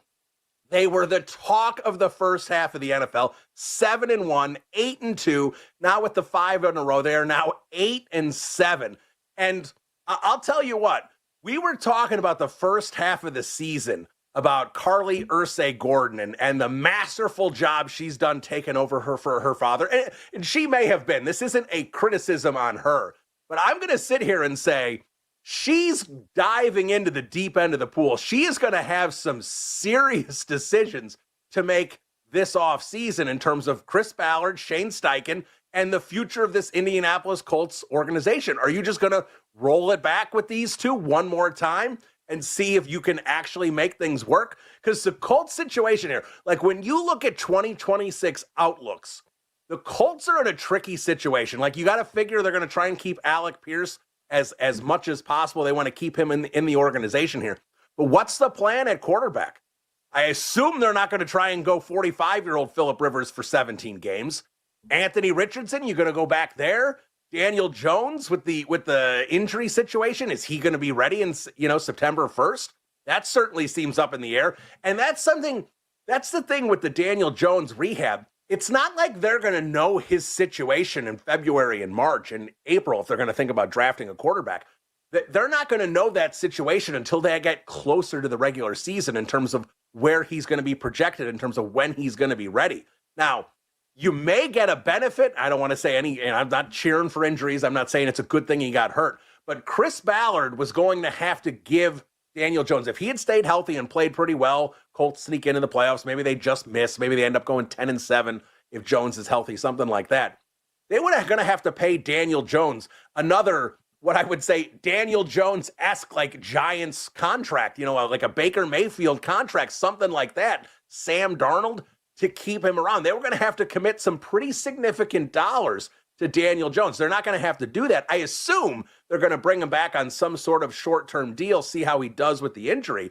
But they're not going to commit big dollars to Daniel Jones, but they also can't commit to Daniel Jones as their week 1 starter. So what do the Colts do? It's a huge decision for Chris Ballard and Shane Steichen. And because it's so huge, Carly Gordon's going to have to look and say, do I want Chris Ballard making these decisions? Can I definitively say that my Indianapolis Colts team would have been in the playoffs had Daniel Jones not gotten hurt? Because this is the same organization that gave away 2 first-round picks for Sauce Gardner. So they're in a situation where they don't have a first-round pick. They want to pivot to a quarterback. They've got to look at like a day 2 type quarterback. It's an entirely different situation when you don't have the ammunition to get a first-round quarterback. What do the Indianapolis Colts do in 2026? It's a fascinating question, and it's one that I don't think right now Ballard, Steichen, or Carly Gordon have the answers to. I don't think anyone in Indianapolis does. It's a sticky situation. It's pretty messy there in Indianapolis, and I'm just not sure exactly what the answer is going to be for them in 2026, especially at the quarterback situation, but it's going to be an interesting offseason for Indianapolis. Now, let's move over to the winners of that game, the 49ers. And what can you say about San Francisco 49ers and Kyle Shanahan and what they have done this year? Brock Purdy, 295 yards, 5 touchdown passes. That offense was humming all night long, and this offense is really clicking right now. They're still not 100% healthy. They're still dealing with Ricky Pearsall. Is he in? Is he out? We're dealing with that week to week. Offense has gotten a little bit healthier. Brock Purdy coming back has been big for this offense, and you tip your cap to Kyle Shanahan, and you tip your cap to Mac Jones for what they were able to accomplish while Brock Purdy was dealing with the turf toe. But this offense is simply better with Brock Purdy. It functions better. There's more intermediate passing. There's some deep passing. Mac Jones, it was a lot of dink and dunk stuff. Intermediate was like a deep ball for Mac Jones. And he did a great job. I'm not knocking Mac Jones. He's under contract for next year. So they're in good shape having Mac Jones back as their QB2 next season. But this offense is a different offense with Brock Purdy. It's significantly better. Christian McCaffrey, a great game, over 100 yards. George Kittle, again, showing that he is just a different kind of tight end. He can block, he can catch, he can do it all. Over 100 yards with George Kittle as well. And this 49ers offense, when it's cooking, is almost as good as any offense in the NFL. But the 49ers problem is this defense. And you have to, when we're at this point in the season and we're trying to look at Super Bowl contenders, and if we want to place a bet on maybe an NFC future or a Super Bowl exacta, and we're looking at these different teams, you have to look at the San Francisco 49ers and go, can they stop anyone? Anyone right now? Because right now it seems questionable at best if this 49ers defense is going to be able to do it. When you're allowing Phillip Rivers, and again, I love the story, don't get me wrong, but when you're allowing Phillip Rivers to throw for almost 300 yards, it's just not going to cut it. If you've got to face Matthew Stafford, if you've got to face a passing attack like that, Jordan Love, if he's humming, how are the 49ers going to stop that on defense right now? You want to bet the overs? Go ahead and bet the overs in the playoffs. But right now, you've got to have serious questions about this 49ers defense and what they can do, because it's not like they're going to get healthier here in the next couple weeks where they can get healthy. Fred Warner's out. Bosa's out. They're not coming back. So there's a lot of questions about this 49ers defense. And the 49ers, it's starting to come together for this team. They are now the 5 seed. If you haven't looked up and noticed, the LA Rams have now fallen to the 6th seed. They were the 1 seed just a couple weeks ago. They have fallen to the 6th seed right now in the NFC playoffs. The 49ers have the 5. And we have been talking about for weeks and weeks about the Seahawks and the Rams and who's going to end up the 1 seed. And nobody was talking about it. And we talked about it on this show a little bit, that the one team to look out for that 1 seed is the San Francisco 49ers. And with just a couple games to go, we are still looking at the same question about who can be the 1 seed. And the interesting team is still the San Francisco 49ers, because they control their own destiny to win the 1 seed. Now, it's not going to be easy. They've got to play the Chicago Bears, and they've got to play the Seattle Seahawks. They've got 2 of the top teams in the NFC coming up. But if they beat them both, the San Francisco 49ers will be the 1 seed. And if that happens, you've got any coach of the year bets that aren't Kyle Shanahan, I have a hard time imagining that you are going to be cashing those bets, because at that point, if the 49ers get the 1 seed with Kyle Shanahan, what he was able to do with no Brandon Ayuk all year, and they literally fired Brandon Ayuk. That when you terminate a contract like that, he was fired. They got rid of Brandon Ayuk. They, no Bosa, no Warner. Brock Purdy hurt for most of the year. Ricky Pearsall hurt for most of the year. George Kittle was on IR at one point. The amount of injuries this team has had. And, some of these other teams, like the Ravens had all sorts of injuries early in the season, and the Ravens collapsed. And now they're trying to dig their way out of it, and it doesn't look like they're going to. The 49ers were dealing with just as many injuries as the Baltimore Ravens, but they steadied the waters. They made their way through it. They lost some games, but they won enough. And when they started getting healthier, they are going on a tear now. So you've got the San Francisco 49ers, who still control their own destiny for the 1 seed, are now sitting at the 5 seed and are looking pretty good in the playoffs if they can just figure out how to be decent on the defensive side of the ball. No one needs this defense to be a top 5, top 10 unit in the league. They just need to be decent. Can they hold a good offense to 20 to 24 points? Because if they can do that, I think if their offense is clicking on a particular day, they are going to be able to make something happen in the playoffs, win a couple games, maybe push for the Super Bowl. But the problem is that defense, and I just don't know if they're going to be able to find the answers that they need to find to make this defense work. But the 49ers, make no mistake about it, they win the next couple games, Kyle Shanahan will almost certainly be your coach of the year. We've got a lot more to do on this hour of You Better You Bet. Like I said, in about 25 minutes, we're going to be talking about the Christmas Day games and how I think you should bet those. But in about 5 minutes here, when we get back from break, we are going to talk about the NFL playoff picture, specifically teams that might be interesting to bet to win a Super Bowl, or I should say to get to the Super Bowl. A couple of interesting matchups I think you should consider. I'm Bill Zimmerman on You Better You Bet. We're coming back in just a few minutes. We've got plenty more to do. And again, great guests coming up with Nick Costos, Mark Schlereth, and Danny Parkins. You won't want to miss those. Stick around. We'll be back. NFL playoff picture here on You Better You Bet.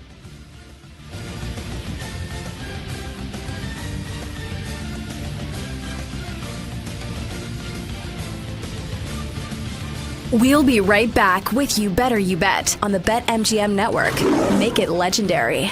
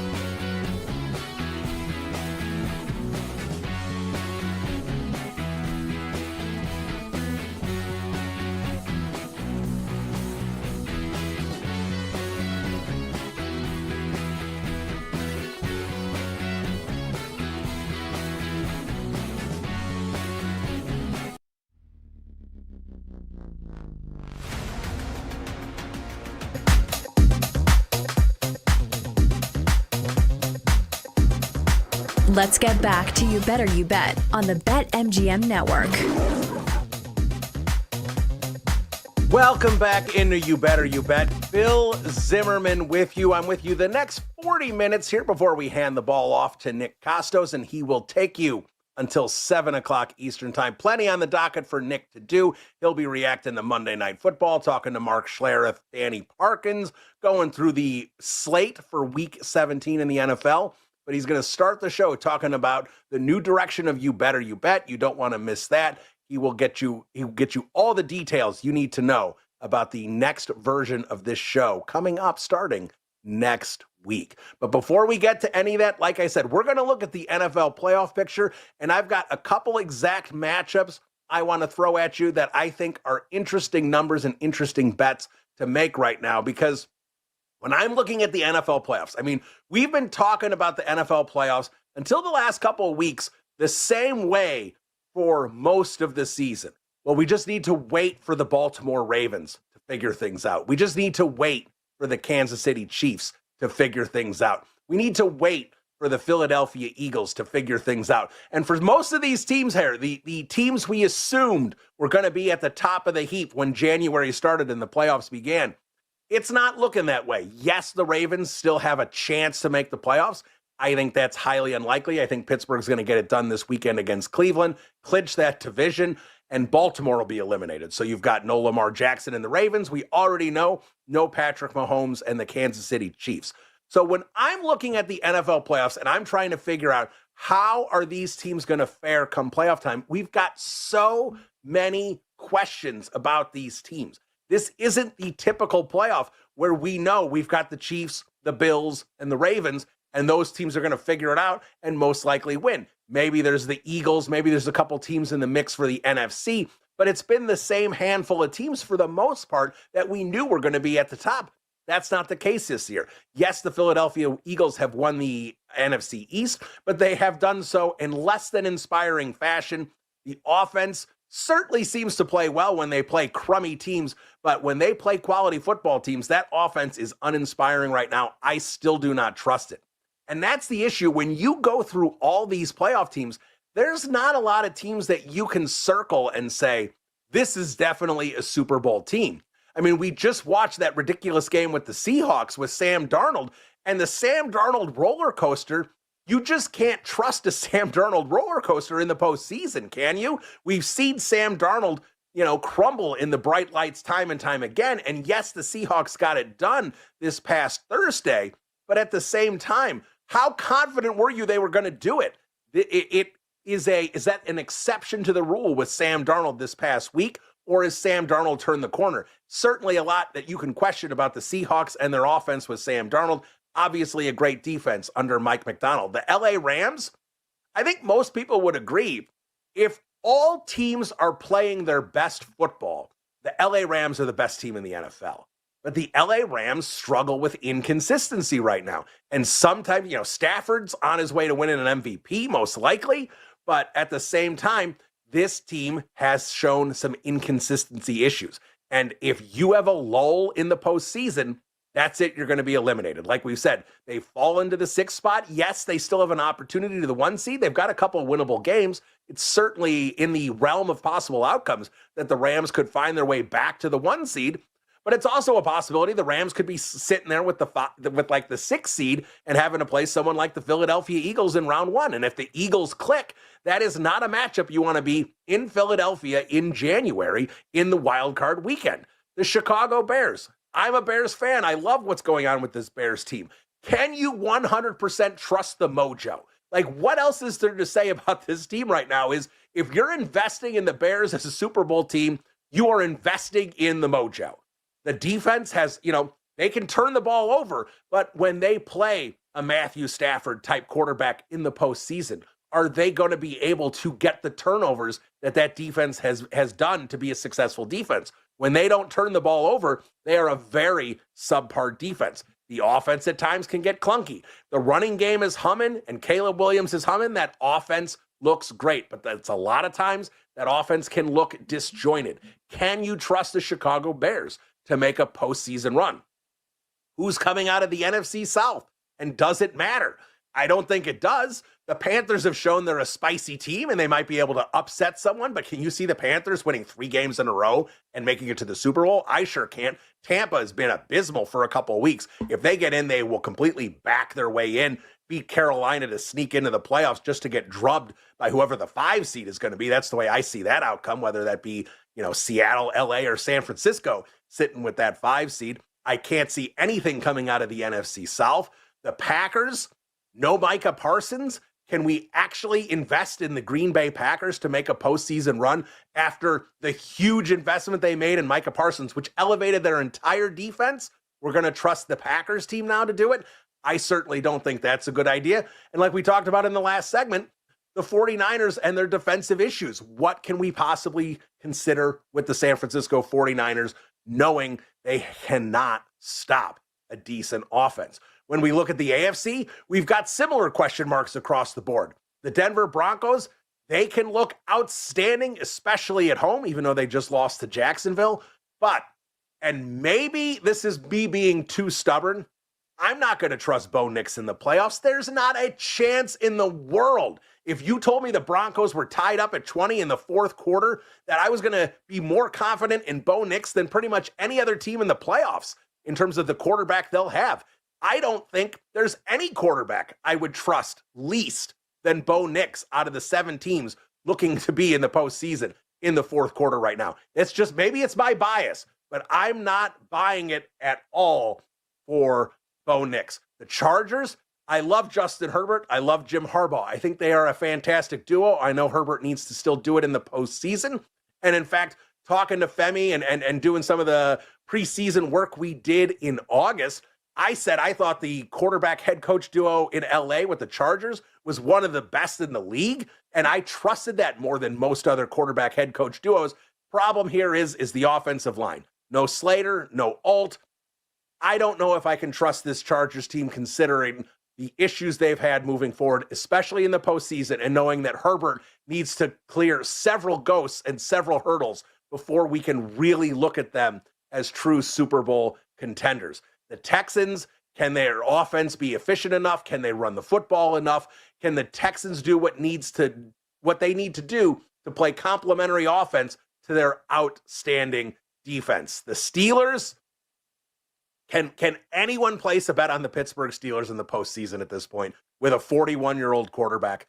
I just, look, the Steelers, sometimes they just figure out ways to win game. But like, if you watch the first half of football with the Steelers and the Lions on Sunday, like, who was watching the Pittsburgh Steelers and going, that's a playoff team. That's a team I think can win a couple of games. It wasn't me. And yes, Rodgers heated up. They had some explosive plays. Things looked a lot better in the second half for Pittsburgh. But that is not a team I am trusting at all in the postseason, especially with their history. At the same time, the Buffalo Bills. Everyone's like, well, this is the year for Josh Allen. It's all lining up. Femi has mentioned it. Nick Costos has mentioned it. It's all coming up Josh Allen in the for the postseason run for Buffalo this year. Their defense still needs to stop people. Can we trust Buffalo's defense to stop people? Can we trust Buffalo as a unit? Could James Cook, can the rest of this team step up if Josh Allen is only simply pretty good in a game? Does Josh Allen have to be Superman for 3 or 4 consecutive games for this team to win a Super Bowl? He can't let up at all. If Josh Allen is not the best player in the NFL each week, you cannot trust the Buffalo Bills to win the amount of football games they need to do it. And the Patriots, Drake May and Mike Vrabel, how much do you trust the Patriots right now that we have not seen them do it at all to this point? There's one team I have not mentioned, and I cannot believe I am saving this team for last, but it is the Jacksonville Jaguars. And I think the Jaguars, and I can't even believe I am speaking this into existence, I think the Jacksonville Jaguars are an unique betting opportunity because when you look at the exactas on Super Bowl matchups, the Jaguars are still pretty far down in terms of their odds compared to the other teams in the AFC and the other teams in the NFC in terms of those types of potential matchups. The Jaguars are pretty far down on the list still. The Jaguars are only a game out of the 1 seed. they still have the opportunity to get the 1 seed. They have the tiebreaker against Denver, obviously with the head-to-head win they had last week. They would have the tiebreaker against New England because they have the same conference record, but New England would have to lose a game here to even up their record. Jacksonville has a chance at the 1 seed. I'm not saying it's going to happen. I don't think it will, but I think there's a decent chance Jacksonville could end up with the 2 seed. And I think if you've got Jacksonville with a couple of home games in the playoffs and sitting there potentially with a 1 seed in Denver or New England, that can you fully trust this team who hasn't done anything in the postseason to this point?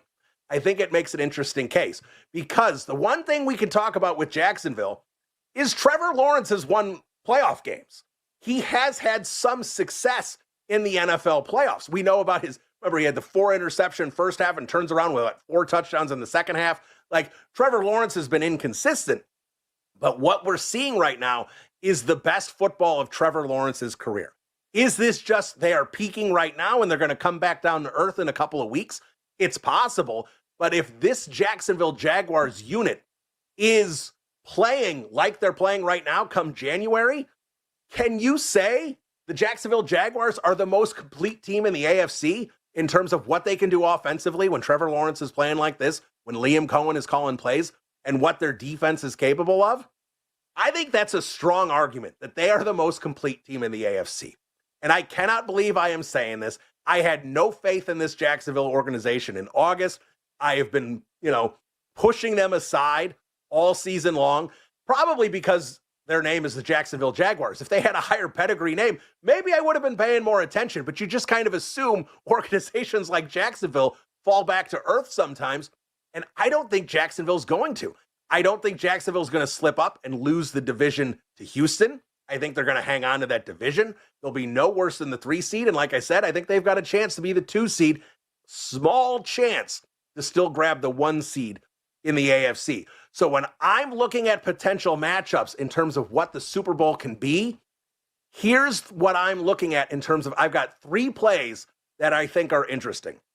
Shortest odds, 20-1, the Rams and the Jaguars. Like I said, I think the Rams are the best team in the NFL when they are playing their brand of football. And Jacksonville, I think, is the most complete team in the AFC. You put those 2 together, I think that's a strong possibility that you could see Rams, Jaguars in San Francisco, I guess in San Jose this February. 20-1 for Rams, Jaguars. Another one I like at 50-1, Texans, 49ers. This is what I'm going kind of on the opposite. 49ers offense, I think, is humming potentially better than any other offense in the NFC. Texans defense is humming better than any other defense in the AFC. Can the Texans defense make a dominant postseason run? And can the 49ers outscore teams in the NFC and make a postseason run? And you have defense versus offense in Super Bowl 60, 50-1, Texans and 49ers. And one more featuring Jacksonville at 60-1. Again, Jacksonville against my Chicago Bears. I think that's an interesting potential matchup right there. Again, Jacksonville, a complete team with a quarterback that's won playoff game. You go to Chicago. Are they naive enough? Are they dumb enough to just not realize what they're up against and just win football games? Caleb Williams coming up clutch. Ben Johnson out coaching the opponent, and this running game and offensive line. And that's what I'm looking at. If the Chicago Bears manage to beat San Francisco this weekend, they are going to clinch the 2 seed in the NFC. They still have a shot at the 1 seed. Probably not going to happen. But if a win this weekend would clinch them the 2 seed in the NFC playoffs. You do that, Chicago is guaranteed at least 2 playoff games in cold weather Chicago, where that offensive line can impose its will against defenses. DeAndre Swift and Kyle Monangai running the football. The Chicago Bears are built for the cold. You get some cold games out there. The defense maybe pops a couple turnovers. Caleb Williams seems to thrive in cold weather conditions. He does not mind them. I think a lot of people have him as a Southern California quarterback. He's a guy who grew up in D.C., has played in cold weather before.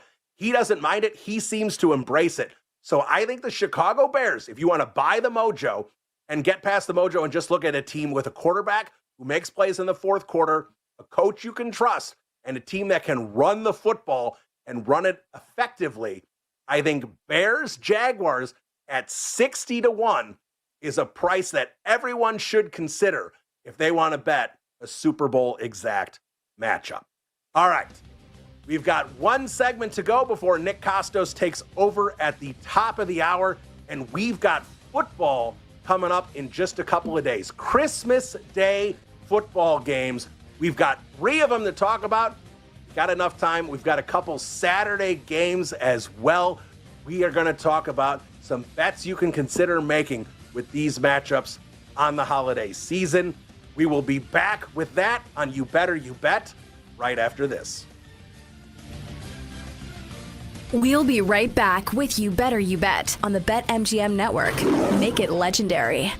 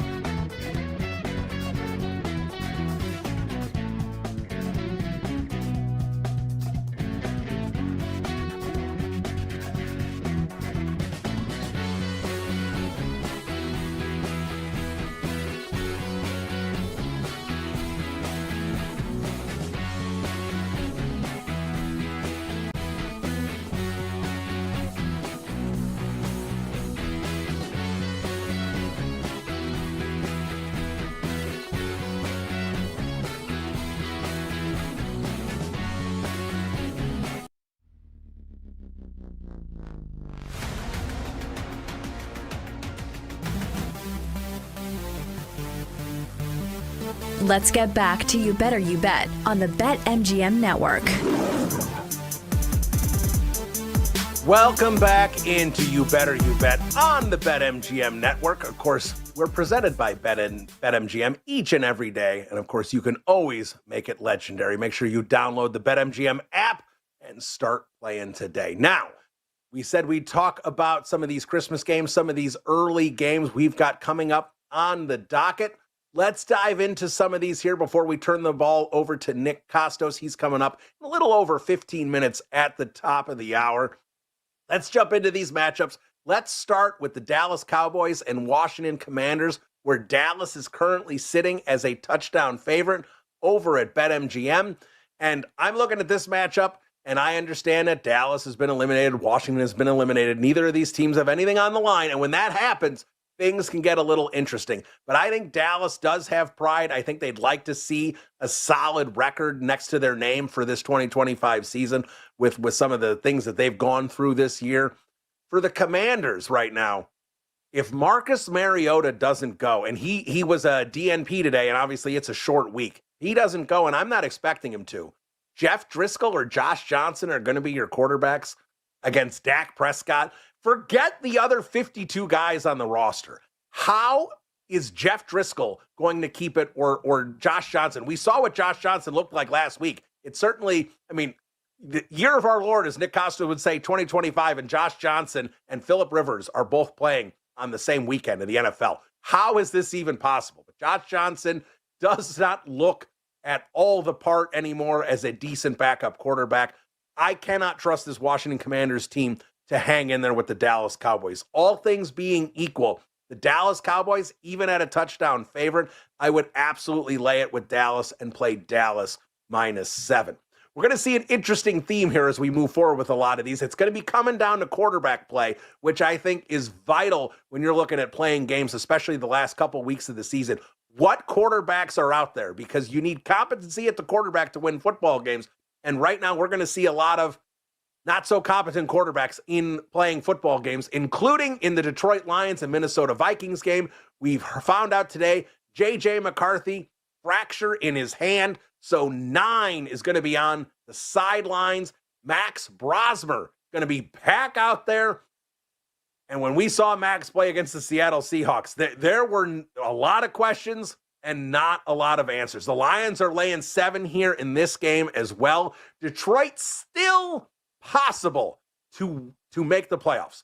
The odds are stacked against them, but the Lions are playing for their lives. The Vikings have been eliminated. They do not have anything to play for. Jared Goff, Dan Campbell, and the Detroit Lions, knowing they must win a football game against Max Brosmer, they are not going to leave anything to doubt as far as I'm concerned. I think they bury Minnesota. I think they jump on them early. I think the Lions defense I just can't trust Brosmer to get an offense moving.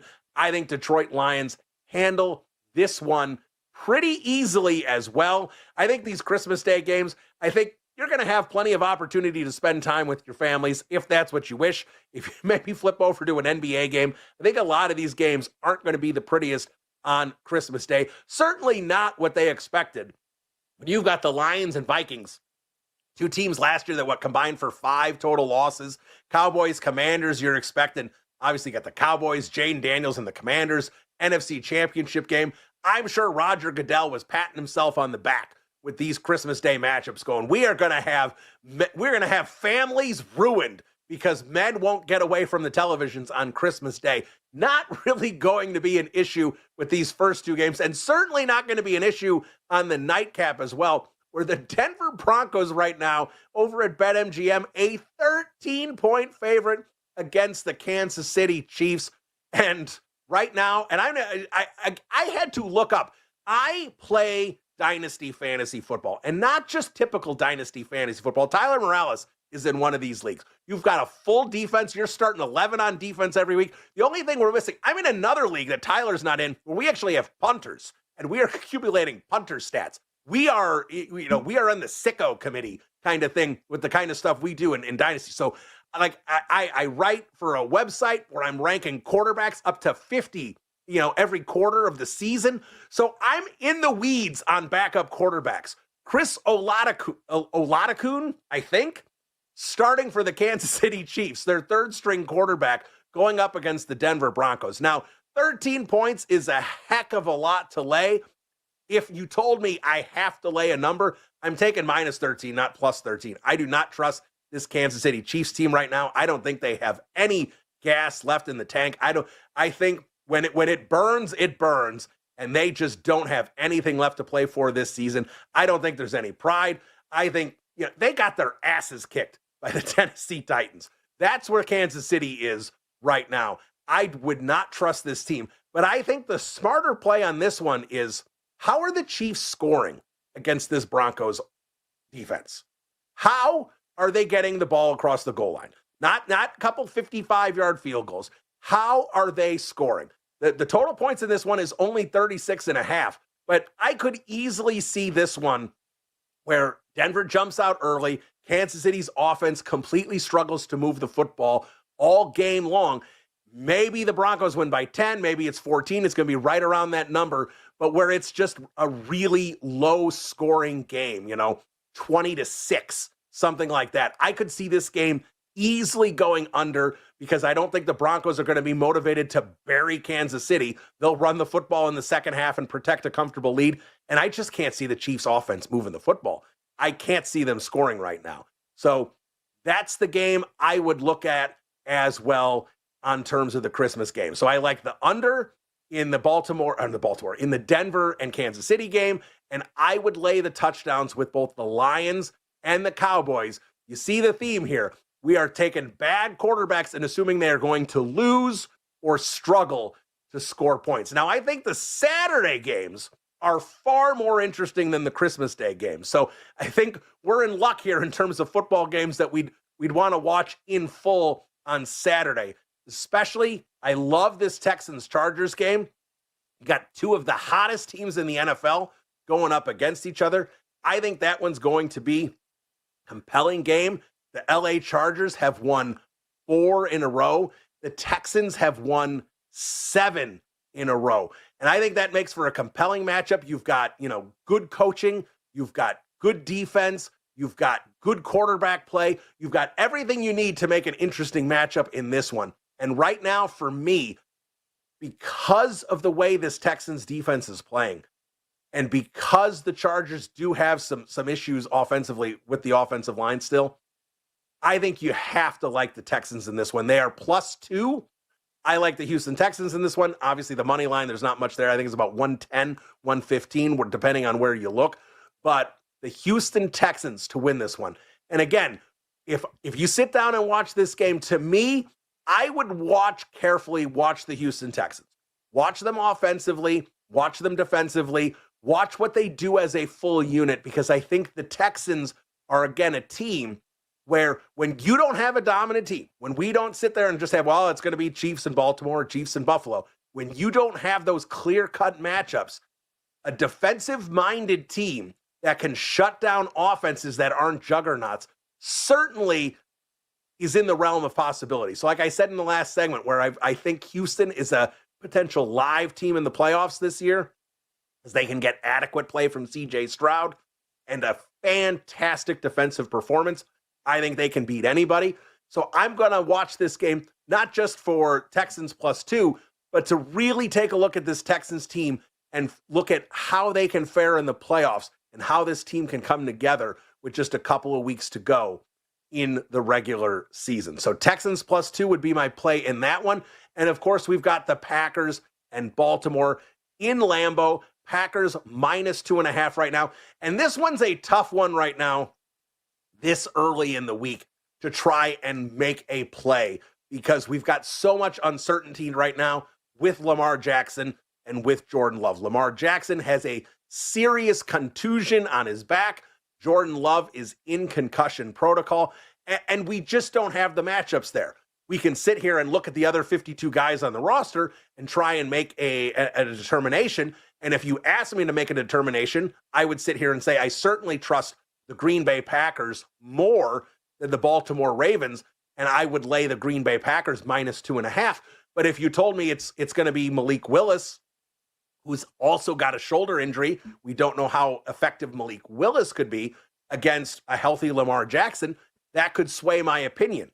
I don't know. I don't have enough data points right now to sit here and say definitively one way or the other. Can you bet the Baltimore Ravens or can you bet the Green Bay Packers? This is one right now I think is smart to wait, see what happens, see if we can get a feel one way or the other if Jordan Love can exit protocol. Because the one thing I will say, if Malik Willis is playing and if he is mostly healthy, if this shoulder injury is not a serious situation and he's got full range of motion throwing the football, I think Malik Willis and the Green Bay Packers at home, at Lambeau Field, can absolutely beat this Baltimore Ravens team right now. This Baltimore Ravens team is a little shell-shocked. I don't think they had, even with their bad start, when they got hot in the middle of the season, I think the Ravens fully expected that they would take a stranglehold back on this division and win it by a couple of games. And I think most of us did too. But here we are with 2 games to go in the season and Baltimore 2 back of Pittsburgh. They're not eliminated because if Pittsburgh loses out and Baltimore wins out, Baltimore would have the tiebreaker over the Pittsburgh Steelers. But again, Pittsburgh's got Cleveland this week. Now, Baltimore plays first, so they are not eliminated at the point of when they are playing. But at the same time, how much is Baltimore fighting for John Harbaugh? How much is this team fighting to make the postseason?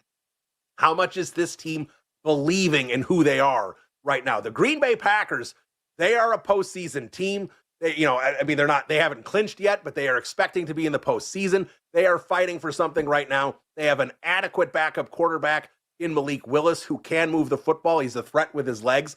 So right now, if you told me, hey, you got to place a bet early in the week, I would absolutely take Green Bay 2.5. It's probably where I'm going to be towards the end of the week as well, but we need more information on both Jordan Love's situation and Lamar Jackson's situation before we can make a determination on which way to go.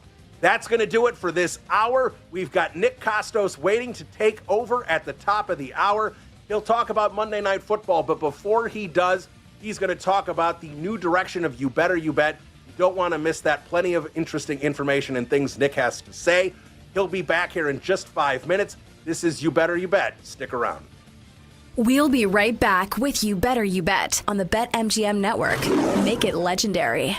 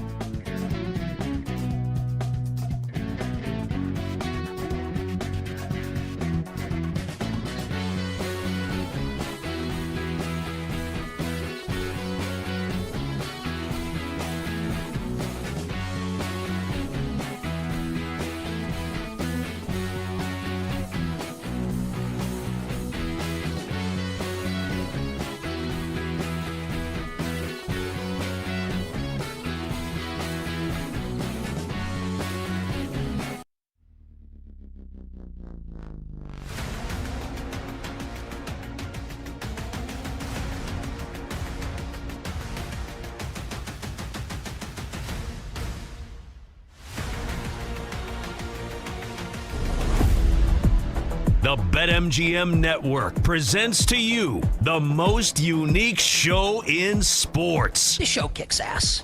Oh, hell yeah. A show so unapologetically original, it needs its own word to describe it.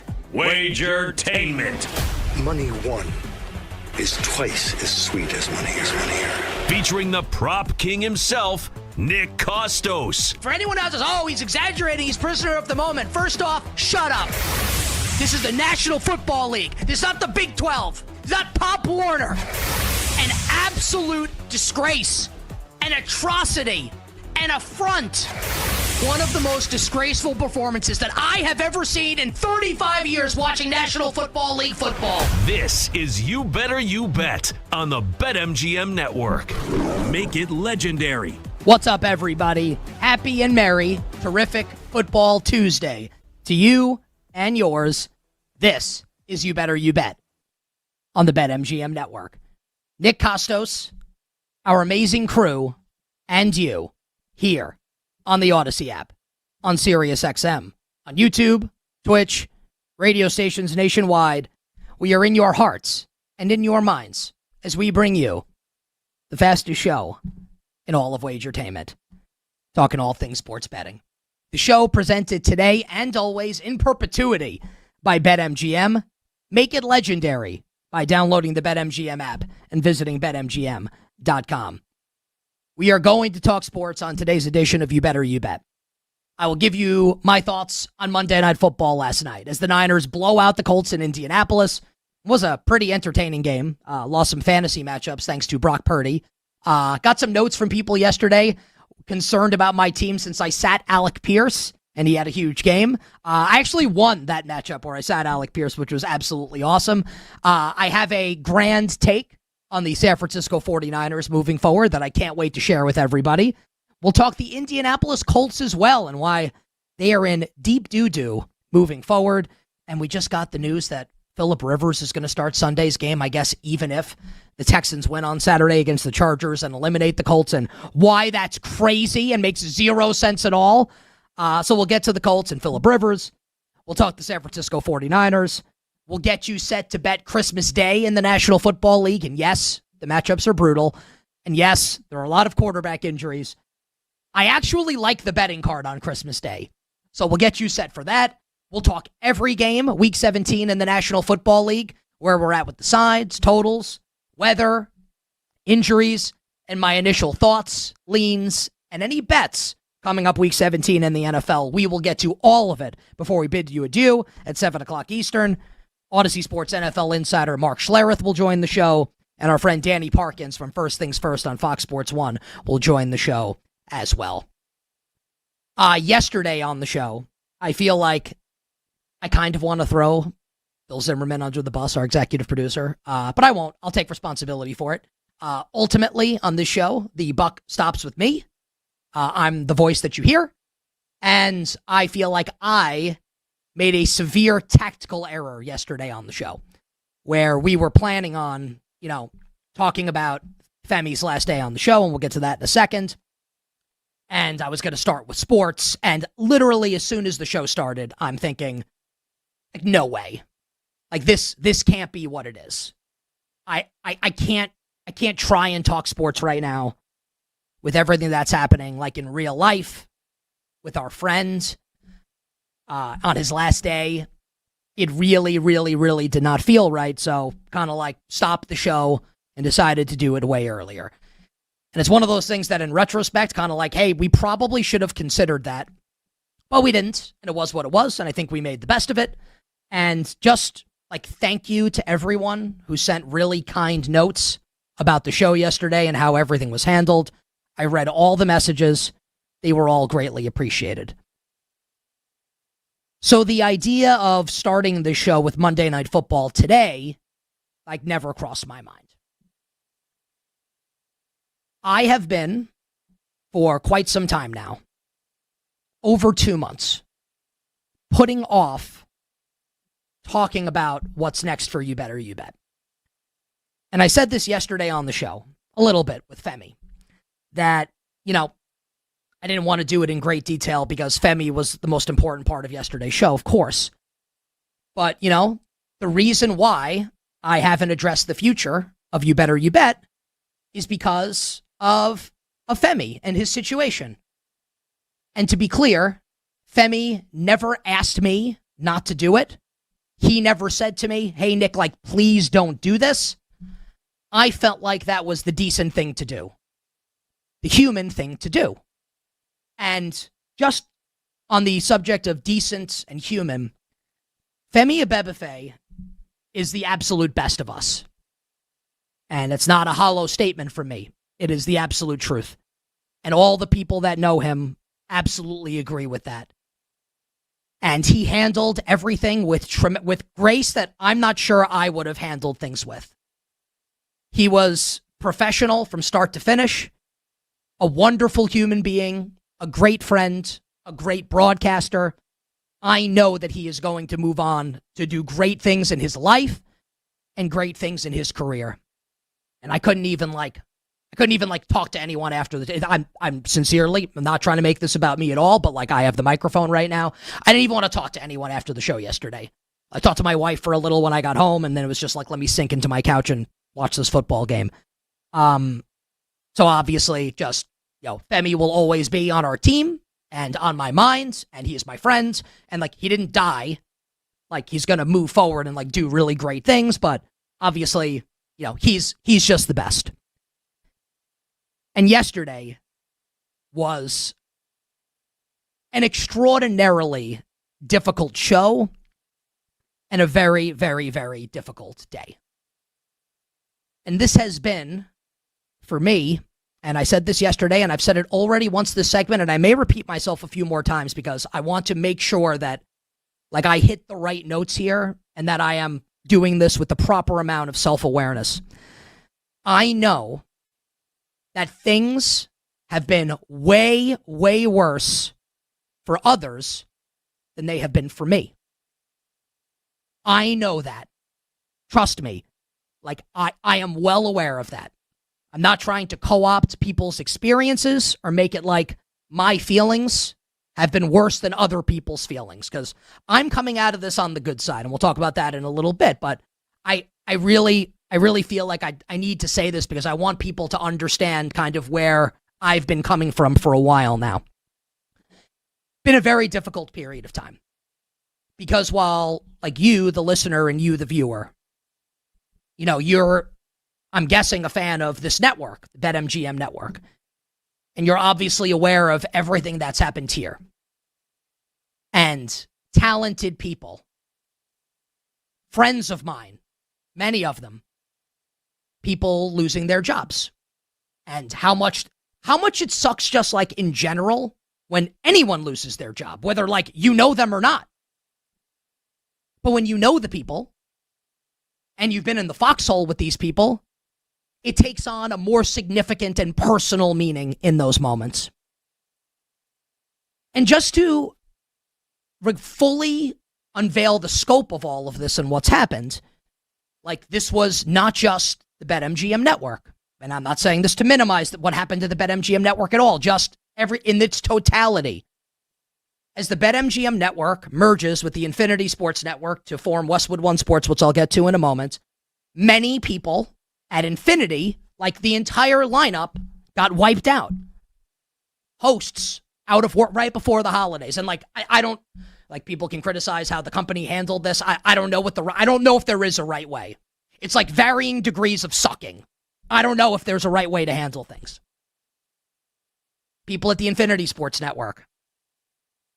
Maybe you're aware of what's been happening at WFAN in New York, which is not the same thing as what's been happening with BetMGM and Infinity, but there's been turnover at WFAN in New York. And Infinity broadcasts out of New York. And for people that don't know this and don't care, that's okay. You don't have to care. I care. And I'm telling you how I feel about it. I know all these people.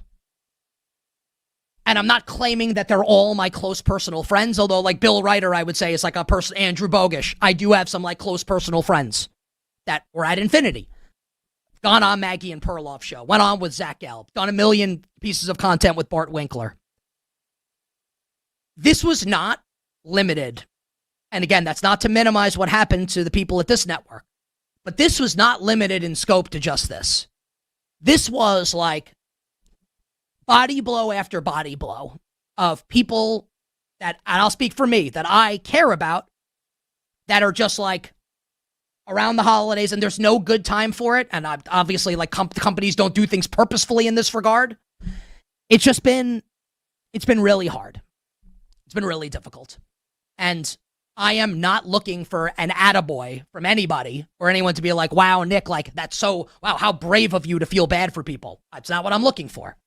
I like to think that most people would feel the way that I have felt and feel the way that I feel at this moment right now.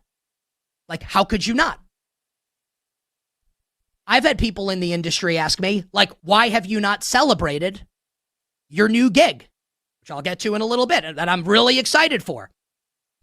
Because I feel like in these moments, if I'm celebrating 2 weeks ago, it's like right, wrong, or indifferent. And maybe it's wrong. I'm not saying that I have all the right answers. It feels like I'm celebrating while other people are like being cast aside. And it didn't feel right to me. And it didn't feel like the right and decent thing to do, where I'm going to promote myself and talk about, and I do think it's great, and I am excited, and juxtaposing my feelings of excitement, which I'll get to probably next segment, I don't know, juxtaposing those feelings of excitement with the feelings of sadness for people. And honestly, like, there's some anger involved. Friends of mine. And I talked about this with a couple people who kind of like survived this whole deal. Like, there's a little bit of survivor's guilt here, a little bit, where I'm being honest with everybody, right? And maybe you roll your eyes at this. Like, I don't care. I'm being real. Where you think, well, like, why did I make it and other people didn't? And it sucks. It sucks for those people. And I didn't want to turn this into, wow, like, things are really great for me when all this is going. I have waited until, and I hope people can appreciate this, and this is not like, tell me how great I am, until literally, this is my last show until the new network launches. I have waited until now to do this, because it's the right thing to do. That is what I believe. And I don't, if other people acted differently, like, I don't care. What they do impacts me 0%, and I don't criticize them at all. What's right for me doesn't have to be right for anybody else. But that's why. Why aren't you promoting your new show? Why aren't you promoting yourself? This is why. Because there are people's feelings at play. And if I'm going to talk about it, then here's Femi has to answer all these questions. Well, what about you? I don't want to put him in that spot. That's not my position to do that, to speak for him. He gets to speak for himself. And that's why we gave him the opportunity to do that yesterday. And juxtaposing these feelings of excitement that I have with the feelings of sadness has been really difficult over this stretch. So, like, we come on the air, and I'm not trying to make it like my life sucks. Like, I love my daughter. Like, I love my family. Like, I still have my job. It's not like the end of the world, obviously. But yeah, like, it's been a drag. And I'm happy to be, like, for me personally, at the, like, on the cusp of doing something new to kind of move to the next thing. And obviously, goes without saying, but I'll say it anyway, to wish everyone the best and hope that anyone that lost their job as a result of, like, what these corporations decided to do, that they are able to do even better than they were doing here under these umbrellas. I hope that their content is the best content. I hope that they make the most amount of money. You know, if you've been listening to or watching this show since the beginning, that I've always said, always, and I've meant it, there's more than enough money out there for all of us. The pie is big enough for everybody to get a slice, for everybody to eat. Like, do I want a piece of the pie myself? Of course. I want to be able to support my family. I'd like to be able to do fun things, to go on nice vacations. Who doesn't want to do that? Of course, I want it. But that doesn't mean that I want it at the expense of anybody else. Like, because I succeed doesn't mean someone else has to fail. I would like for this to be, and it's a pipe dream probably, right? And I'm 42 years old, and I'm talking like I'm 6 right now, and I understand that. But this is how I feel. I want all of us to succeed and all of us to do great and everybody to do well. And, of course, unfortunately, it is a harsh reality of life that does not get to happen at all times for everybody. Really wanted to get that out of the way. It's been something that's been sitting with me for a long time here, just like this recent stretch of time. We'll take a quick break, and on the other side, we'll talk about what's next. The next evolution of You Better You Bet. What's going to be on the airwaves coming up next week? What you, our listeners and viewers, can expect of it. And I think I'll have a pretty cool, at least semi-surprise as well to share with everyone that I think people will like. It's all coming up next here on a Tuesday. You Better You Bet. BetMGM Network for one more day with your boy Nick Costos. We'll be right back with You Better You Bet on the BetMGM Network. Make it legendary.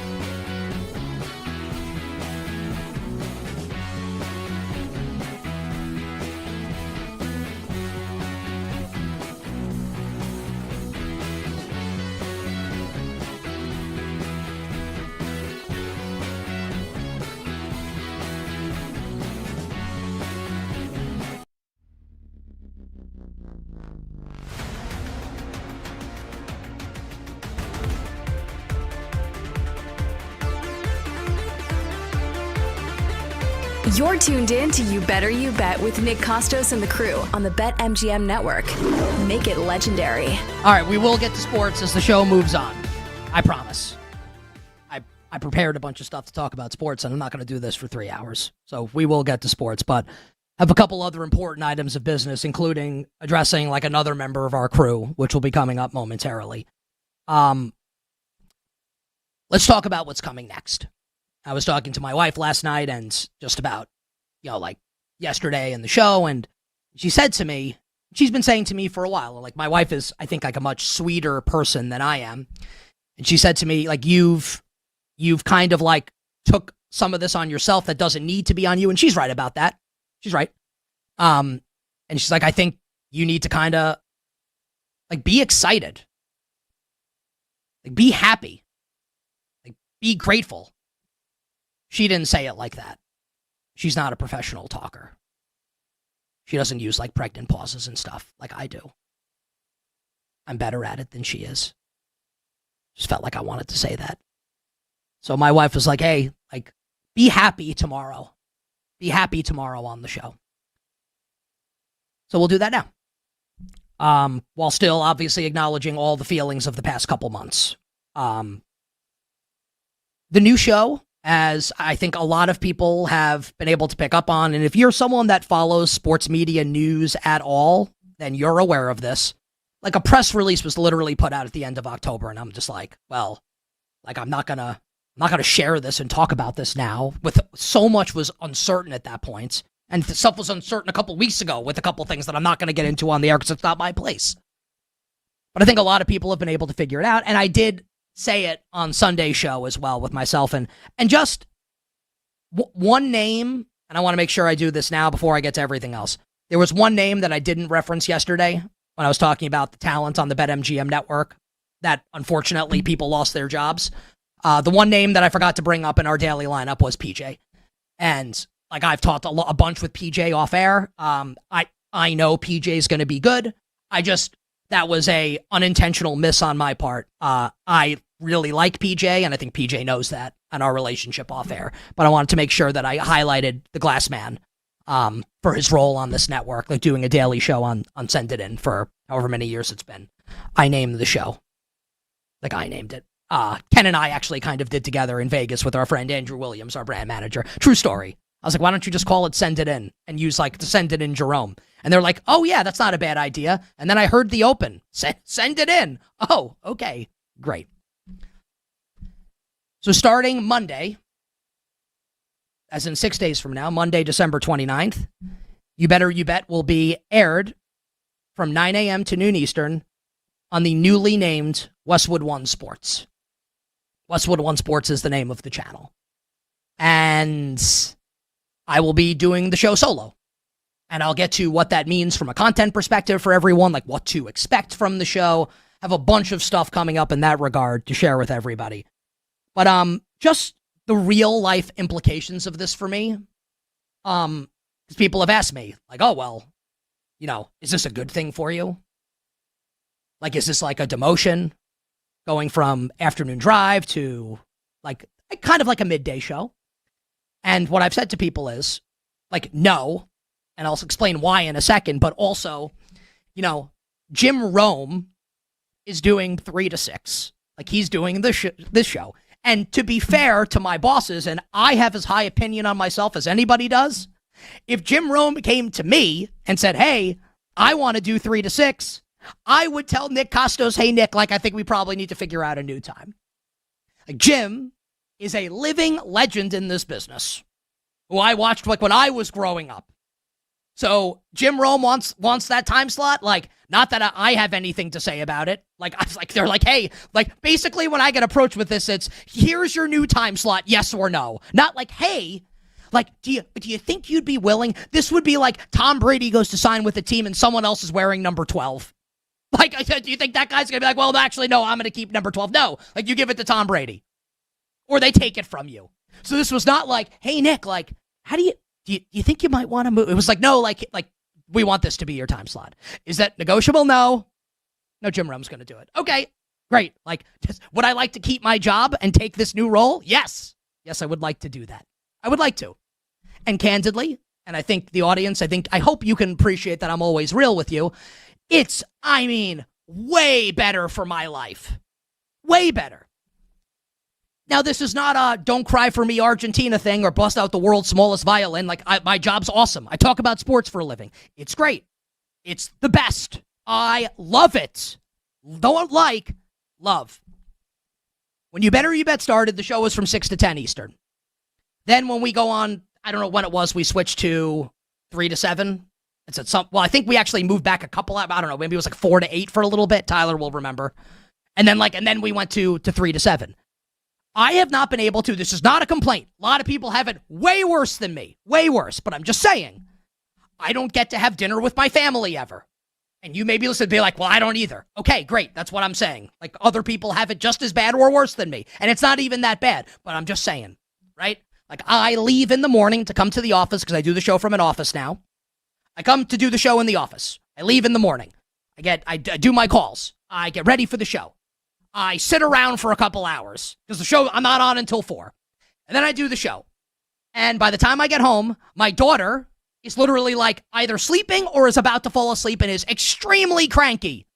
If you've ever dealt with like an 18-month-old who's about to go to sleep, this is not someone that's like sunshine and roses, like, let me give daddy a hug. No. She wants to stay with mommy and drink her bottle and read her book with Elmo in it and go to bed.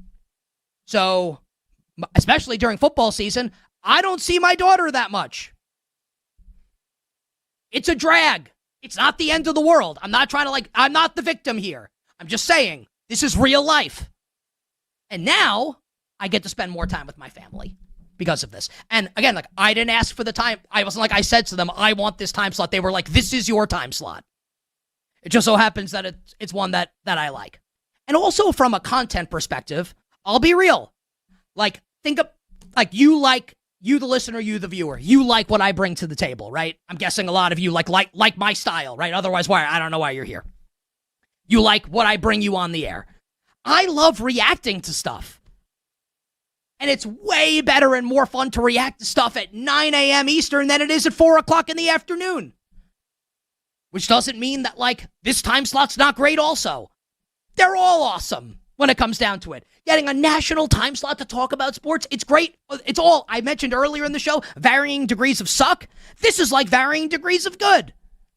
But yeah, the idea that I get to get up early and focus on the show. Because think about it now, it's I know what I'm going to say on the show, way in advance of 4 o'clock Eastern. And I just sit around.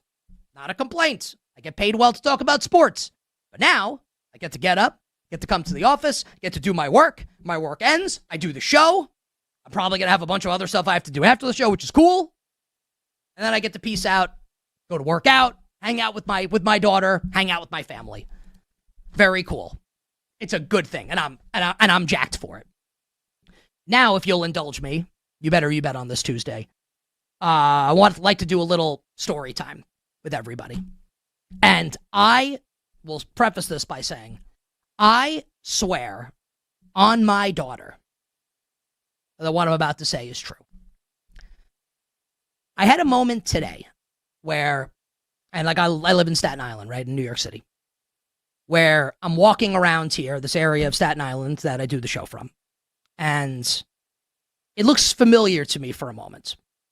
Not just because I'm on these streets all the time, but it's here's a Japanese restaurant, and there's a bodega on the corner, and you're oh, that's really stereotypical. Come to New York City, come to the 5 boroughs. All this stuff is everywhere. The different ethnicities, delis, but they're everywhere, on every block when you're in New York City. And it took me back, because I'm kind of thinking, this is kind of like the end of an era today on the show. And it took me back to seminal moments in my young career when I think I'm a junior at Fordham at this point. It was 2003.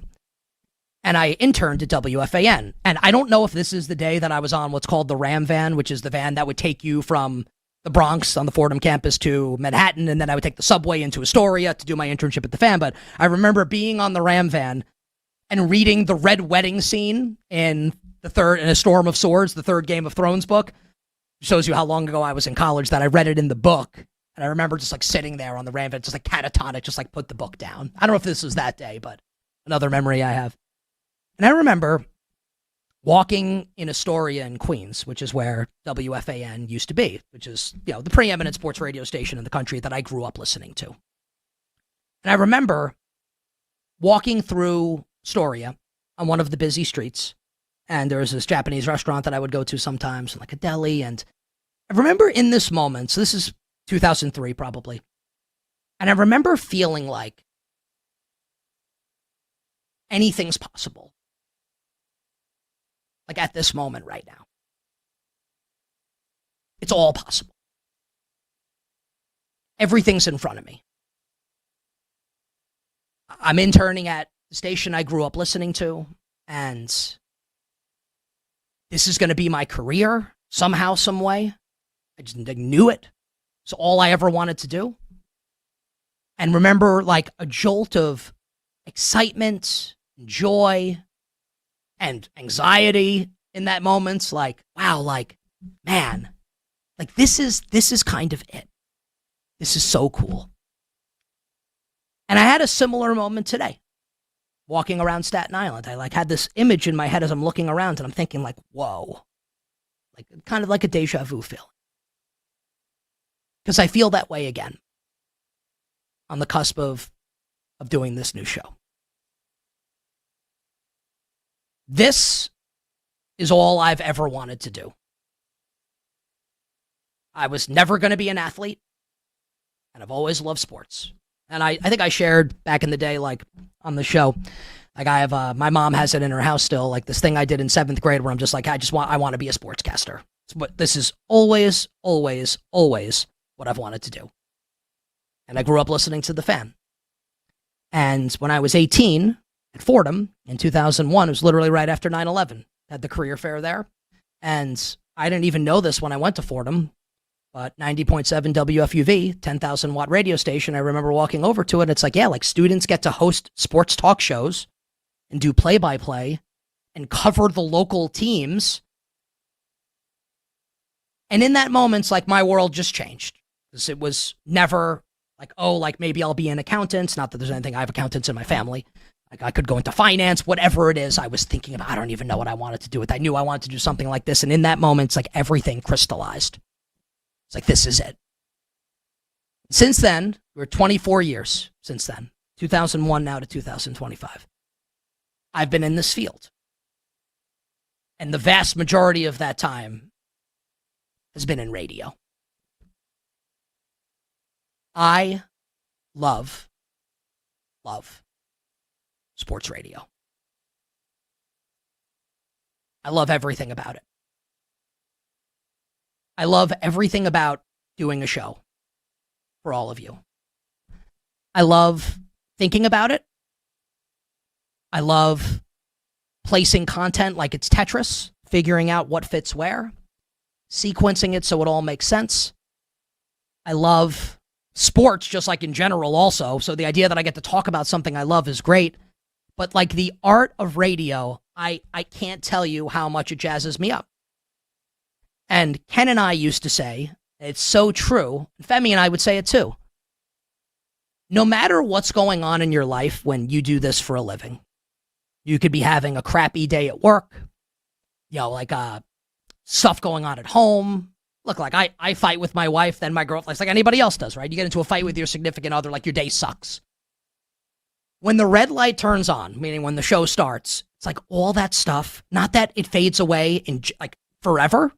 Like you still have to face life when like the show ends, of course. But while you're on the air, when the show's going, it's freeing. Like it's liberating. It's amazing. And I don't take it for granted. And the opportunity to do this show for these two entities. And I understand that there's a part of our audience that like is like very anti these entities because of what has happened and people have been let go. And I am not going to fight with anyone on that. I certainly understand where people are coming from. Just on the Odyssey side of it, and I'll talk about the other side of it on the other side, and we'll talk content. But still, we have a lot to get to. I'm going a little long, but this is all really important to me. The fact that I am able to do this for the parent company of WFAN,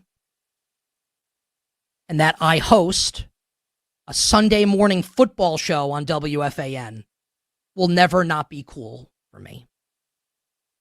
And this is a legacy brand. And the fact that I get to continue on and do a show for this legacy brand means a lot to me. It means a lot to me. On the other side, we'll talk about another legacy brand, the content that you can expect from the show moving forward, and I have what I think is a pretty fun surprise for everybody as well. A lot still to get into on the show, including we will speak to a member of our crew about something very important here on a Tuesday on the BetMGM Network. We'll be right back with You Better You Bet on the BetMGM Network.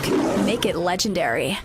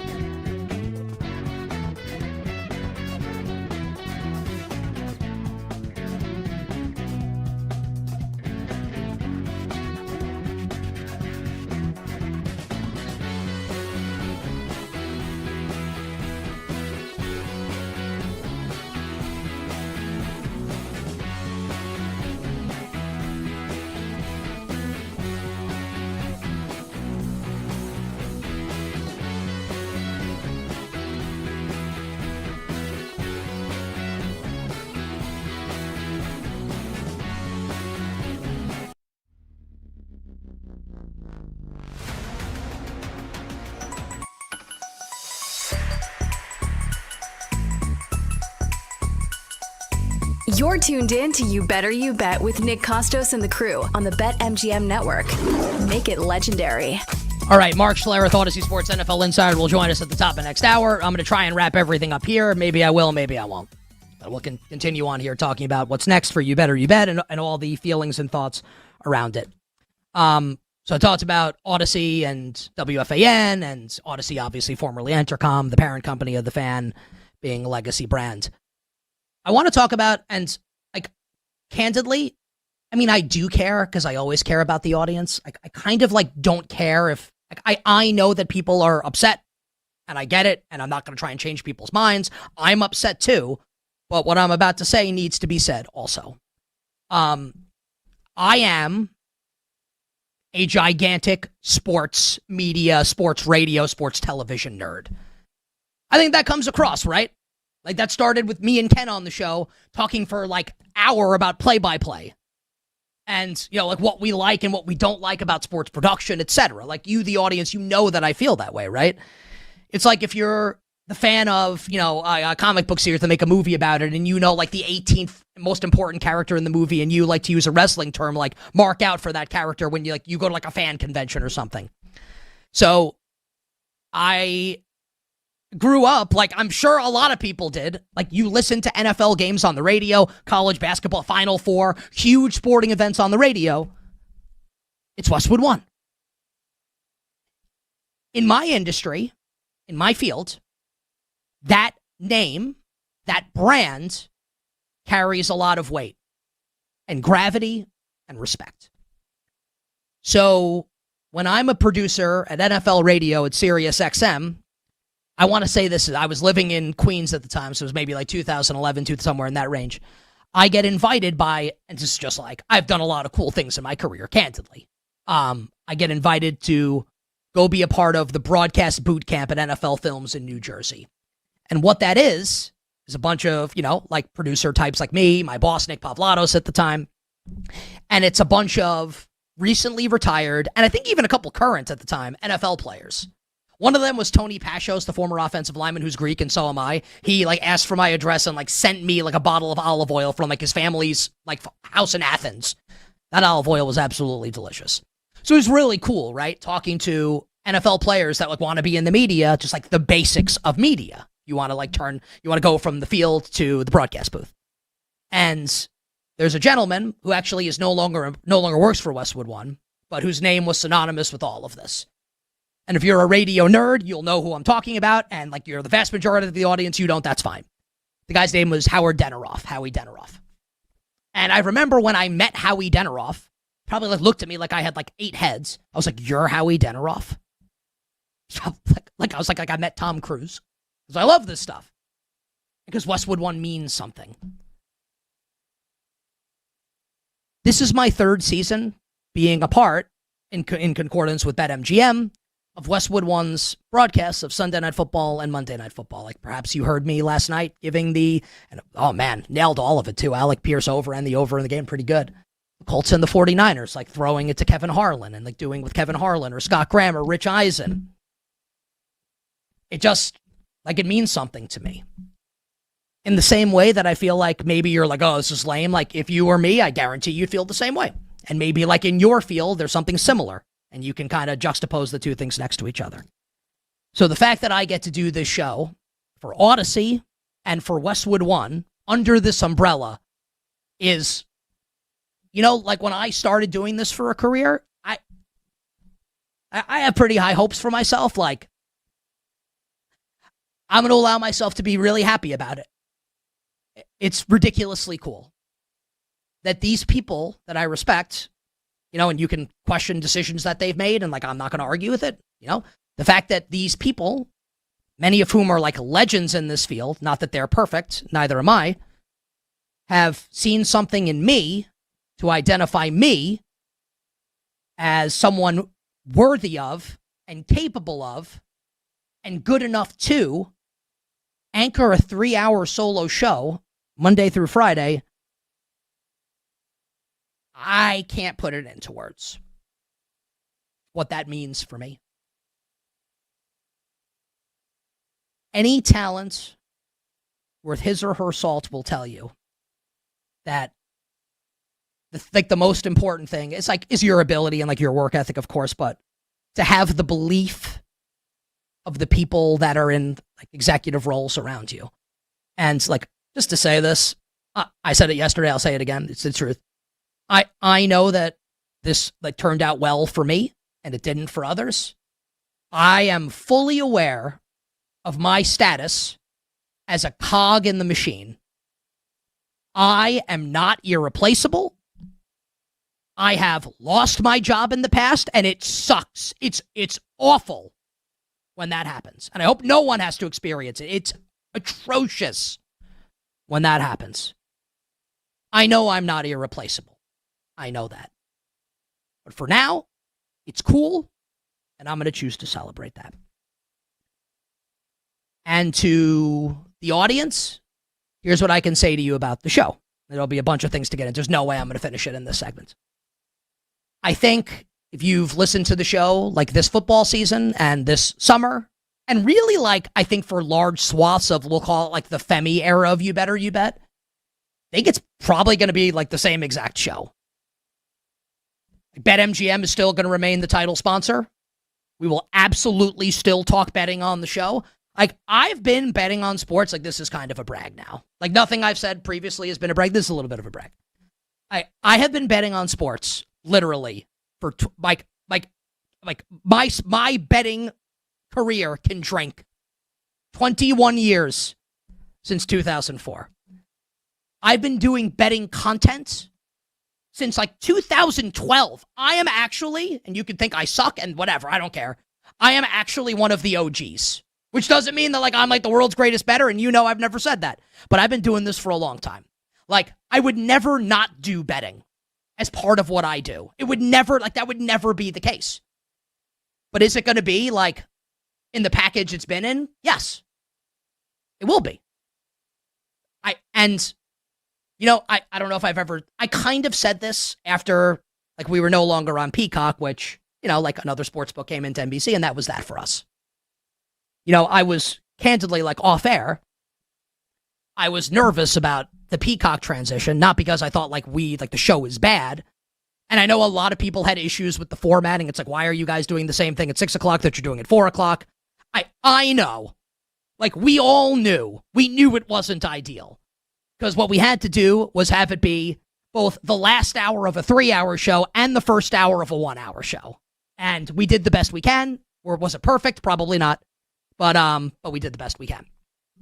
And going into that, I was nervous. And I'm pretty anal retentive. And the crew knew I was nervous, and we spent a lot of time trying to like finagle that. And maybe we failed. We gave it our best shot. I think it was pretty good, but whatever. Beauty's in the eye of the beholder. I think we're going to come out of the gates on Monday, and the show's going to be awesome. I think it's going to be great. I mean that. And if I didn't feel that way, I wouldn't say it. I certainly wouldn't say it on the air. I'd probably say it off the air to the crew, like, hey, I think we're in trouble here. We got to do something. But no, like, I think it's going to be great. And the one thing that I can promise everybody is you, our audience, you are going to get my absolute best effort every single day. Now, my wife may disagree sometimes with what I'm about to say. There are things in my life that are more important than this job. My daughter, my wife, first and foremost. My family, the people I care about, the people I love. Now, my wife would say sometimes, like, all you care about is your job. And I'm sure there are instances where I have earned her saying that to me, even if it's not true. I care, and this is not to insinuate that others don't. I think people that are really good at their craft care about it, right? I'm far from the only one, but I'm the one with the microphone talking right now. I care very, very, very, very much about putting on the best show possible that appeals to as many people as possible. I don't want the show to be great and want the show to appeal to as many people as possible. I need the show to be great and need it to appeal to as many people as possible. Or else, like, I have difficulty sleeping at night. And you may hear that and roll your eyes and be like, oh, whatever. The people that know me well will tell you that that's the truth. That I care very, very much about this and this show and entertaining you and informing you and making you laugh. I love everything about it.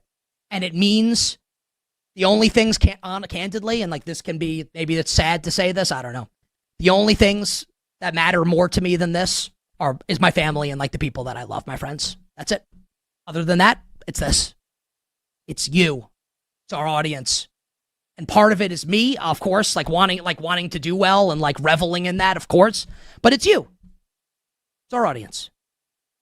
And I'm actually not going to be able to finish everything here. I'll say this though, and I'll save the surprise for the end, for next hour on the show.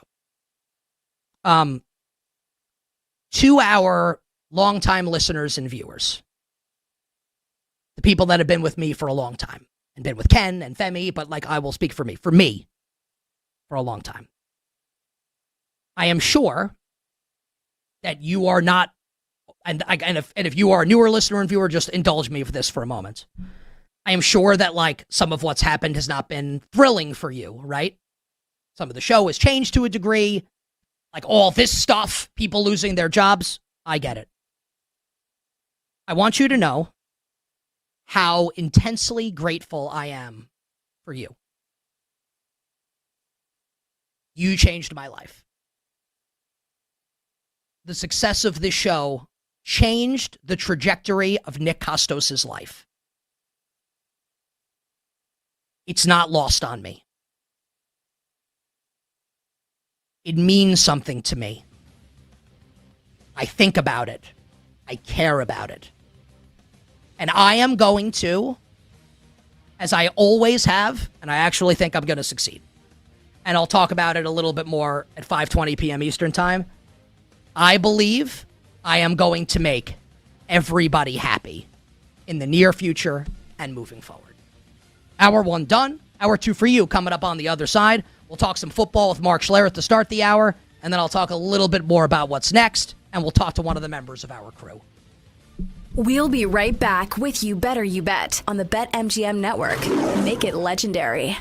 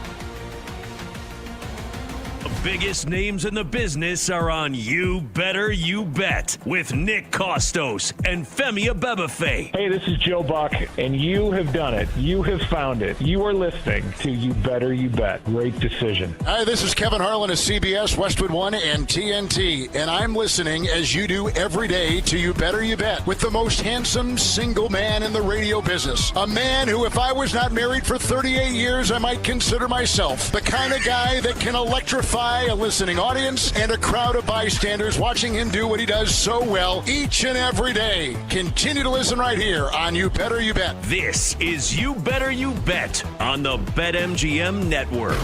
Make it legendary. The terrific Football Tuesday edition of You Better You Bet rolls on. Nick Costos, our crew, and you here on the BetMGM Network. First hour of the show, entirely devoted to what's been going on over the last couple months, both with our network and with me personally, and what's coming next, which again is Monday, 9 a.m. to noon Eastern on Westwood One Sports, the merger of BetMGM Network and the Infinity Sports Radio Network. Acknowledging, of course, the people that, that did not have as good an outcome as I did, and that just continue to say, especially around the holiday season, just that, I think things will go well for them, and I sincerely hope that that's the case, and I think the new show is going to rock. I think it's going to be awesome. I really think it's going to be something really special, and I am filled with excitement for this new show. I can't wait for it. Still have a couple housekeeping items to get to in a little bit here, including just a little bit more on how I plan to serve a lot of the listeners and viewers of the show, some of the long-time listeners and viewers who I'm very grateful for, grateful to all of our audience, but certainly grateful to those that have been with me and been with the show for a long time. We will get into all of that. I've got a fun quasi-surprise for now, to share with everybody. I'm looking forward to that. I got clearance on that earlier today from one of the higher-ups at Odyssey that I can say that, and we will talk to one of the members of our crew as kind of just let this nightmare end, please. Please. That's coming up in a little bit, and we will roll through Week 17 in the National Football League. We'll talk about Christmas Day, those slate of games, and Saturday and Sunday as well. But joining us right now, I think we have him here on video. There he is. We've got him. Stink, I apologize. I couldn't see you, so didn't know if you were there, so I'm doing what we call in the business filibustering or vamping. I'm just talking to fill space. Odyssey Sports NFL insider Mark Schlereth joins us now, host of the Stinkin' Truth podcast. Insider Calls brought to you by Nationwide for your insurance and financial needs. Nationwide is on your side. Welcome back to the show, my friend. Merry early Christmas to you and your family. How's it going? It is going well. Thank you. Merry Christmas to you as well. Awesome. Let's start with the Denver Broncos, Stink.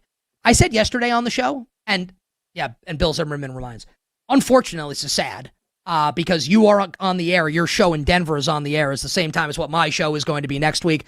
This is our last weekly hit together. Hopefully, we'll get to have you on more in the future. We'll get to do more stuff together in the future. But thank you very much, sincerely, for coming on this football season. You've made our show better. Thank you. I appreciate that. It's been a blast. I really do. So, it's been great. Sorry that it doesn't work out going forward, but we'll make it work at some point. Absolutely. And, because of you, I don't know that I expected to find myself on TMZ this year, but when you talked about peeing on the floor and it did make it. That son of a bitch went really far, man. That was pretty fun. Let's talk some ball. Talk about your Broncos. I said yesterday on Monday, I looked at the loss to Jacksonville, and they kind of got handled in the game by the Jaguars, right? This kind of thing happens over the course of a long season, right? They had the long winning streak. Okay, they lost. The defense didn't look great. I'm willing to hand wave it a little bit and say, I don't think this is indicative of a larger issue. I still think Denver's awesome. Where do you stand on this? Because the Broncos didn't just lose. They got handled by Trevor Lawrence and the Jaguars. Yeah, they did. It was obviously it was disappointing, but there's a couple things that I looked at during the course of that game. I think it's all those little things, and I've been on. I was talking about this on the Stinkin' Truth. I'm uniquely qualified to talk about it because with the Redskins, we started out the season in 1991 11-0 before we lost our first game, and then with the Broncos in 1998, we started out the season 13-0 before we lost our first game. And do you remember who you lost to with Denver or no? What's that? Do Do you remember who you guys lost to with Denver? Oh yeah, we lost to the Giants in New York, and the following week we lost to Miami in Miami. Kent Graham to him. So listen, I just need to say this: 15-year-old Nick Costos, huge Giants fan. Kent Graham to Amani Toomer.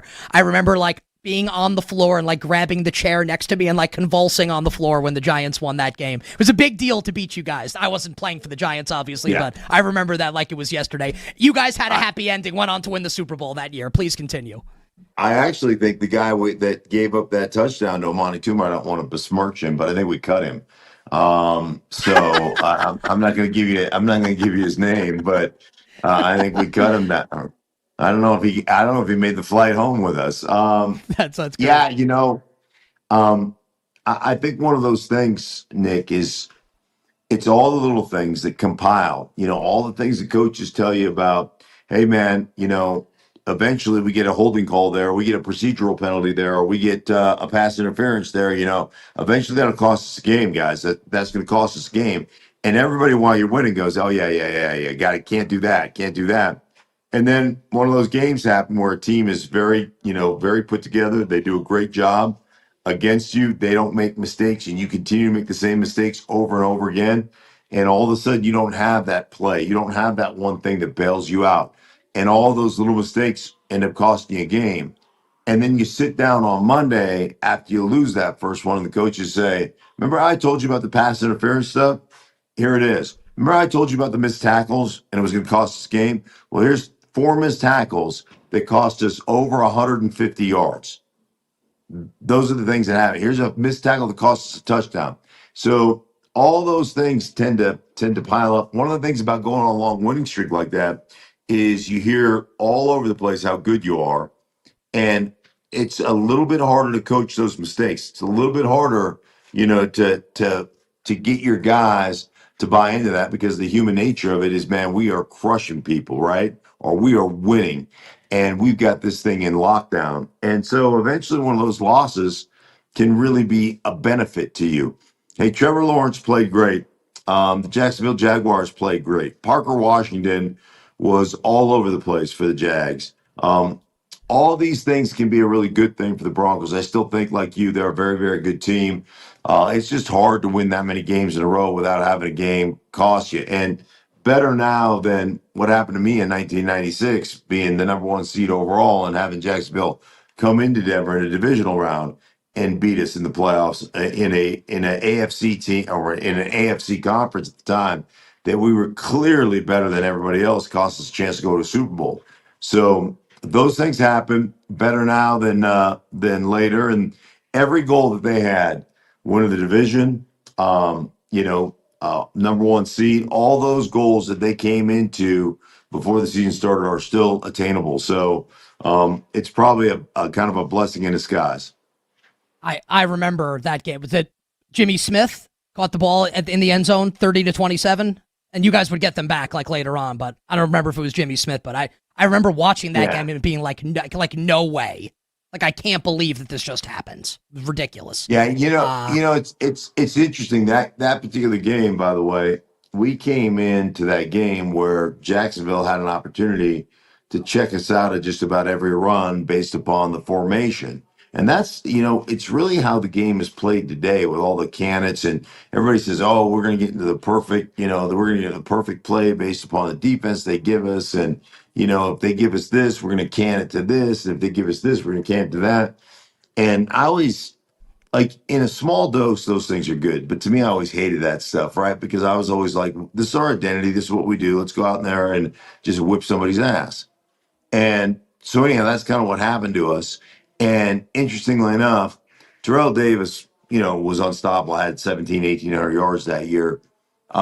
They checked us out of our run game, a bunch of times. And at the end of the day, Terrell had like 16 carries for 95, 96 yards, something. But they kept getting us checked out of it, where he always had, 25 carries for 150 yards. And it's just one of those coaching things that always bothered me. It bothered me before we ended the game. As a matter of fact, I came home on Wednesday night after we installed the game plan, and my wife was like, what's wrong? I go, I hate what we're doing right now. I hate this. This is not who we are. Could you ever say that's Coach Shanahan or no? Not at the time, no, not at the time. But man, I just did not like. We've talked about it since, um, but it's just one of those things. Like I just never want to be. I never, as a team, want to get checked out of things that we do well. Right? I never want to let them dictate. I want to be the ones that say, "This is what we do." Come get a taste. It's kind of what I feel about the Houston Texans on the defensive side of the ball. They play come get a taste defense. I mean, they're not trying to disguise. They're not doing a lot of, they're not, super tricky. I mean, within the context of what they do, they change things up from man to match and all those things. But man, they're going to line up and they're just going to play. And they believe they're that good. And I think they are.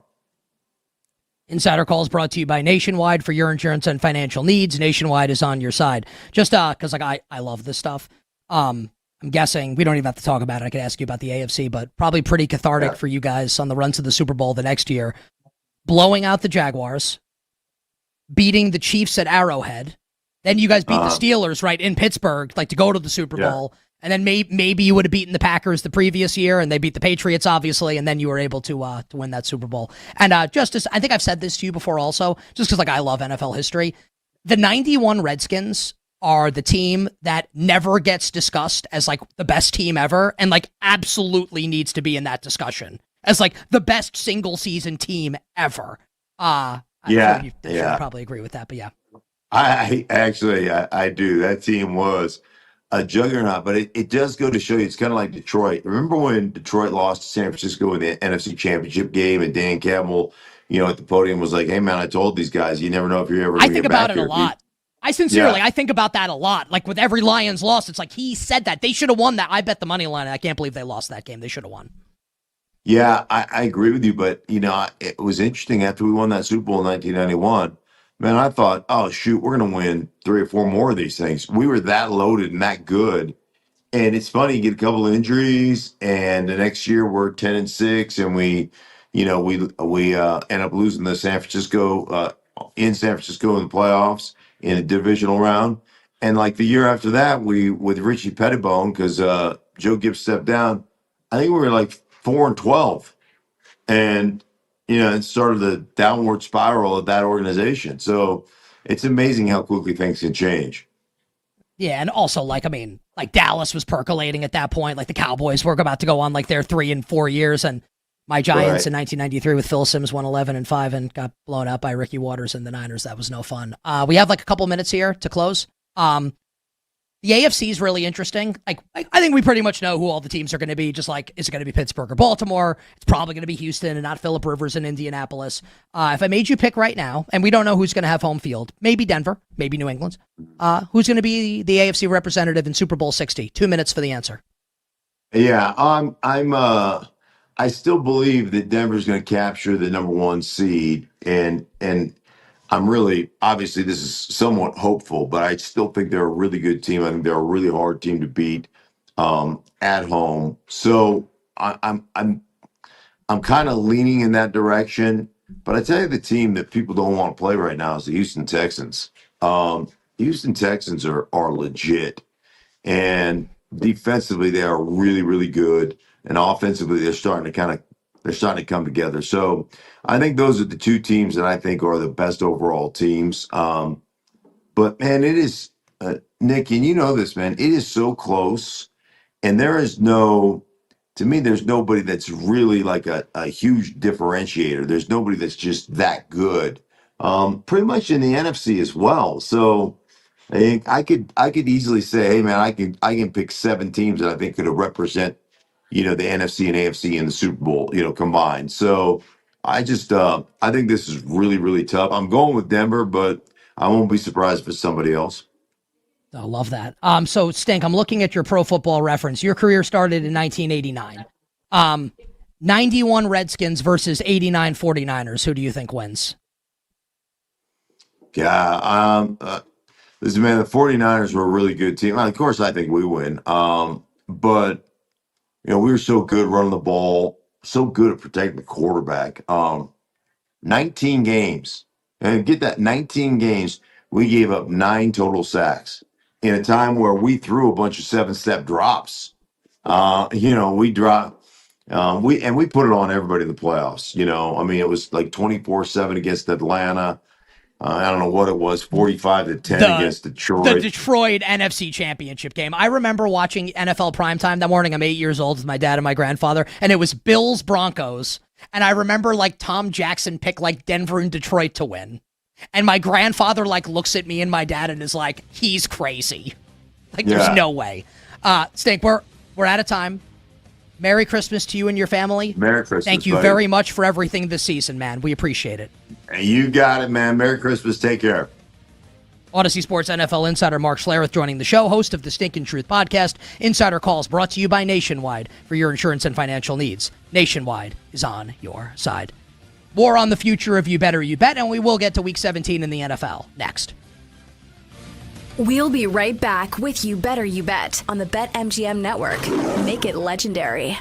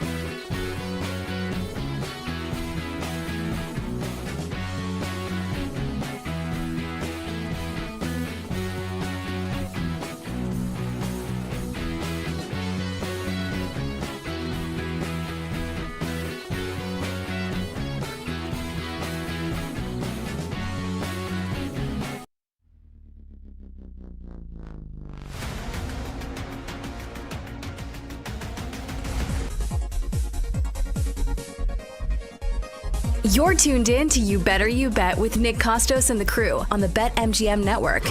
Make it legendary. All right, we will get to Week 17 in the NFL coming up in a little bit. We will welcome one of our crew members on the show shortly. But just last thing on, and it's like a lot of people have already messaged me privately. Like, I appreciate all the words on the first hour of the show. They came from the heart, and I mean all of them. To pay off what I said at the end of the first hour, that I'm obviously aware of how all this goes, right? My head is not in the sand. I'm not an ostrich. Like, I very much believe that, I don't want to say like my career is just getting started, although I guess you could argue from an age perspective at 42, like it kind of is like just getting started. I don't want to say, I don't know if I'd go that far as to say that, but I feel like I have a lot in front of me. And there will be a lot of, if things go right, and I'm not trying to sound arrogant here, but I think any talent worth his or her salt has to believe this. I feel like there will be a lot of new fans of Nick Costos and new fans of You Better You Bet moving forward. Of course I think that. I would suck if I didn't think that. Any talent that's good, male or female, that doesn't think that is going to fail. You will not succeed if you don't have that viewpoint. So yeah, like I think I'm going to make a lot of new fans. I think the show is going to be awesome. I think our crew's unbelievable. We're going to have great guests. Like, our social stuff is going to be, I'm really bullish about it. I'm really excited for it. I think it's going to be awesome. I think I'm going to succeed, and I think the show is going to succeed. I believe that wholeheartedly. And if I don't, like, I'm going down swinging. I promise you that, 100%. But just on the longtime listeners and viewers who've been here since the beginning, or like close to the beginning for however many years, right? Like, you changed my life. Full stop. Full stop. You changed my life. I don't take it for granted. You've been on the show been a fan of the show since the early days when we were on Skype from 6 to 10. You were here for me, Ken, and Joe. You're here for me and Ken. You're here for me and Femi. And I hope, and I think like many of you, thankfully, I got a lot of really positive notes from people that are like, even if the show is not what it once was, like, I still like you, and I'm going to check the new show out. And I sincerely appreciate that. And even if I'm speaking to a minority of the audience, and to be fair, like, I think that's fair to say that it is a minority of the audience because of how the show has grown and continues to grow on a monthly basis. Like, it's not lost on me. You're all still really important to me. And I am really efforting to make everybody really happy. Here's what I can share with everybody right now. And I am going to be purposefully vague here. So, like, the vague is, I'm not doing it by accident. I'm telling you up front. It is on purpose. Because I don't have all the details and all the answers yet. And candidly, and I'm sure this is the case in your chosen profession, we are about to run into a period over the next few weeks where, like, not a lot is going to get done. Like, as we head into the holiday season, emails don't get answered, there aren't a lot of Zoom calls, whatever, etc. But what I can say is that at some point, like, there will be content that will live in addition to the Westwood One Sports Show, that will exist in the You Better You Bet universe. In this universe. That will be nuts and bolts sports betting. That's all I can say for now. I think it's going to be really cool. I guess, like, I don't know, like, to what, like, level and, like, degree of coolness it will be yet. But I am pretty optimistic. And I think everyone, and just to say this, and, like, again, like, I don't need a pat on the back. Like, I do well financially. Like, I don't think I'm going to get paid any more to do it. We'll see. I'll talk to my agent. It's going to be a labor of love for me because I want to do it. And candidly, like, it does, like, make me more valuable to the company. Like, as we enter future contract, it's not like a purely altruistic thing that I do. Like, it will help my future value, and I'll be upfront and honest about that. But also, like, I want to do it. I want to serve everybody. I would like to make everybody happy. Maybe this is like my cross to bear in life, and this is like my fatal flaw. I don't know. But I would really like to do that. So details can remain scant for now. And as we come out of the holidays, we can talk more about it. A separate piece of content in addition to what will be on Westwood One Sports. And I look very much forward to that. And we'll talk about that more and the potential form that this could take and how it's all going to go as we move forward. And the last thing that I'll say, and this is, well, I guess I have two things to say. Just on the new show, quickly, Westwood One Sports Show, Monday, 9 a.m. to noon. Please check it out. It would mean a lot to me. And check and rate, review, and subscribe. I haven't asked anyone to rate, review, and subscribe to the podcast in years. I'm going to start asking people to do that again. I really like playing off people. I think people liked my rapport with Ken, rapport with Femi. Do I think my solo stuff rocks? I do. We're going to figure it out. And I don't know what form it's going to take yet, how it's going to go. But we're going to do that. And whether it's the crew's going to be involved, absolutely. It's not going to be my voice for 3 hours. Also, we're going to be taking phone calls, and there's going to be a text line, and we'll talk more about this next week. I don't have all the details yet, but it's going to be awesome. So I hope that everybody checks it out. It'll mean a lot to me. Even if you check it out and you decide hey, I don't really like this. Okay, that's your prerogative. Beauty's in the eye of the beholder. I would hope that you would at least check it out though and give it a shot. Would really mean a lot to yours truly. And now the last thing, which is it's not lost on me that today, and I guess the network continues on until Sunday, the BetMGM network. It's not lost on me that this network's going away. And I'm very proud of what we collectively were able to build out of a show, and You Better You Bet, that I think if you asked a lot of people, hey, do you think this is going to succeed? I think most people would have said no. I always knew that it would. Maybe I was just young and very optimistic at the time, but we did. And the success of me and Ken and Joe in the early days, enabled a network to be formed around this that I know a lot of you loved. And I know it sucks that it's not going to be like that anymore. I get it. If I were you, I'd feel the same way. I'm not trying to tell anyone how to feel. You can't feel this sucks. It does suck. For many, and I don't want to relitigate all of it. It's awful, right? For many different reasons. But just the pride that I take in what this became, and the fact that, like I said, I know I'm not irreplaceable, but survive for another day. The fact that I get to do that is pretty cool. And I hope that you'll continue to check out the show, and just very proud of what this has been able to be. You Better You Bet on this Tuesday. Now, in just you know what? I want to bring our engineer who's been with us on the show since 2021, our friend Jake Hassan, onto the show, and we'll spend some time with our friend Jake here. Jake is with us. Jake, you have some news that you would like to announce to our audience. Yeah, and the continuing things of really, really fun announcements for everybody. Today is my last show on You Better You Bet. I will be exiting stage left after today. I was an unfortunate casualty of everything that happened. We tried to make it work. Didn't work out that way. Is what it is. But it was an awesome 4 years. Nick, you and I talked, and I will never thank you enough for the very hard phone call that you and I had 2 years ago, where basically you told me I need to figure it out because I was a stupid 26-year-old. I'm still a stupid 28-year-old, but I like to think that kind of put my head on straight and helped me a lot, and was a reason why Bet Slips and Bat Flips was able to become a thing, for as short-lived as that was, and why I was able to start hosting on this network.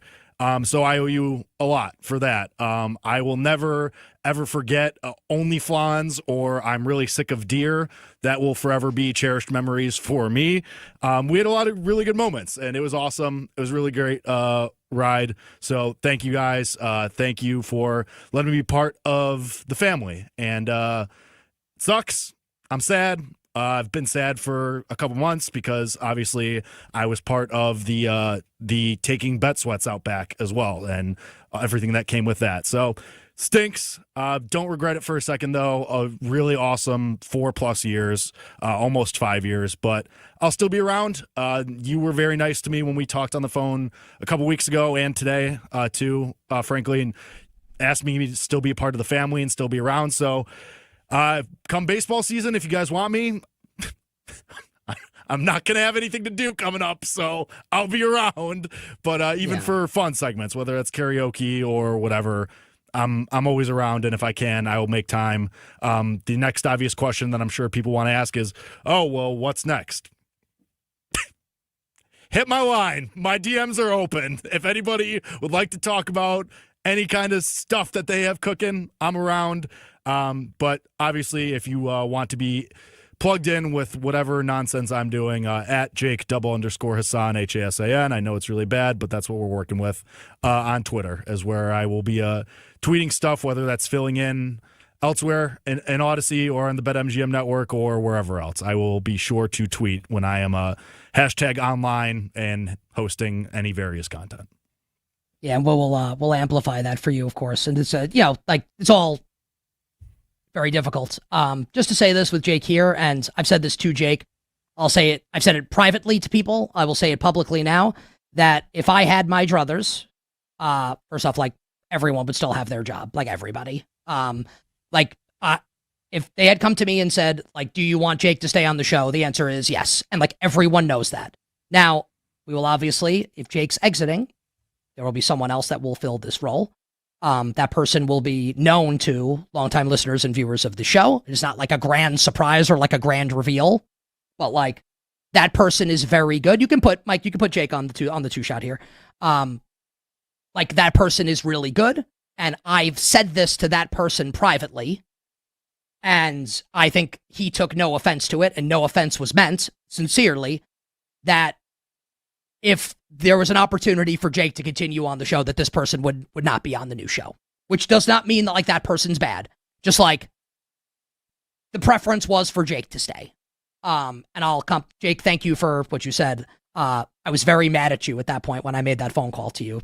But you have been great since then. Basically just like, hey, like, you're Jake, like, Jake 26. I feel like I'm still dumb now, but it was just like, hey man, like, you got all this potential, and like, he's been awesome, he's been great. Jake is, say this about, we'll probably carry this over into the next segment. Say this about being an engineer, and then I'll give Jake the opportunity to say whatever he wants to say. But being an engineer, like a board op or whatever in radio, is kind of like a thankless job. It's kind of like you're like an offensive lineman to a degree, where like, you do your job, like, if you're doing a great job, like, no one talks about you. Like, because you're not, like, the only time we talk about you is when you make a mistake. Or when, like, an offensive lineman gets called for holding. And I know this because, like, I did this job for years at the start of my career. And it requires like, because you're not on the air, but you're required to listen as if you are. Because at any moment, something could be called for, and you have to be in that moment. I can't tell you how many times in my career at Sirius where, like, I'm not paying attention. And, like, so it gets started, and I'm just like, oh my God, like, what do I do? It's like that moment in class where the teacher calls on you, you're like, oh, I'm not paying attention, I have no idea. And the job is not easy. Like, it seems like it's easy, but it's actually not. It really is not. It requires, like, immense concentration. And, dude, like, you're great at it. And, like, it's not the most glamorous job, and I don't think it's what you're best at or what, like, you'll do for your whole career, but you're really freaking good at it. And you would have never been replaced if it were up to me. Like, and like Femi would never have, and it's like, none of this would have happened. But, you're also really good on the air, and you bring, just hosting stuff aside, just, Jake in our chats is the best. He keeps everything loose. He is a good guy. He is fun. He's incredibly likable, and he's very talented. And like, the bet slips and bat flips thing was sucked that went away. And like, I was just like, so just like, I think the world of you. I call you kid, even though you're not a kid, because I'm like 15 years older than you. You are not a kid, but like, future's bright for you, man. And we're all rooting for you, and I will amplify anything that you do. And like I've said to you multiple times off air, thank you for saying it on the air. Like, you will always be a part of this show, and you will absolutely be heard from as long as you want to, moving forward here on You Better You Bet. So like, thank you for everything. And I don't mean for it to be hollow, but like, I'm really sorry that this all happened, because it's all just really, it really sucks, obviously. Yeah, no, it happens. I'll be around. You guys know where to find me. You all have my contact information, unless you somehow accidentally lose it, but that's your prerogative. I'll be around otherwise. Feels like And that's if you want happened to me, you before. I'll be around here. I always find a way, Nick. Don't worry. Yeah, you do. And Jake, just because Jake's a professional, hit the music there to go to the end of the break. Is there anything else you'd like to talk about on the other side? I think we hit it all. I don't think we need to belabor the point. I appreciate the opportunity to belabor said point, but nah. Short and sweet. We'll pump up your social. We'll pump up your like me. We'll pump your socials up on the other side, and we'll start getting you set to bet Week 17 in the NFL here on a Tuesday. We'll be right back with You Better You Bet on the BetMGM Network. Make it legendary.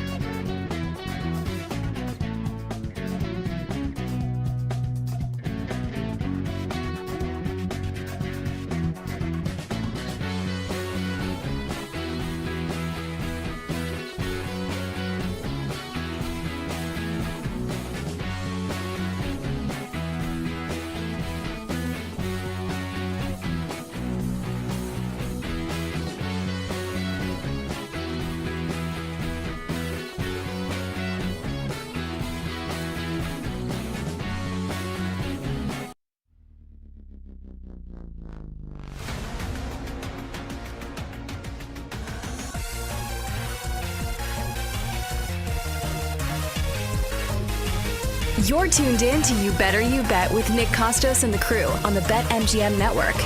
Make it legendary. All right, Danny Parkins will join us next hour. We actually have a banger NBA slate for tonight, like 14 games.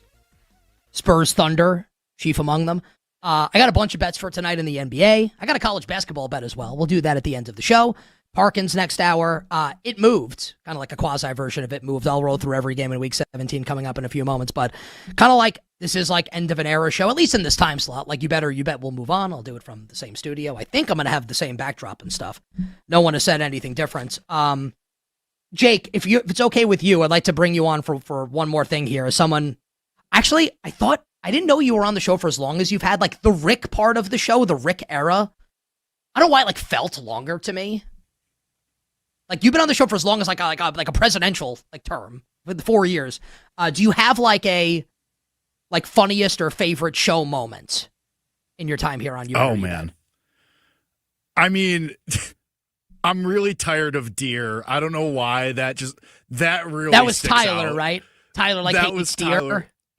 Because it was me, you, and Femi doing things that made us upset. And Tyler just deadpan, one line, I'm really tired of deer. And I fell out of my chair. Like, I don't know what it was.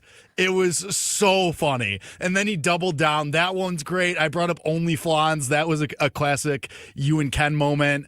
You doing the Russ Wilson, Ciara-esque diss when he first debuted. I think it was with the Broncos. That was a good one. And just the amount of times that a classic Nick Costos rant where just watching your face get redder and redder always made me laugh. Like that always made me laugh really hard too. So there's a lot of them. Recency bias, the karaoke from a couple weeks ago was very fun. But I think if I had to pick one, it's I'm really tired of deer.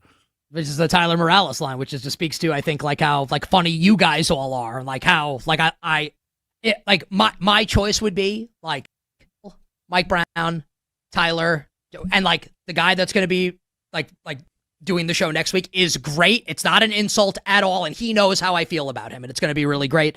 Like this crew is spectacular. What is, Jake? You've been around for a lot of it. What is the thing that we tried to do, and by we, I really mean like me, that like bombed the hardest? What's like the worst thing that we tried that was just like, man, like this sucked? I think far and away it has to be Nicky Pac-12, where you tried to focus on just the Pac-12 football. And it lasted, I think, one segment. And then we went to break, and you immediately said on the air, we're never doing that again. I think it was more than, I think we tried it for like 2 or 3, and it was like, because I remember like sitting down, I was like handicapping like Washington State, Oregon State. I'm like, I don't want to do this. Like, I just don't want to do this. It sucked. It was really bad. Close second is me, you, Tyler, and Ken all picking a Premier League team to handicap specifically. I think that lasted about 4 days, too. That was another short-lived one. What was your team? Idea. Do you remember? I don't even remember who my team was for this. I don't even remember doing that. I do remember because the team was actually like itself kind of interesting. It was Man U when Ronaldo played there, but he was like sitting out all of the games because he just didn't care. So yeah, that was my team. I remember. What's funny is that like, did you guys sincerely? I think it's because like I'm blown. Like you guys remember more about this stuff than I do. Like I actually like don't remember the Premier League thing like a little bit now that you're talking about it, but I actually don't remember it. That was one of those where Ken and I came up with the idea and we're like, hey, this is going to be really awesome. And then like you try it on the air and it's just really bad. It's just terrible. And then in that moment, it's like, okay, like we can either keep doing the bad thing or talk about the fact that it's bad and try and make it good, which is always what like kind of like my MO is. Yeah, Jake's the best. At Jake_Hassan on Twitter and Instagram, or is your IG handle different? Hassan on Instagram, it's reversed. It's at Hassan_Jake. Because God forbid we have continuity. Well, can we as like my like parting, and like we'll continue to talk obviously, but can we like get, because like I'm not, can I speak for you for a second? You have no idea what I'm about to say.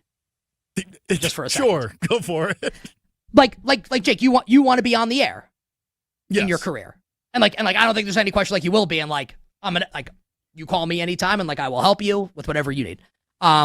We gotta like get a professional handle.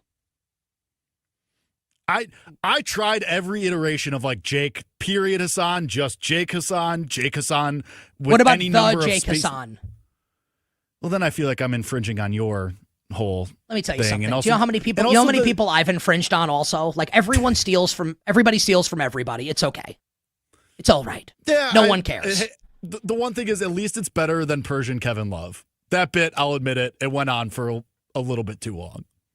Well, Persian, you were like, what, 25 when you came up with Persian Kevin Love? Yeah, it might have been even earlier. Great. Like my blood alcohol content was like vodka and Sprite when I was 25. Like, who cares? It's fine. But now, like, you're going to be 30 in a couple of years. And, like, oh, the Jake Hassan is not bad. It's not bad. It's not great. Should we see if it's available live right now? Yeah, let's check it out. I'm going to check it out. So, at the Jake Hassan, let's see. No results. And if I go to people, nobody. As long as Elon lets me change it, because I think there's stipulations on that now. No, I think the only stipulations if you have a blue check mark. Otherwise, I think it's okay. All right, we'll do it. We'll let that rip. We'll change it up. Tyler, would you like to take credit for this? Yeah, sure, of course. I'll always take the credit if I can. Yeah, so Tyler wrote in the chat and then like I see, like everyone steals. I stole from Tyler and made it like it was mine. It was Tyler's. Tyler, is Jake the best engineer in the history of You Better You Bet, or is Rick better? No, I'll say Jake is. I've loved Rick. Still talk to him to this day, but Jake holds a special place in my heart. He's like Addy said last show. Like Jake's a great friend. He helped me through a bunch of times during the show. So I'm gonna side with Jake here. Rick, I love you, but Jake's on my side here. Rick would have moments sometimes, and Rick knows I love him. I talked to Rick like last week. Rick would like screw something up and be like, "Sorry, fat fingers," and I would just be like, "Okay." You think like that could like not happen? Needs a bigger buttons. Like this is Rick knows that we love him. I can't promise that we're not going to do like call Jake, like cold call Jake. But when you get that Chicago area code, like you're very familiar with the number, you're going to be like, oh man, like I don't want to answer this. They'll probably answer it anyway. I answer scam calls, so. You're like my wife. But... Like my wife's phone will be by me, and she'll be like making my daughter's bottle, and her phone will ring. She's like, "Who is it?" I go like, "It's a scam call." And like Apple has evolved to the point now where we literally say like, it doesn't say scam. What does it say? It says scam likely something or something. Yeah, I think maybe the word is scam. I'm like, it's a scam call. She'll be like, answer it. I go, what? What? Like it's spam. It's spam, not scam. Spam. And I'm like, what? Like it's literally, they're telling you this is it's spam. She's like, can you answer it? Go, no. Why do you answer spam calls? Because I like to make the person reconsider their lives, and I bully them relentlessly until they hang up. I do it with texts too, until they block me. Tell us about it. I mean, it's just, if you're going to waste my time and I know that you're annoying me after, because I've tried, of course, all of like, there's a million spam numbers. They just change one number now. So you can only block so many. So it's Can just I ask a better question? to bully them. I'm less interested in like your motivation behind it, which is fairly obvious. I'm way more interested in like what you do. So someone has called you. They are wasting your time. You decide in this moment, I am going to make this person reconsider their life. Yep. What do you do? I play the long game. Like there was one, they were asking, they usually ask your information. Like you're not like, oh, what's your mother's maiden name? And it's, oh, what's the number for this? And then I'll take them all the way into the end and do like normal stuff. Like, oh, my mother's maiden name is Johnson. Here's a bunch of random numbers that might be associated with account. Okay. And what is the final password or whatever that you'd like to do? And I'll just say, Dick Prunty 69420, and then they just like a lot of times, because now I've wasted 5 minutes of their time where they're like, I've got it, I finally got somebody, and then you get to it and you just give them the most stupid final answer, and they realize they've been had, and sometimes they get angry and turn to you. What do they say? What do they say? Oh, it'll be like bleep you, or oh, you're such a bleeping bleep. Like they get mad, they get upset. Wow. It's great. It's a great feeling. I feel like right now, like I never beat Mike Tyson's Punch Out as a kid. I beat it like later in life. I never beat it as a kid. When I would like talk to someone that beat the game and like, wow, like that's what happens at the end. Like Jake, you beat the game. Like you beat the game. Oh, the best one is where you get bleep you and they hang up. Like you don't like wow. They didn't even give you the opportunity. They hang up on you. That's a great feeling. Can I make a recommendation? Like you should like record this and like put these online. As I was saying it, I had the same exact thought. Like I should make this I should turn this into content. Like this is like this is a bit. I don't know what it's called. Like join me as I make spam callers reconsider their lives. And do like a super cut of it that gets to the end and it's like, what's the password? And you're like something heinous. And then that's the end and that's how it goes. I think this is like $1 million idea for you. We might be onto something here. So let me ask you, like, let's say, how many times have you done this, would you say? A handful. I mean, more than 5, less, like somewhere in like that 10 to 15 range, probably. And how many times in the 10 to 15 range have you gotten to the end and like gotten the you've gotten this result? Probably at least half. Oh, it's well worth it, right? Oh yeah. If it was like 1 out of 10, probably not as worth it. But yeah, when you get a crumb of success and then you get a couple times, you know you got something. I actually think you should turn this into a bet. And like put it on Instagram. This is Instagram content that people will like. Are you kidding me? I watch Instagram content of people being like, come with me while I take a massive dump at like this Chipotle in like somewhere in the suburb of Dallas, Texas. And I watch it. And it's like bathroom reviews. Like people watch the dumbest stuff on Instagram. Like not that this is dumb. Like it's really funny. I think people will really like it. All right.